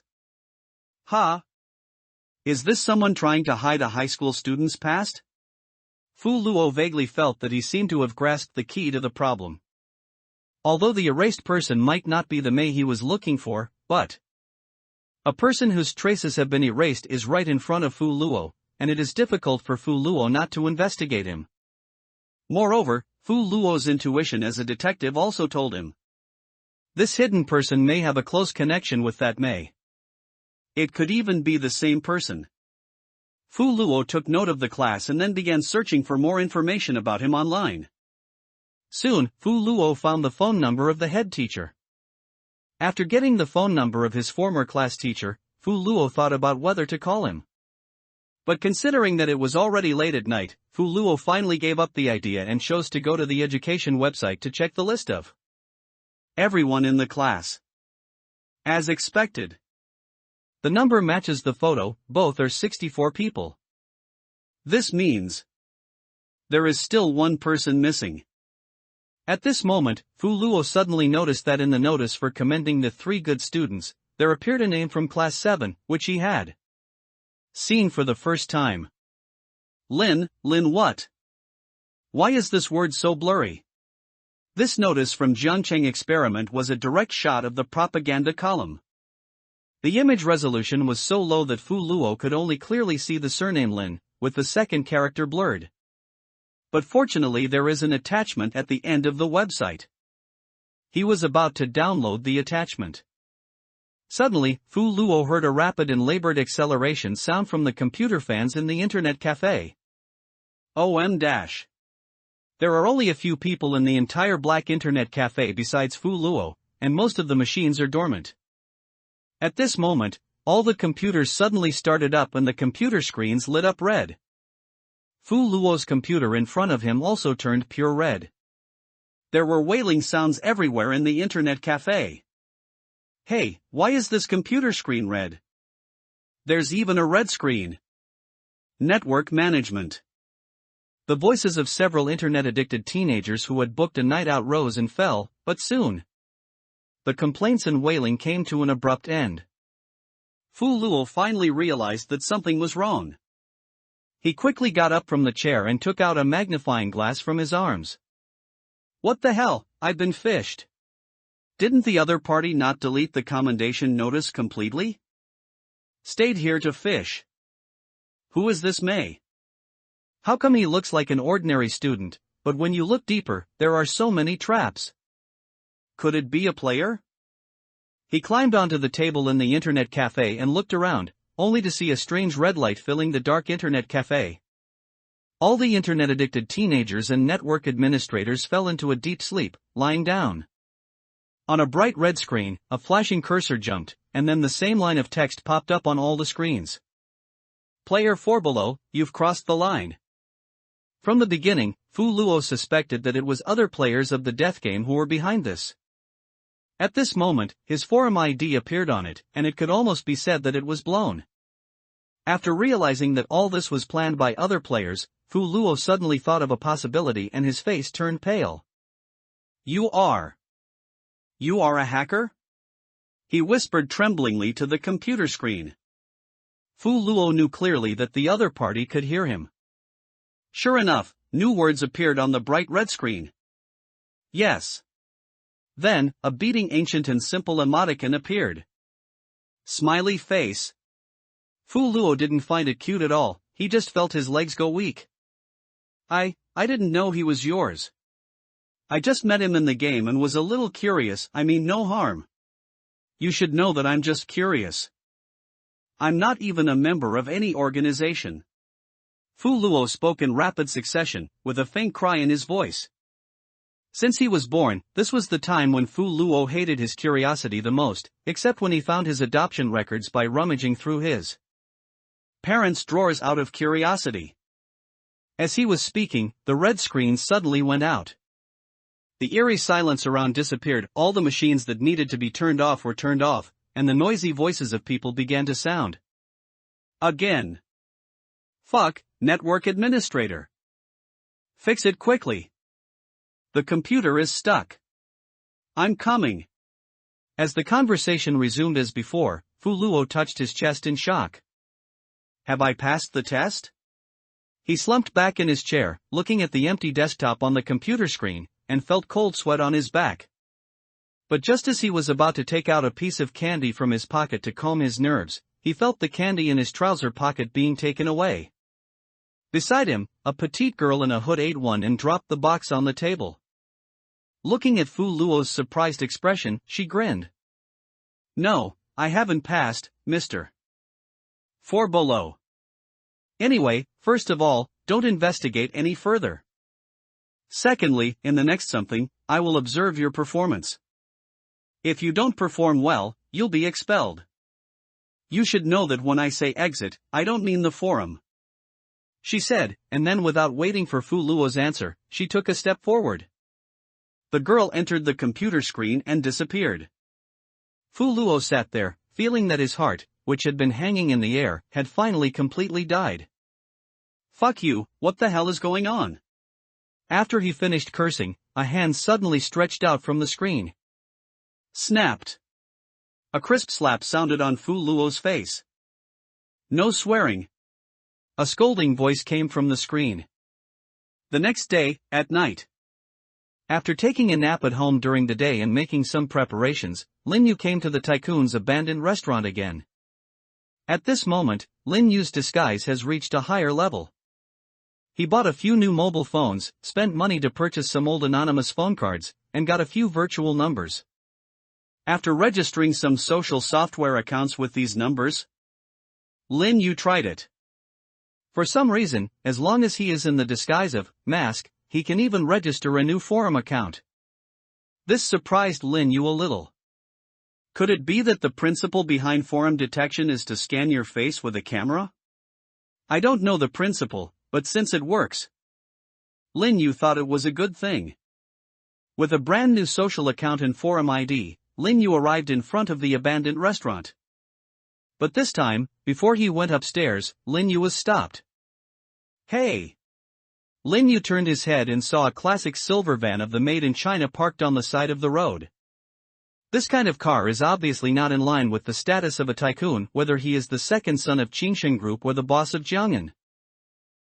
He should not drive this kind of car. But at this moment, after the rear window was rolled down, the tycoon's solemn face did appear. Old Yao, huh? You're very punctual. Lin Yu also put on a flattering look and spoke to the tycoon with a smile. Damn, big brother, you came in person today. What kind of assessment task are you assigning? Although I, Yao, have only completed 7 dungeons, I am still quite capable. Whatever you ask me to do, I will do it without hesitation. Lin Yu patted his chest and said, then added. And, brother, don't look at me as a thief. I've actually turned over a new leaf and become a new man. It's just that the criteria for judging this death game might be a little off. At this moment, Lin Yu looked like a particularly unreliable person pretending to be reliable. The tycoon looked Lin Yu up and down and touched his chin. Don't worry, Lao Yao. As the saying goes, if you doubt someone, don't employ him. Since you found us, the Jiang'an Club, it means you trust us. Of course I trust you too. The tycoon spoke seriously, and Lin Yu was even more moved. Okay, start the assessment now. I promise to complete the task.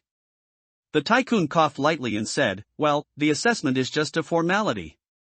Then the tycoon took out 3 tips. Now, open these 3 treasure bags one by one from left to right and follow the instructions on them. During this period, you will need to pay a price that is not too excessive. But don't worry, it will definitely not exceed your tolerance. After you're done, come back and give me your gains, and your mission will be accomplished. The tycoon said seriously. Lin Yu then nodded and took the brocade bag. I promise to complete the task. As he spoke, he opened the first treasure bag. Go to No. 115, Zhouhuai Street, Dongqiao District, Jiangcheng, and find the man in black uniform inside. Once you find him, open the second treasure bag. Lin Yu looked at the contents of the brocade bag and nodded slightly. Looks like we need to find someone to contact first? He did not hesitate and took action immediately. He took a taxi and went to the address on the note in the brocade bag. This place is not far from the tycoon's restaurant, and it only takes about 20 minutes to get there by taxi. Lin Yu paid the taxi driver in cash and got out of the car with the change. Looking at the bright doorway under No. 115 in front of him, Lin Yu sighed. Why is this a McDonald's? The one in the black uniform. Lin Yu looked inside and found that the front desk clerk was wearing a black uniform. Could it be that the members of the tycoon's organization are the employees of McDonald's stores? With a hint of caution, Lin Yu pushed the door open and entered the store, then opened the second treasure bag.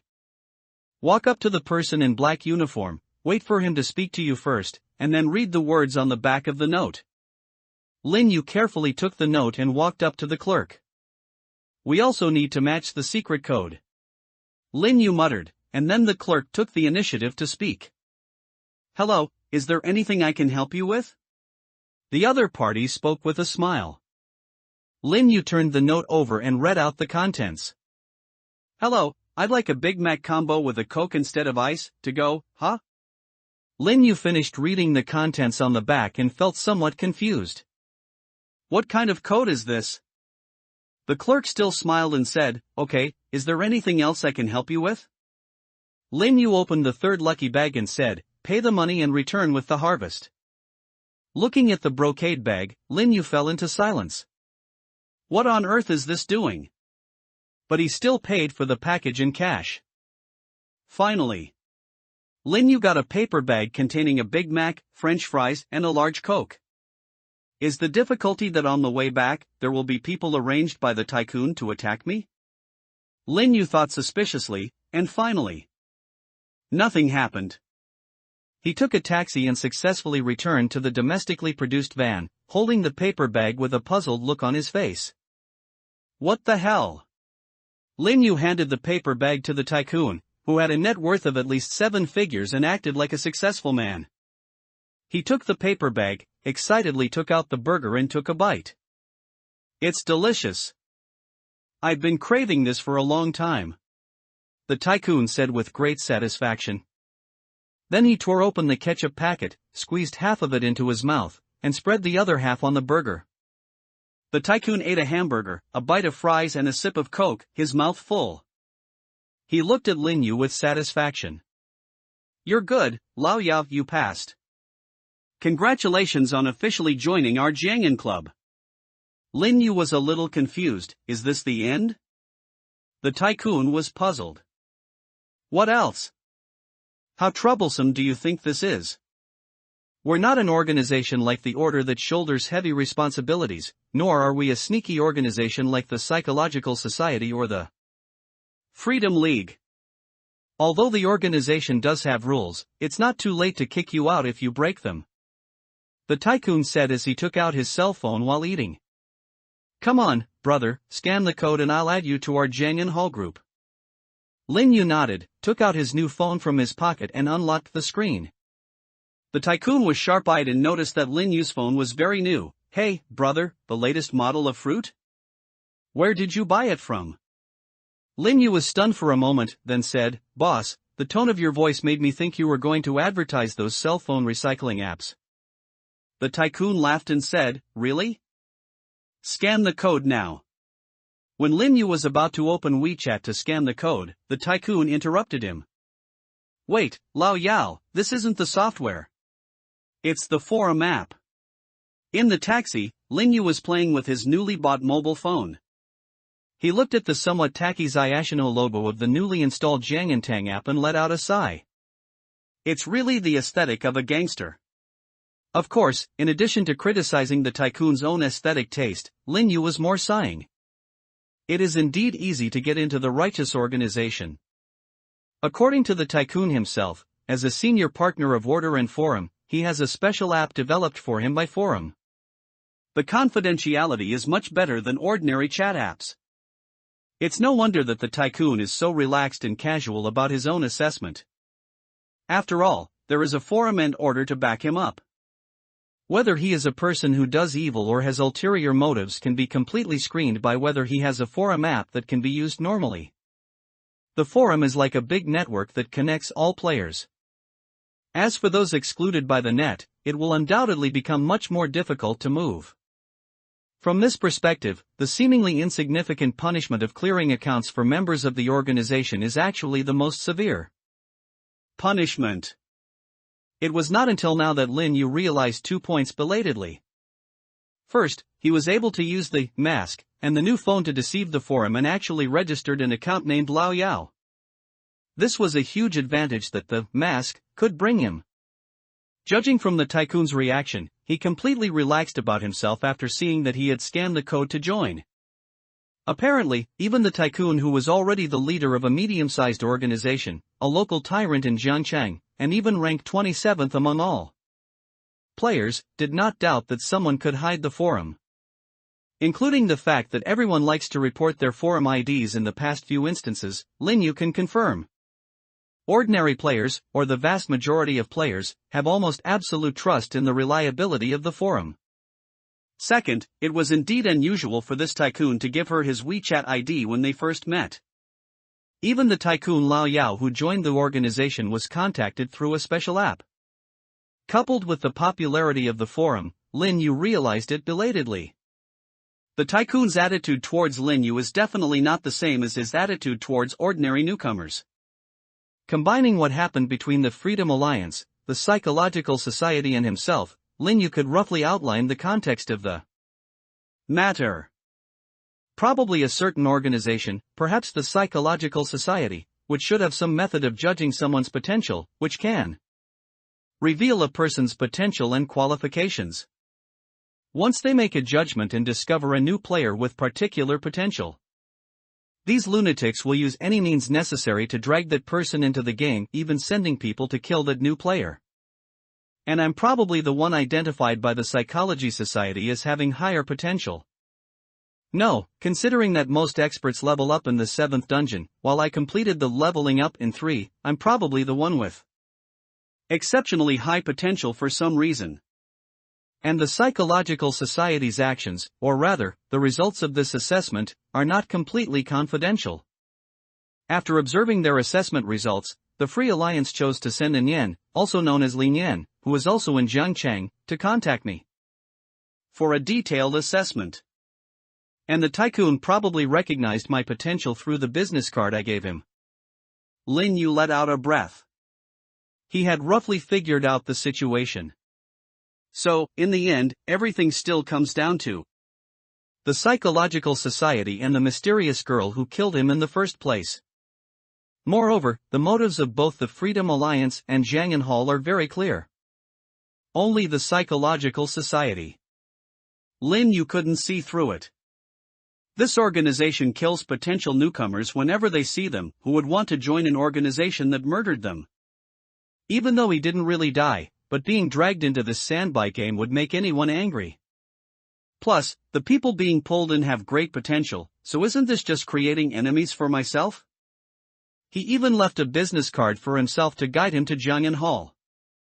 It can only be said that the more information Lin Yu gets about the player community, the more he feels this organization is truly evil. It wasn't without reason that it and Predator were kicked out of the forum. Anyway, we need to speed up the process. Lin Yu has never hesitated to assume the greatest malice towards unknown enemies. Who knows if those people in the Psychological Society have mastered some kind of evil magic that can turn high-potential players into pills that can be swallowed, refined, and increased in strength. We still have to become stronger as soon as possible. Good thing. As a trickster, my way of becoming stronger is much different from others. I opened the Jiangyan Tang app. The interface of this thing is basically the same as the group chat of communication software. It looks like a chat group when you enter it. The only difference is that the interface is as simple as the forum app. Everyone in the forum is speaking using their forum ID. Tycoon, welcome today's newcomer, Lao Yao. Lao Yao will be leveling up as a thief in the next dungeon. Please take good care of him. Wolf warrior, thief? Sure. Talk more with Shadowless Hand. At Shadowless Hand. Invisible Hand, hello newbie, I'm also a thief. Invisible Hand, the file contains my experience in upgrading levels, you can take a look. There are 83 people in the group chat. As the tycoon said before, Jiangyan Hall is an organization of nearly 100 people. Lin Yu simply sent a message saying hello, please take care of me. I'll go see what Brother Wangshu has to say and then started lurking again. No one really cared and started chatting casually. The conversation actually had little to do with the death game and was all about recent social hot topics. For example, the neighboring country holding an election, the recent turbulent liquor index, and the celebrity who passed away a while ago. It seems that even in the group chat of Death Game, people mostly chat about trivial things on weekdays. However, Lin Yu was very pleased. This at least showed that Jiangyan Hall was indeed an organization with a relatively relaxed and harmonious atmosphere. He opened the group file and searched for the real treasure. That is, various strategies that can only be seen by those who join the organization. One part is related to leveling up, while the other part is a more detailed career guide and introductions to various props and dungeons than the forum. There are also some comments about other organizations. Among them, Lin Yu clicked on the first one. Of course, it was the Thief Upgrade Guide written by the guy with the ID Shadowless Hand who mentioned it just now. The guide written by Invisible Hand was very detailed, with about several thousand words, but Lin Yu finished reading it quickly. He didn't really need to level up as a thief. He just needed to know what the thief level up was like so that he wouldn't be exposed when making up lies. Just as Lin Yu guessed, the upgrade task of the thief was indeed to steal things. Moreover, compared to the single profession of trickster, the thief does not have 2 level up quests, but only 1. Usually the purpose is to steal a certain precious item in the copy. It took Invisible Hand 2 attempts to pass the upgrade trial. The dungeon that opened for his first upgrade trial was the 9th one, which was a dungeon in a museum.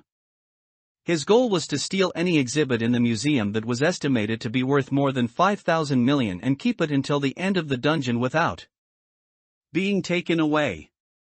It sounds easy, but after witnessing the monster in security uniform in the museum kill a soldier player with 1 punch, Shadowless Hand gave up most of his ideas. After touring the museum, he discovered that exhibits worth more than 50 million yuan were extremely dangerous in themselves, either the pharaoh's coffin or the cursed mask of a vampire. He felt that if he took them, he would attract something very bad, so Invisible Hand decided on the spot to calm down and focus on clearing the level. The second level up trial is after 10 copies. Invisible Hand had become much more mature by then, and fortunately, this dungeon was no longer a very dangerous puzzle-type dungeon like the museum dungeon. This time, the Invisible Hand faced a survival dungeon, where he had to survive for 7 days on a drifting abandoned ship. The upgrade trial only required him to steal the mermaid's orb. Shadowless Hand spent some time to build good relationships with various mermaids and ghost NPCs on the giant ship and gain their trust. Then he secretly stole the item, Mermaid Orb, and kept it until the end of the dungeon. With the 2 experiences of the Invisible Hand, Lin Yu thought about it and felt that he could probably make up a reasonable experience of the Thief Upgrade. Of course, the most important thing is a professional item, obtained by a thief after reaching level 1. According to the strategy guide for Invisible Hand, the 2 professional items that the thief can choose are the magic bag and the sharp knife. The former, magic bag, will give the thief more skill times. The skill that could originally only be activated once every 24 hours can be increased to 3 times under the effect of magic capsule. The quick knife is much simpler and more brutal. This allows the thief to choose to make the target of the theft suffer damage from a sharp weapon once when activating his professional ability. If the timing is right, it is even possible to cut the vital point with a single blow. Killing with 1 blow is not impossible. The appearance of a magic bag is usually some kind of storage item, such as a backpack, waist bag, etc. The quick knife is naturally a thin and compact weapon. No matter which professional prop, it has good properties in itself. The space of the magic bag will be larger than it actually looks, and the sharpness of the quick knife is not comparable to ordinary weapons. Looking at this thief's strategy, Lin Yu also felt a chill on his neck. It seems that Lin Yan is also a dangerous person. The utility knife in her hand is most likely a sharp knife. Fortunately, Shadowless Hand also chose quick knife, and the limitations of quick knife were complained about in detail in the guide. Although this thing looks powerful, the timing of drawing the knife still needs to be controlled by the thief himself. Whether or not one can draw accurately depends entirely on the thief's own level, so the difference between the upper and lower limits is quite large. In most cases, when facing other players, breaking their arm is considered a critical hit. Looking at the resentment between the lines of Invisible Hand, Lin Yu felt a little helpless. This guy is really something. A thief should just have some offensive skills. You can't expect him to be as good at fighting as a soldier. Afterwards, Lin Yu also closed this guide. Since there aren't many restrictions on group file sharing, Lin Yu naturally started looking through guides for other professions. Although there is browsing history, it is easy to explain when asked. It can be said that it is a way of accumulating knowledge by analogy and drawing inferences from one instance to another. Of course, what Lin Yu mainly wants to look at are the 2 kinds of professional props of these professions. Mask has already been used. Next, we have to figure out how to use the fake. Fake can transform into any item, but it has only the appearance of the other item and no function. It requires the ability of fraudster to cooperate. Plus that long cooldown time. Lin Yu felt that it would be more cost-effective to turn it into a professional prop than an ordinary prop. And next, just like he had memorized the abilities of those professions before, Lin Yu also memorized more than 10 articles of upgrade trial experience. Guides for various professions and their subsequent 2 props in the internal documents of Jiangyan Hall. For example, the rations and ranks of professional soldiers. The stick and chalk of a professional teacher. The figures and tissues of a professional otaku. The tools and blueprints of the craftsman profession. Based on Lin Yu's observations, it can be concluded that for all ordinary professions, the promotion trial only requires completing 1 task. And their 2 professional props are basically in 2 directions. One direction is to significantly enhance and improve existing professional abilities. Another direction is to make up for a shortcoming of the original profession. This also provided Lin Yu with more ideas. For the next dungeon, it's best to disguise yourself as a class that has already completed the upgrade to gain a greater advantage. Not only that, in reality, you can also try to carry out activities as someone who has completed the level up. Lin Yu muttered to himself, then closed the Jiangyan app. Of course, he has more important things to do next. Lin Yu took out another brand new mobile phone from his trouser pocket. This time it was a domestically produced mid-range phone with a smaller appearance. Lin Yu dialed a phone number that he had memorized completely and turned on the speakerphone. Beep. After just 1 ring, the call was connected. Hey. After the cheerful female voice sounded, Lin Yu did not answer. But just as Lin Yu expected, even if he didn't answer, the smart guy opposite would follow his idea. Ahahaha, it's Zhu Ming, right? I see, I'll text you later. Compared to Jiangyan Hall, Lin Yu could foresee that the assessment of the Free Alliance would definitely be more stringent. Not only was the Free Alliance unable to rely on the forum, but also, this organization may be an extremely special one among all player organizations. The tycoon mentioned before that the Freedom Alliance is very small, and currently only 9 members are known to have been confirmed. Moreover, this organization is very loose and seems to have no rules. There are even 2 guys who look like they have a grudge against each other. This is completely different from more formal and normal organizations like Jiangyan. After all, after joining Jiangyan, the file pinned to the top of the software is some simple rules of Jiangyan. For example, members cannot attack each other, must help each other when encountering in a dungeon, must make at least 1 contribution to the organization every month, etc. Of course, the benefits instead are also very generous, not only free guides and the like, but also props can be purchased at very favorable prices. You can even ask experts within the organization for help. These are also the basic rules that most organizations have. Based on Lin Yu's observations and further confirmation from the internal information of Jiangyan Hall, Lin Yu can be sure of one thing. There are absolutely no such rules within the Free Alliance. They are more like an organization of several extremely strong, particularly promising, and extremely eccentric masters who get together to have fun. So, how do I join the Freedom Alliance? It's almost blank. But now, looking at the text messages on his mobile phone, Lin Yu is also exposed to the true crazy side of this organization. There are 3 tasks. Does completing 2 of them mean it's completed? First, kill any player with a bounty of more than 3,000 points on the forum, or a bounty of more than 50 renminbi on the hunting club. Second, join any of the order, predators, or psychological society and then publicly declare your withdrawal and join the Free Alliance. Third, team up with 2 or more Free Alliance members to play the game and gain their approval. The third one is okay. The other 2 are indeed a bit crazy. The difficulty of completing the first item is self-explanatory. Those with reward points greater than 3,000 on the forum are most likely masters who have been upgraded.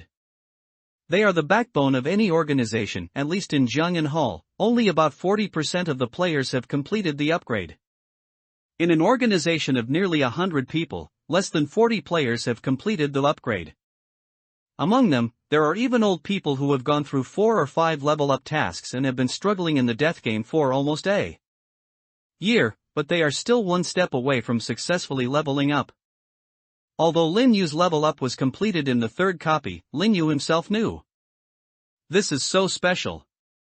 A master who has completed the upgrade is definitely not someone that ordinary people can afford to provoke. And the second one is crazy enough. Not to mention that it is difficult to join order, plunderer and psychological society.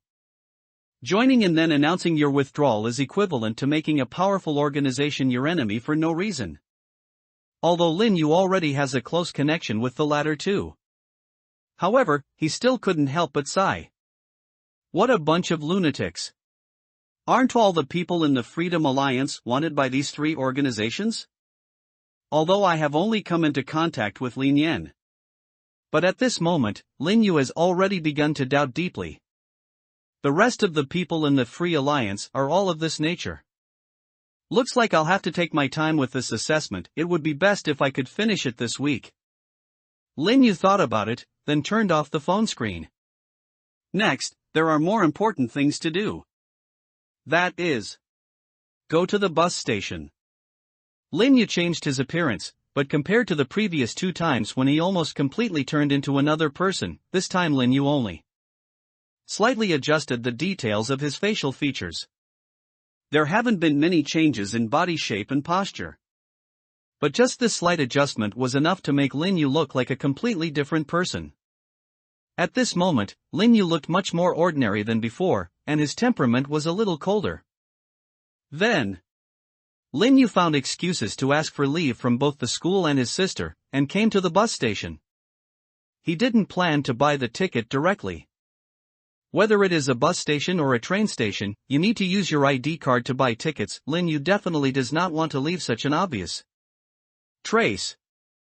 Therefore, before Lin Yu came to Jiangcheng bus terminal with his backpack, he naturally set his sights on non-public means of transportation. He is very familiar with Jiangcheng bus station. Lin Yu just stood there for a while with his backpack on his back, and a black car driver came up to him and started chatting with him. "Brother, where are you going? We can leave right away." And Lin Yu was waiting for this opportunity. "Want to charter a car and go to another province?" he asked, and the black car driver was stunned for a moment, then said, "Where are you going?" "Zhengcheng, Hunan province, also send me to the bus station." As Lin Yu spoke, the illegal taxi driver was dumbfounded. "I originally just wanted to take a small job to take someone to the airport or the next city, but I didn't expect to get a big job across provinces." He tentatively offered a price. "It's not that close to Zhengcheng from here. 2080, right? Can you run for 2500? Lin Yu asked. Sure, the black car driver said, nodding his head happily. "Shall we go now?" "Let's go now. What kind of car are you driving? Is it fast?" The black car driver said proudly, "Don't worry, boss, I bought my car last year, it's very fast. I used to be a test driver for a rally team." He patted his chest and said, "Go to Zhengcheng, I can deliver it to you overnight, and I guarantee you can drink the spicy soup from the morning." "Mark it." As the black car driver spoke, Lin Yu nodded slightly. Zhengcheng is geographically located in the center and is not far from any city.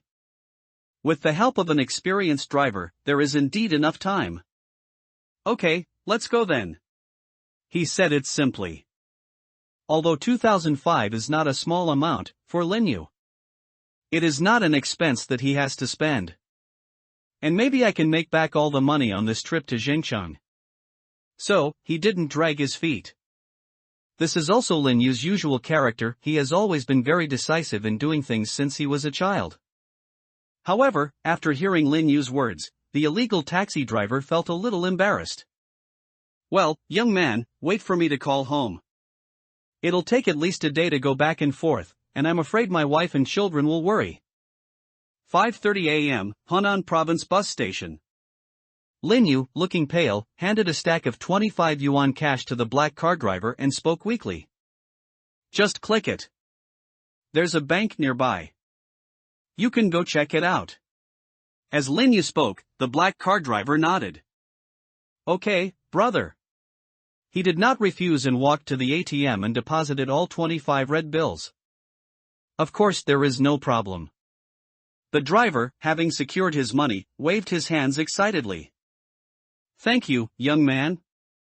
No matter what you come to Hunan province for, I wish you all the best. He waved goodbye to Lin Yu sincerely, then stepped on the floor and left. Lin Yu watched the driver's taillights disappear and waved with mixed emotions. He had previously thought that the driver was bragging when he said he had been a test driver for a rally team, but now it seemed that he was a bit of an understatement. This speed is indeed fast. Lin Yu would believe it if he said he had officially raced in a racing car. It's just too bumpy.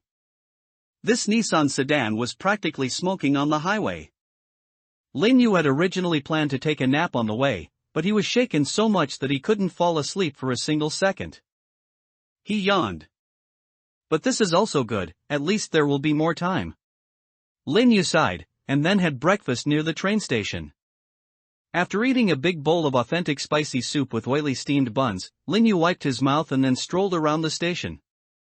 Just as there are many illegal taxi drivers near Jiangcheng bus station, there are also many illegal taxi drivers at Jingcheng bus station in Hunan province.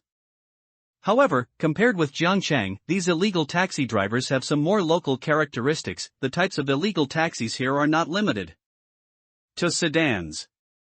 There are also many motorcycles and three-wheeled vehicles. After Lin Yu finished his breakfast, he walked to the side of the road and an early rising black car driver came to meet him. Where are you going, young man? This time, Lin Yu decided to take advantage of another characteristic of the illegal taxi driver. I'm here looking for someone. There's a really good private detective in Zhengcheng who's always catching cheating. He's also incredibly handsome. Where is he? Lin Yu put on a Hunan accent and asked kindly. After being asked this question by Lin Yu, several illegal taxi drivers were a little confused. Detective? I don't know. In addition, Lin Yu's accent at this moment was also from Hunan province, which made them realize that Lin Yu in front of them was from the local area, and many drivers retreated with a lack of interest. Lin Yu did not give up and continued to wander around to inquire about Furboluo. It's not easy to find someone like looking for a needle in a haystack, but just as Lin Yu expected, although Furboluo is not a big star, he is certainly not an unknown person. Soon, a kind-hearted tattooed man with a briefcase got off a bus, heard the conversation between Lin Yu and the drivers, and took the initiative to step forward. Hey, fellow, is that the detective you're talking about, the one who always likes to wear all kinds of funny hats and looks like a foreigner? Hearing this, Lin Yu turned around and spoke in surprise. Yes, you know him. The eldest brother said with a smile, I've dealt with him before. He's quite capable. Not only is he good at catching cheaters, but many debt collection agencies like to find deadbeats no matter where they hide. And his fees are very fair, too. Lin Yu was very surprised. Are you his client? Have you contacted him? No, I'm the deadbeat that was found. The tattooed brother spoke very honestly. Lin Yu was speechless for a moment. The eldest brother laughed heartily. But it's okay. He also helped me find the traitor in my company afterwards. Now I've made a comeback. Why, you have something to do with that guy. You look young and unmarried, and you don't look like someone who can be a creditor. What do you want with him? Lin Yu hesitated for a moment, then acted sincere. To be honest, I want to ask him to find someone for me. Although I don't owe any money, it does feel a bit festive. As he spoke, his elder brother spoke seriously. Really? Then he's the right person to ask for this kind of thing, but the last time I asked him for help was 2 years ago. I wonder if he's moved on now. He doesn't have a fixed workplace, but you can look for him in the old city east of Zhengzhou, or in the urban rural fringe area. You might find him posting advertisements on utility poles near elementary schools. That's the one with the world's no. One detective or some such nonsense written on it. Also, if you can't get through on the phone, you can try looking for him in those cheap-looking internet cafes and snack bars. He might be hiding in a corner somewhere. After the tattooed brother finished speaking, he waved goodbye to Lin Yu. That's pretty much all I know. See you later, bro. As he spoke, Lin Yu nodded. Thank you, brother Zhongla. Goodbye. Afterwards, Lin Yu turned around and, as the tattooed brother said, took a taxi to the old town in Zhengcheng East. After parking the car at the gate of Zhengcheng No. 3 primary school, Lin Yu stepped onto the somewhat old street and walked on the broken and shaking floor tiles. He began to wander around and look at the old advertisements on the walls and telephone poles. It mainly deals with lockpicking, magic medicine, and certificate processing, with occasional religious propaganda. But I didn't see any advertisements with the words private detective on them. Just as Lin Yu was wondering whether Below had moved away, he suddenly saw a piece of A4 printed paper pasted on the bus stop sign next to him. The most amazing detective in Hunan province, the king of Xinjiang, the emperor of puzzles, worthy of your trust. Welcome to call 0371XXXXX. Looking at the line of words that had a somewhat abnormal temperament and was full of morbid conceit, Lin Yu sighed. He thought for a moment, and finally picked up another phone to call, but this phone was a second-hand one he bought. The call was quickly connected, but the moment the call was connected, the voice from the other end made Lin Yu slightly stunned. Outside Yufu supermarket. The voice was full of energy and sounded like that of a middle-aged woman. Lin Yu spoke a little unconfidently. Hello, I'm looking for a private detective. Oh. Looking for Xiao Luo, are you in a hurry? The middle-aged woman opposite asked. It's okay, it's a bit urgent. Lin Yu carefully considered his words and said, it's a big order. Hearing Lin Yu's words, the middle-aged woman instantly became enthusiastic. Big order? Okay, wait a minute, I'll call you back. There was a click sound from the other end of the phone, and then it was hung up rudely. Then, 10 minutes or so passed, leaving Lin Yu confused. Then his phone rang again. The old lady called back. Outside, young man, you are looking for Xiao Luo, right? I'll give him the phone right now. Fu Luo, answer the phone. Lin Yu heard a sleepy voice faintly coming. What, who is it so early in the morning? Client. He's crazy, let him. Ow. Big client. Big customers too. Ouch. I know, Mom, I'll just take it. Zhengcheng, Speed Internet Cafe. Fu Luo sat in the waiting area of the internet cafe, wearing a silly and funny duck hat. He looked at the ordinary-looking young man in front of him and felt that he looked vaguely familiar. Although the other person covered most of his face with a mask, it seemed like I had seen him somewhere before. But when I think about it carefully, I feel that the other person is just an ordinary person with an ordinary face. You are the client who came to see me, right? Lin Yu nodded slightly. Yes, respected detective, I would like to ask you to find someone.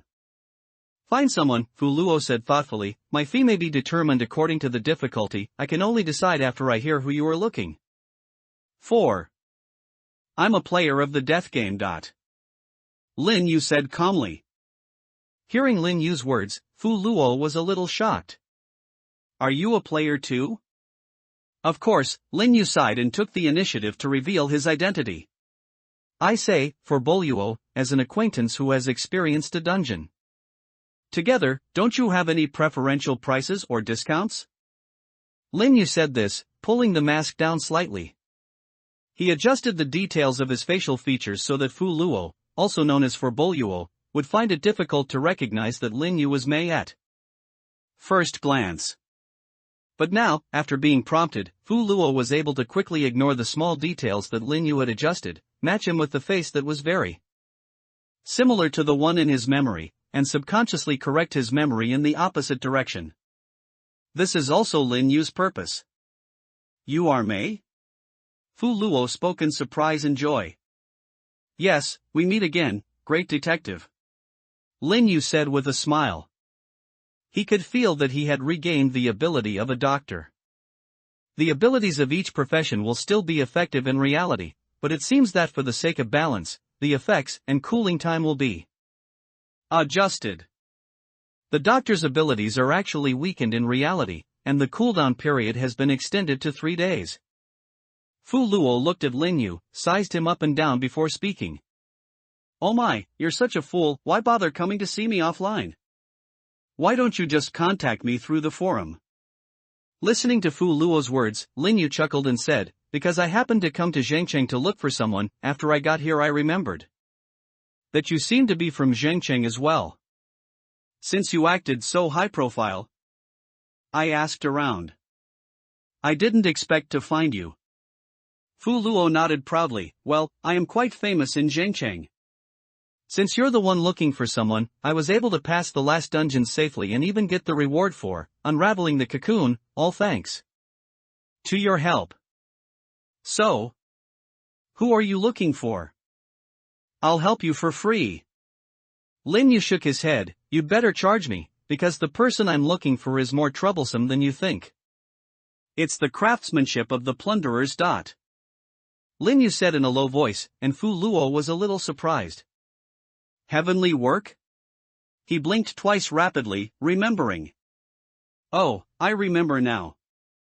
That craftsman who killed 5 people, level 1, had an 8,000-point bounty placed on him by order. He's one of the most wanted people in the first tier right now.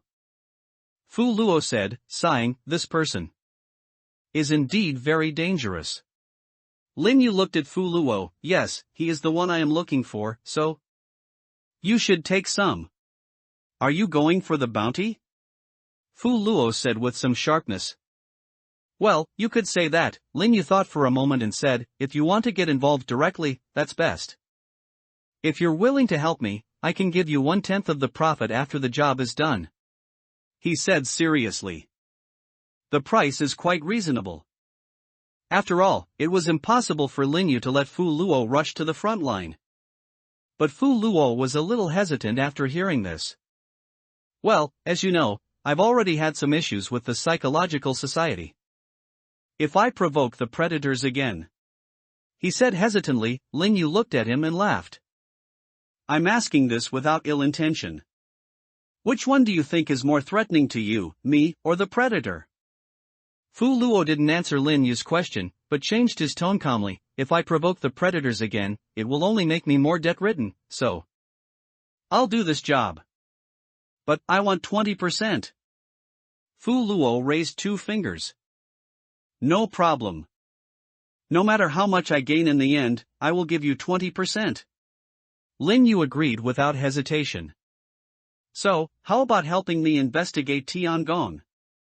Fu Luo nodded, of course. How soon will the results come out? Can we find him before the next dungeon starts? Lin Yu asked, and Fu Luo laughed. Of course, my speed is beyond your imagination. As he spoke, Fu Luo took out his phone and fiddled with it for a while. About 5 minutes later, Fu Luo raised his head and looked at Lin Yu, done. Wu Yu. Let's go. Where? Lin Yu looked at Fu Luo in confusion. Fu Luo said as a matter of course I'm going to find Tiangong. Don't you want to kill him?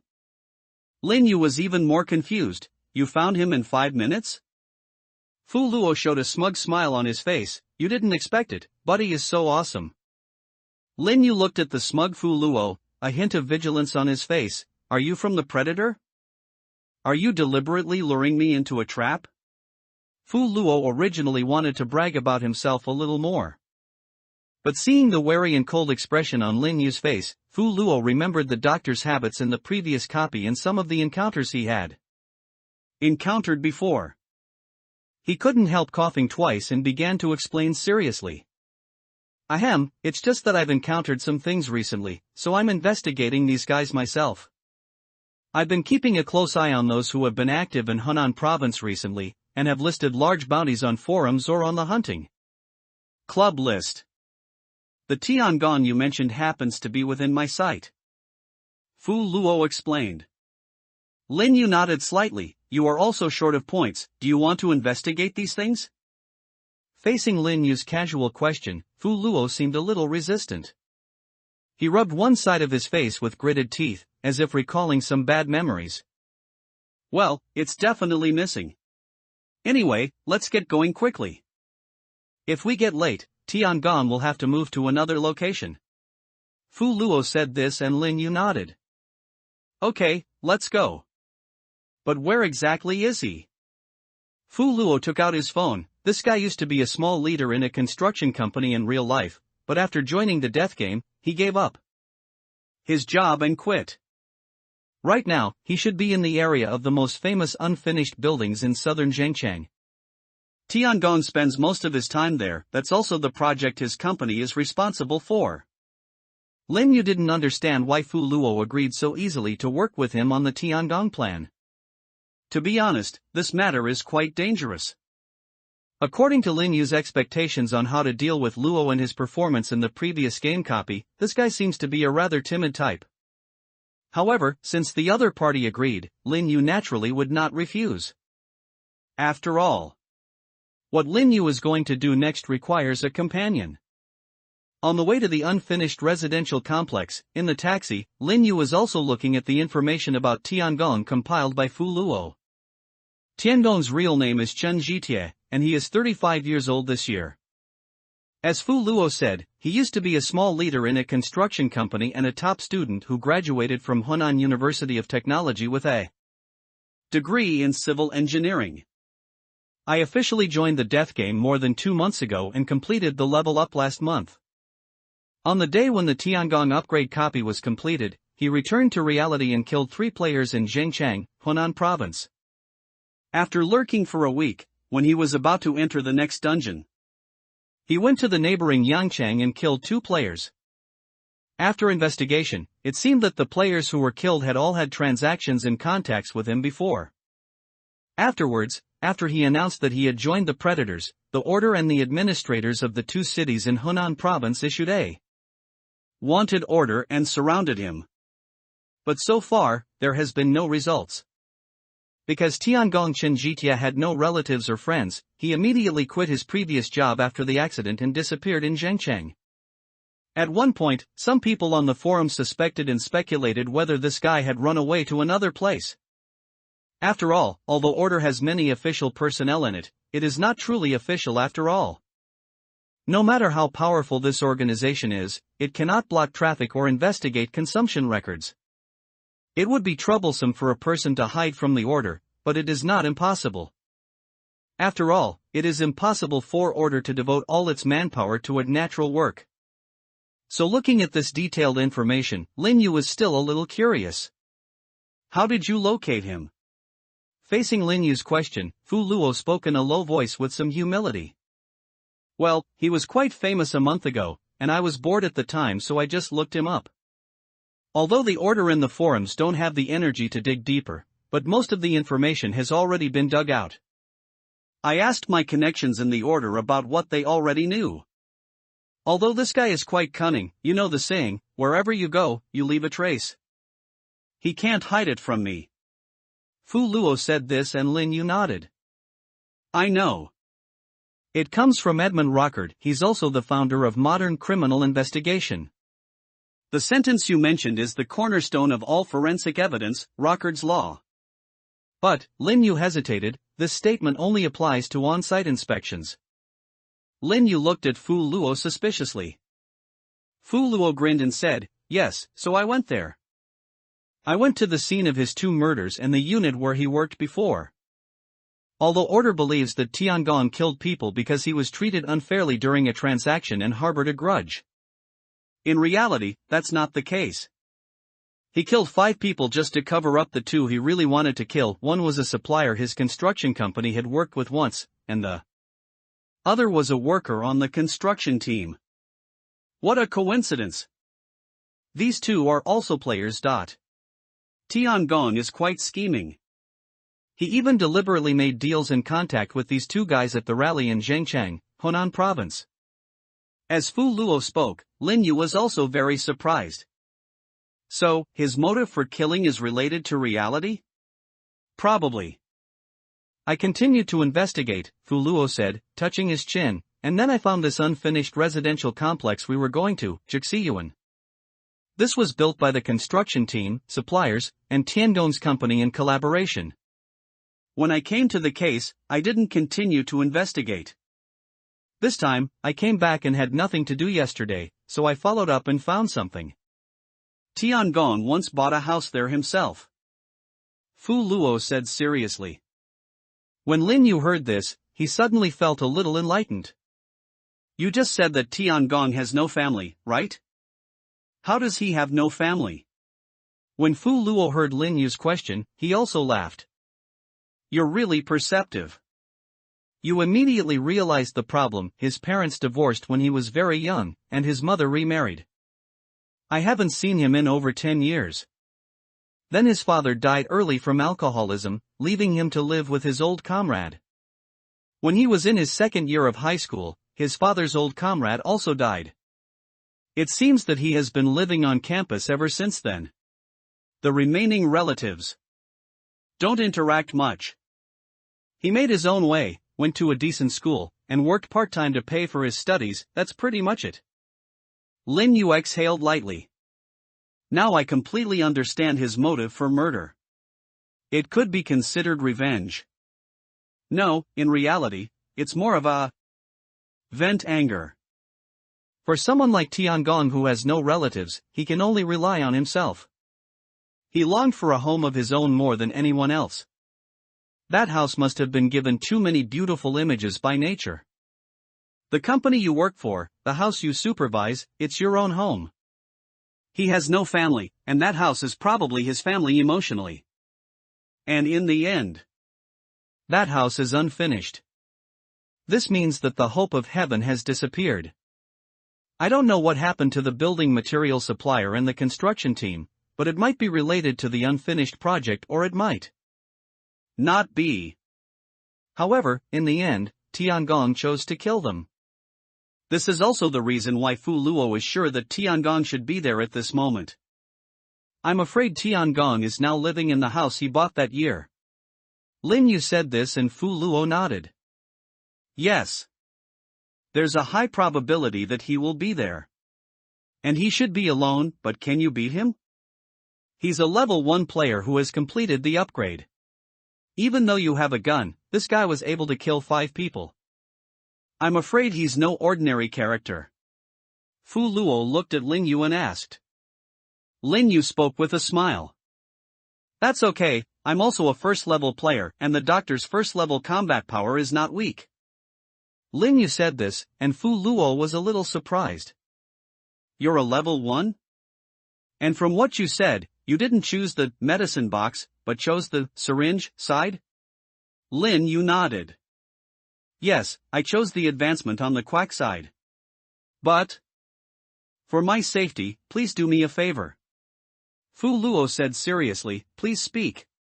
You just said you have connections in order, right? A fight is about to break out, get some more people. Even after obtaining professional items and being promoted to the first level, the name of the profession will not change. However, according to the internal information of Zhang and Tang, most first-level professions have different common names among the player community, depending on the functions of their professional props. For example, a soldier's rations and rank. If you choose the former, you will be called a Special Forces soldier, and the latter will be called a non-commissioned officer. The same goes for doctor. This profession has 2 options, namely, medicine box and syringe. The effect of the former, medicine box, is to enhance healing ability and effect, and it can be used in advance on healthy players. In this way, the healing ability effect will remain on him and be activated when he is injured or sick, which is equivalent to getting a vaccination in advance. A doctor who chooses the medicine box is often called a miracle doctor. The effect of the syringe is to create a medical accident for those who are already injured, poisoned or sick. It can worsen the other person's injury or illness. Therefore, the doctor who chooses the syringe will be called a quack. However, after deceiving Fu Luo that he was a first-level quack doctor, Lin Yu discovered that his ability did not come true. Because Fu Luo's belief alone is not enough to create something out of nothing.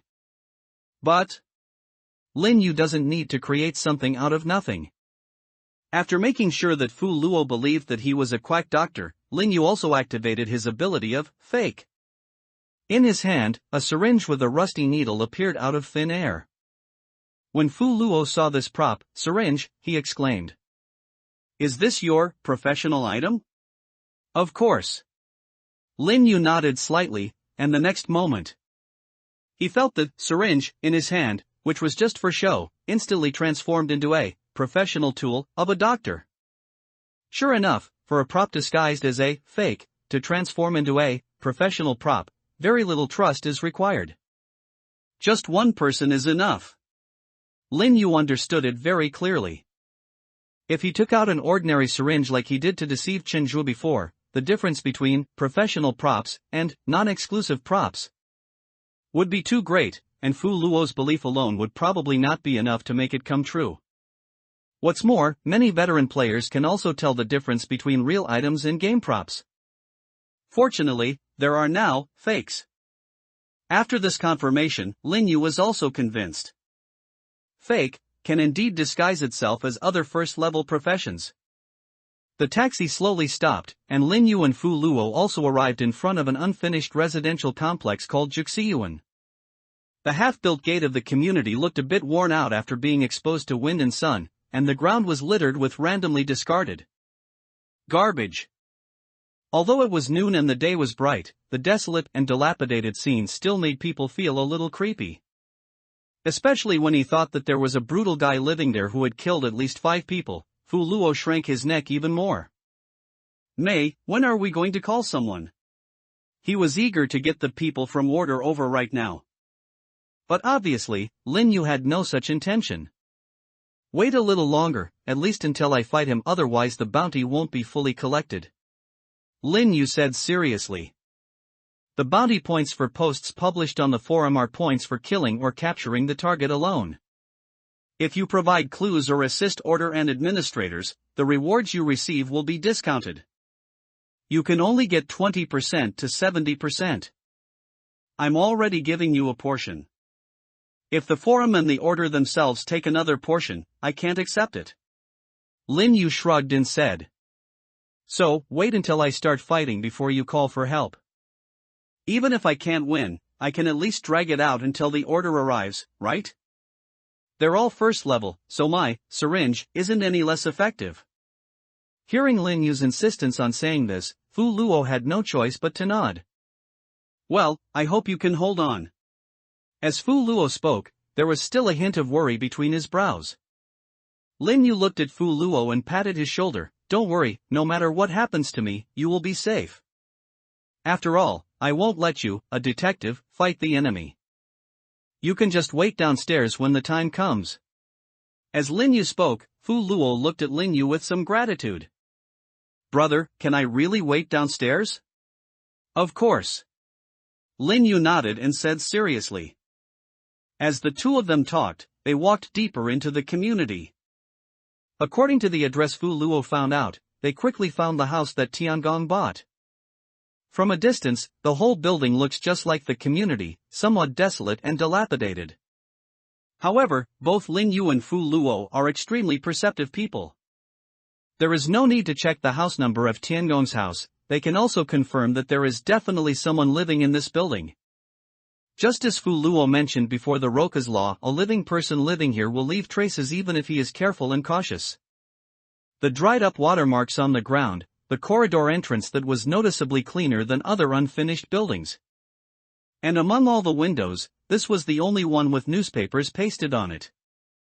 On the east floor. Lin Yu patted Fu Luo's shoulder. "You wait here, I'll go meet that guy. Remember, when you hear me shoot, call the order people over here. I won't shoot, so don't wave anyone away. Based on your calculations, how long will it take for the orders people to arrive? How many people will come?"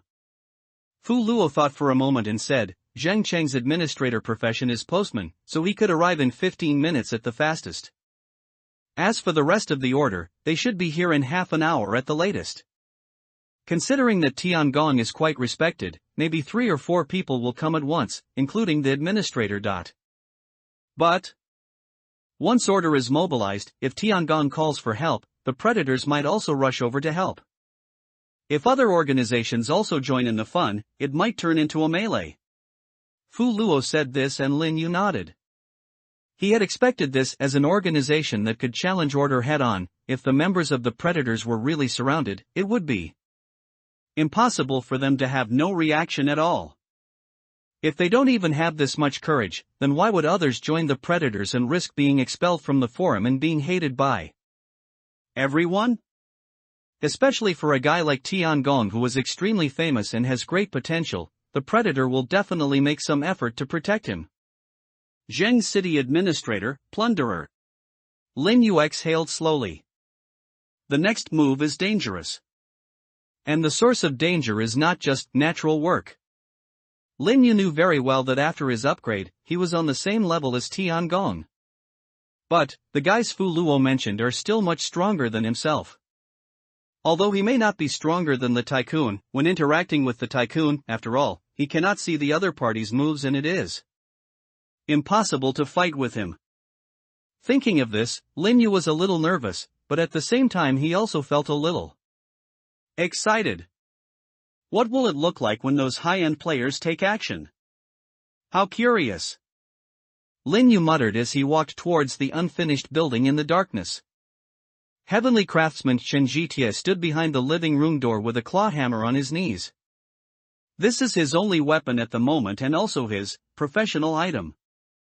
However, although it is a professional item, this claw hammer is not particularly handy as a weapon. The 2 optional items for the craftsman profession change are tools and blueprints. Select blueprint, and you will get a blueprint at the beginning of each dungeon. According to the blueprint, you can use the materials in the current dungeon to create equally powerful, temporary props. These props will still exist before the next dungeon starts and after returning to the real world. Therefore, the difference between the upper and lower limits of craftsmen who choose blueprints will be relatively large, and they will be particularly weak before they create temporary props at the beginning of each copy. Tiangong didn't like this unstable feeling, so he chose tools as his professional props and advancement direction. Drawings represent creation, and tools represent destruction. The effect of professional props tools is very simple and crude, which is to obtain a tool that can enhance the destructive power against inorganic matter, the environment, and mechanical structures. The reason why Tiangong chose tools was not only because he liked this simple and reliable ability, but also because Tiangong himself had a hammer as his main weapon. Non-exclusive item, Bone Crusher, increases destructive power against living things, can reveal a living thing's weak spot, and hitting that spot can cause massive damage. With the 2 hammers combined, Tiangong's combat effectiveness is naturally very impressive. However, in the previous dungeon, Tiangong's most commonly used item, the Bone Crusher, was stolen. After returning to reality, Tiangong discovered his lost props and realized belatedly that he was not the only master who had hidden his identity in that game. Damn it, I ran into that damn brat from the Free Alliance. There are many thieves, but only one master thief. Only Anian from the Free Alliance can steal people's items and not return them after the dungeon is over. Especially since the other party looked like a naughty little girl, this further confirmed that Tiangong's guess was correct. Although I have asked the big guys and the predators to help me negotiate, dealing with the Free Alliance is very troublesome and it will not be possible to get it back in a week or 2. Even if I take it back, the internals of the predator emphasize give and take. He probably has to do a lot of things to help those big guys. Encountering a thief was already a headache enough, but who would have thought? Misfortunes never come alone. Sitting in the dark living room, Tiangong looked at the slightly blurry surveillance footage on his mobile phone with a gloomy expression. He installed Bluetooth surveillance cameras at every entrance of Juxiuan community. Although the pixels are not very high, they can basically cover all the main entrances. Tiangong discovered someone entering the community early in the morning. Moreover, just by looking at the surveillance, he intuitively felt those two guys are dangerous. Especially after they headed straight for the building where he was with a clear purpose, Tiangong was even more certain. This is definitely a player who comes to find himself. Although there were only two of them, he did not dare to be careless or negligent at all. After all, Tiangong knew he was famous. In the Death Game player circle, a quick search will tell you about his glorious deeds and approximate level. Even so, only two people came. What does this mean? It means that the other person is very confident and can beat you even if there are two of them. Especially after going downstairs. There was even someone guarding downstairs, leaving only one person to go upstairs.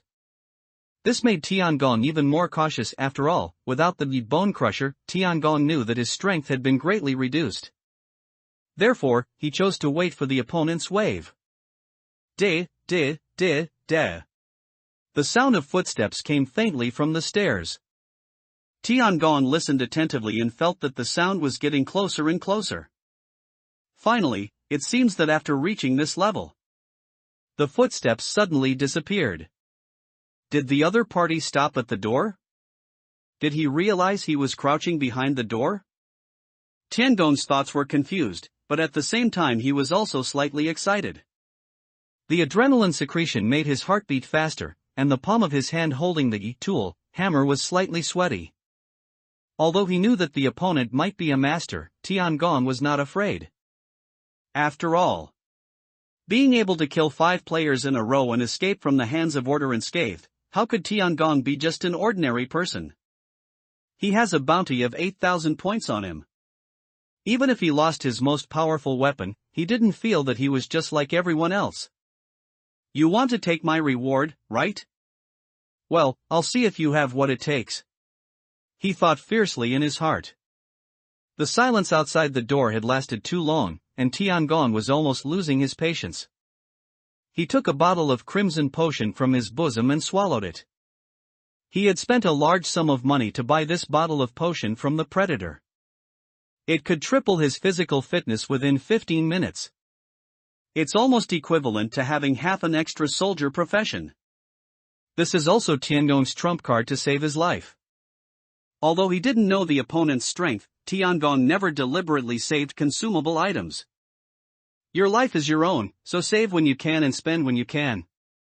And just as he stood behind the door, hammer in hand, ready to strike. Yo! A cheerful greeting came from behind. Tiangong turned his head instantly and saw a tall young man standing on his balcony, waving at him with a smile. The voice is familiar. This thought flashed through Tiangong's mind. The other person was standing with his back to the light and wearing a mask, which made it difficult for Tiangong to see his face clearly. However, the other party's next words reminded Tiangong of something. Hello again, Tiangong of the Predator. Or rather, Uncle Tai. That confident and powerful voice sounded, and Tiangong's expression changed slightly. You are Jiao Shui? The soldier. Damn, it was the same soldier that Anian met. If I remember correctly, this guy is not only a soldier, he also has a gun. Moreover, the other party's appearance here. Could it be related to the Free Alliance? Tiangong's thoughts raced, but for a moment he was a little afraid and didn't dare to step forward. What are you doing here? He stood there and asked coldly. Lin Yu laughed. What am I doing? Of course I'm coming. The next moment, Tiangong saw Lin Yu's figure suddenly approaching. Moreover, Lin Yu pulled out a long black stick from his arms. Take your reward. The pitch-black stick was swung and headed straight for Tiangong's head. Fu Luo stood downstairs, listening to the faint ping-pong sounds coming from above his head, holding the phone in confusion. Although Lin Yu told us not to shake hands unless we heard gunshots, this is still too intense, isn't it? Aren't the two fighting upstairs a craftsman and a doctor? The intense clanging of metal feels like the set of an old Hong Kong martial arts film. Endless. Could it be that the gunfire had already started, but I didn't hear it because it was too noisy? Fu Luo couldn't help but feel a little suspicious. But just when he was in doubt, a loud noise from upstairs interrupted Fu Luo's thoughts. Boom! An overwhelming voice sounded, and Fu Luo looked stern. Shoot! He quickly took out his cell phone and dialed the number he had already entered. Beep beep dash. The phone was connected after only 2 rings. Hey! Fu Luo spoke very quickly. Brother Shan, Tiangong has been found in Building 4 of Juxiyuan. He is fighting with others. Come quickly. After he finished speaking, the person on the other end of the line responded seriously. Okay, stay safe, we'll be there soon. Then the call was disconnected. Fu Luo let out a breath. What to do next? After the gunshot just now, it was as if the final curtain had fallen and the final word had been given, and there was no movement from above. Do you want to go up and take a look? Or should I hide further away? Fu Luo was a little confused. On the one hand, he was somewhat worried about Linyu, and on the other hand, he was also a little afraid of death. Before he could figure out the result. Clap! The crisp sound rang out again, and then Fu Luo saw the glass of a window upstairs broken, and a strong sound fell from upstairs. The height of a 3-story building is neither too high nor too low, but if an ordinary person jumps down, he will definitely suffer considerable injuries. Boom! The figure fell to the ground, but got up as if nothing had happened. Fu Luo could see clearly that the person falling down was not Wu Yu who was traveling with him. But it is the appearance of Tiangong Chen Jitie. He got up in an instant and saw Fu Luo standing downstairs in the community, stunned. Is there still an ambush? Tiangong cursed, and the clothes on the left half of his body were all red, obviously looking a little embarrassed. He was holding a hammer in his hand and seemed to be seriously injured. But the way he rushed towards Fu Luo with such a fierce momentum still scared the detective enough. Tiangong? I'm not here to stop you. Fu Luo said hurriedly, and hurriedly took out a pair of brass knuckles from his arms and put them on his hands. Although he managed to get into a boxing stance, his loose stance and timid look showed that he was an amateur. Sure enough, the moment Tiangong rushed towards Fu Luo was so scared that he stepped back repeatedly. Then, boom! Pale flames burst out from the window just now, and at the same time, a low roar was heard from the corridor. Tiangong, come back here. Fu Luo recognized that it was Mei's voice. Upon hearing this voice, Tiangong's face changed drastically. He punched Fu Luo in the face, and Fu Luo's eyes went dark and he fell to the ground. Before losing consciousness, Fu Luo vaguely saw Tiangong running towards the south exit of the community. To the south of Juxiyuan, Tiangong ran wildly and soon arrived at the entrance of the community. There, he looked around for a while, and then soon saw a taxi coming. Shoo dash! The taxi braked suddenly and drifted, the tires rubbing against the ground, leaving a long gray-black trail, and stopped steadily in front of Tiangong. The car window rolled down, and a mature woman wearing a tropical floral shirt, her hair tied back, and holding a thin lady's cigarette appeared in the driver's seat. Oh my God, this is such a mess. He actually asked for help. Tiangong opened the car door with a gloomy face, got into the back seat and said, "Stop talking nonsense, Almond, it's that damn detective who's targeting me." He called out to the people of order and the Zhang city administrator. The woman called Almond chuckled, skillfully shifted gears, stepped on the accelerator, and then the taxi sped out. Don't flatter yourself. As soon as the order and administrators started to take action, our Zhangcheng minister had already led people to stop them. You must have been messed up by some wild bounty hunter from somewhere. Tiangong snorted coldly, not really. The guy who attacked me was a soldier. And might be connected to the Freedom Alliance. He appeared in the same dungeon as the thief, and he came to me at the same time as my item was stolen. Xingren was surprised when he heard this. You mean you suspect the Freedom Alliance did this on purpose? Of course, there's no such coincidence in the world, Tiangong said, gritting his teeth. I'm going to make them pay the price. And that soldier kid who showed up out of nowhere. He actually had the nerve to burn down my house. Tiangong said bitterly while covering his left shoulder, where there was bloodstains and a trace of a penetrating wound. It looked like he had been shot. But it seems that through some means, the gunshot wound has partially healed. Xingren looked in the rearview mirror at the wound on Tiangong's shoulder, then at the blazing white flames in the distance. The fire had now fully grown, engulfing most of the building. She exclaimed. He's got guns and arson, and his profession is soldier. The one who came to kill you is truly an expert. Tiangong stopped talking. An expert? Then I will kill him sooner or later, he said angrily. Xingren laughed. Really? Then you have to call me for such an interesting event. But, you also said that you have lost your home, so where are you going to go? Tiangong was silent for a while, then sighed and said, let's go back to the organization's base. I really don't have anywhere else to go. Let's go there first to avoid the limelight and wait for the minister to come back to see if there's any useful information. At this time, Tiangong seemed to have calmed down. Although I suspected it was the Freedom Alliance, after careful consideration, it seems they're not. They have no connection with that detective, and there's no reason for them to call on the order for help. Xingren nodded. Okay, shall I take you there?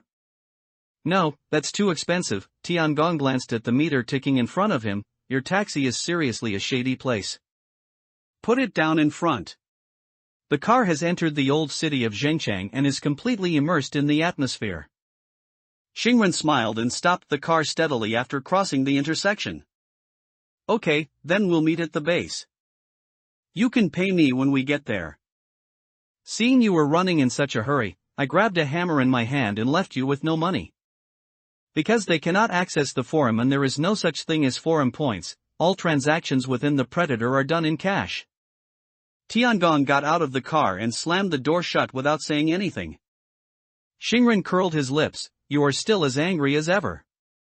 Then, the taxi stepped on the accelerator and disappeared again on the streets of Xinjiang.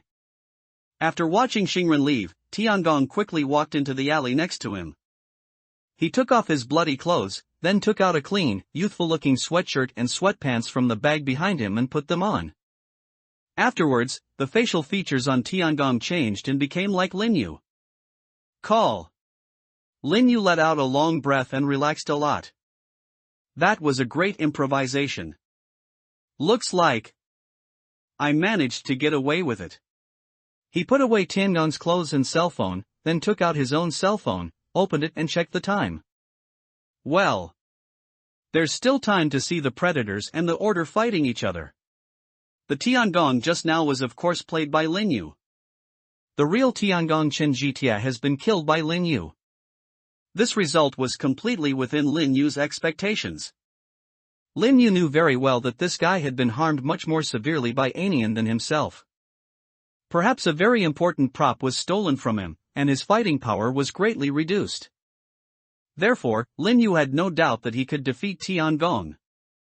What he was thinking about was how to use the power of nature to gain more benefits. The conditions for joining the Predators are simple and crude, but it is not an easy thing to do. Even if he could create a fake identity, Linyu felt the risk was too great. So, instead of joining from scratch and gradually gaining the trust of the Predators organization, why not try Li Dai Tao Jiang? Although the risk of impersonation is high, but according to Fu Luo's information and Lin Yu's own investigation and observation, Tiangong is a very eccentric guy. Not many people understand this kind of lonely person. The Predators are not an organization as harmonious and cooperative as the Jiang'an Hall. Although there is a certain degree of organization, it is understandable if you think about it. A group of players who are wanted by order and will actively kill and rob even though they have no survival pressure in real life are gathered together. Is there any trust between them? It is even more impossible for someone like Tiangong to have any close friends or confidants in there.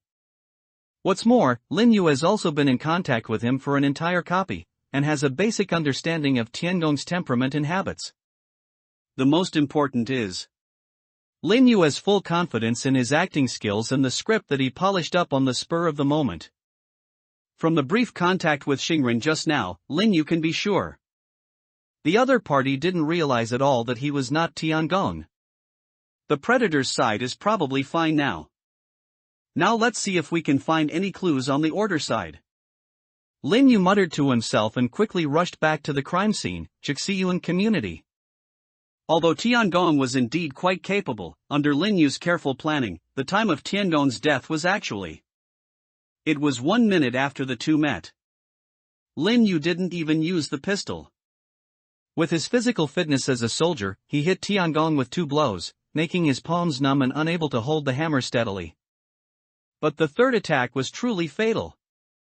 Lin Yu calculated that Tiangong thought he was holding a short stick, so he deliberately let Tiangong catch the torch of fear.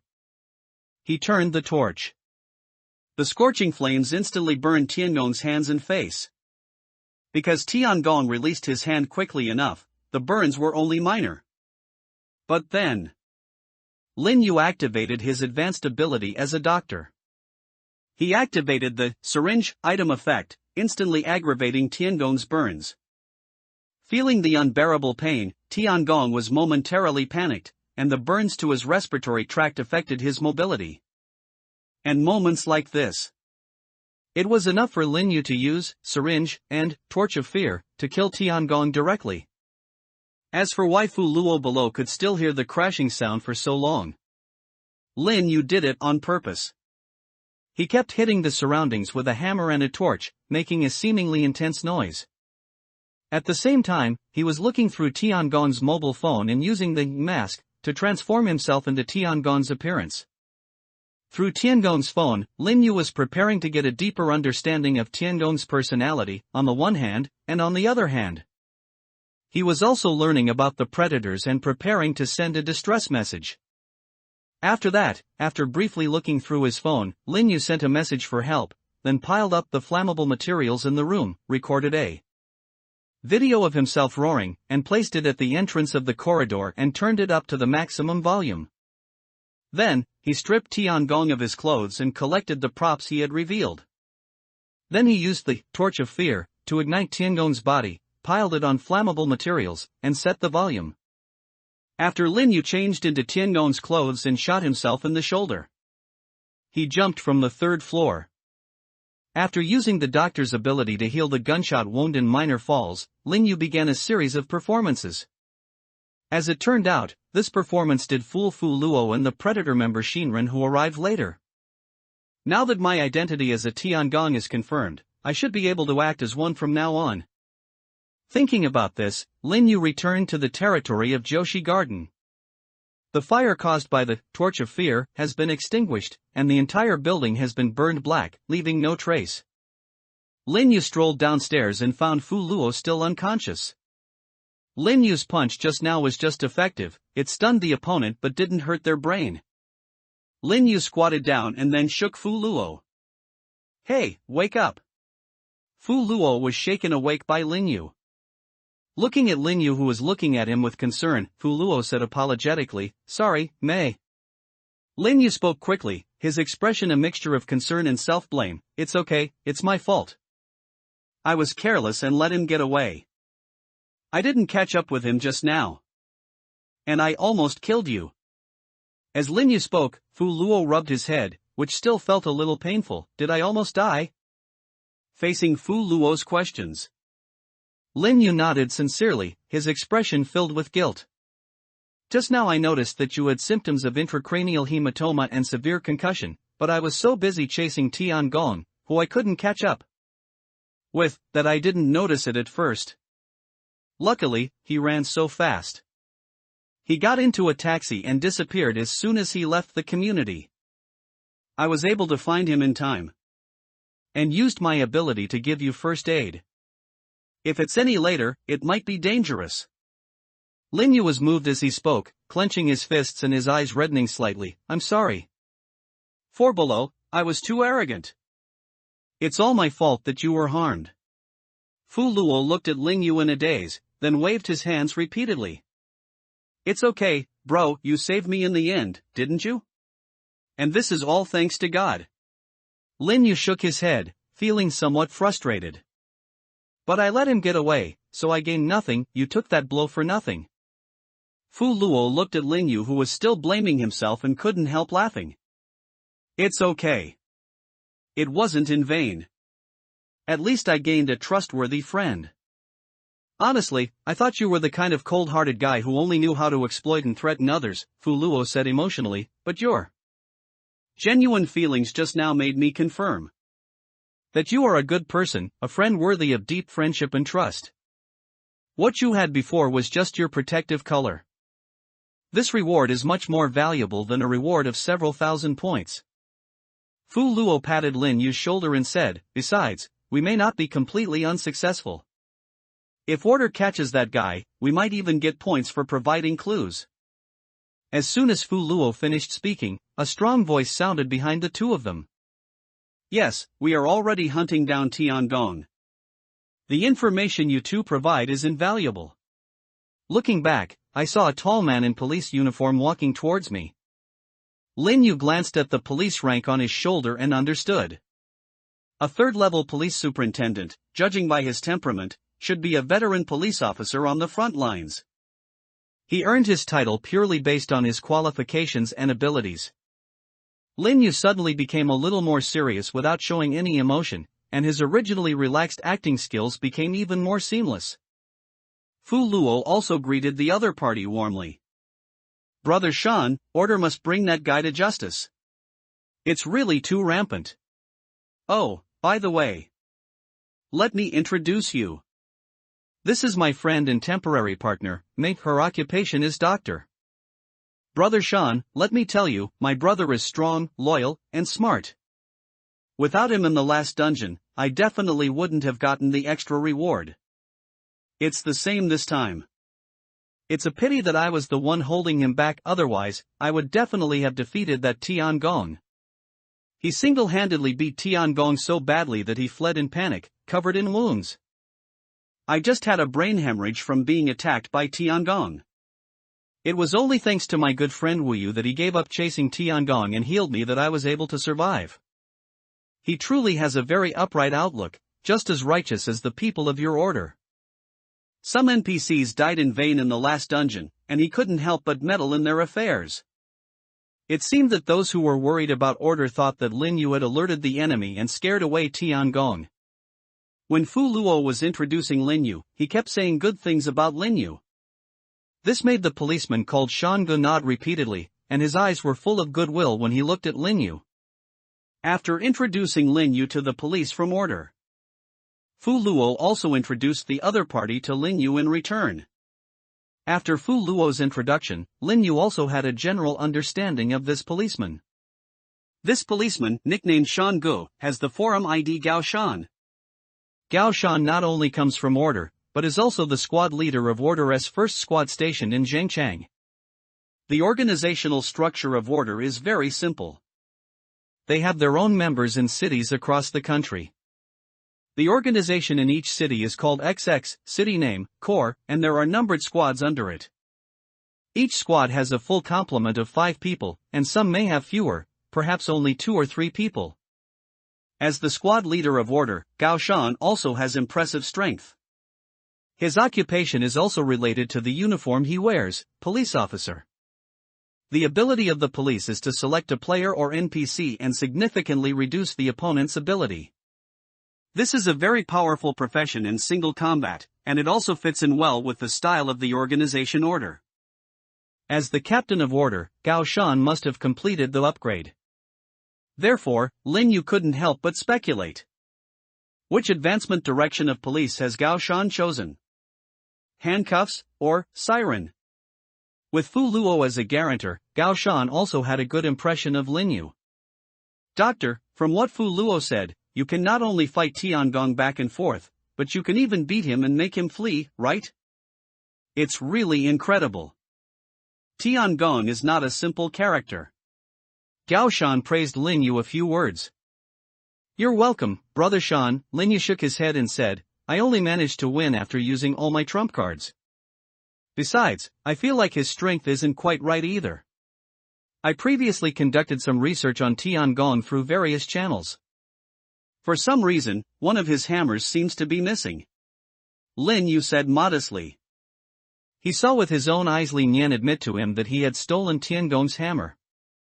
After getting the phone, he looked through Tiangong's chat history and found out that the hammer Tiangong lost was the bone crusher he used to hit people. Moreover, Tiangong also asked several guys within the Predators who had connections with the Free Alliance to redeem his bone crusher. After Lin Yu finished speaking, Gao Shan nodded unexpectedly. There was news earlier that God seemed to have stolen his hammer. But even without the hammer, it's remarkable that you were able to force him away. Gao Shan said approvingly. Lin Yu still waved his hand very modestly. No, I'm just fully prepared. But Lin Yu could also judge one thing from the attitudes of these guys. I seem to be really strong now. Although he had just completed the upgrade, Lin Yu was very sure that he should be considered to have strong frontal combat ability among the first level. After all, if used properly, he can almost have the abilities of two professions at the same time. The existence of fakes has greatly increased its upper limit. Tiangong has a bounty of 8,000 points and is so highly regarded among both Order and Predator. Even Lin Yan is quite interested in him. It was not difficult for Lin Yu to guess that this guy was an expert.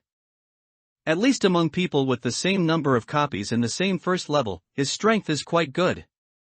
Gao Shan's attitude also illustrates this point. That's not the case, Mei. No matter how well prepared you are, if you can beat him one-on-one, you're definitely not weak. Gao Shan's attitude towards Lin Yu was not only friendly, but even somewhat enthusiastic. Come to think of it, your forum ID shouldn't be Mei, right? Because we in Order also have a Mei, a squad leader in Haicheng. Gao Shan's words had a flavor of building relationships. Lin Yu also smiled and nodded. Yes, Brother Shan, my ID is Mei. This is also the forum ID he actually registered. He smiled and took out a business card from his pocket with a QR code printed on it. I don't know if you've joined the organization. If not, you might consider Order. Although you still need to go through an assessment, I can recommend you and help you avoid a round of background check. Gao Shan said seriously. Lin Yu also looked flattered and took the business card. Although this was within his expectations, it went even smoother than he imagined. Getting an opportunity to join the Order is of course part of Lin Yu's performance this time. By killing Tiangong as Mei, Lin Yu did not just intend to steal Tiangong's identity and join the Predators. He also wants get a chance to join the Order.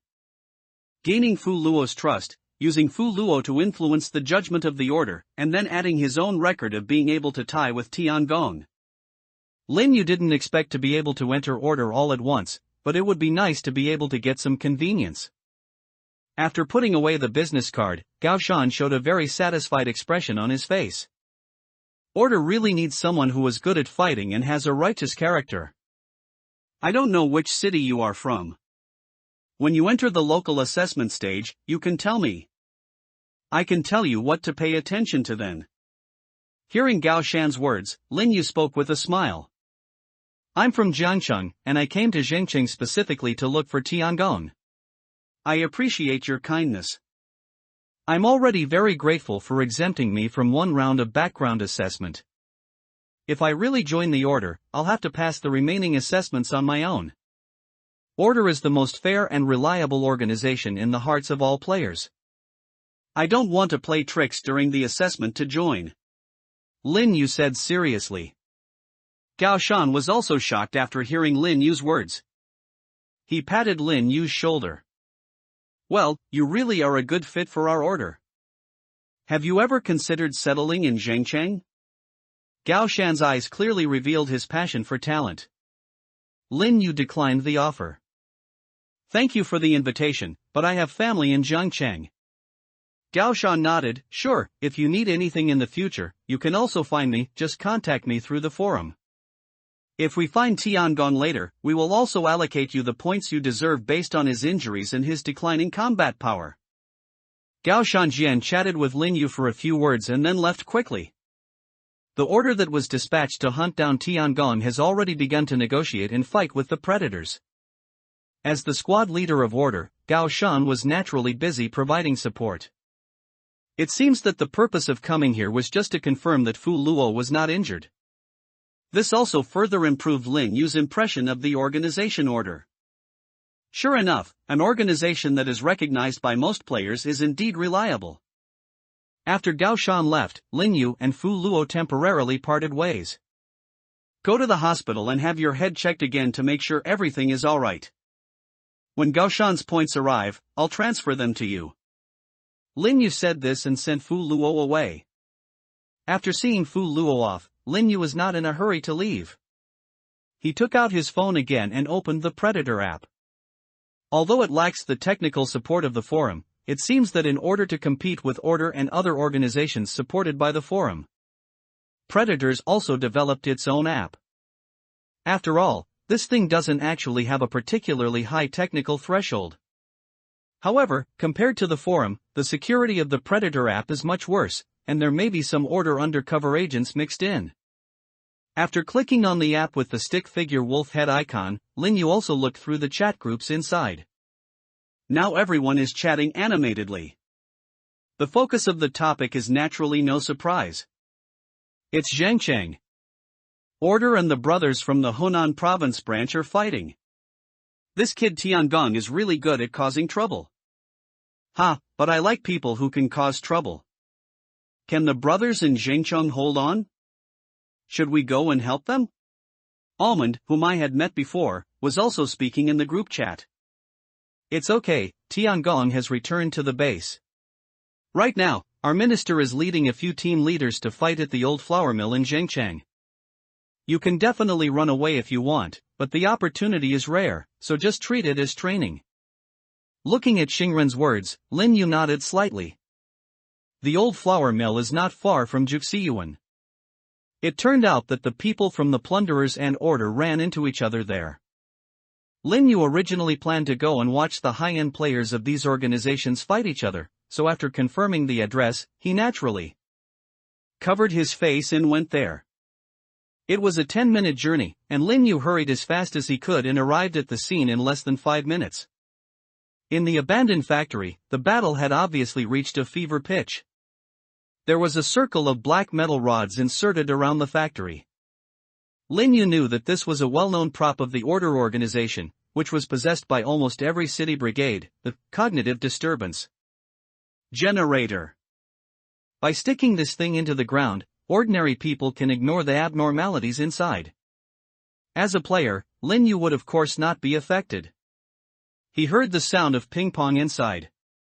After sneaking in quietly, Lin Yu climbed up the somewhat abandoned fire escape ladder to the top of an abandoned factory building. Afterwards, Lin Yu saw 2 men fighting in the open space in the center. One of them was holding a long-handled heavy hammer and the other was holding a pair of swords. The 2 men were fighting at an extremely fast speed, and the sound of weapons colliding was endless. A few meters around the 2 men was a restricted area that no one could approach. After all, every time the 2 men's weapons collided, a strong wind pressure would erupt. This is not a duel that other players can interfere with. Lin Yu also recognized the identities of the 2 people. The one holding the sledgehammer is the captain of Order in Zhengcheng, and his profession is soldier. The one with the twin swords is the boss of the Predators in Zhengcheng, and his profession is thug. According to Lin Yu's information, these 2 people are at least at the 3rd level. Besides these 2 people, the administrator of Zheng City, the postman, was the one who held back the 2 powerful plunderers. 3 people jumped up and down around an abandoned factory building with its roof blown off, throwing knives and darts at each other, and occasionally pulling out a musket to fire a shot. Lin Yu evaluated it and thought that although he could defeat Tiangong in a fight between the core cadres of such a large organization, well, if I get involved, I will definitely die. In the factory further away, there was a battle between several squad leaders of the Order team and the leader of the Predator team. Lin Yu took a look. The strength over there is a bit weaker, but I think I can barely protect myself if I go in there. As expected, after high-end players have accumulated more items and have been able to upgrade their skills multiple times, they are already a qualitatively different beast from ordinary people. Lin Yu muttered. After joining Jiangyan Hall, Lin Yu naturally realized that the first level was not the focus of the players. After players pass the first level up trial, there will be a second, a third. The highest known player can reach level 5. The difficulty of each level up will increase exponentially, and you will also gain more powerful professional abilities. For example, if a player at the third level obtains abilities related to direct combat. Lin Yu took another look and saw that the hammer of the order Captain Zheng Cheng burst out with a red light, and he swung the hammer to send the leader of the predators flying. The leader holding 2 knives hit a metal can hard, causing the heavy metal can to be severely deformed, but he jumped down as if nothing had happened and continued to rush towards the captain. Well, it's no different from a superhuman. Lin Yu climbed down the roof silently. Sure enough, although his current strength is sufficient, it is not completely enough. At least if he were to face the 2 third-level ones below now, Lin Yu couldn't think of how to win. If you want to take revenge on the Psychology Society, you have to become stronger. That woman doesn't seem like an ordinary character either. Lin Yu muttered to himself, then left the flour mill and headed towards the more prosperous urban area of Xinjiang. After waiting for the 1-hour cooldown of Mask to be over, he changed his clothes again and turned into Tiangong.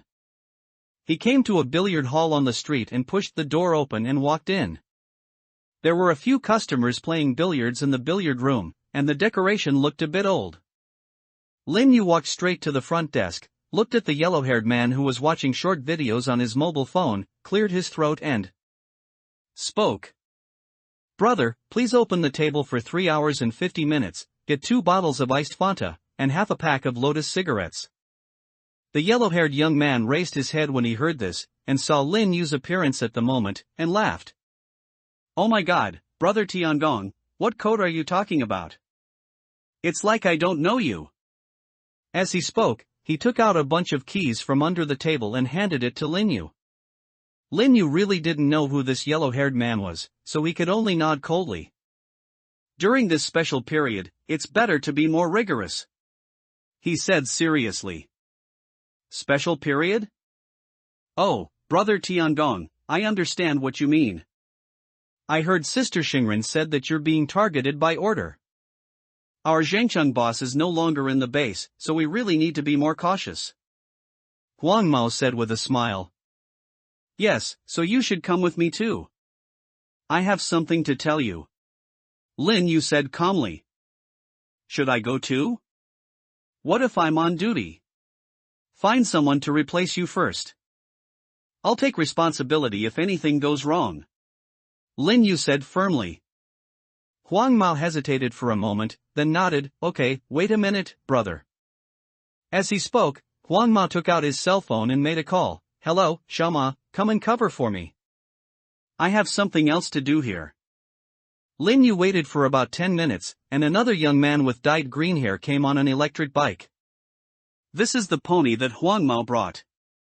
Xiaoma didn't seem to be that familiar with Tiangong. After arriving, he took over Huang Mao's shift and greeted Lin Yu very stiffly. Deputy team leader, I'm here to take over Lei Zi's shift. Lin Yu nodded sternly and knew that the yellow-haired man in front of him was called Lei Zi. He was aware that Tiangong was the deputy team leader. Although he had just joined the Predators, Tiangong had already reached the first level and was a tough guy who passed the upgrade trial on the first try. Naturally, his treatment and status were extraordinary. In addition to the special attention paid to him by the Zhengcheng branch of Predator, Tiangong, a newcomer who had just joined the team, was also given the position of deputy team leader. The yellow-haired Lei Zi in front of him seemed to be a member of Tiangong. Therefore, Lin Yu didn't know how Tiangong usually called Lei Zi. The two people have a close relationship, so Tiangong might call him Xiaolei or something else. So Lin Yu didn't call him Lei Zi. He looked directly at Huang Mao and said, "Let's go." Having said that, Lin Yu handed the key back to the yellow-haired man, then fiddled with his cell phone, pretending to have something important to do. Huang Mao didn't dare to be negligent, nor did he dare to ask Tiangong what he was busy with. He could only take the key and walk in front of Lin Yu. Lin Yu followed. In fact, he was just browsing Tiangong's private chat in the Predator app. The reason why Lin Yu took so much trouble to let Huang Mao lead the way was very simple. Although Huang Mao gave the key to Tiangong as a matter of course, but Lin Yu didn't know how to use this key. Although Lin Yu estimated that he could find some clues by observing the billiard hall, that would definitely be abnormal. In order to successfully enter the Predator's base without arousing anyone's suspicion, Lin Yu had to go around in a circle. Fortunately, it was worth it. Huang Mao led Lin Yu into a private room in the corner of the billiard hall. After the two entered, Huang Mao closed the door, and then he walked to the distribution box in the corner of the room and opened it with the key. Then, Huang Mao flipped one of the switches that looked no different from an ordinary switch, and then suddenly, a mechanical sound came from under the pool table in the room. Click. The pool table shifted slightly, revealing a metal trapdoor in the floor. Huang Mao took out another key from the bunch and opened the trapdoor. A downward fire escape appeared in front of Lin Yu and Huang Mao. "Brother, let's go." Huang Mao spoke with a smile, then led Lin Yu down the fire escape. The trapdoor overhead quickly closed of its own accord. Lin Yu and Huang Mao climbed to the bottom, looked at the solid and old cement walls and dim lights, and sighed. "No matter how many times I come here, it always feels like a hassle." Huang Mao agreed after hearing this. "Yeah, it's clear that Order doesn't dare to openly fight us. I don't know why the headquarters insists that every base be built underground. Our Zhengcheng Air Defense Facility is a converted, abandoned facility. There's not even any cell phone signal. I don't know who it's defending against. Does Order even have missiles?" Huang Mao complained quickly. Lin Yu nodded. "No wonder the passage here looks quite decent after coming down. It turns out it was a former civil defense project." Soon, the two men reached the end of the air raid passage. There was a big metal door there. Huang Mao went up and kicked it directly. "Open the door." Boom! The sound echoed in the passage, and soon, the metal door slowly opened. Behind the door is a very spacious and bright space. Although the rough ceiling still has all the wires and water pipes exposed, the floor and walls are no longer made of rough cement. The floor is paved with terrazzo marble tiles, and the walls are painted with putty and wallpaper. The space, spacious enough to accommodate about 100 people, is paved with two different types of floor tiles, gray and black, and is clearly divided into two functional areas. On one side there are a fighting ring, fitness equipment and shooting targets, which looks like a training area. The other side is furnished with sofas, a bar, a TV and a freezer, and is obviously a rest area. At this moment, there are 4 people practicing boxing in the training area. There are more people in the rest area, with about 10 people eating, drinking and chatting around the TV screen. What was playing on TV was a Japanese hot-blooded animation with a sailing theme. This place is surprisingly well maintained. It almost looks like a welfare floor built specifically for employees at some major internet company. Lin Yu was very surprised by this. It turns out that the Predator's organization is quite humane. Huang Mao looked at Lin Yu and asked in a low voice, "Brother Tiangong, so what do you want me to do?" "Of course, you'll join me in recruiting people." Lin Yu walked to the water bar in the rest area and snapped his fingers. "Excuse me, my friends." As Lin Yu spoke, several players who were drinking and watching anime and were excited about the outburst of the anime protagonist all looked at him sideways. "Hey, Tiangong, what's going on? I heard you were beaten and fled in panic by the people of Order. It seems that losing the hammer has had a great impact on you." It was hard to tell whether the joke was intended to offend or to tease. Lin Yu looked at the micro-expression of the Predator member and felt that it was more inclined to the former. As expected, the members of this organization may not have good relationships with each other. Especially someone like Tiangong, who was parachuted in as deputy team leader, is bound to be hated by others. The news that Tiangong had his hammer stolen by Anian had spread throughout the organization because he sought help from the minister of the plunderer Zheng Chang. If Tiangong himself came and heard these words, he would probably bear a grudge secretly, or even challenge Tiangong to a fight on the spot. Predators prohibit members from killing each other, but fierce competition is still allowed. But the one standing here today is Lin Yu. Therefore, although Lin Yu made an unhappy expression, he finally seemed to control himself and looked at these people calmly. Yes, I admit that losing the hammer had a great impact on me. Today, I forced my brother to fight against the Masters of Order. I feel guilty. So I decided that I couldn't drag it out with the Freedom Alliance any longer. I'm issuing this commission to you in my own name. I'm going to personally retrieve the props that belong to me. And, I want revenge on the guy who attacked me today. The commission amount is 100,000 yuan. If there's a first-level expert among you who's willing to come, I'm willing to pay 500,000 yuan. In the chartered business car, Lin Yu, who was sitting in the passenger seat, looked at the other 5 carefully selected members of the Zhengcheng branch of the Predator and nodded with satisfaction. Although renting a commercial vehicle is expensive, it is not his own money, so Lin Yu does not feel bad about it. It has to be said that a single man who buys an unfinished building will indeed have some savings. After Lin Yu successfully impersonated Tiangong, he took away his inheritance. It was probably a deposit of about 100,000 yuan. The facial recognition program linked to the mobile banking obviously could not recognize the changes in the mask. Lin Yu felt that this was what he deserved. Of course, compared to the deposit of hundreds of thousands of yuan, the more valuable legacy is the props, exploded by Tiangong. Death Game is a game where players' equipment will be dropped after they die in real life. Based on the total amount of equipment held by the deceased, about 20% of his total items may be dropped, consumable items, but they are not included in the count. This is why Predators encourages members to kill other players in real life, while Order expressly prohibits this. Because killing other players in real life brings really high returns. Just like Lin Yu, he received the inheritance of 3 props from Tiangong. Multifunction screwdriver, as you can see, it has all the functions a screwdriver should have. But it can also be a scratcher, an ear pick, a nail clipper, and a microphone.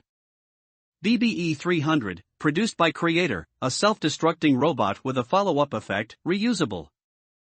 Safety helmet, white, protects your head, significantly reduces damage from blows, and significantly reduces the malfunction rate of machinery used while wearing it. Among these 3 items, except for the multifunction screwdriver, which is a bit difficult to describe, the BBE 300 and safety helmet, white, are both very powerful. Lin Yu couldn't help but sigh that it was a lucky thing that he had launched a surprise attack, acted quickly and decisively, and acted without any intention. Having joined a large organization and experienced more than 10 copies, Tiangong has a deep foundation. If the 2 of them really fight fairly, I am afraid it will be difficult for Lin Yu to gain the upper hand. Just taking out the self-destructing robot is enough to get yourself into trouble. And these are only about 1/5 of Tiangong's prop reserves. In fact, Tiangong should have about 10 kinds of props. I guess this is the number after he eliminated and sold some of them. Of course, when Lin Yu played Tiangong, he actually had more props to use than these 3. He can also use Tiangong's professional tools. And there is also Tiangong's most important frontal combat item, the bone crusher. Lin Yu was very sure that the hammer should still be in Lin Yan's hand. This is also the purpose of his trip. He looked at the other 6 predators, cleared his throat and spoke. Although you all do things for money, I am very grateful that you are willing to take my money. After all, this trip is likely to cause a falling out with that master thief. And it's not just the thief from the Free Alliance. The guy who had the detectives find my hiding place, beat me up, and called in the order. I verified he's also from Jiangcheng. There's no way I'll let him go. Lin Yu said this with gritted teeth. That guy's ID is Mei Mei. his occupation is doctor, and he's also first level. When Lin Yu assigned the task before, he had already told them what they needed to do. Go to Jiangchang and try to kill the doctor who attacked him and brought order. And put pressure on Anian, who is also in Jiangchang. At this moment, Lin Yu emphasized it again with emotion, which undoubtedly deepened everyone's impression. Almond, who was driving, spoke. Well, if Doctor is only at the first level, I wouldn't worry. After all, with me, Red Fuji, and you, there are already 3 first-level people on this trip. Red Fuji is a man with a crew cut sitting behind Almond. He has a very flamboyant style of dressing, with many metal decorations on his clothes and very thick boots. This was another first-level expert from the Predators besides Xingren. He happened to be in the underground rest area at the time. The other party seemed to know Tiangong, and he readily accepted Tiangong's invitation without even introducing himself too much. Lin Yu secretly used the Plunderer app and forum to cross-check and found some of his basic information. Red Fuji's profession is musician, a typical skilled one, and his ability is to play a 30-second audio clip that he prepared in advance. The cooling time is very short, only 1 hour in the dungeon, but extended to 2 hours in reality. On the forum, Red Fuji himself was offered a bounty of 7,500 points by order, slightly less than Tiangong. After Xingren finished speaking, Red Fuji also spoke proudly. As you said, that guy should be a lone bounty hunter, without any organizational background. The people from Order were summoned by Falpolo from Arjang City. 2 against 1, I'll definitely help you take him down this time, and I won't ask for your money then, I'll just pick 2 of the items that guy drops. After listening to what Red Fuji said, Lin Yu nodded and said, that's right, I feel much more at ease with you, Red Fuji. Hey, you 2 didn't count me in, right?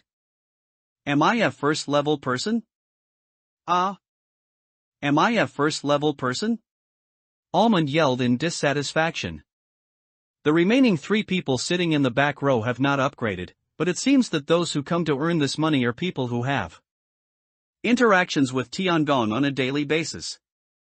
They are probably from the same circle and speak very casually. One of the young women laughed and teased, Sister Xingren, without you, we can't go to Jiangchang. You are actually very important too. Xingren muttered, all right. You all look down on me, right?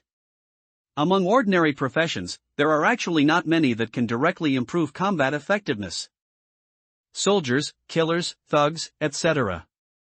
However, after most professions reach the first level, the 2 advancement directions can complement the original abilities and provide some positive abilities.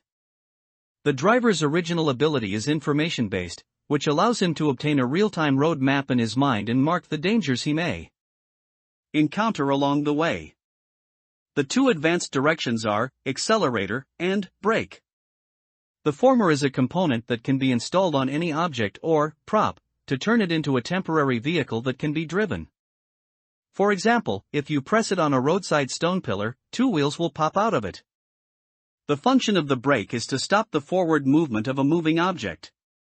Both of these abilities can also play a certain role in combat. So, the reason why Almond is not good at frontal combat is simple. How about Red Fuji and I assist you, and you fight the doctor this time? Lin Yu looked at Xingren and said with a smile. Almond shrugged. Forget it. I still hate the sight of blood. Although the Predator has been added. But Almond is an absolute coward. Even more cowardly than for Boluo. Jiangchang, early morning. Li Nian sat in the living room looking at the message on his phone with a frown. Ha! The Predators actually came to us on their own initiative? This Tiangong is more courageous than I thought. Is this true? Although the Free Alliance was removed from the forum, as the most well-known organization within the player community, they naturally have their own news channels. On the Predators' side, Lin Yu and the other 5 members had just arrived in Jiangchang after an all-night trip, when Li Nian had already received internal information from the Free Alliance. Chef, anyway, I heard it wasn't all directed at you. The plunderers in Hunan province suffered a great loss, and it seems the cause was that Tiangong was being targeted. The kitchen god, and the guy who attacked Tiangong happened to be from Jiangchang.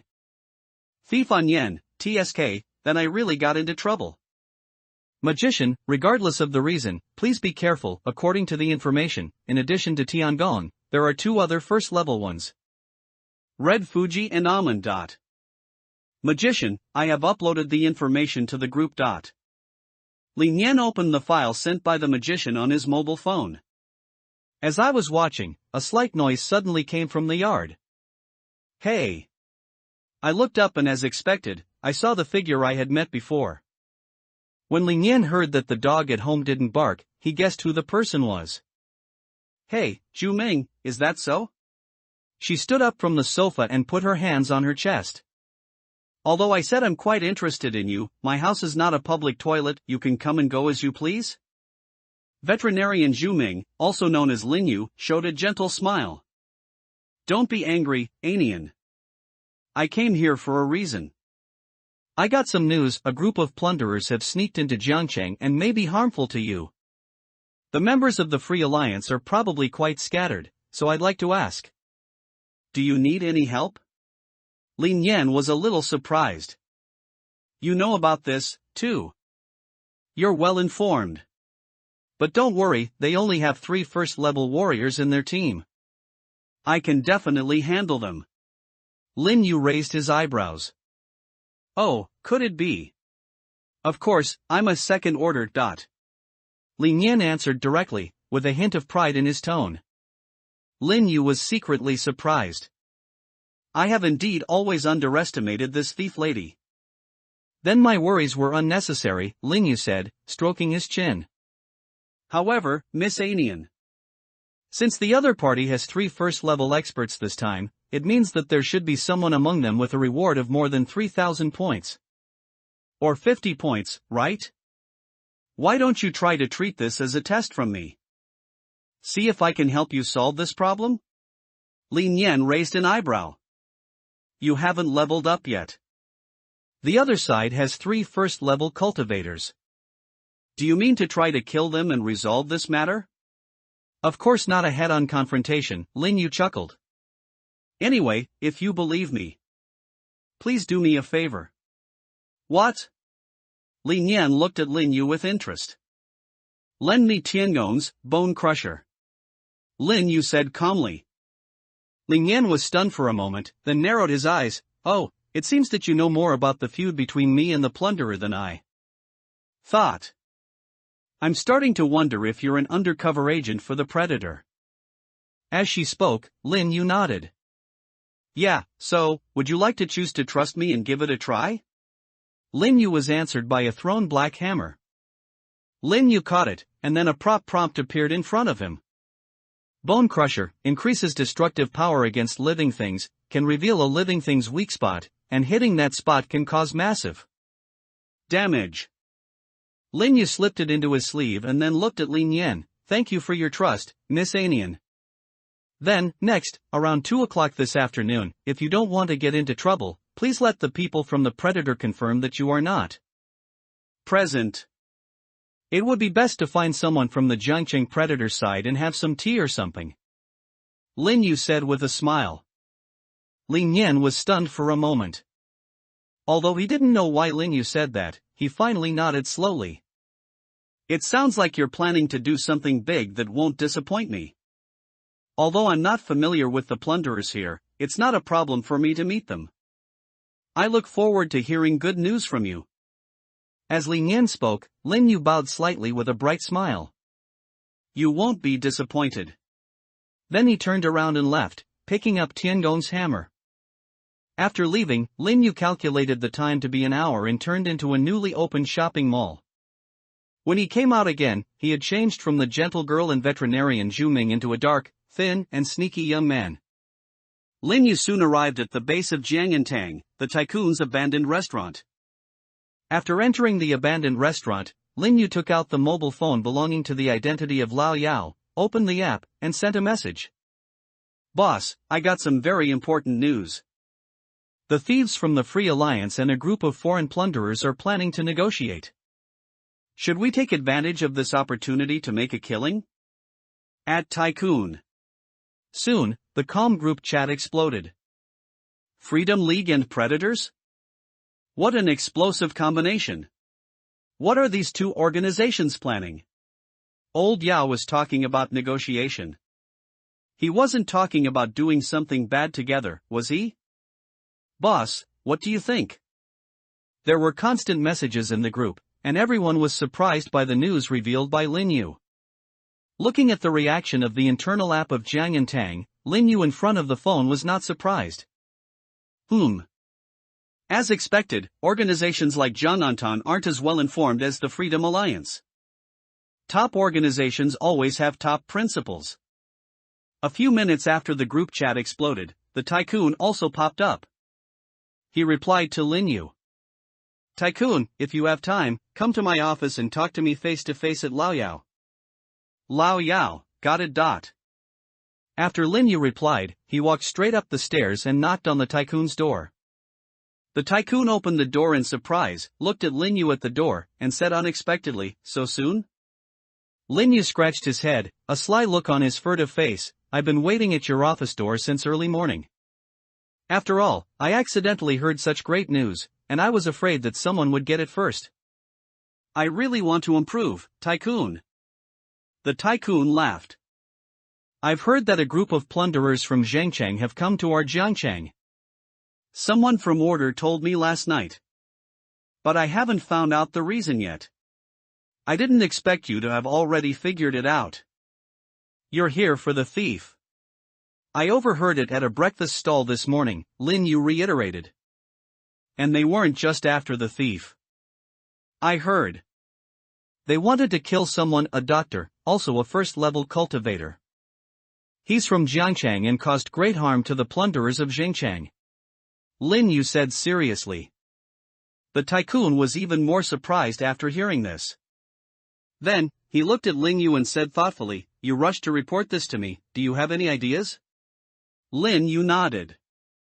Of course, I have a rough plan, but I might need some support from you, Tycoon. At dusk. The river water that runs across the city flows quietly, and a small sightseeing cruise ship slowly docks at the abandoned ferry. Xingren parked the rented commercial vehicle on the riverside road, looked at the cruise ship in the distance, and looked at Tiangong in the passenger seat. You chose to negotiate with the thief on the water? You're a true genius. In the passenger seat, Lin Yu, now transformed into Tiangong, nodded. Of course, I don't want to be disturbed by the people of Order during the negotiation. Besides, choosing a relatively closed location like this will also prevent that girl from trying to escape. Red Fuji nodded in agreement. Indeed, the thief's best skill is escaping. Xingren pondered for a moment and said, that's fine, but can I trust the cruise ship staff? Trustworthy, they are just ordinary people. Lin Yu said firmly. He seemed to see that Xingren was still a little worried, so he patted her and said, it's okay, Xingren, just wait for us on the shore. Don't worry, Red Fuji and I are enough to handle most situations. Red Fuji also nodded. When it comes to fighting between players, we predators won't be intimidated by anyone. Are you right? Influenced by Red Fuji, the other three people in the car also spoke up. Yes, what's there to worry about? Even if Order comes, we can still give it a try. Lin Yu was very satisfied with the momentum of this group of people. Very good, very energetic. Afterwards, he boarded the cruise ship with Red Fuji and the other three Predators members who had not yet been upgraded. Looking at the staff on the deck, Lin Yu waved his hand. Sail. The cruise ship started slowly and soon arrived at the center of the river. Because it is a sightseeing cruise ship, the cabins of the cruise ship are very comfortable. After the members of Predator arrived, they all lay comfortably on the sofa and took out soda from the beverage refrigerator. Oh, there are poker cards. These cruise ships sailing on the river have gambling functions, right? This is my first time seeing you too. The three members of the Predator who had not yet reached the rank were discussing at once. Red Fuji was opening a can of beer when Lin Yu walked up and patted him on the shoulder. Let's go to the deck and get some fresh air. The river view in Jiangchang is quite beautiful. Red Fuji thought for a moment, then nodded and said, okay. The two men left the cabin. After opening the cabin door and going out onto the deck, Lin Yu took out a pack of Licoon cigarettes that he had found in Tiangong's pocket, lit one, and gave it to Red Fuji. Red Fuji took it and lit it near his mouth. The two leaned on the railing, watching the river view and the wind blowing. The night view of Jiangchang is really beautiful. It's indeed a nationally renowned city. Red Fuji sighed. The tall office buildings and economic and trade centers along the river lit up colorful nightlights, and the lights were reflected on the sparkling water, which was very beautiful. As for the CBD, it wouldn't be a big deal if you walked to the suburbs. Lin Yu said casually, and then asked, come to think of it, I have never asked you how you joined the Predators? When Red Fuji heard Lin Yu's question, he was stunned for a moment, then said, who in our organization would ask this casually? I'm seeking revenge, Lin Yu said to himself, his voice deepened with Tiangong's weathered face. My life savings were swindled away by my most trusted colleague and partner, and turned into an unfinished building. I can't accept this, so I'm going to kill them. I don't have the courage to kill ordinary people, but fortunately, some of them have become players. Lin Yu said in a calm tone. So, I killed them not because I wanted the props. But someone has to pay the price for all this. Red Fuji was touched after hearing this. He took a puff of his cigarette, smoked it directly into his butt, and then reached out and flicked it into the river. Brother Tiangong, why are you suddenly telling me this? I feel embarrassed not to tell you about what you did, but I don't have much to say. I was just trying to level up, and I felt I might not be able to pass, so I planned to kill two of my former teammates. I didn't expect to be discovered by order. Red Fuji said with a wry smile. There's a lack of trust among members of our organization, Tiangong murmured. Even among each other, there's a lot of wariness. Honestly, I don't like that. So, using this mission as an opportunity, I want to develop a few guys I can absolutely trust. Being attacked this time made me realize that you can't go far alone. He said seriously. Red Fuji thought about it and spoke. Okay, brother Tiangong, I'm willing to believe you. Then Red Fuji laughed. However, this doesn't mean that you can skip the reward this time. Lin Yu also laughed. Ahaha, that's true, but let me be more honest. Lin Yu took out the bone crusher from his arms. A look of surprise appeared on Red Fuji's face, and he moved closer. Is this your hammer? Wasn't it stolen away by God? Lin Yu smiled and nodded. I took it back. Then, when Red Fuji was about to sigh, boom! Lin Yu swung the hammer and knocked Red Fuji to the ground. The bone crusher struck the man's jaw from above, shattering his facial bones and causing his teeth to fall out mixed with blood.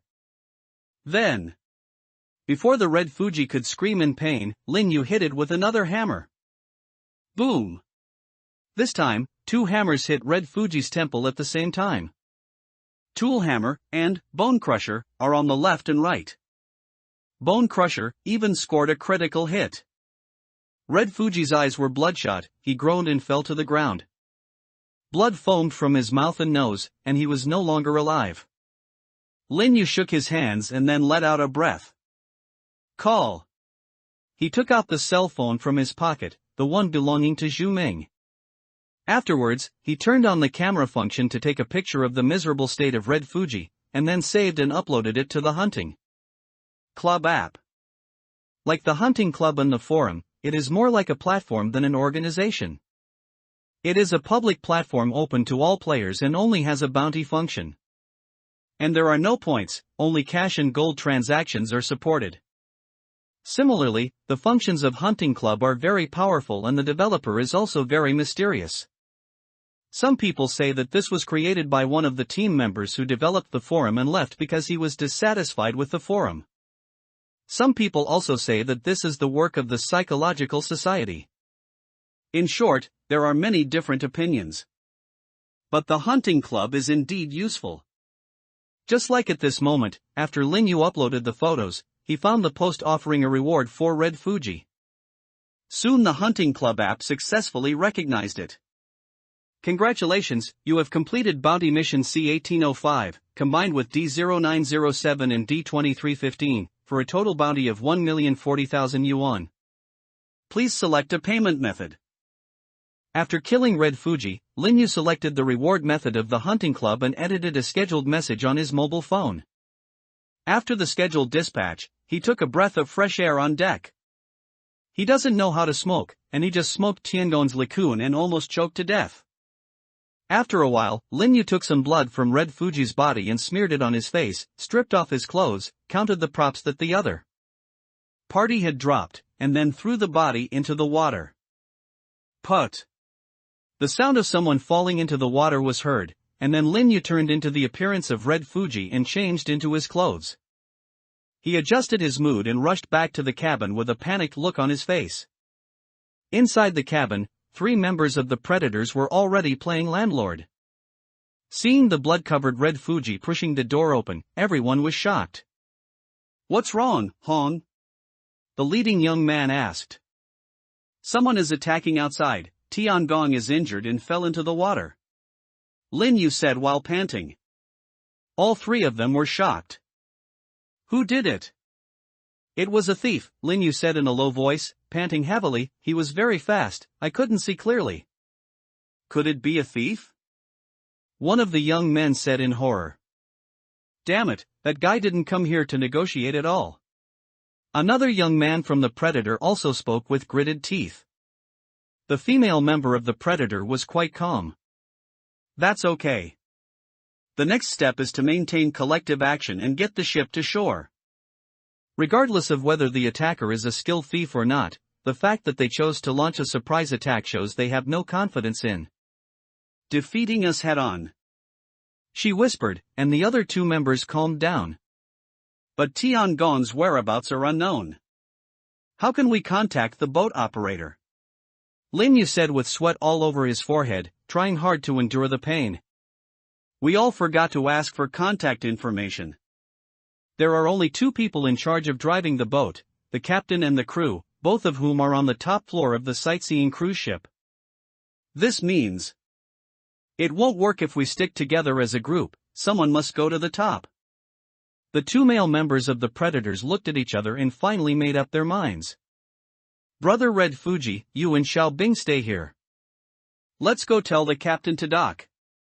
No matter how daring a thief is, he wouldn't dare to kill someone in front of ordinary people. Killing players in real life will not attract official attention as long as no obvious traces are left. It seems that there is some kind of power in the dark that makes ordinary people ignore the death of players and naturally regard it as an accident. This is why killing players in reality requires order to punish. Because the laws in reality really don't care about the life or death of players. After all, players are the ones who deserve to die. For this reason, when players fight with each other, they will pay special attention to avoiding ordinary people." After hearing what the 2 young men said, Lin Yu still looked hesitant. A young man spoke up, "There's no time to hesitate, Brother Hong, if this continues we'll all die. I can't stay in this closed environment any longer. I have to reunite with Sister Xingren as soon as possible." The other young man nodded in agreement. "That's right. Xiaobing's profession is doctor, so she can treat your injuries. We are both thugs and thugs, so we can protect ourselves together." Hearing this, Lin Yu had no choice but to nod heavily. "Okay, go and come back soon." After he finished speaking, the 2 men turned and left. Afterwards, a woman nicknamed Xiaobing also came forward and began to treat Lin Yu. "Brother Hong, where are you hurt?" Because Lin Yu was covered in blood, she couldn't see where the wound was. And just as Xiaobing was about to step forward to heal Lin Yu took out a light utility knife. "There's something cute about the pink casing." Xiaobing was a little surprised when she saw the knife in Lin Yu's hand. It's a first-level, professional item, for the thief," Lin Yu said.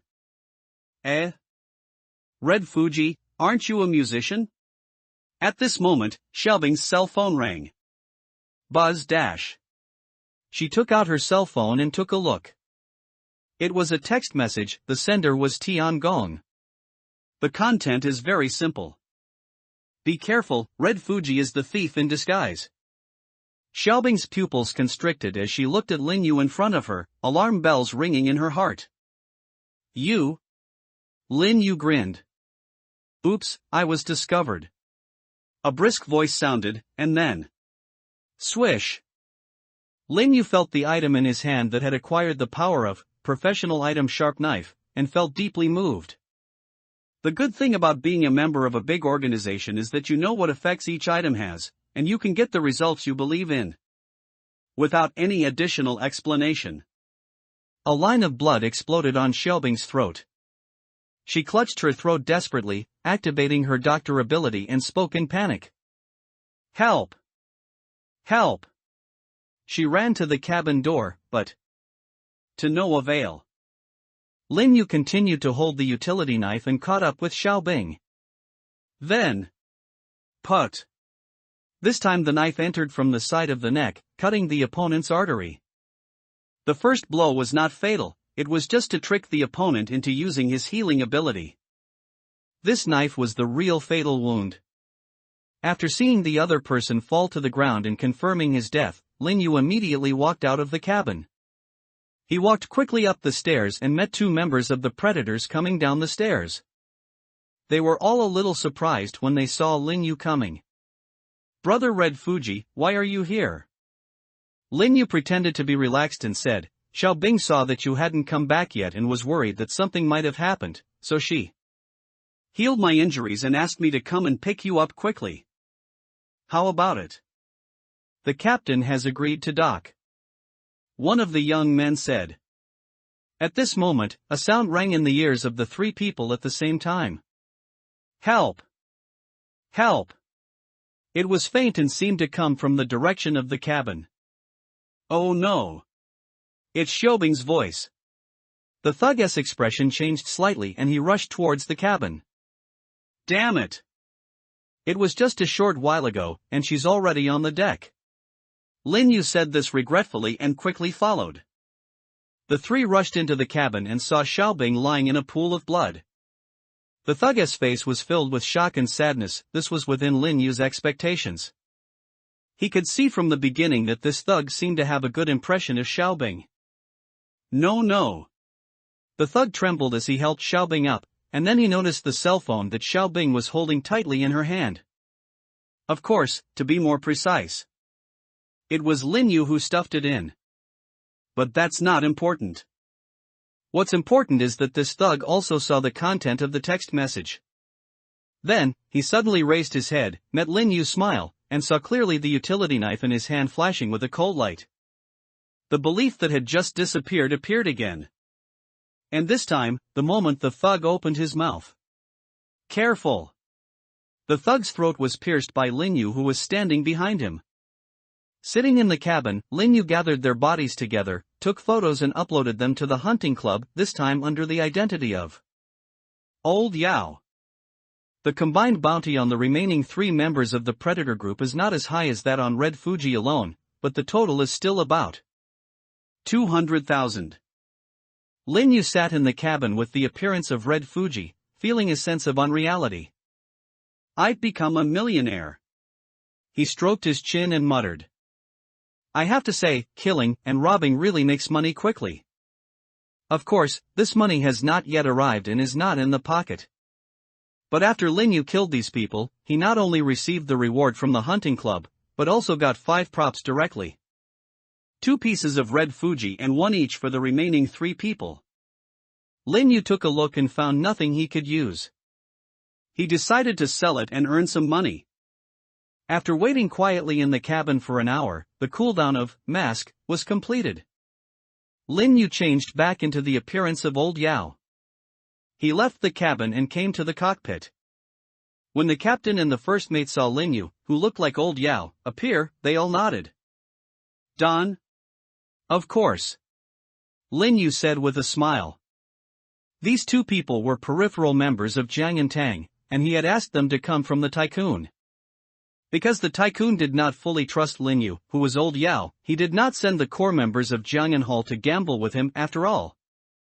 Lin Yu told the tycoon that as long as he was given a boat, he would have a way to wipe out all the plunderers.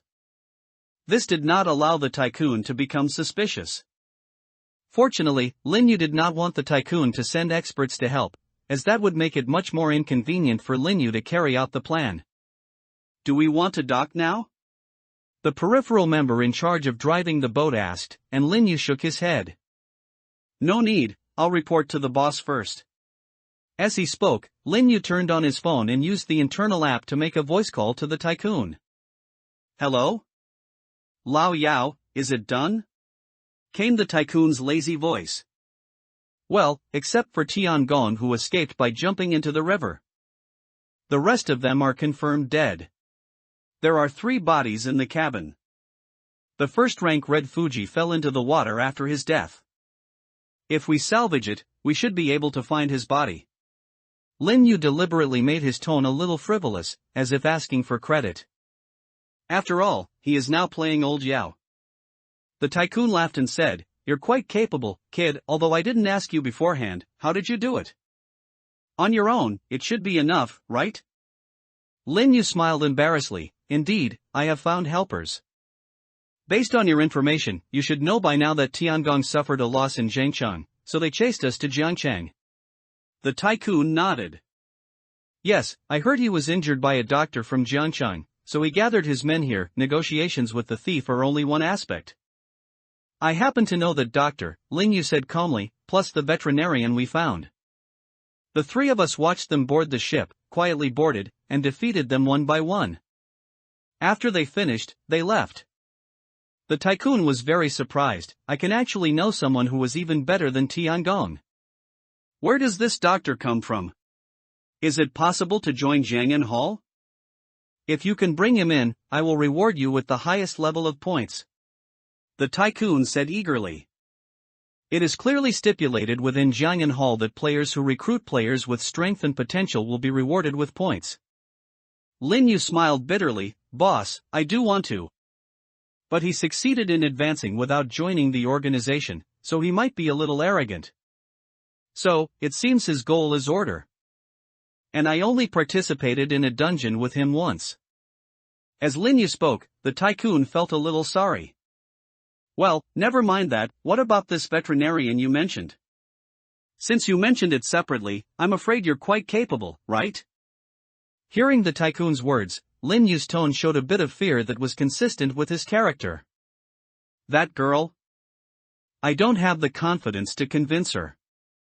Honestly, although she looks weak, she is actually quite evil. Lin Yu said seriously, then lowered his voice. Although there's no evidence, I suspect, she might be joining the Freedom Alliance. Free Alliance? The tycoon was startled, then gave a cautious warning. Then you should stay out of her way. The people in the Freedom Alliance are mentally unstable, even more so than the Psychological Society. The tycoon said seriously. Lin Yu's expression was stern. I understand. Then he changed the subject and flattered the person in a very obvious way. But I'm not afraid. They're just a small organization of a few people. There's only one thief in Jiangcheng. How can they compare to us, the Jiangyan Hall? What's more, the leader of our Jiangyan Hall is a master ranked 27th on the forum's top 100 list. With you protecting me, why don't you ask that guy if he's afraid of me? Lin Yu said this seriously, feeling a little embarrassed for telling the tycoon. You kid. Hey. That's true. Still, be careful of the Free Alliance. Even though they don't appear to be on the list, I heard that most of the anonymous people in the top 50 are from them. Rumor has it that 3 of the 5 anonymous users in the top 10 are from the Free Alliance. The tycoon said again. After hearing what the tycoon said, Lin Yu secretly took note of it in his heart.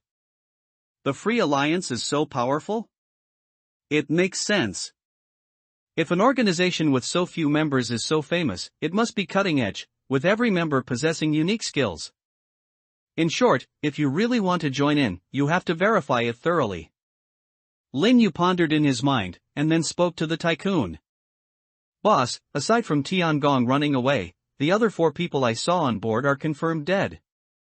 The bounty on the first-level dead hunter was claimed by the veterinarian I found. They gave the remaining 3 to me, and the items belonged to the doctor. Is this okay? The tycoon was very generous. No problem, just keep that small amount of money. Since I'm called a tycoon, I have quite a bit of wealth. I don't need you for this. What's more, you killed 4 plunderers who came from across the city.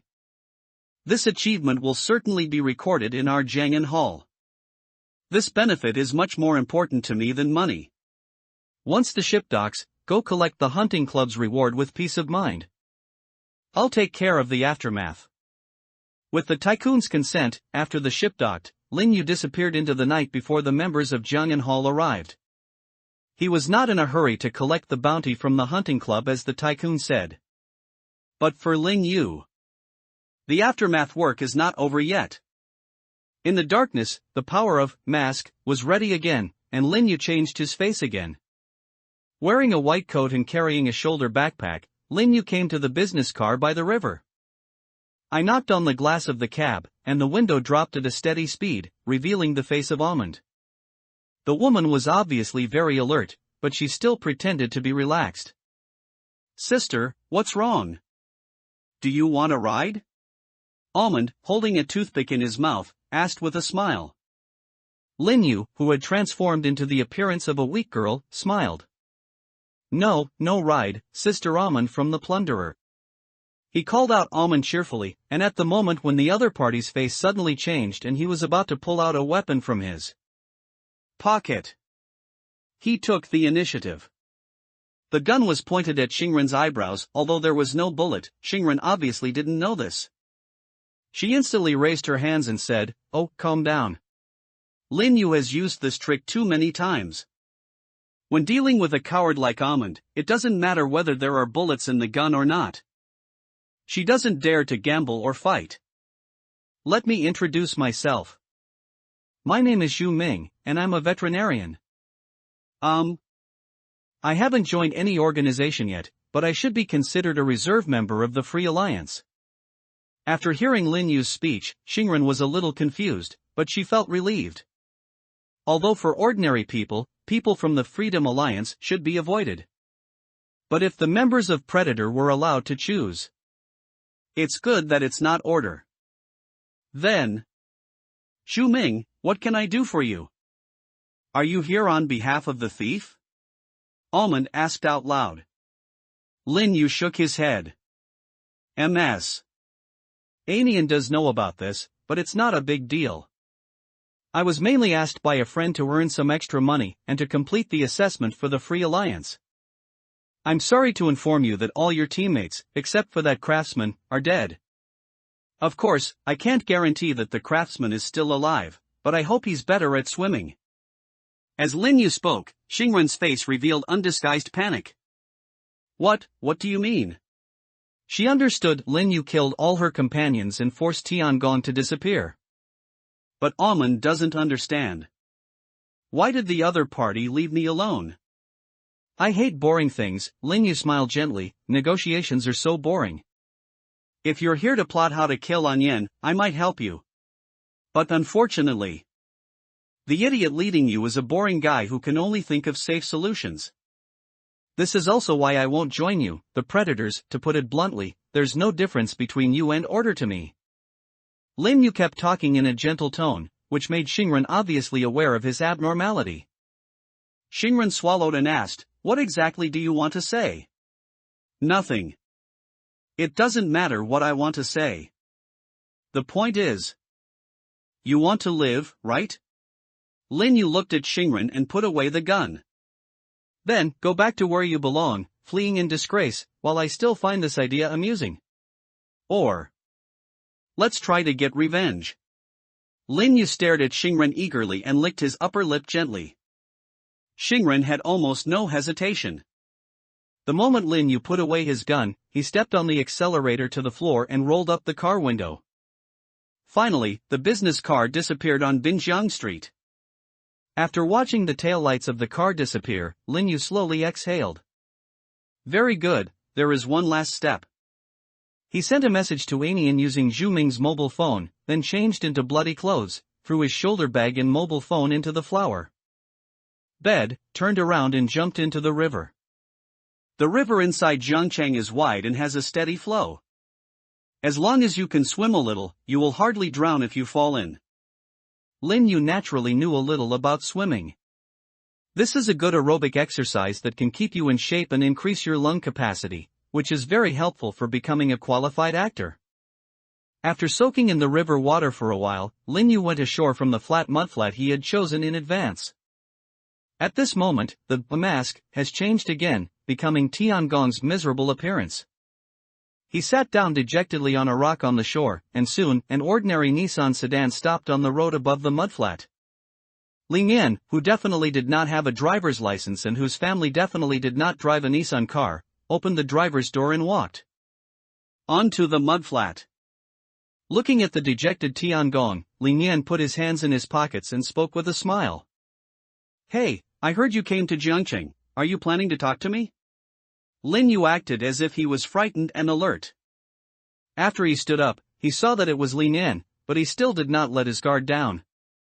He took out the bone crusher and placed it by the river. "I don't want the hammer anymore. Can you let me go?" Lin Yan was obviously surprised when he saw Lin Yu's actions. Then she spat in annoyance. "TSK. Lost." Seeing Lin Yan's reaction, Lin Yu became even more nervous. "Why, are you going to kill me here?" As Lin Yu spoke, Lin Yan tilted his head. "Huh? I don't intend to kill you." "Then how did you find this place?" Lin Yu said excitedly. Lin Yan grinned and said in a light tone, "Well, it's intuition." Hearing Lin Yan's words, even though Lin Yu, a veteran actor, had arranged all the scripts himself, he still almost couldn't help laughing out loud. Lin Yan found this place because he sent the location under the identity of Zhu Ming. Since Tiangong has appeared here, now is the best time to negotiate with him. Let's make a bet that he will voluntarily hand over the Yi prop. This is why Lin Yan couldn't help but spit when he heard Lin Yu's first words just now. Although she did not reply to Zhu Ming, she agreed to the bet in her heart. What's the difference between intuition and intuition? Lin Yu continued to play the role of Tiangong, who was on the verge of a mental breakdown. "I haven't offended your Freedom Alliance, have I? Why won't you and that veterinarian let me go? I came to Jiangcheng just to negotiate with you. You're not my main target. Why are you treating me like this?" Lin Yu said this in a despairing manner, and Lin Yan felt embarrassed. The thief girl scratched her head and defended herself in a pale tone. "Well, actually, that veterinarian isn't one of ours. Reserve, huh? That's what she calls herself. That's not funny," Lin Yu said angrily with a Tiangong look. "I've never heard that your Freedom Alliance has peripheral members and reserves." When Tiangong, played by Lin Yu, was extremely indignant and looked like he was ready to kill or chop him up at will, even Lin Yan, who always had a bad temper, couldn't help but feel a little weakened. Especially from Tiangong's speech, she had already indirectly guessed what the other party had experienced. The plunderers who came from Zhangcheng seemed to have suffered many casualties and were almost wiped out. This inevitably made Lin Yan wonder in his heart, and he also sighed at Zhu Ming's strength. That veterinarian sister said she offended two organizations at the same time. It seems she wasn't kidding. And she was able to find her way to my doorstep. She's really quite powerful. He killed so many people without any level up and even forced a first-level Tiangong into a desperate situation. According to Tiangong, not only him but also another first-order member of the Predators was dead. It is enough to see the strength and brutality of this veterinarian. Moreover, although Lin Yan herself did not get any substantial benefits, she couldn't say much when Tiangong accused Lin Yan with an attitude of, "Your local gang is so rude." She was in the wrong in this matter. Lin Yan had overagreed when Zhu Ming went to help her solve the problem. The other party is indeed a reserve member of the Free Alliance. But Lin Yan underestimated Zhu Ming's ferocity. She thought the veterinarian would go there to negotiate. Who would have thought that she would just kill someone and dress him up? Therefore, Lin Yan, who did not want to completely break off relations with the Predator, could only laugh it off. Well, you know that members of our Freedom Alliance organization don't interfere with each other's actions. How about this? I don't want the hammer anymore, let's both take a step back and don't make this public. Lin Yan said with a smile, no matter what, it wouldn't be nice if many of you were singled out by one of us, the Freedom Alliance, right? What kind of person is that? She colluded with your local organization in Jiangcheng, and that doctor who came to Zhengcheng to harm me. Tiangong, also known as Lin Yu, interrupted Lin Yan again and said angrily. Lin Yan was shocked again, and his evaluation of Zhu Ming was refreshed in his mind. She coughed lightly. Well, believe it or not, she hasn't really joined our Free Alliance yet. How about this? I will negotiate compensation for your brothers who died later through the organization. How about that? Lin Yan took another step back. Then, she also made a subtle threat. I don't want to make a big deal out of this, but I'm only talking to you in a nice way here because I don't want to make a big deal out of this. After Lin Yan finished speaking, Lin Yu's expression eased slightly. Okay, then let's do as you say. This matter, it's true that we are inferior in skills. After Lin Yu finished speaking, he turned and walked towards Jiangbin Street and took out his cell phone. A moment later, a commercial vehicle quickly backed up from the road. Xingren rolled down the car window and spoke anxiously. Hurry up and get in the car. If you hadn't sent the message a moment later, I would have already been on the highway. I didn't expect you to be alive. Tiangong didn't say much. After getting into the car, he dragged his wet body and sat in the passenger seat. I misjudged the danger of Jiangcheng, Lin Yu murmured, they are all dead. That woman is like a monster. After he finished speaking, Xingren's face didn't look very good either. I also met someone in a white coat, who claimed to be a reserve member of the Freedom Alliance. I was talking about her, Lin Yu said painfully. She was truly the most cunning and treacherous opponent I have ever seen, but luckily I escaped. Besides, I just encountered a thief. Xingren was even more surprised. You also encountered a thief? Is this the design of the Free Alliance? Lin Yu smiled bitterly. I'm afraid not, because the thief let me go, and she doesn't seem to know about this. I didn't see any other members of the Free Alliance on the boat just now. Instead, I encountered a local thief in Jiangcheng and the doctor who attacked me at the time. After saying that, Lin Yu closed his eyes. Please find a place up front to put me down. He exhaled and said. Xingren was very surprised. You still want to stay in Jiangcheng, are you crazy? I brought them here, Red Fuji, Xiaobing, Akong, and Ming Zai, Lin Yu said with a guilty look on his face. Red Fuji, he and you are the few people I can call my friends. I wasn't that familiar with Xiaobing, Akang, and Mingzi before, but they died right in front of me. Xingren, you know what, when Xiaobing died, Mingzi was like a madman, wanting to avenge her. That kid should like Xiaobing, right? Lin Yu took a deep breath and then exhaled. I thought I had become indifferent to death after participating in the death game.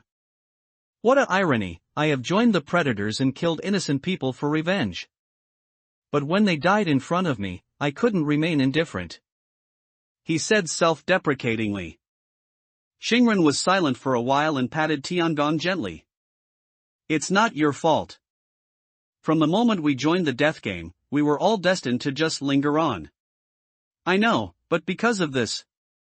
Thinking about how they all desperately struggled to survive each dungeon, it makes it even harder for me to let go. Lin Yu's voice became quiet. I just negotiated with the thief, and she said she would give us compensation. Probably through organizational level negotiations. But I don't want to let it go like this. I want to stay in Jiangcheng. Almond stepped on the brakes. The car stopped smoothly on the side of the road. Almonds don't bloom quickly. This high-end commercial vehicle will not become too unbalanced even if it brakes suddenly at this speed. I don't object. Our relationship isn't good enough for me to interfere with your decision. But what can you do if you stay in Jiangcheng? Revenge? Almond asked. I originally joined the predators out of revenge. Lin Yu opened the car door, and now with a new hatred, I seem to be more motivated. I've already memorized those 3 people. The hatred that burned down my house and killed my friends, sooner or later I will pay it back in full. After Lin Yu finished speaking, Xingren and the car sighed deeply. Okay, I respect your choice. I will report what happened here to the boss truthfully.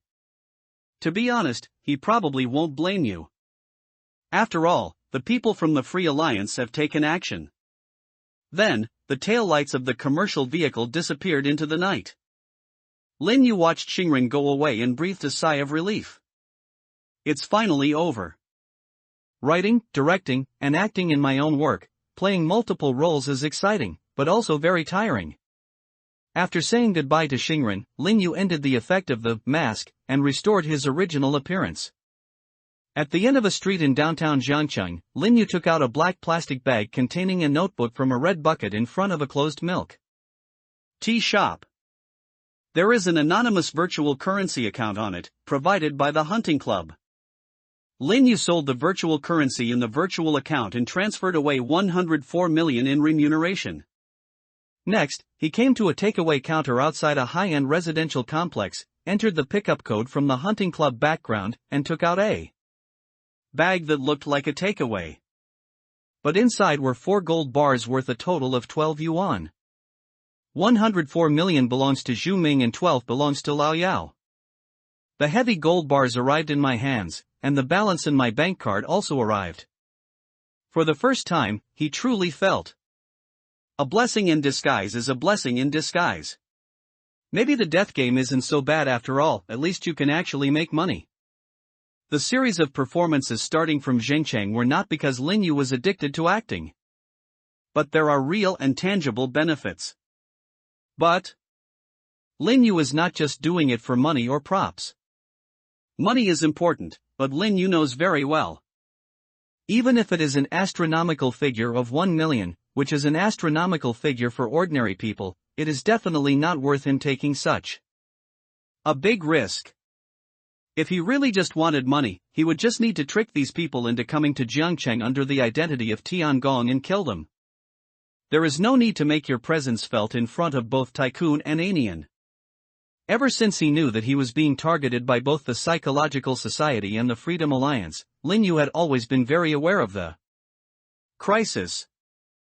Therefore, in order to improve his strength as quickly as possible and to obtain more information, Lin Yu chose to join as many organizations as possible and create different false identities. But Lin Yu didn't intend to just sneak in and lurk around with every identity. And so, whether it is the fake identities of Lao Yao, Zhu Ming, Mei Mei, or Tiangong which now belongs to him, Lin Yu intends to further enhance their popularity. Admittedly, this will increase the risk of exposure to a certain extent. But the returns are also high. As the time spent as a fraudster grew longer, Lin Yu gradually figured out the rules of coming true.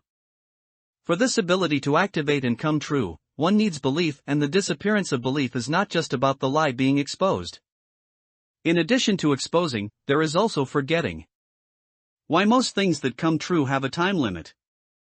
Because belief will not exist forever. He deceived Lin Yan and Daheng that his profession was soldier, but these two people would not always remember the lie that Lin Yu is a soldier. I will only remember it after seeing him again and being reminded again. This is also what Lin Yu discovered after selling the fake props. Because Lin Yu could feel that his belief in the fake props he bought had never stopped. Players who bought the items will see those fake items when they use them, which is equivalent to believing Lin Yu's lies. Therefore, Lin Yu derived a conjecture about the ability of the trickster. When a lie is remembered by many people from time to time and becomes like truth, can it become a permanent come true? Based on this, Lin Yu also had a basic understanding of his fake identity. He wanted to make many useful fake identities famous. Leave a deep impression on everyone you come into contact with, so that every time you use that fake identity, you can still use the abilities of those professions even when no one is around. And the best way to impress those organizations and other players. It's just a performance. A brilliant performance that connects his current several fake identities. Now, it was not just that Lin Yan remembered Zhu Ming, Xingren got to know Tiangong better, Daheng had more trust in Lao Yao, and order paid a little attention to Mei. In addition to the fake identities they had direct contact with, these people also had an impression of Lin Yu's other fake identities. Just like Lin Yan, he has also seen Lin Yu's version of Tiangong and knows the two identities of Lao Yao and Mei. The tycoon also learned about Zhu Ming and Mei and formed a preliminary impression of them. As for Xingren, in addition to having a deeper connection with Tiangong, he probably couldn't forget Zhu Ming. And when these people tell this story from their own perspectives and the members of their organizations, ultimately, when Lin Yu performs these identities, he will be able to deeply understand their inner qualities and leave a memorable impression in the hearts of those members. After we confirm each other in the future, even those who have never seen Lin Yu perform in person would probably firmly believe in the existence of these fictional or dead players. Moreover, Lin Yu also deliberately revealed the fact that there is a connection between these identities of his. In this way, even if someone notices that there seems to be some connection between his several identities, they will be guided to the facts that have already been established. You mean Zhu Ming and Lao Yao? Oh, it seems they really have known each other for a long time. They even worked together once. Although no one has witnessed the two people working together, once such a fact is spread repeatedly in rumors, it will always give people the impression that they have indeed appeared together. This is also a layer of insurance that Lin Yu left for himself. In this way, it is almost impossible for anyone to see through his fake identity. Even if one of them is discovered, the rest of the fake identities can be kept. What we need to do next is to accumulate strength and try investigating the psychological society. Lin Yu returned home carrying the gold bars. It's already late at night. Lin Zhao had already gone to bed. She had recently started to get used to Lin Yu not coming home often. The reason Lin Yu gave was quite sufficient: the advertising business has been picking up recently. Although Lin Zhao is the older sister, her mentality in some aspects is exactly the same as that of typical Chinese parents.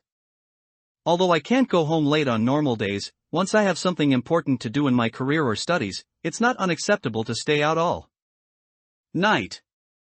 Especially since Lin Yu had handed over part of his income before. Lin Zhao sighed. Little Yu has really grown up, but didn't say much. Lin Yu thought about it and quietly put another 20,000 yuan in cash on the dining table for the sleeping Lin Zhao. Afterwards, he returned to his bedroom, turned on Mei's phone, and sent a private message to the user with the ID below in the forum's backend. I heard you were investigating the Psychological Society? Normally, if Lin Yu wanted Fu Luo to help investigate the Psychological Society, it would definitely not work. But because of the identity of Mei Mei, in Fu Luo's eyes, she can be regarded as a trustworthy partner. So, 2 days later, Lin Yu got the information he wanted from Fu Luo. Information about the Psychological Society is actually not difficult to find. These people don't seem to be low-key, nor do they deliberately hide themselves. Therefore, in Jiangyan Hall, Lin Yu can find a basic introduction to the situation of the Psychological Society. The structure of this organization is just as its name suggests, like a society. Like an academic group jointly established by some universities. The highest leadership body is the 5-member Board of Directors, which is composed of 3 parts: professional committees, local branch, associations and executive office. The membership of the professional committee is limited to professional doctors, nurses, scholars and students. Most members have real-life psychology-related working or learning experience. The local branches are members from all regions, regardless of their profession, and most of them seem to be conducting surveillance operations on behalf of the Psychological Society. As for the execution department, it is similar to the squad in the order, mainly responsible for work in combat.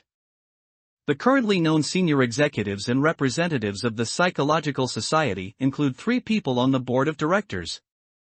The code names are Young, Lacan, and Vunt. The information in this section of Jiangyan Hall was written by the tycoon himself. Half a year ago, he had a face-to-face encounter with Lacan in the dungeon. The other party did not hide his identity and directly gave his name. There were a total of 20 people participating in that instance, which was considered quite large in scale. And those who can participate in a copy with Tycoon and Lacan are not novices or rookies. But in the end, only the Tycoon and Lacan survived. The Tycoon also made an assessment of Lacan's strength. Definitely in the top 30 of the charts. Tycoon doesn't go into great detail about what happens inside the instance. But he clearly pointed out that it was Lacan who deliberately and unnecessarily killed all the players except him directly and indirectly in the fighting copy that was supposed to be a cooperative one. The motivation is screen and cultivate. This is also the purpose of the Psychological Society. Just like how they killed Linyu, the purpose of this group of lunatics seems to be to create more and more powerful players by almost coercive means. In reality, they hand over the data collected by branch associations to the professional committee, and the committee uses certain evaluation methods to screen out people with potential. The Psychological Society will then send invitations to all players who have become members, regardless of whether they have an organization or not. And if you're not a player yet, the Psychological Society will send members to kill him, and if it is confirmed that he has joined the death game, an invitation letter will be issued.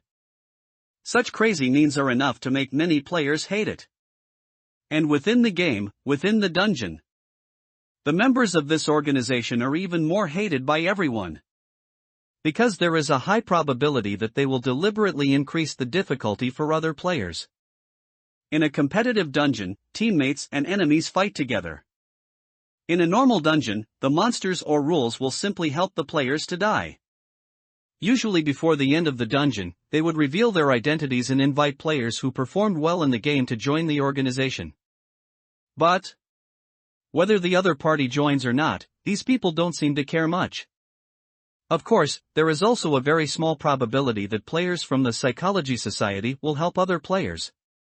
But the conditions are extremely harsh. It seems that they will stand on the same side with the players if they think the players with potential have encountered problems and difficulties that are beyond their capabilities and stifle their growth and advance. Therefore, the people that many people least want to meet in the dungeon are not the plunderers or the Free Alliance, but the people from the Psychological Society. Most members of the plunderers team are only interested in your props and are ruthless. In cooperative dungeons, as long as you don't show off your wealth or hinder the other party, you can still maintain superficial peace. The Free Alliance has few members, and the currently known members are all neurotic, although they may sometimes mess with you for no apparent reason. The probability is still 50-50. There is only the Psychological Society. If you meet it in a dungeon, there is a 99% chance that it is here to harm you. In addition to the Tycoon's personal experience, the above information is compiled from the blood and tears of many victims of the Psychological Society. It is not only open to the public within the Jiangyan Hall, but also to most righteous organizations. Even many members of the Psychological Society don't know their code names, but their basic information is listed in the files. But Linyu still chose to ask Fu Luo to investigate. Of course, it was because the known information did not contain what he wanted. Linyu looked through all the relevant documents but could not find any information about the beautiful girl who claimed to be his schoolmate.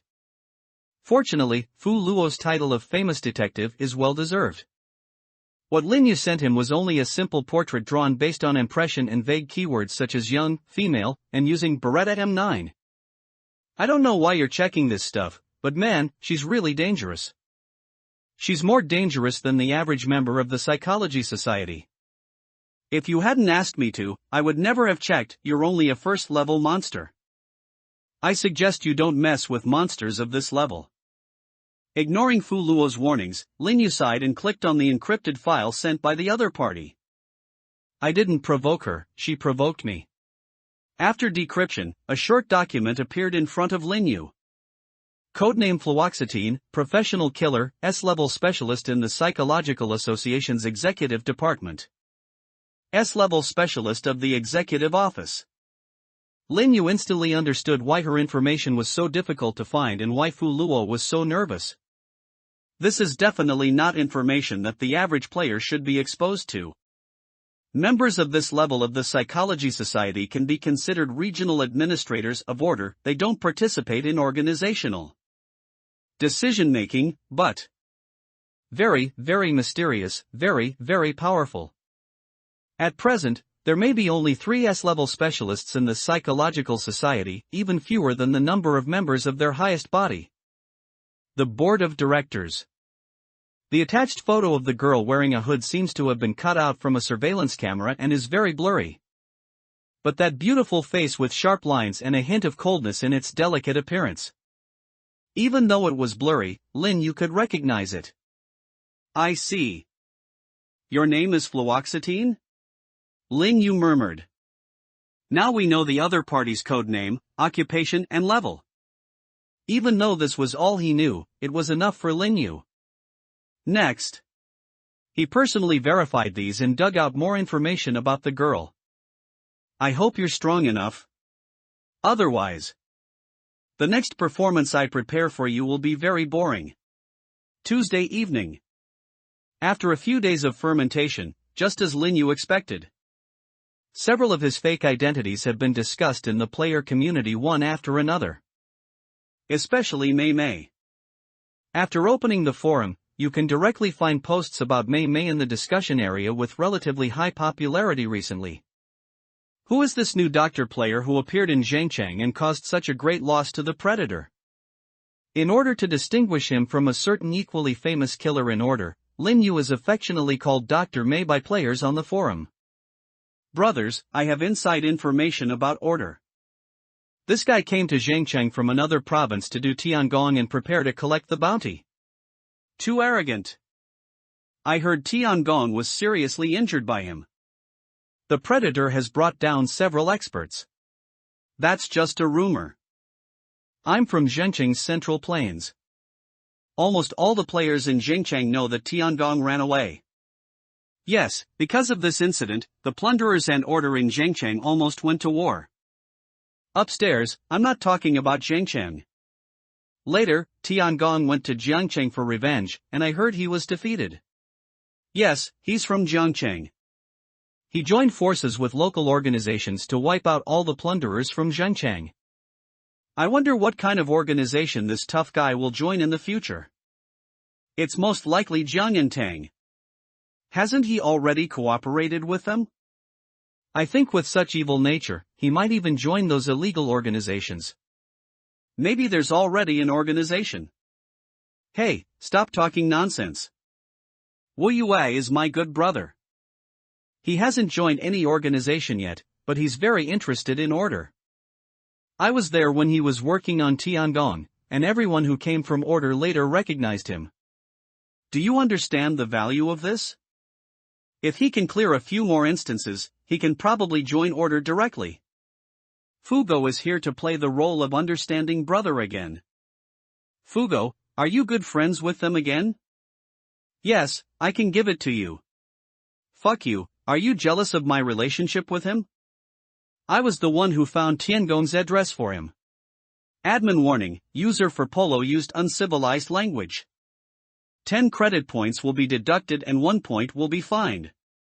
The discussion on the post continued, and everyone was speculating which organization this violent doctor would join. He also took advantage of the chaos to insult a certain detective who came to give orders. Lin Yu sighed and felt sorry for Forboluo. After all, what Forboluo said was true. But this kid is really stupid. He could have just taken a screenshot of the private chat backstage to prove himself. I had just sent him a private message a few days ago, asking him to help me look up people in the Psychological Society. Even if you're afraid of this matter being exposed, can you just censor it? Lin Yu couldn't help but sigh. Although Fu Luo is extremely smart and perceptive in some aspects. But more often than not, it's just complete idiocy. However, thanks to Fu Luo, this post became even more popular. Those thin beliefs coming from afar continued to converge, and finally allowed Lin Yu to successfully confirm his guess. He can indeed use the abilities of the Mei Mei identity at any time now. Not only does it have the professional abilities of a doctor, but as long as you use the fake to transform into the appearance of a syringe, you can also use the advanced professional abilities directly. What is foreseeable is that as each identity becomes more and more well-known, I am afraid that the abilities I can use will increase. Lin Yu couldn't help but sigh at this. Is this not fun? He turned off the screen of his mobile phone. It was almost midnight. Lin Yu stood up and tightened his sweatshirt jacket, feeling a little chilly in the night breeze blowing into his clothes. It is almost summer in Zhengcheng now. When the weather is clear, it won't be too cold even at night. The main reason why Lin Yu felt cold at this moment was he stood on top of some of the tallest buildings in Zhengcheng.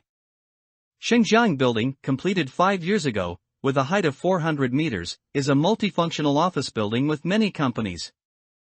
Unlike this year's high-rise buildings that are usually a bit strange in shape, Shengjiang Building is a very simple square building with stairs covered with glass curtain walls, which looks very grand.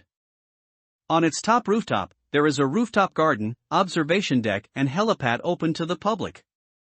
Of course, these are definitely not open to the public after midnight. However, money makes the world go round. Lin Yu booked an expensive suite in a high-end hotel inside Shengjiang Building and got an elevator card that goes directly to the top floor. After all, on the floor below the rooftop, there is a restaurant and bar belonging to the hotel, which is open all night. Once you get to the bar, it's not difficult to find the fire escape ladder to the top floor and open the locked fire escape door. Lin Yu appeared here in the middle of the night, certainly not for fun, sightseeing, or excitement. He reached the edge of the roof and easily climbed over the manhwa fence.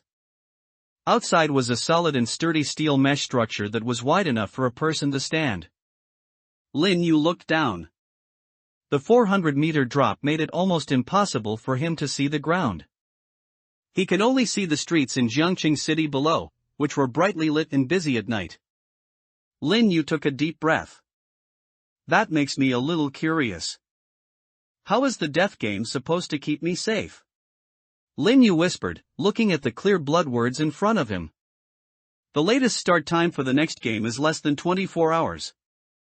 Please jump from a height of at least 100 meters above the ground and perform a free fall before midnight and after tonight to enter the game. The height under his feet, the cold wind blowing across his body, and the shaking metal net under his feet all made Lin Yu tremble slightly. Even though he has died many times, he still feels a slight fear. The time points to 11:59. Lin Yu took a step forward, opened his arms, and fell to the ground below. During the fall, Lin Yu felt his adrenaline surge. The sound of the wind whistling past his ears, the approaching ground, and the feeling of weightlessness all made Lin Yu sigh. This was the most exhilarating near-death experience I've ever had. He wiped his hands across his face, and the power of mask was activated, and his facial features and body shape changed rapidly. And just when Lin Yu was about to fall to the ground. Coming soon. Game name, Feast in the Sky. Clearance condition, survive until the end of the party. Number of players in this game, 7. Shu dash. He felt a black screen before his eyes, and then the ground, which was so close that it could crush him to pieces, disappeared. Instead, there is a higher altitude. The fall continues. Lin Yu opened his eyes and looked around. The cold wind was several times stronger than before, and below was a black, rolling ocean. Falling with him were 6 other figures, probably other players. What's going on with this copy? Lin Yu thought rapidly. And while he was thinking, boom! The downward trend suddenly stopped. He fell on a chair, to be more precise, a chair caught Lin Yu. The soft leather-cushioned wooden chair miraculously absorbed almost all the impact of the fall, and Lin Yu didn't even feel any pain. Then he looked at the surrounding scene again. At this moment, they were still 100 meters in the air except for him. The other 6 figures were also sitting on different chairs. These chairs were swaying and floating in the air, and each chair had 4 ropes tied to its 4 corners that extended upward, seemingly reaching the ceiling. Then, a white round table tied with 7 ropes also fell from the sky and stopped steadily in front of everyone. On the table were porcelain bone dishes and In the pool of water on the table in the center, there is a huge red octopus standing out of the water. This red octopus wears a chef's hat and has 8 tentacles stretched out. Welcome! Welcome to all distinguished guests. Welcome to all guests and players from another world. Welcome to this banquet hosted by my Supreme Lord, the God of Feast, Wine, and Revelry. The red octopus made a cheerful yet solemn sound, its voice deep like a rich bass, like a radio announcer delivering holiday greetings. I'm the host, head chef, lobby manager, and security captain of this banquet. Dear guests, distinguished guests, I hope you all enjoy this banquet, and... One of the octopus's tentacles rolled up its tall white chef's hat, and the remaining 7 tentacles rolled up the cutlery under the chef's hat and threw it at the 7 people. Rub! The sharp knives and forks precisely chopped into the table in front of everyone, only a few centimeters away from each person. Lin Yu looked at the knife and fork in front of him that was still shaking slightly, and realized something. This octopus looks like it's cooked, and it's quite strong. Then, the red octopus put on his chef's hat. And I hope you can survive until the end of the banquet. After it finished speaking, its tentacles reached under the pool and pulled out another piece of cardboard. Anyway, in order for everyone to better survive this carnival, I have some small party rules here that I hope everyone can follow. When the octopus said this, Lin Yu couldn't help but sit up straight. The main event is coming. This is the rules part of the game. The octopus then began to read out the rules. First of all, everyone who has come here is a distinguished guest valued by my lord.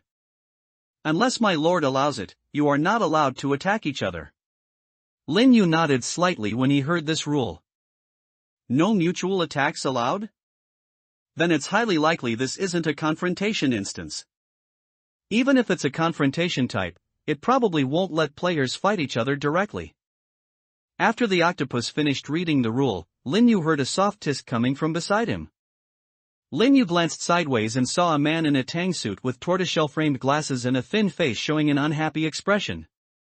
Not only the man in the tang suit, but also a girl with light yellow hair, brightly colored ornaments all over her body and extremely exaggerated clothes, who was standing opposite Lin Yu, also showed a disappointed expression and muttered something. Judging from the shape of her lips, it should be what a pity. After the octopus said "Ka," he paused and continued reading. Secondly, because this is a banquet, some of the food may not suit your taste, so I hope everyone will not waste food and eat every dish carefully. Otherwise, there may be some punishment. Hearing this, Lin Yu narrowed his eyes. It looks like it should be the survival category. I guess the dishes might be a little difficult to eat. Finally, and most importantly, please follow the table manners I've reminded you of while savoring the delicious food and enjoying the banquet. Do what you're supposed to do at every stage. Otherwise, I'll be forced to do something that will make everyone unhappy. Of course, as the host of the banquet, besides punishing impolite diners, I will also provide timely assistance and rewards to those of you who perform well. After Octopus finished speaking, Lin Yu had basically outlined the content of this copy. It's probably about eating different foods that are difficult to eat under various strange requirements. As for whether the food is particularly hard, hot, or unpalatable, Lin Yu is still unknown for the time being. And the octopus Ka has not yet revealed the meaning of this. It threw the cardboard back into the pool, and then turned its head 360 degrees to see the faces of each player clearly. Alright everyone. I should go get the ingredients ready. Now it's time for you to introduce yourselves and get to know each other. I hope you all get along well. Having said that, the octopus snapped its 8 tentacles together, and flew out of the pool in the middle of the table like a spring, flying towards the high school. And after he left, the gaunt 30-year-old man in a tortoiseshell-framed tang suit sitting on Lin Yu's left spoke. Alright, everyone. I know some of you, but since this octopus said we shouldn't attack each other and asked us to introduce ourselves, let's just get along peacefully for now. How about we introduce ourselves starting from me and moving to the right? The man spoke, and the girl with light yellow hair who was sitting opposite Lin Yu put her feet on the table. Whatever you want. The man in the tang suit ignored the other party's obviously sarcastic remarks and pushed his glasses up with his middle finger. Let me introduce myself, everyone. I'm a member of the order from Haicheng, and also the administrator of Haicheng Li Hua, codenamed Gambler, and also a gambler by profession. Hearing this name, Lin Yu was surprised.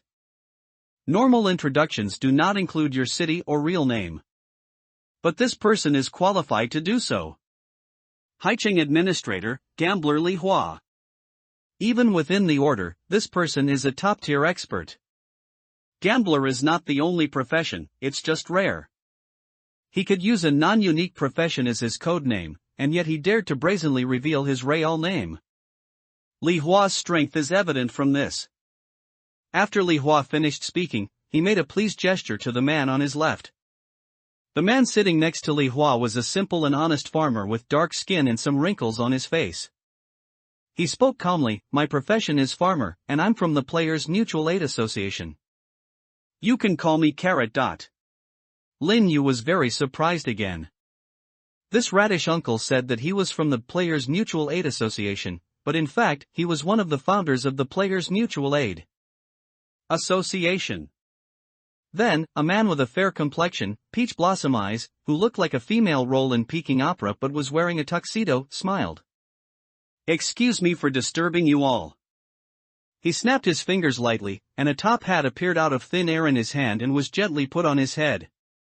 My profession is magician, and my code name is Magician, but you can also call me Qianhuan. From the Free Alliance.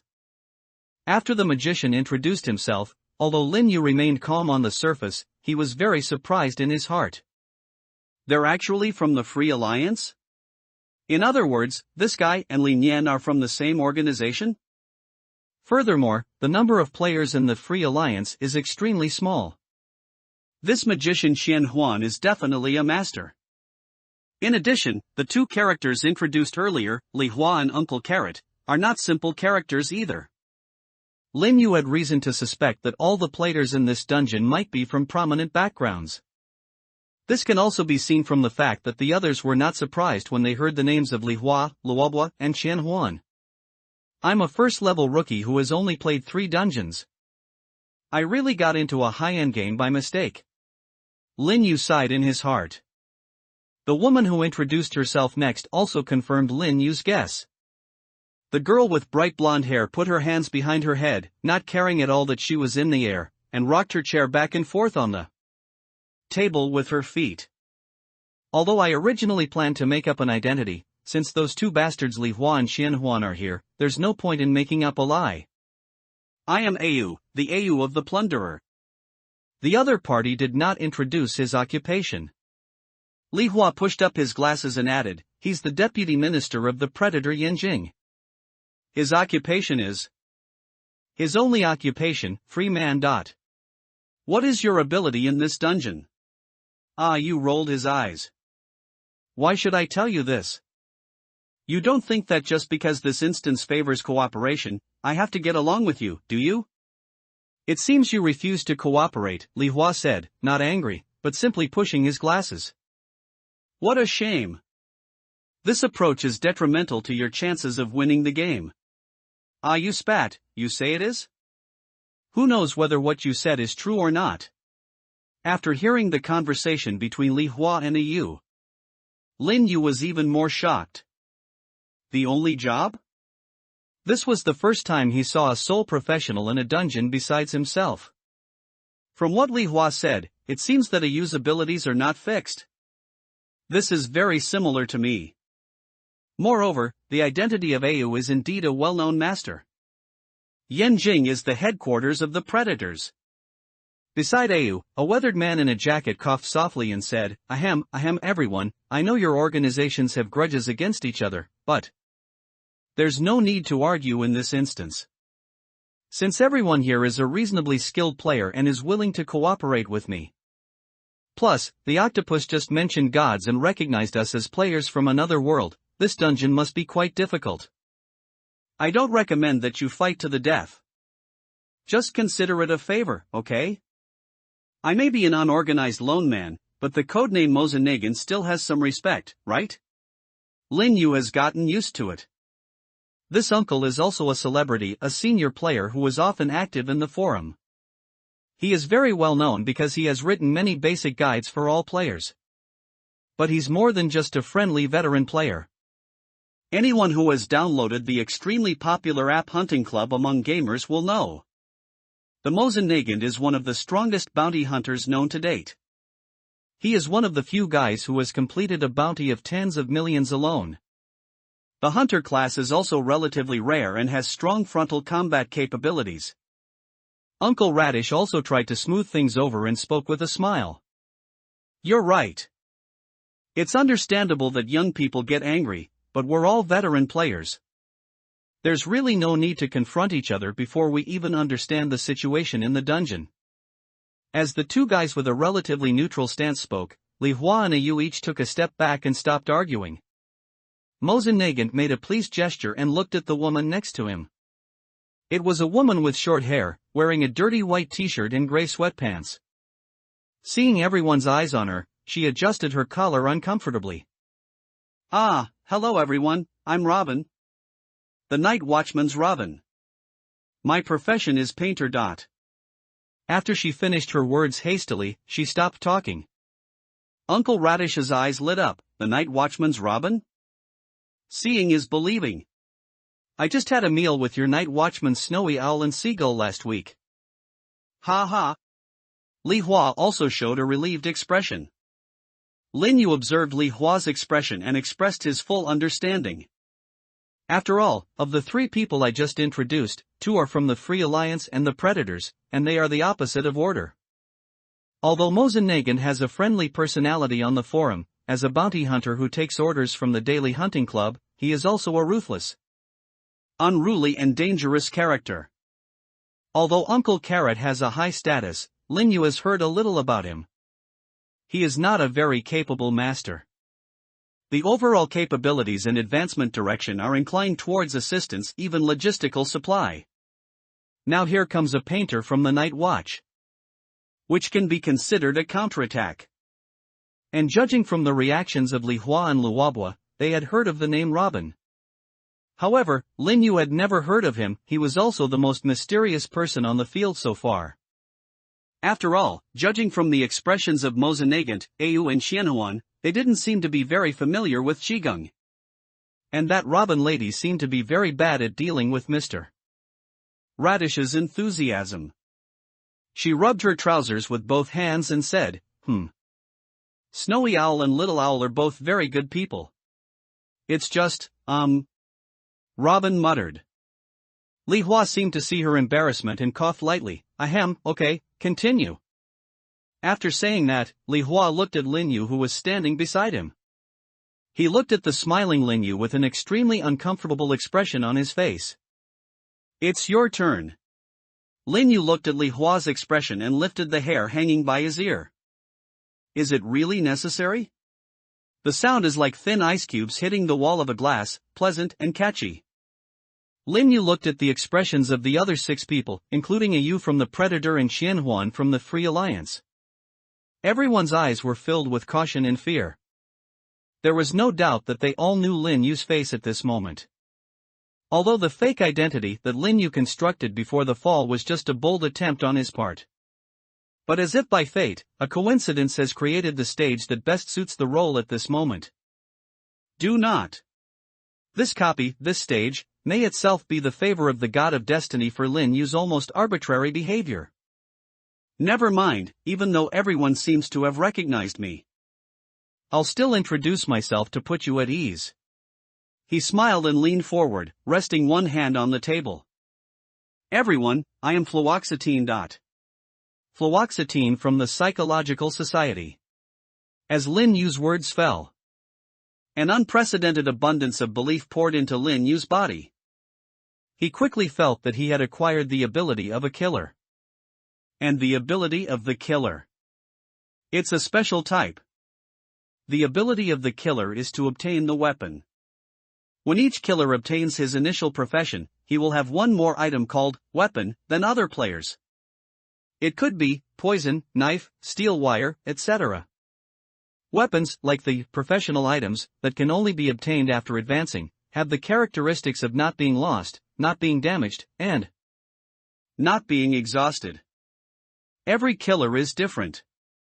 Plus, the number of killers is already small. Therefore, killer is also called the only profession among ordinary professions. Thanks to the fact that these people seem to know the identity of fluoxetine, Lin Yu felt that he had one more weapon, prop. That is the murder weapon of fluoxetine. Unexpectedly, it wasn't the Beretta M9 that Lin Yu had seen before. But it is a hand axe. Of course, this is actually a good thing for Lin Yu. If fluoxetine's murder weapon was a hand axe, that meant I can use a fake to disguise it as a Beretta M9. Lin Yu understood clearly in his heart. Of course, risks and returns are relative. Even though everyone is wary of fluoxetine, it also means if the other players present had the chance, they would definitely try to kill themselves immediately. Thinking of this, Lin Yu couldn't help but feel fortunate. Fortunately, this was a game where players could not compete against each other. Otherwise, he would have to cut off his account in front of everyone, even if it meant risking the possibility that Mask would be exposed to the sight of these large organizations. But now, you don't need to do that yet. He still needs to play the role of fluoxetine well. After introducing himself, Lin Yu turned his head to look at Li Hua, who was staring at him cautiously. Are you evaluating me with your gambler abilities, city administrator? He said with a smile. The gambler's ability is information-based. After activation, the probability of a certain event occurring can be seen. The cooling time is quite fast. Before upgrading, there are 3 chances initially, and a new one can be obtained every 30 minutes. The upper limit is 3 times of storage. After upgrading, it can also speed up cooling. Li Hua pushed his glasses up, shook his head, and said, "No, I didn't waste my ability on you. I've activated it twice so far, verifying the probability of the magician and Au being willing to cooperate. They're all over 50%. Li Hua said this in a very loud voice. This also seems to be to give some confidence and hints to Luobwa and Jigung, 2 allies who belong to the decent organization. Upon hearing this, Qianhuan smiled brightly. Gambler, we've been dealing with each other for so long, and you still don't trust me? Ah, you spat in displeasure. Whispering sound. Lin Yu smiled even more. Oh, there's another time, why don't you look at mine? What's the point? Li Hua said coldly. Even if I see that you're willing to cooperate. Who knows what you mean by cooperation? The night watchman beside him also lowered his head and muttered. Although the voice was very soft, Lin Yu still heard it. The behavior of a psychopath is unpredictable. After listening to the 2 people's words, Lin Yu had a deeper understanding of fluoxetine. Sure enough, this woman must have done a lot of crazy things. She was probably one of the most difficult to understand members of the Psychology Society. But if it is the real fluoxetine, how should I react when I hear what these people say? Lin Yu thought for a moment, a smile appeared on his face, and he looked at Jigung. Thank you for the compliment, but I'm not a mental patient. I'm in very good mental condition. But, Miss Autism. Lin Yu took out a pistol from his arms. My behavior is indeed unpredictable. Do you think I will kill you with this gun? It is not a guaranteed hit revolver, but a Beretta M9, transformed from a fake. She pointed her gun at Jigung, and felt a flash of trust in the man's suddenly constricted pupils. But a moment later, the belief suddenly vanished. The other party did not believe that the gun in Lin Yu's hand was real. This surprised Lin Yu very much. It seems this Robin knows a lot about fluoxetine. Perhaps the Beretta M9 isn't a game prop, but a real gun purchased by fluoxetine? No, or there's another explanation. Because if that were the case, Miss Robin's expression should be more determined and confident right now. But she just stared at the muzzle of the gun with a puzzled expression. It seemed that she was only certain that the gun in front of her was a fake, but she didn't know what it was. Lin Yu thought quickly. However, even if Ji Gang did not believe Lin Yu's words, it would not be a big deal. Because for Lin Yu, his action was just like playing the role of fluoxetine. At the same time, it is also for stir up the situation on the field. Sure enough, the moment Lin Yu took out his gun, the bounty hunter Mosenagant also subconsciously took out his weapon. A short bow appeared in his hand with a sharp arrow on it, ready to shoot, and a whistle appeared in his mouth. The short bow is probably his most handy weapon prop. After all, a hunter's ability is enhanced vision and increased accuracy in throwing and shooting. And that whistle is a hunter's advanced item, a companion. After blowing it, he can summon a hunting animal that can understand simple instructions to fight for him. Commonly known as animal friends. As the Mosenagant moved, Au beside it also moved. She stood up on the chair and took out 2 muzzle-loading flintlock rifles. One pointed at Lin Yu and the other pointed at Li Hua. At the same time that Au jumped onto the chair, Luobo and Qianhuan also took action at the same time, but they were obviously protecting themselves. Luobo took out a flower pot filled with soil from his arms and held it in front of himself. Qianhuan simply pulled his entire hat down, and his entire body abnormally fell into the hat and then fell on the chair. Au ignored the 2 people and just spoke with a smile. "Hey, Sister Nail, let me announce this, I got a soldier this time. Will you cooperate with me?" When Lin Yu heard the name Dingzi sister, he was stunned for a moment, and then he reacted. Is it a nickname based on fluoxetine? Ting. Ding. After thinking about it, Lin Yu said directly to Au, "Okay, I like you anyway." She laughed cheerfully. Au grinned, "I'll trust you this time, Sister Dingzi." Then, Au pointed one of the guns at Ji Gang. Au's reaction was also within Lin Yu's expectations. He had noticed before that although Au looked at him with a wary and fearful look, it was nothing compared to the full malice he showed when he looked at Li Hua. The deputy minister of the plunderer did not seem to have any obvious and direct hostility towards her. It's actually easy to understand. After the forum announced the permanent expulsion of 3 organizations, in addition to the somewhat official characterization of these 3 organizations as evil and unorthodox. In fact, it also provides these 3 organizations with a natural alliance in disguise. Even though the predators are selfish, the Freedom Alliance acts eccentrically, and the Psychological Society is a bunch of crazy lunatics. But if we really encounter order together, there is a high probability that they will tacitly work together to deal with the order people first. Sometimes Lin Yu couldn't help but think that the forum action even looked like a form of raising poison. But anyway, Lin Yu is now fluoxetine, and he can be said to be enjoying the benefits of this natural alliance. Just now, Li Hua, who had been as still as a mountain and steady as an old dog, finally spoke. "Why, do you want to blatantly violate the rules of the game? In a dungeon where gods might be involved, are you all going to increase your chances of death just for the sake of a fight?" After Li Hua finished speaking, Lin Yu was already prepared and immediately said with a smile, "But the octopus just now was talking about the banquet rules.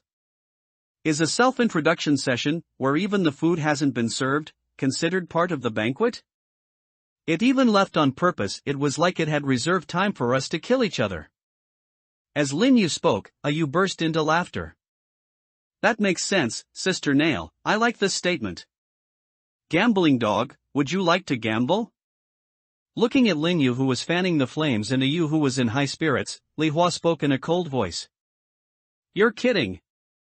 I won't bet." He then pulled out a black poster board slightly larger than a tablet. A line of scribbled words soon appeared on the billboard. "Now the probability of being punished after killing each other is 100%. I activated my gambler's ability," Li Hua said coldly. "The purpose of this billboard is to disclose a known piece of information. You should have heard of it, right? So, fluoxetine, your reasoning is wrong. Self-introductions are part of the banquet and the octopus's departure might even be a sting operation."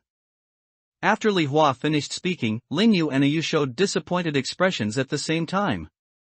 It was Mosen Nagant who spoke again with a smile. It seems that it is better not to fight to the death. The hunter who had just drawn his weapon faster than anyone else said this as if nothing had happened. It's great that everyone is so friendly. I love this kind of cooperative dungeon. Even if everyone has different organizational positions, we can still tackle the game together. The magician Qian Huan popped his head out from the hat. He heard Mosen Nagant's speech and couldn't help but speak. Hey, Mr. Gold Hunter. Are you worried that we'll die in the dungeon and lose out on the bounty? Mosen Nagant heard Qian Huan's words and spoke again in a kind tone. Yeah, you're 9 million, AU's 9 million, and fluoxetine's 13 million. I have a family to support. As Mosen Nagant spoke, Lin Yu put away his gun and shook his finger. Correction, the reward offered by the hunting club should be 15.25 million. This number is not made up by Lin Yu. Because he did go to the hunting club app to look at all the posts offering rewards for fluoxetine and added up the total of each one. Yu also jumped off the chair and sat back down, holding 2 flintlock rifles in his arms and spoke. Hey, Mosen Nagant, how about we go out and try it together? She said, and Mosen Nagant waved his hand. I wouldn't dare. You're the vice minister of the plunderer, and I'm all alone. If you hadn't left me alone and given me a chance to attack, I wouldn't have dared to attack you. The conversation at the dinner table was still full of tension. But everyone has put away their weapons, and even if there is some tension in the words, no real fighting will break out. Li Hua also breathed a sigh of relief. And just when everyone calmed down, octopus caw falls from the sky. Its 8 tentacles, clutching a bunch of opaque bags, fell into the pool with a plop. Wow, everyone! I'm back! The octopus looked around with its long eyes and spoke with a smile. Ah ha ha! Looks like everyone's communicating well. At a party, it's important that everyone has fun. As he spoke, the octopus caw took out 6 glasses from the pool. So, everyone. Now, please enjoy the aperitif everyone, please grab your own glass. Aperitifs are a very important part of the meal. If a guest doesn't want to drink, I understand. But, in the eyes of the host, guests who don't drink are a spoiler. A spoilsport will have a rope cut from your seat. After the octopus caw finished speaking, it threw all the glasses high into the air. Almost instantly, everyone present reacted. 7 players, 6 cups. At least one person will definitely be punished. Although this dungeon prohibits players from directly harming each other, it is still a confrontation type. Lin Yu also realized this. That's really disadvantageous. He secretly felt that something was wrong. The killer's ability is of little help in grabbing the cup and the tool in his hand. Guaranteed hit revolver, 1-sentence lie detector, teeth of prophecy, tongue of lie, torch of fear, chat supplies, lens of fear. Multifunction screwdriver, BBE 300, safety helmet, white, bone crusher. There are also professional items masks and professional items fakes. All the above things combined are of no help in grabbing the cup. No, teeth of prophecy and tongue of deception are useful, but if Lin Yu really uses them here, he would be a little reluctant to do so. Is the only thing we can do now is to rely on quick eyes and quick hands? While Lin Yu was thinking, Mosen Nagant had already taken action. He took out his dog whistle and blew it hard, and a small hound appeared out of thin air. The dog jumped high, easily picked up a cup from the table, and handed it to Mosen Nagant. The number of cups in the sky. There are also 5 of them. This means that the competition is even more intense. After Mosen Nagant took action, Li Hua also took action. He took out a copper coin from his pocket and threw it towards the cup in the air. Bang! The coin hit the cup, making a crisp sound. Then, a cup changed its trajectory strangely under this crisp collision, spinning in the air with the gold coin, and finally fell into Li Hua's hands. This is the second cup that belongs to the Lord. Qian Huan also took action. He simply took off his hat and reached in with one hand. One of the cups in the air disappeared out of thin air and was taken out of his hat by him. A use method was more simple. She simply stood up from the chair again, took out a fishing net and grabbed a cup. Then, Radish used a similar method. The old farmer sat still as a mountain and took out the funny sticky hand toy. He threw the fluorescent green rubber hand out and it came back with a cup stuck to it. All this happened in just a few seconds. Lin Yu felt like he had only taken a few breaths, and in an instant, only one cup was left on the field. Is this the high-end game?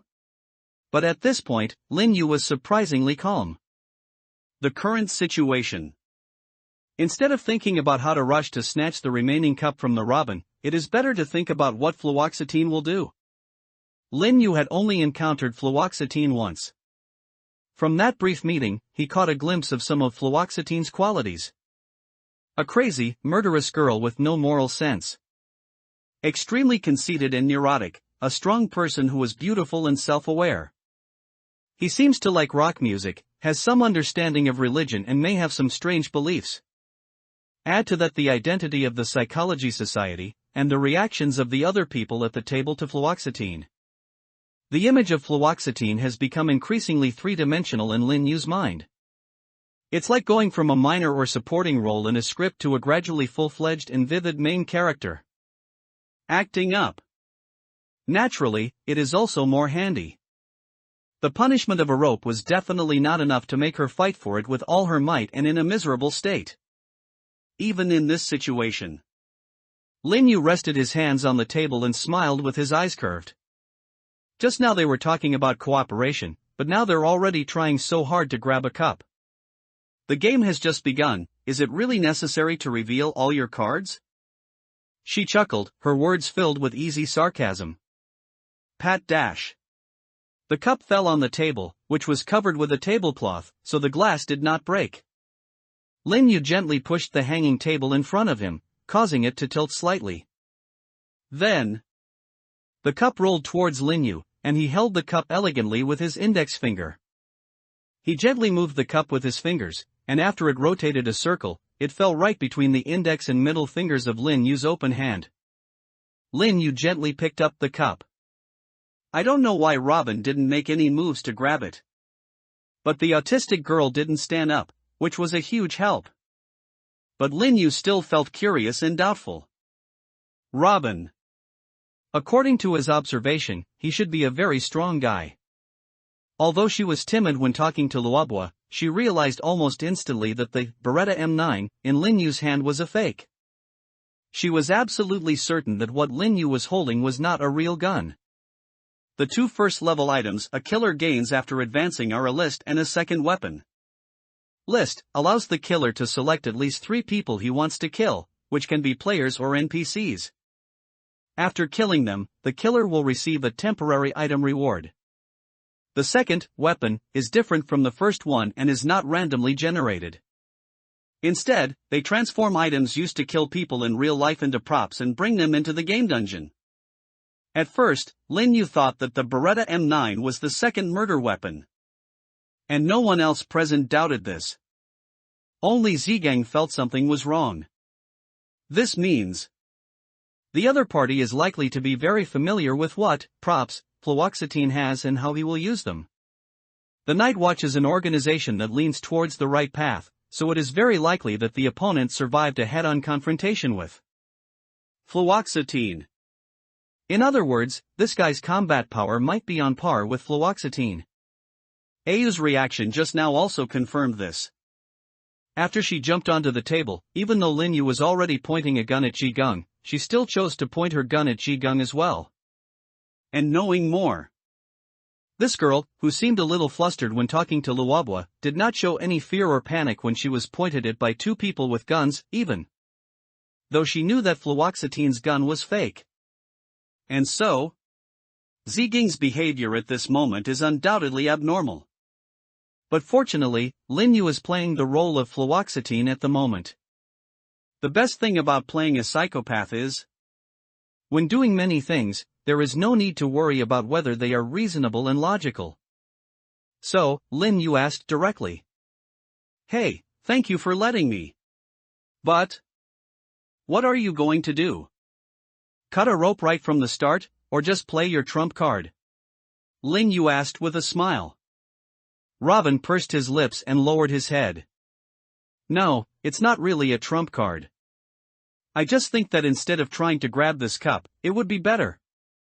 Robin mumbled, a set of paper and pen appearing in his hand. The paper was dirty sketch paper, and the pen was a sketch pencil with the varnish scraped off.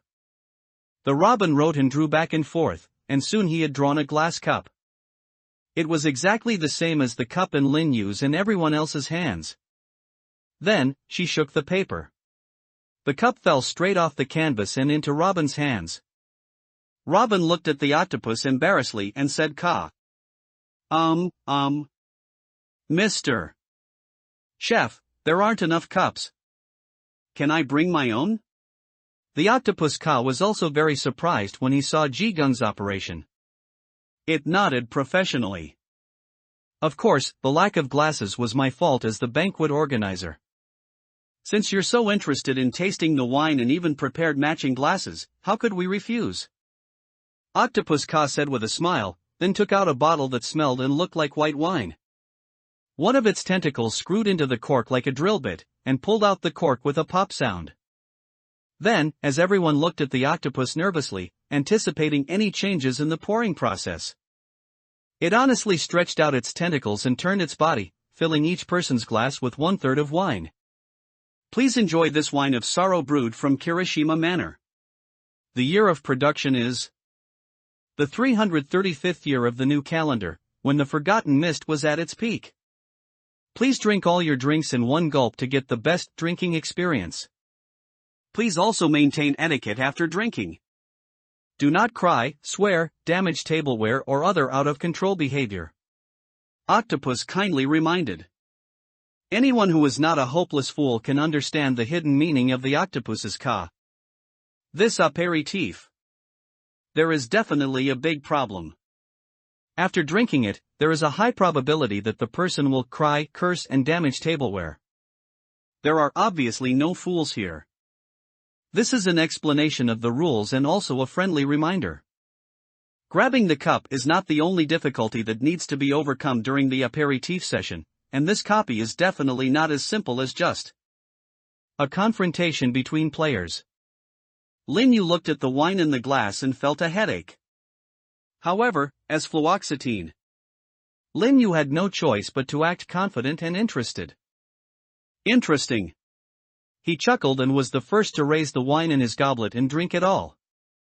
The wine that comes from the banquet of the gods, and the wine whose name contains the word fine wine from the gods, is indeed extraordinary. It was cool, slightly sweet, and slid across the taste buds with the aroma of fermented grapes. It was more delicious than any drink Lin Yu had ever tasted. And this wine also contains an experience that goes beyond human taste and literally touches Lin Yu's soul. As Ka introduced the name sorrow wine. What is contained in the clear wine goes beyond the smell and is emotion. The emotion called sadness. These emotions engulfed Lin Yu violently, and then outlined the most sad picture in his heart. That is fire and explosion. Raging flames and crumbling buildings.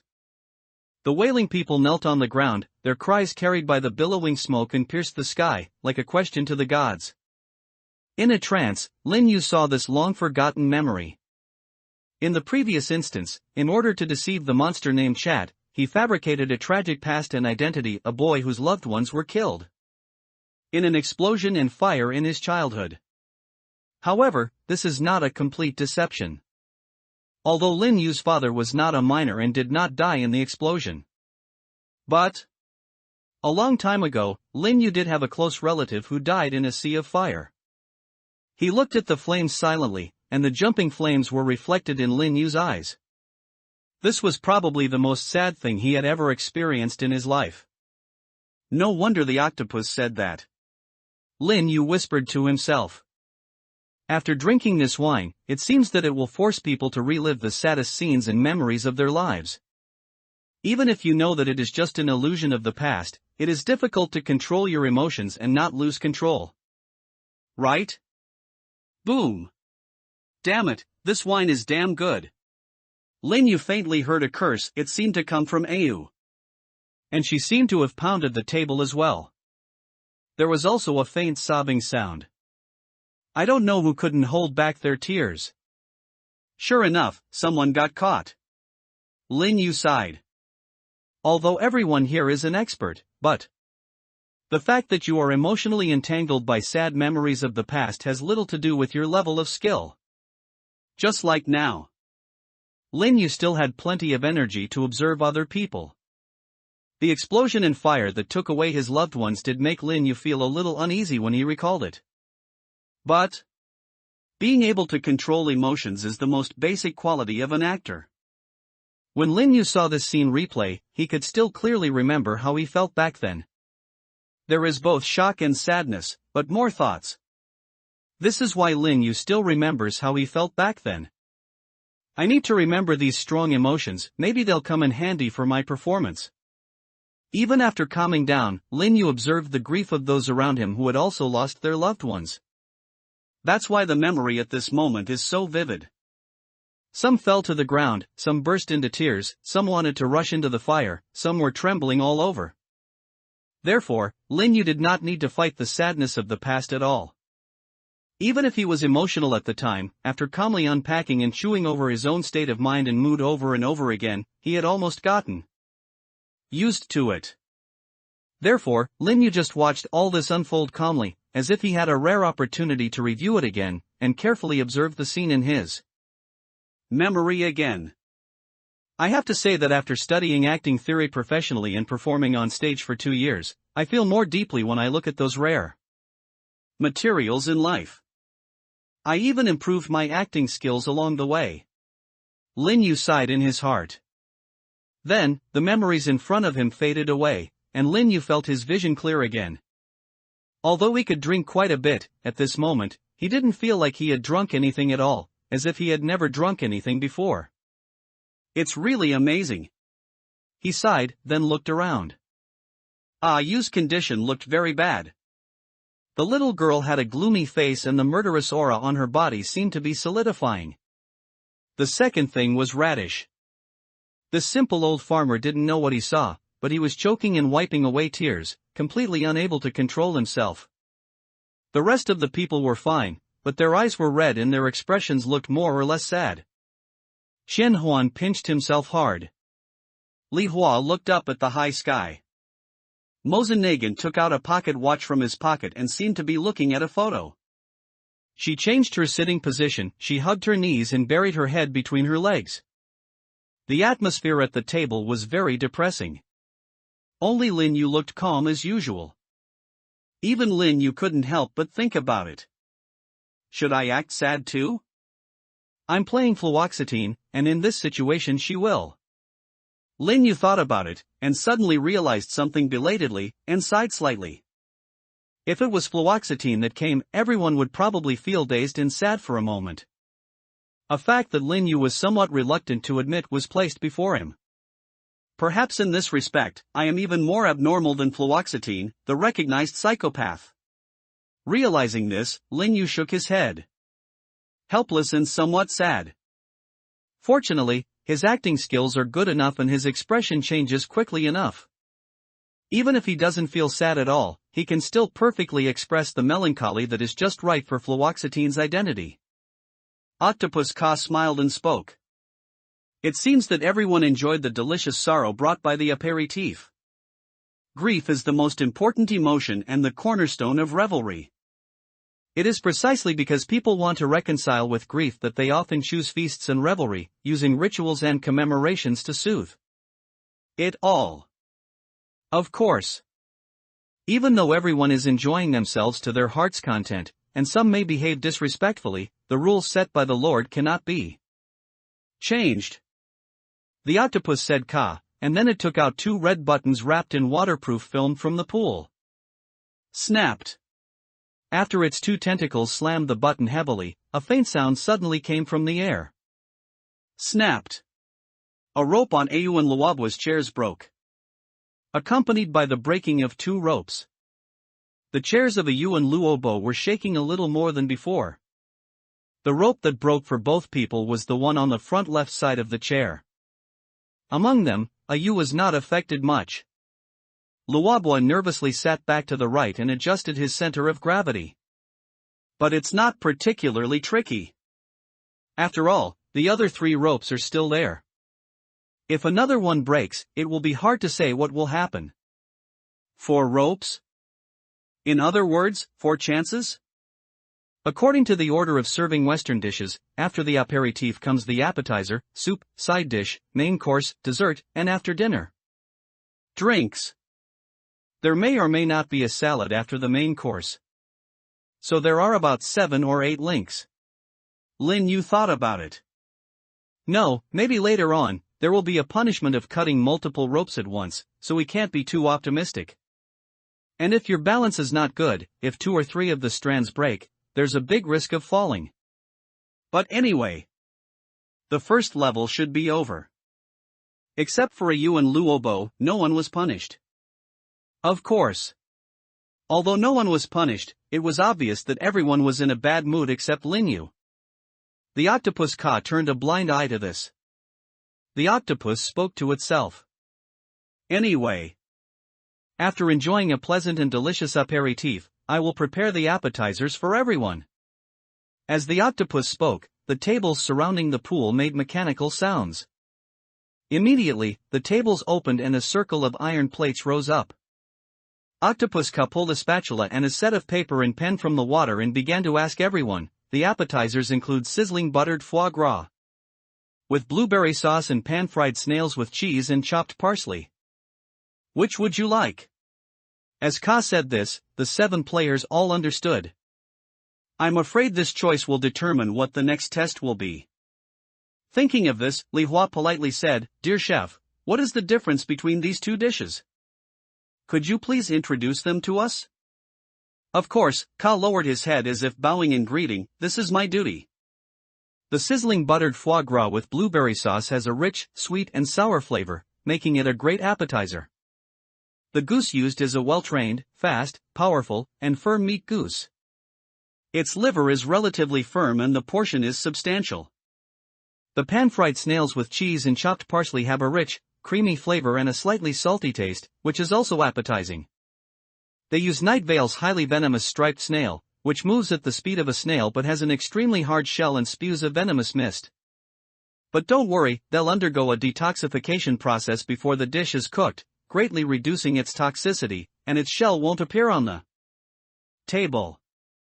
You only have a limited time to enjoy the appetizers, I hope you finish them quickly. After the card was introduced, Li Hua nodded thoughtfully. I see. Probably one is larger in weight, and the other is slightly toxic. Foie gras probably takes a long time to eat, and snails might cause toxic reactions after consumption. Radish thought for a moment and was the first to speak, then I choose snail. Li Hua pushed up his glasses and made the next choice, I choose the snail, too. His abilities had been exhausted 3 times before, and although the cooldown time was short, he still hadn't recovered yet. So Li Hua now makes his choice based on the known information. Obviously, the 2 people have some confidence in detoxification. Then I choose foie gras. You said with his hands on his chest and legs crossed. Looking at her expression, it was clear that she was just deliberately going against Li Hua. I choose foie gras, too. Mozenagant finished speaking and explained, I used to be a hunter and often ate wild game. I have good teeth and eat quickly. He grinned, revealing a row of neat, healthy teeth. Robin thought for a moment and gave his answer, I choose snail. Qianhuan touched his chin and said, really? Then I'll choose foie gras too, I hate the feeling of having an upset stomach. Linyu, who had been deliberately silent until the end, looked at the card and asked sincerely, can I change it after I've chosen it? Of course not, Ka raised the pen and paper in his hand, I have memorized everyone's choice. Linyu nodded and laughed, well, I have a big appetite. Can I have 2 servings? Ka was stunned for a moment. Then, it nodded, of course. Li Hua looked at Linyu in surprise. Even though the 2 were enemies in reality, he couldn't help but ask. Why are you doing this? Lin Yu held his chin and looked at Li Hua with a wicked smile. Oh my, idiot. Do you think that choosing a dish is equivalent to choosing the direction of the test? If not? Li Hua frowned slightly and asked back. The others also looked at Lin Yu with curiosity. Lin Yu leaned back and said, if it's just because of ingredients, do we need to introduce the habits of these two animals? Li Hua looked stern. What do you mean? The aperitif test has two parts. I don't think the appetizer test only has one, Lin Yu said, looking at the octopus card, and, prepare the ingredients, it should have prepared 7 servings. I just saw. In the bags it brought down, several of them were moving. A Yu has already reacted. Fuck, I see what you mean. You mean, in this level, each of us has to deal with 2 animals, but we'll choose to cook one of them? When Ka heard a Yu's words, he threw 2 huge sacks out of the pond. Exactly. The octopus spoke loudly, and the 2 sacks were untied. There are 7 cages and 7 transparent boxes inside. In the cage was a giant goose that was over a meter tall, with a ferocious head and horns covered in sharp teeth. In the box was a snail the size of a fist, with a metallic shell. In order to ensure that every guest has a choice, I prepared 7 servings of each ingredient. And in order to uphold the principle of not wasting, I will choose to give you the ingredients you didn't choose. However, please dispose of the remaining ingredients in a harmless manner. As he spoke, Ka easily killed 4 snails and 4 geese with a spatula. The octopus's movements were extremely casual. Whether it was a goose or a snail, he just opened the cage door and lid, and gently knocked on the head and shell, and the animal immediately lost its vitality and fell limply. Although Ka's slaughter of snails and geese seems to be an understatement. But knowing that they would face one of them next, the players present did not dare to underestimate the goose and the snail. Ka's actions actually proved that the octopus was very powerful. After killing 8 animals, Ka's 8 tentacles began to cook them at the same time. Cut open the goose's abdomen to take out the liver, and take the snail meat out of the shell. Then, various seasonings were taken out of the water and the thick liver as big as a basketball and the snails as big as a fist were fried on the iron plate. Li Hua's analysis was correct. The foie gras was large in quantity and the snail meat did have some residual toxicity. However, this was just an extra part of the test. It's really hard to deal with the one who is left and alive, while the foie gras and snails are being pan-fried. A tall transparent baffle fell from the sky, landing directly on both sides of everyone's body and spreading to the center of the table. The baffle divides the round table into 7 equal areas. And doing so, of course, this is to prevent the animals in front of each person from running into other areas. Each area was assigned a snail box and a cage for geese. The box and cage in front of Lin Yu were empty. His snails and geese were already being cooked. So, he looked at the boxes and cages in front of the others very leisurely. Really?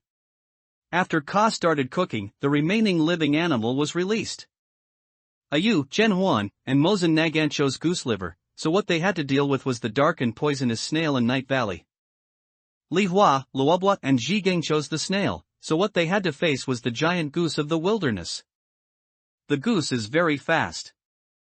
Almost the moment the cage door opened, they rushed out and headed towards the players in front of them. What surprised Lin Yu was the first person to solve this problem was actually the farmer named Radish. This simple old man, who looked like an old farmer in the country, took out a piece of yellow talisman paper from his pocket and tore it open without any hesitation. Then, violet lightning as thick as a forearm blasted out, directly stopping the charging momentum of the ferocious-looking goose and burning its entire body black. Even through the baffle, Lin Yu could smell a strong burnt aroma. Luobua breathed a sigh of relief, a look of slight pain on his face. Call. Lin Yu touched his chin and roughly understood. You knew you were weak in frontal combat, so you used some precious consumable item? It looks like some kind of thunder talisman. Probably very expensive, he probably doesn't have many on him. Or maybe it's simply priceless and was given to him by someone else. Although Luobwa solved the problem quickly, Lin Yu knew that he was the most dangerous. Because it was precisely because of the confidence of not being able to deal with the big goose that the other party probably used the trump card level attack method without hesitation. The ability of the farmer is to obtain a food supply once a day, randomly obtain a certain type of food, and if there are plants, they can consume the plants and reset the skill cooldown once. This is indeed a logistical support role with relatively weak frontal combat capabilities, and will be more advantageous in survival copies. The player Luobo is also notoriously weak in combat. As one of the founders of the Player Mutual Aid Association, he has a very good reputation on the forum and is a good guy image that is relatively rare among the player community.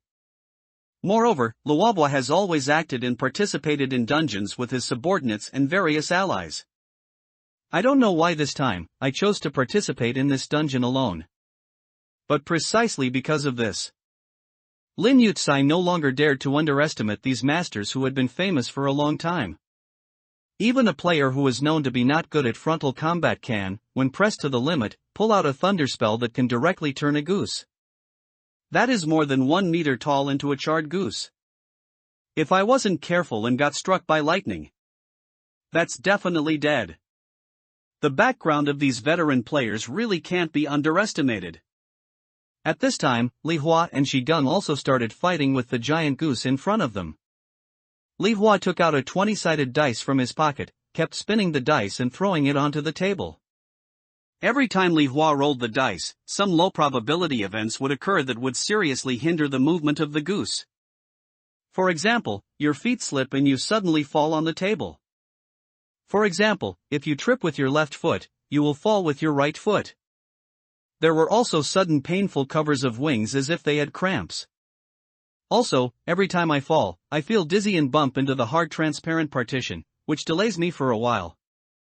Of course, Li Hua himself was not idle during this process. He took out a deck of cards and a few chips, and it was unknown what he was planning and preparing. Lin Yu was also very impressed by Jiging's actions on the other side. She kept drawing various geometric shapes on the sketchpad, and then those geometric shapes would pop out and pile up on the table, blocking the goose's progress. The giant goose in front of Jiging kept hammering its head and gnawing at the geometric shapes with its mouth, and its speed was not much faster than that of a snail.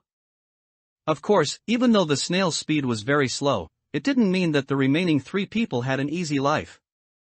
Whether it is the magician Qianhuan or Ayu and Mozen Nagant, it seemed like they were powerless to do anything about the snail that was slowly crawling towards them. Any attack, whether it was the bow and arrows of the Mozen Nagant or the flintlock fire of Ayu, or maybe it was the flame that Qianhuan released from his hat, there is nothing we can do about this snail.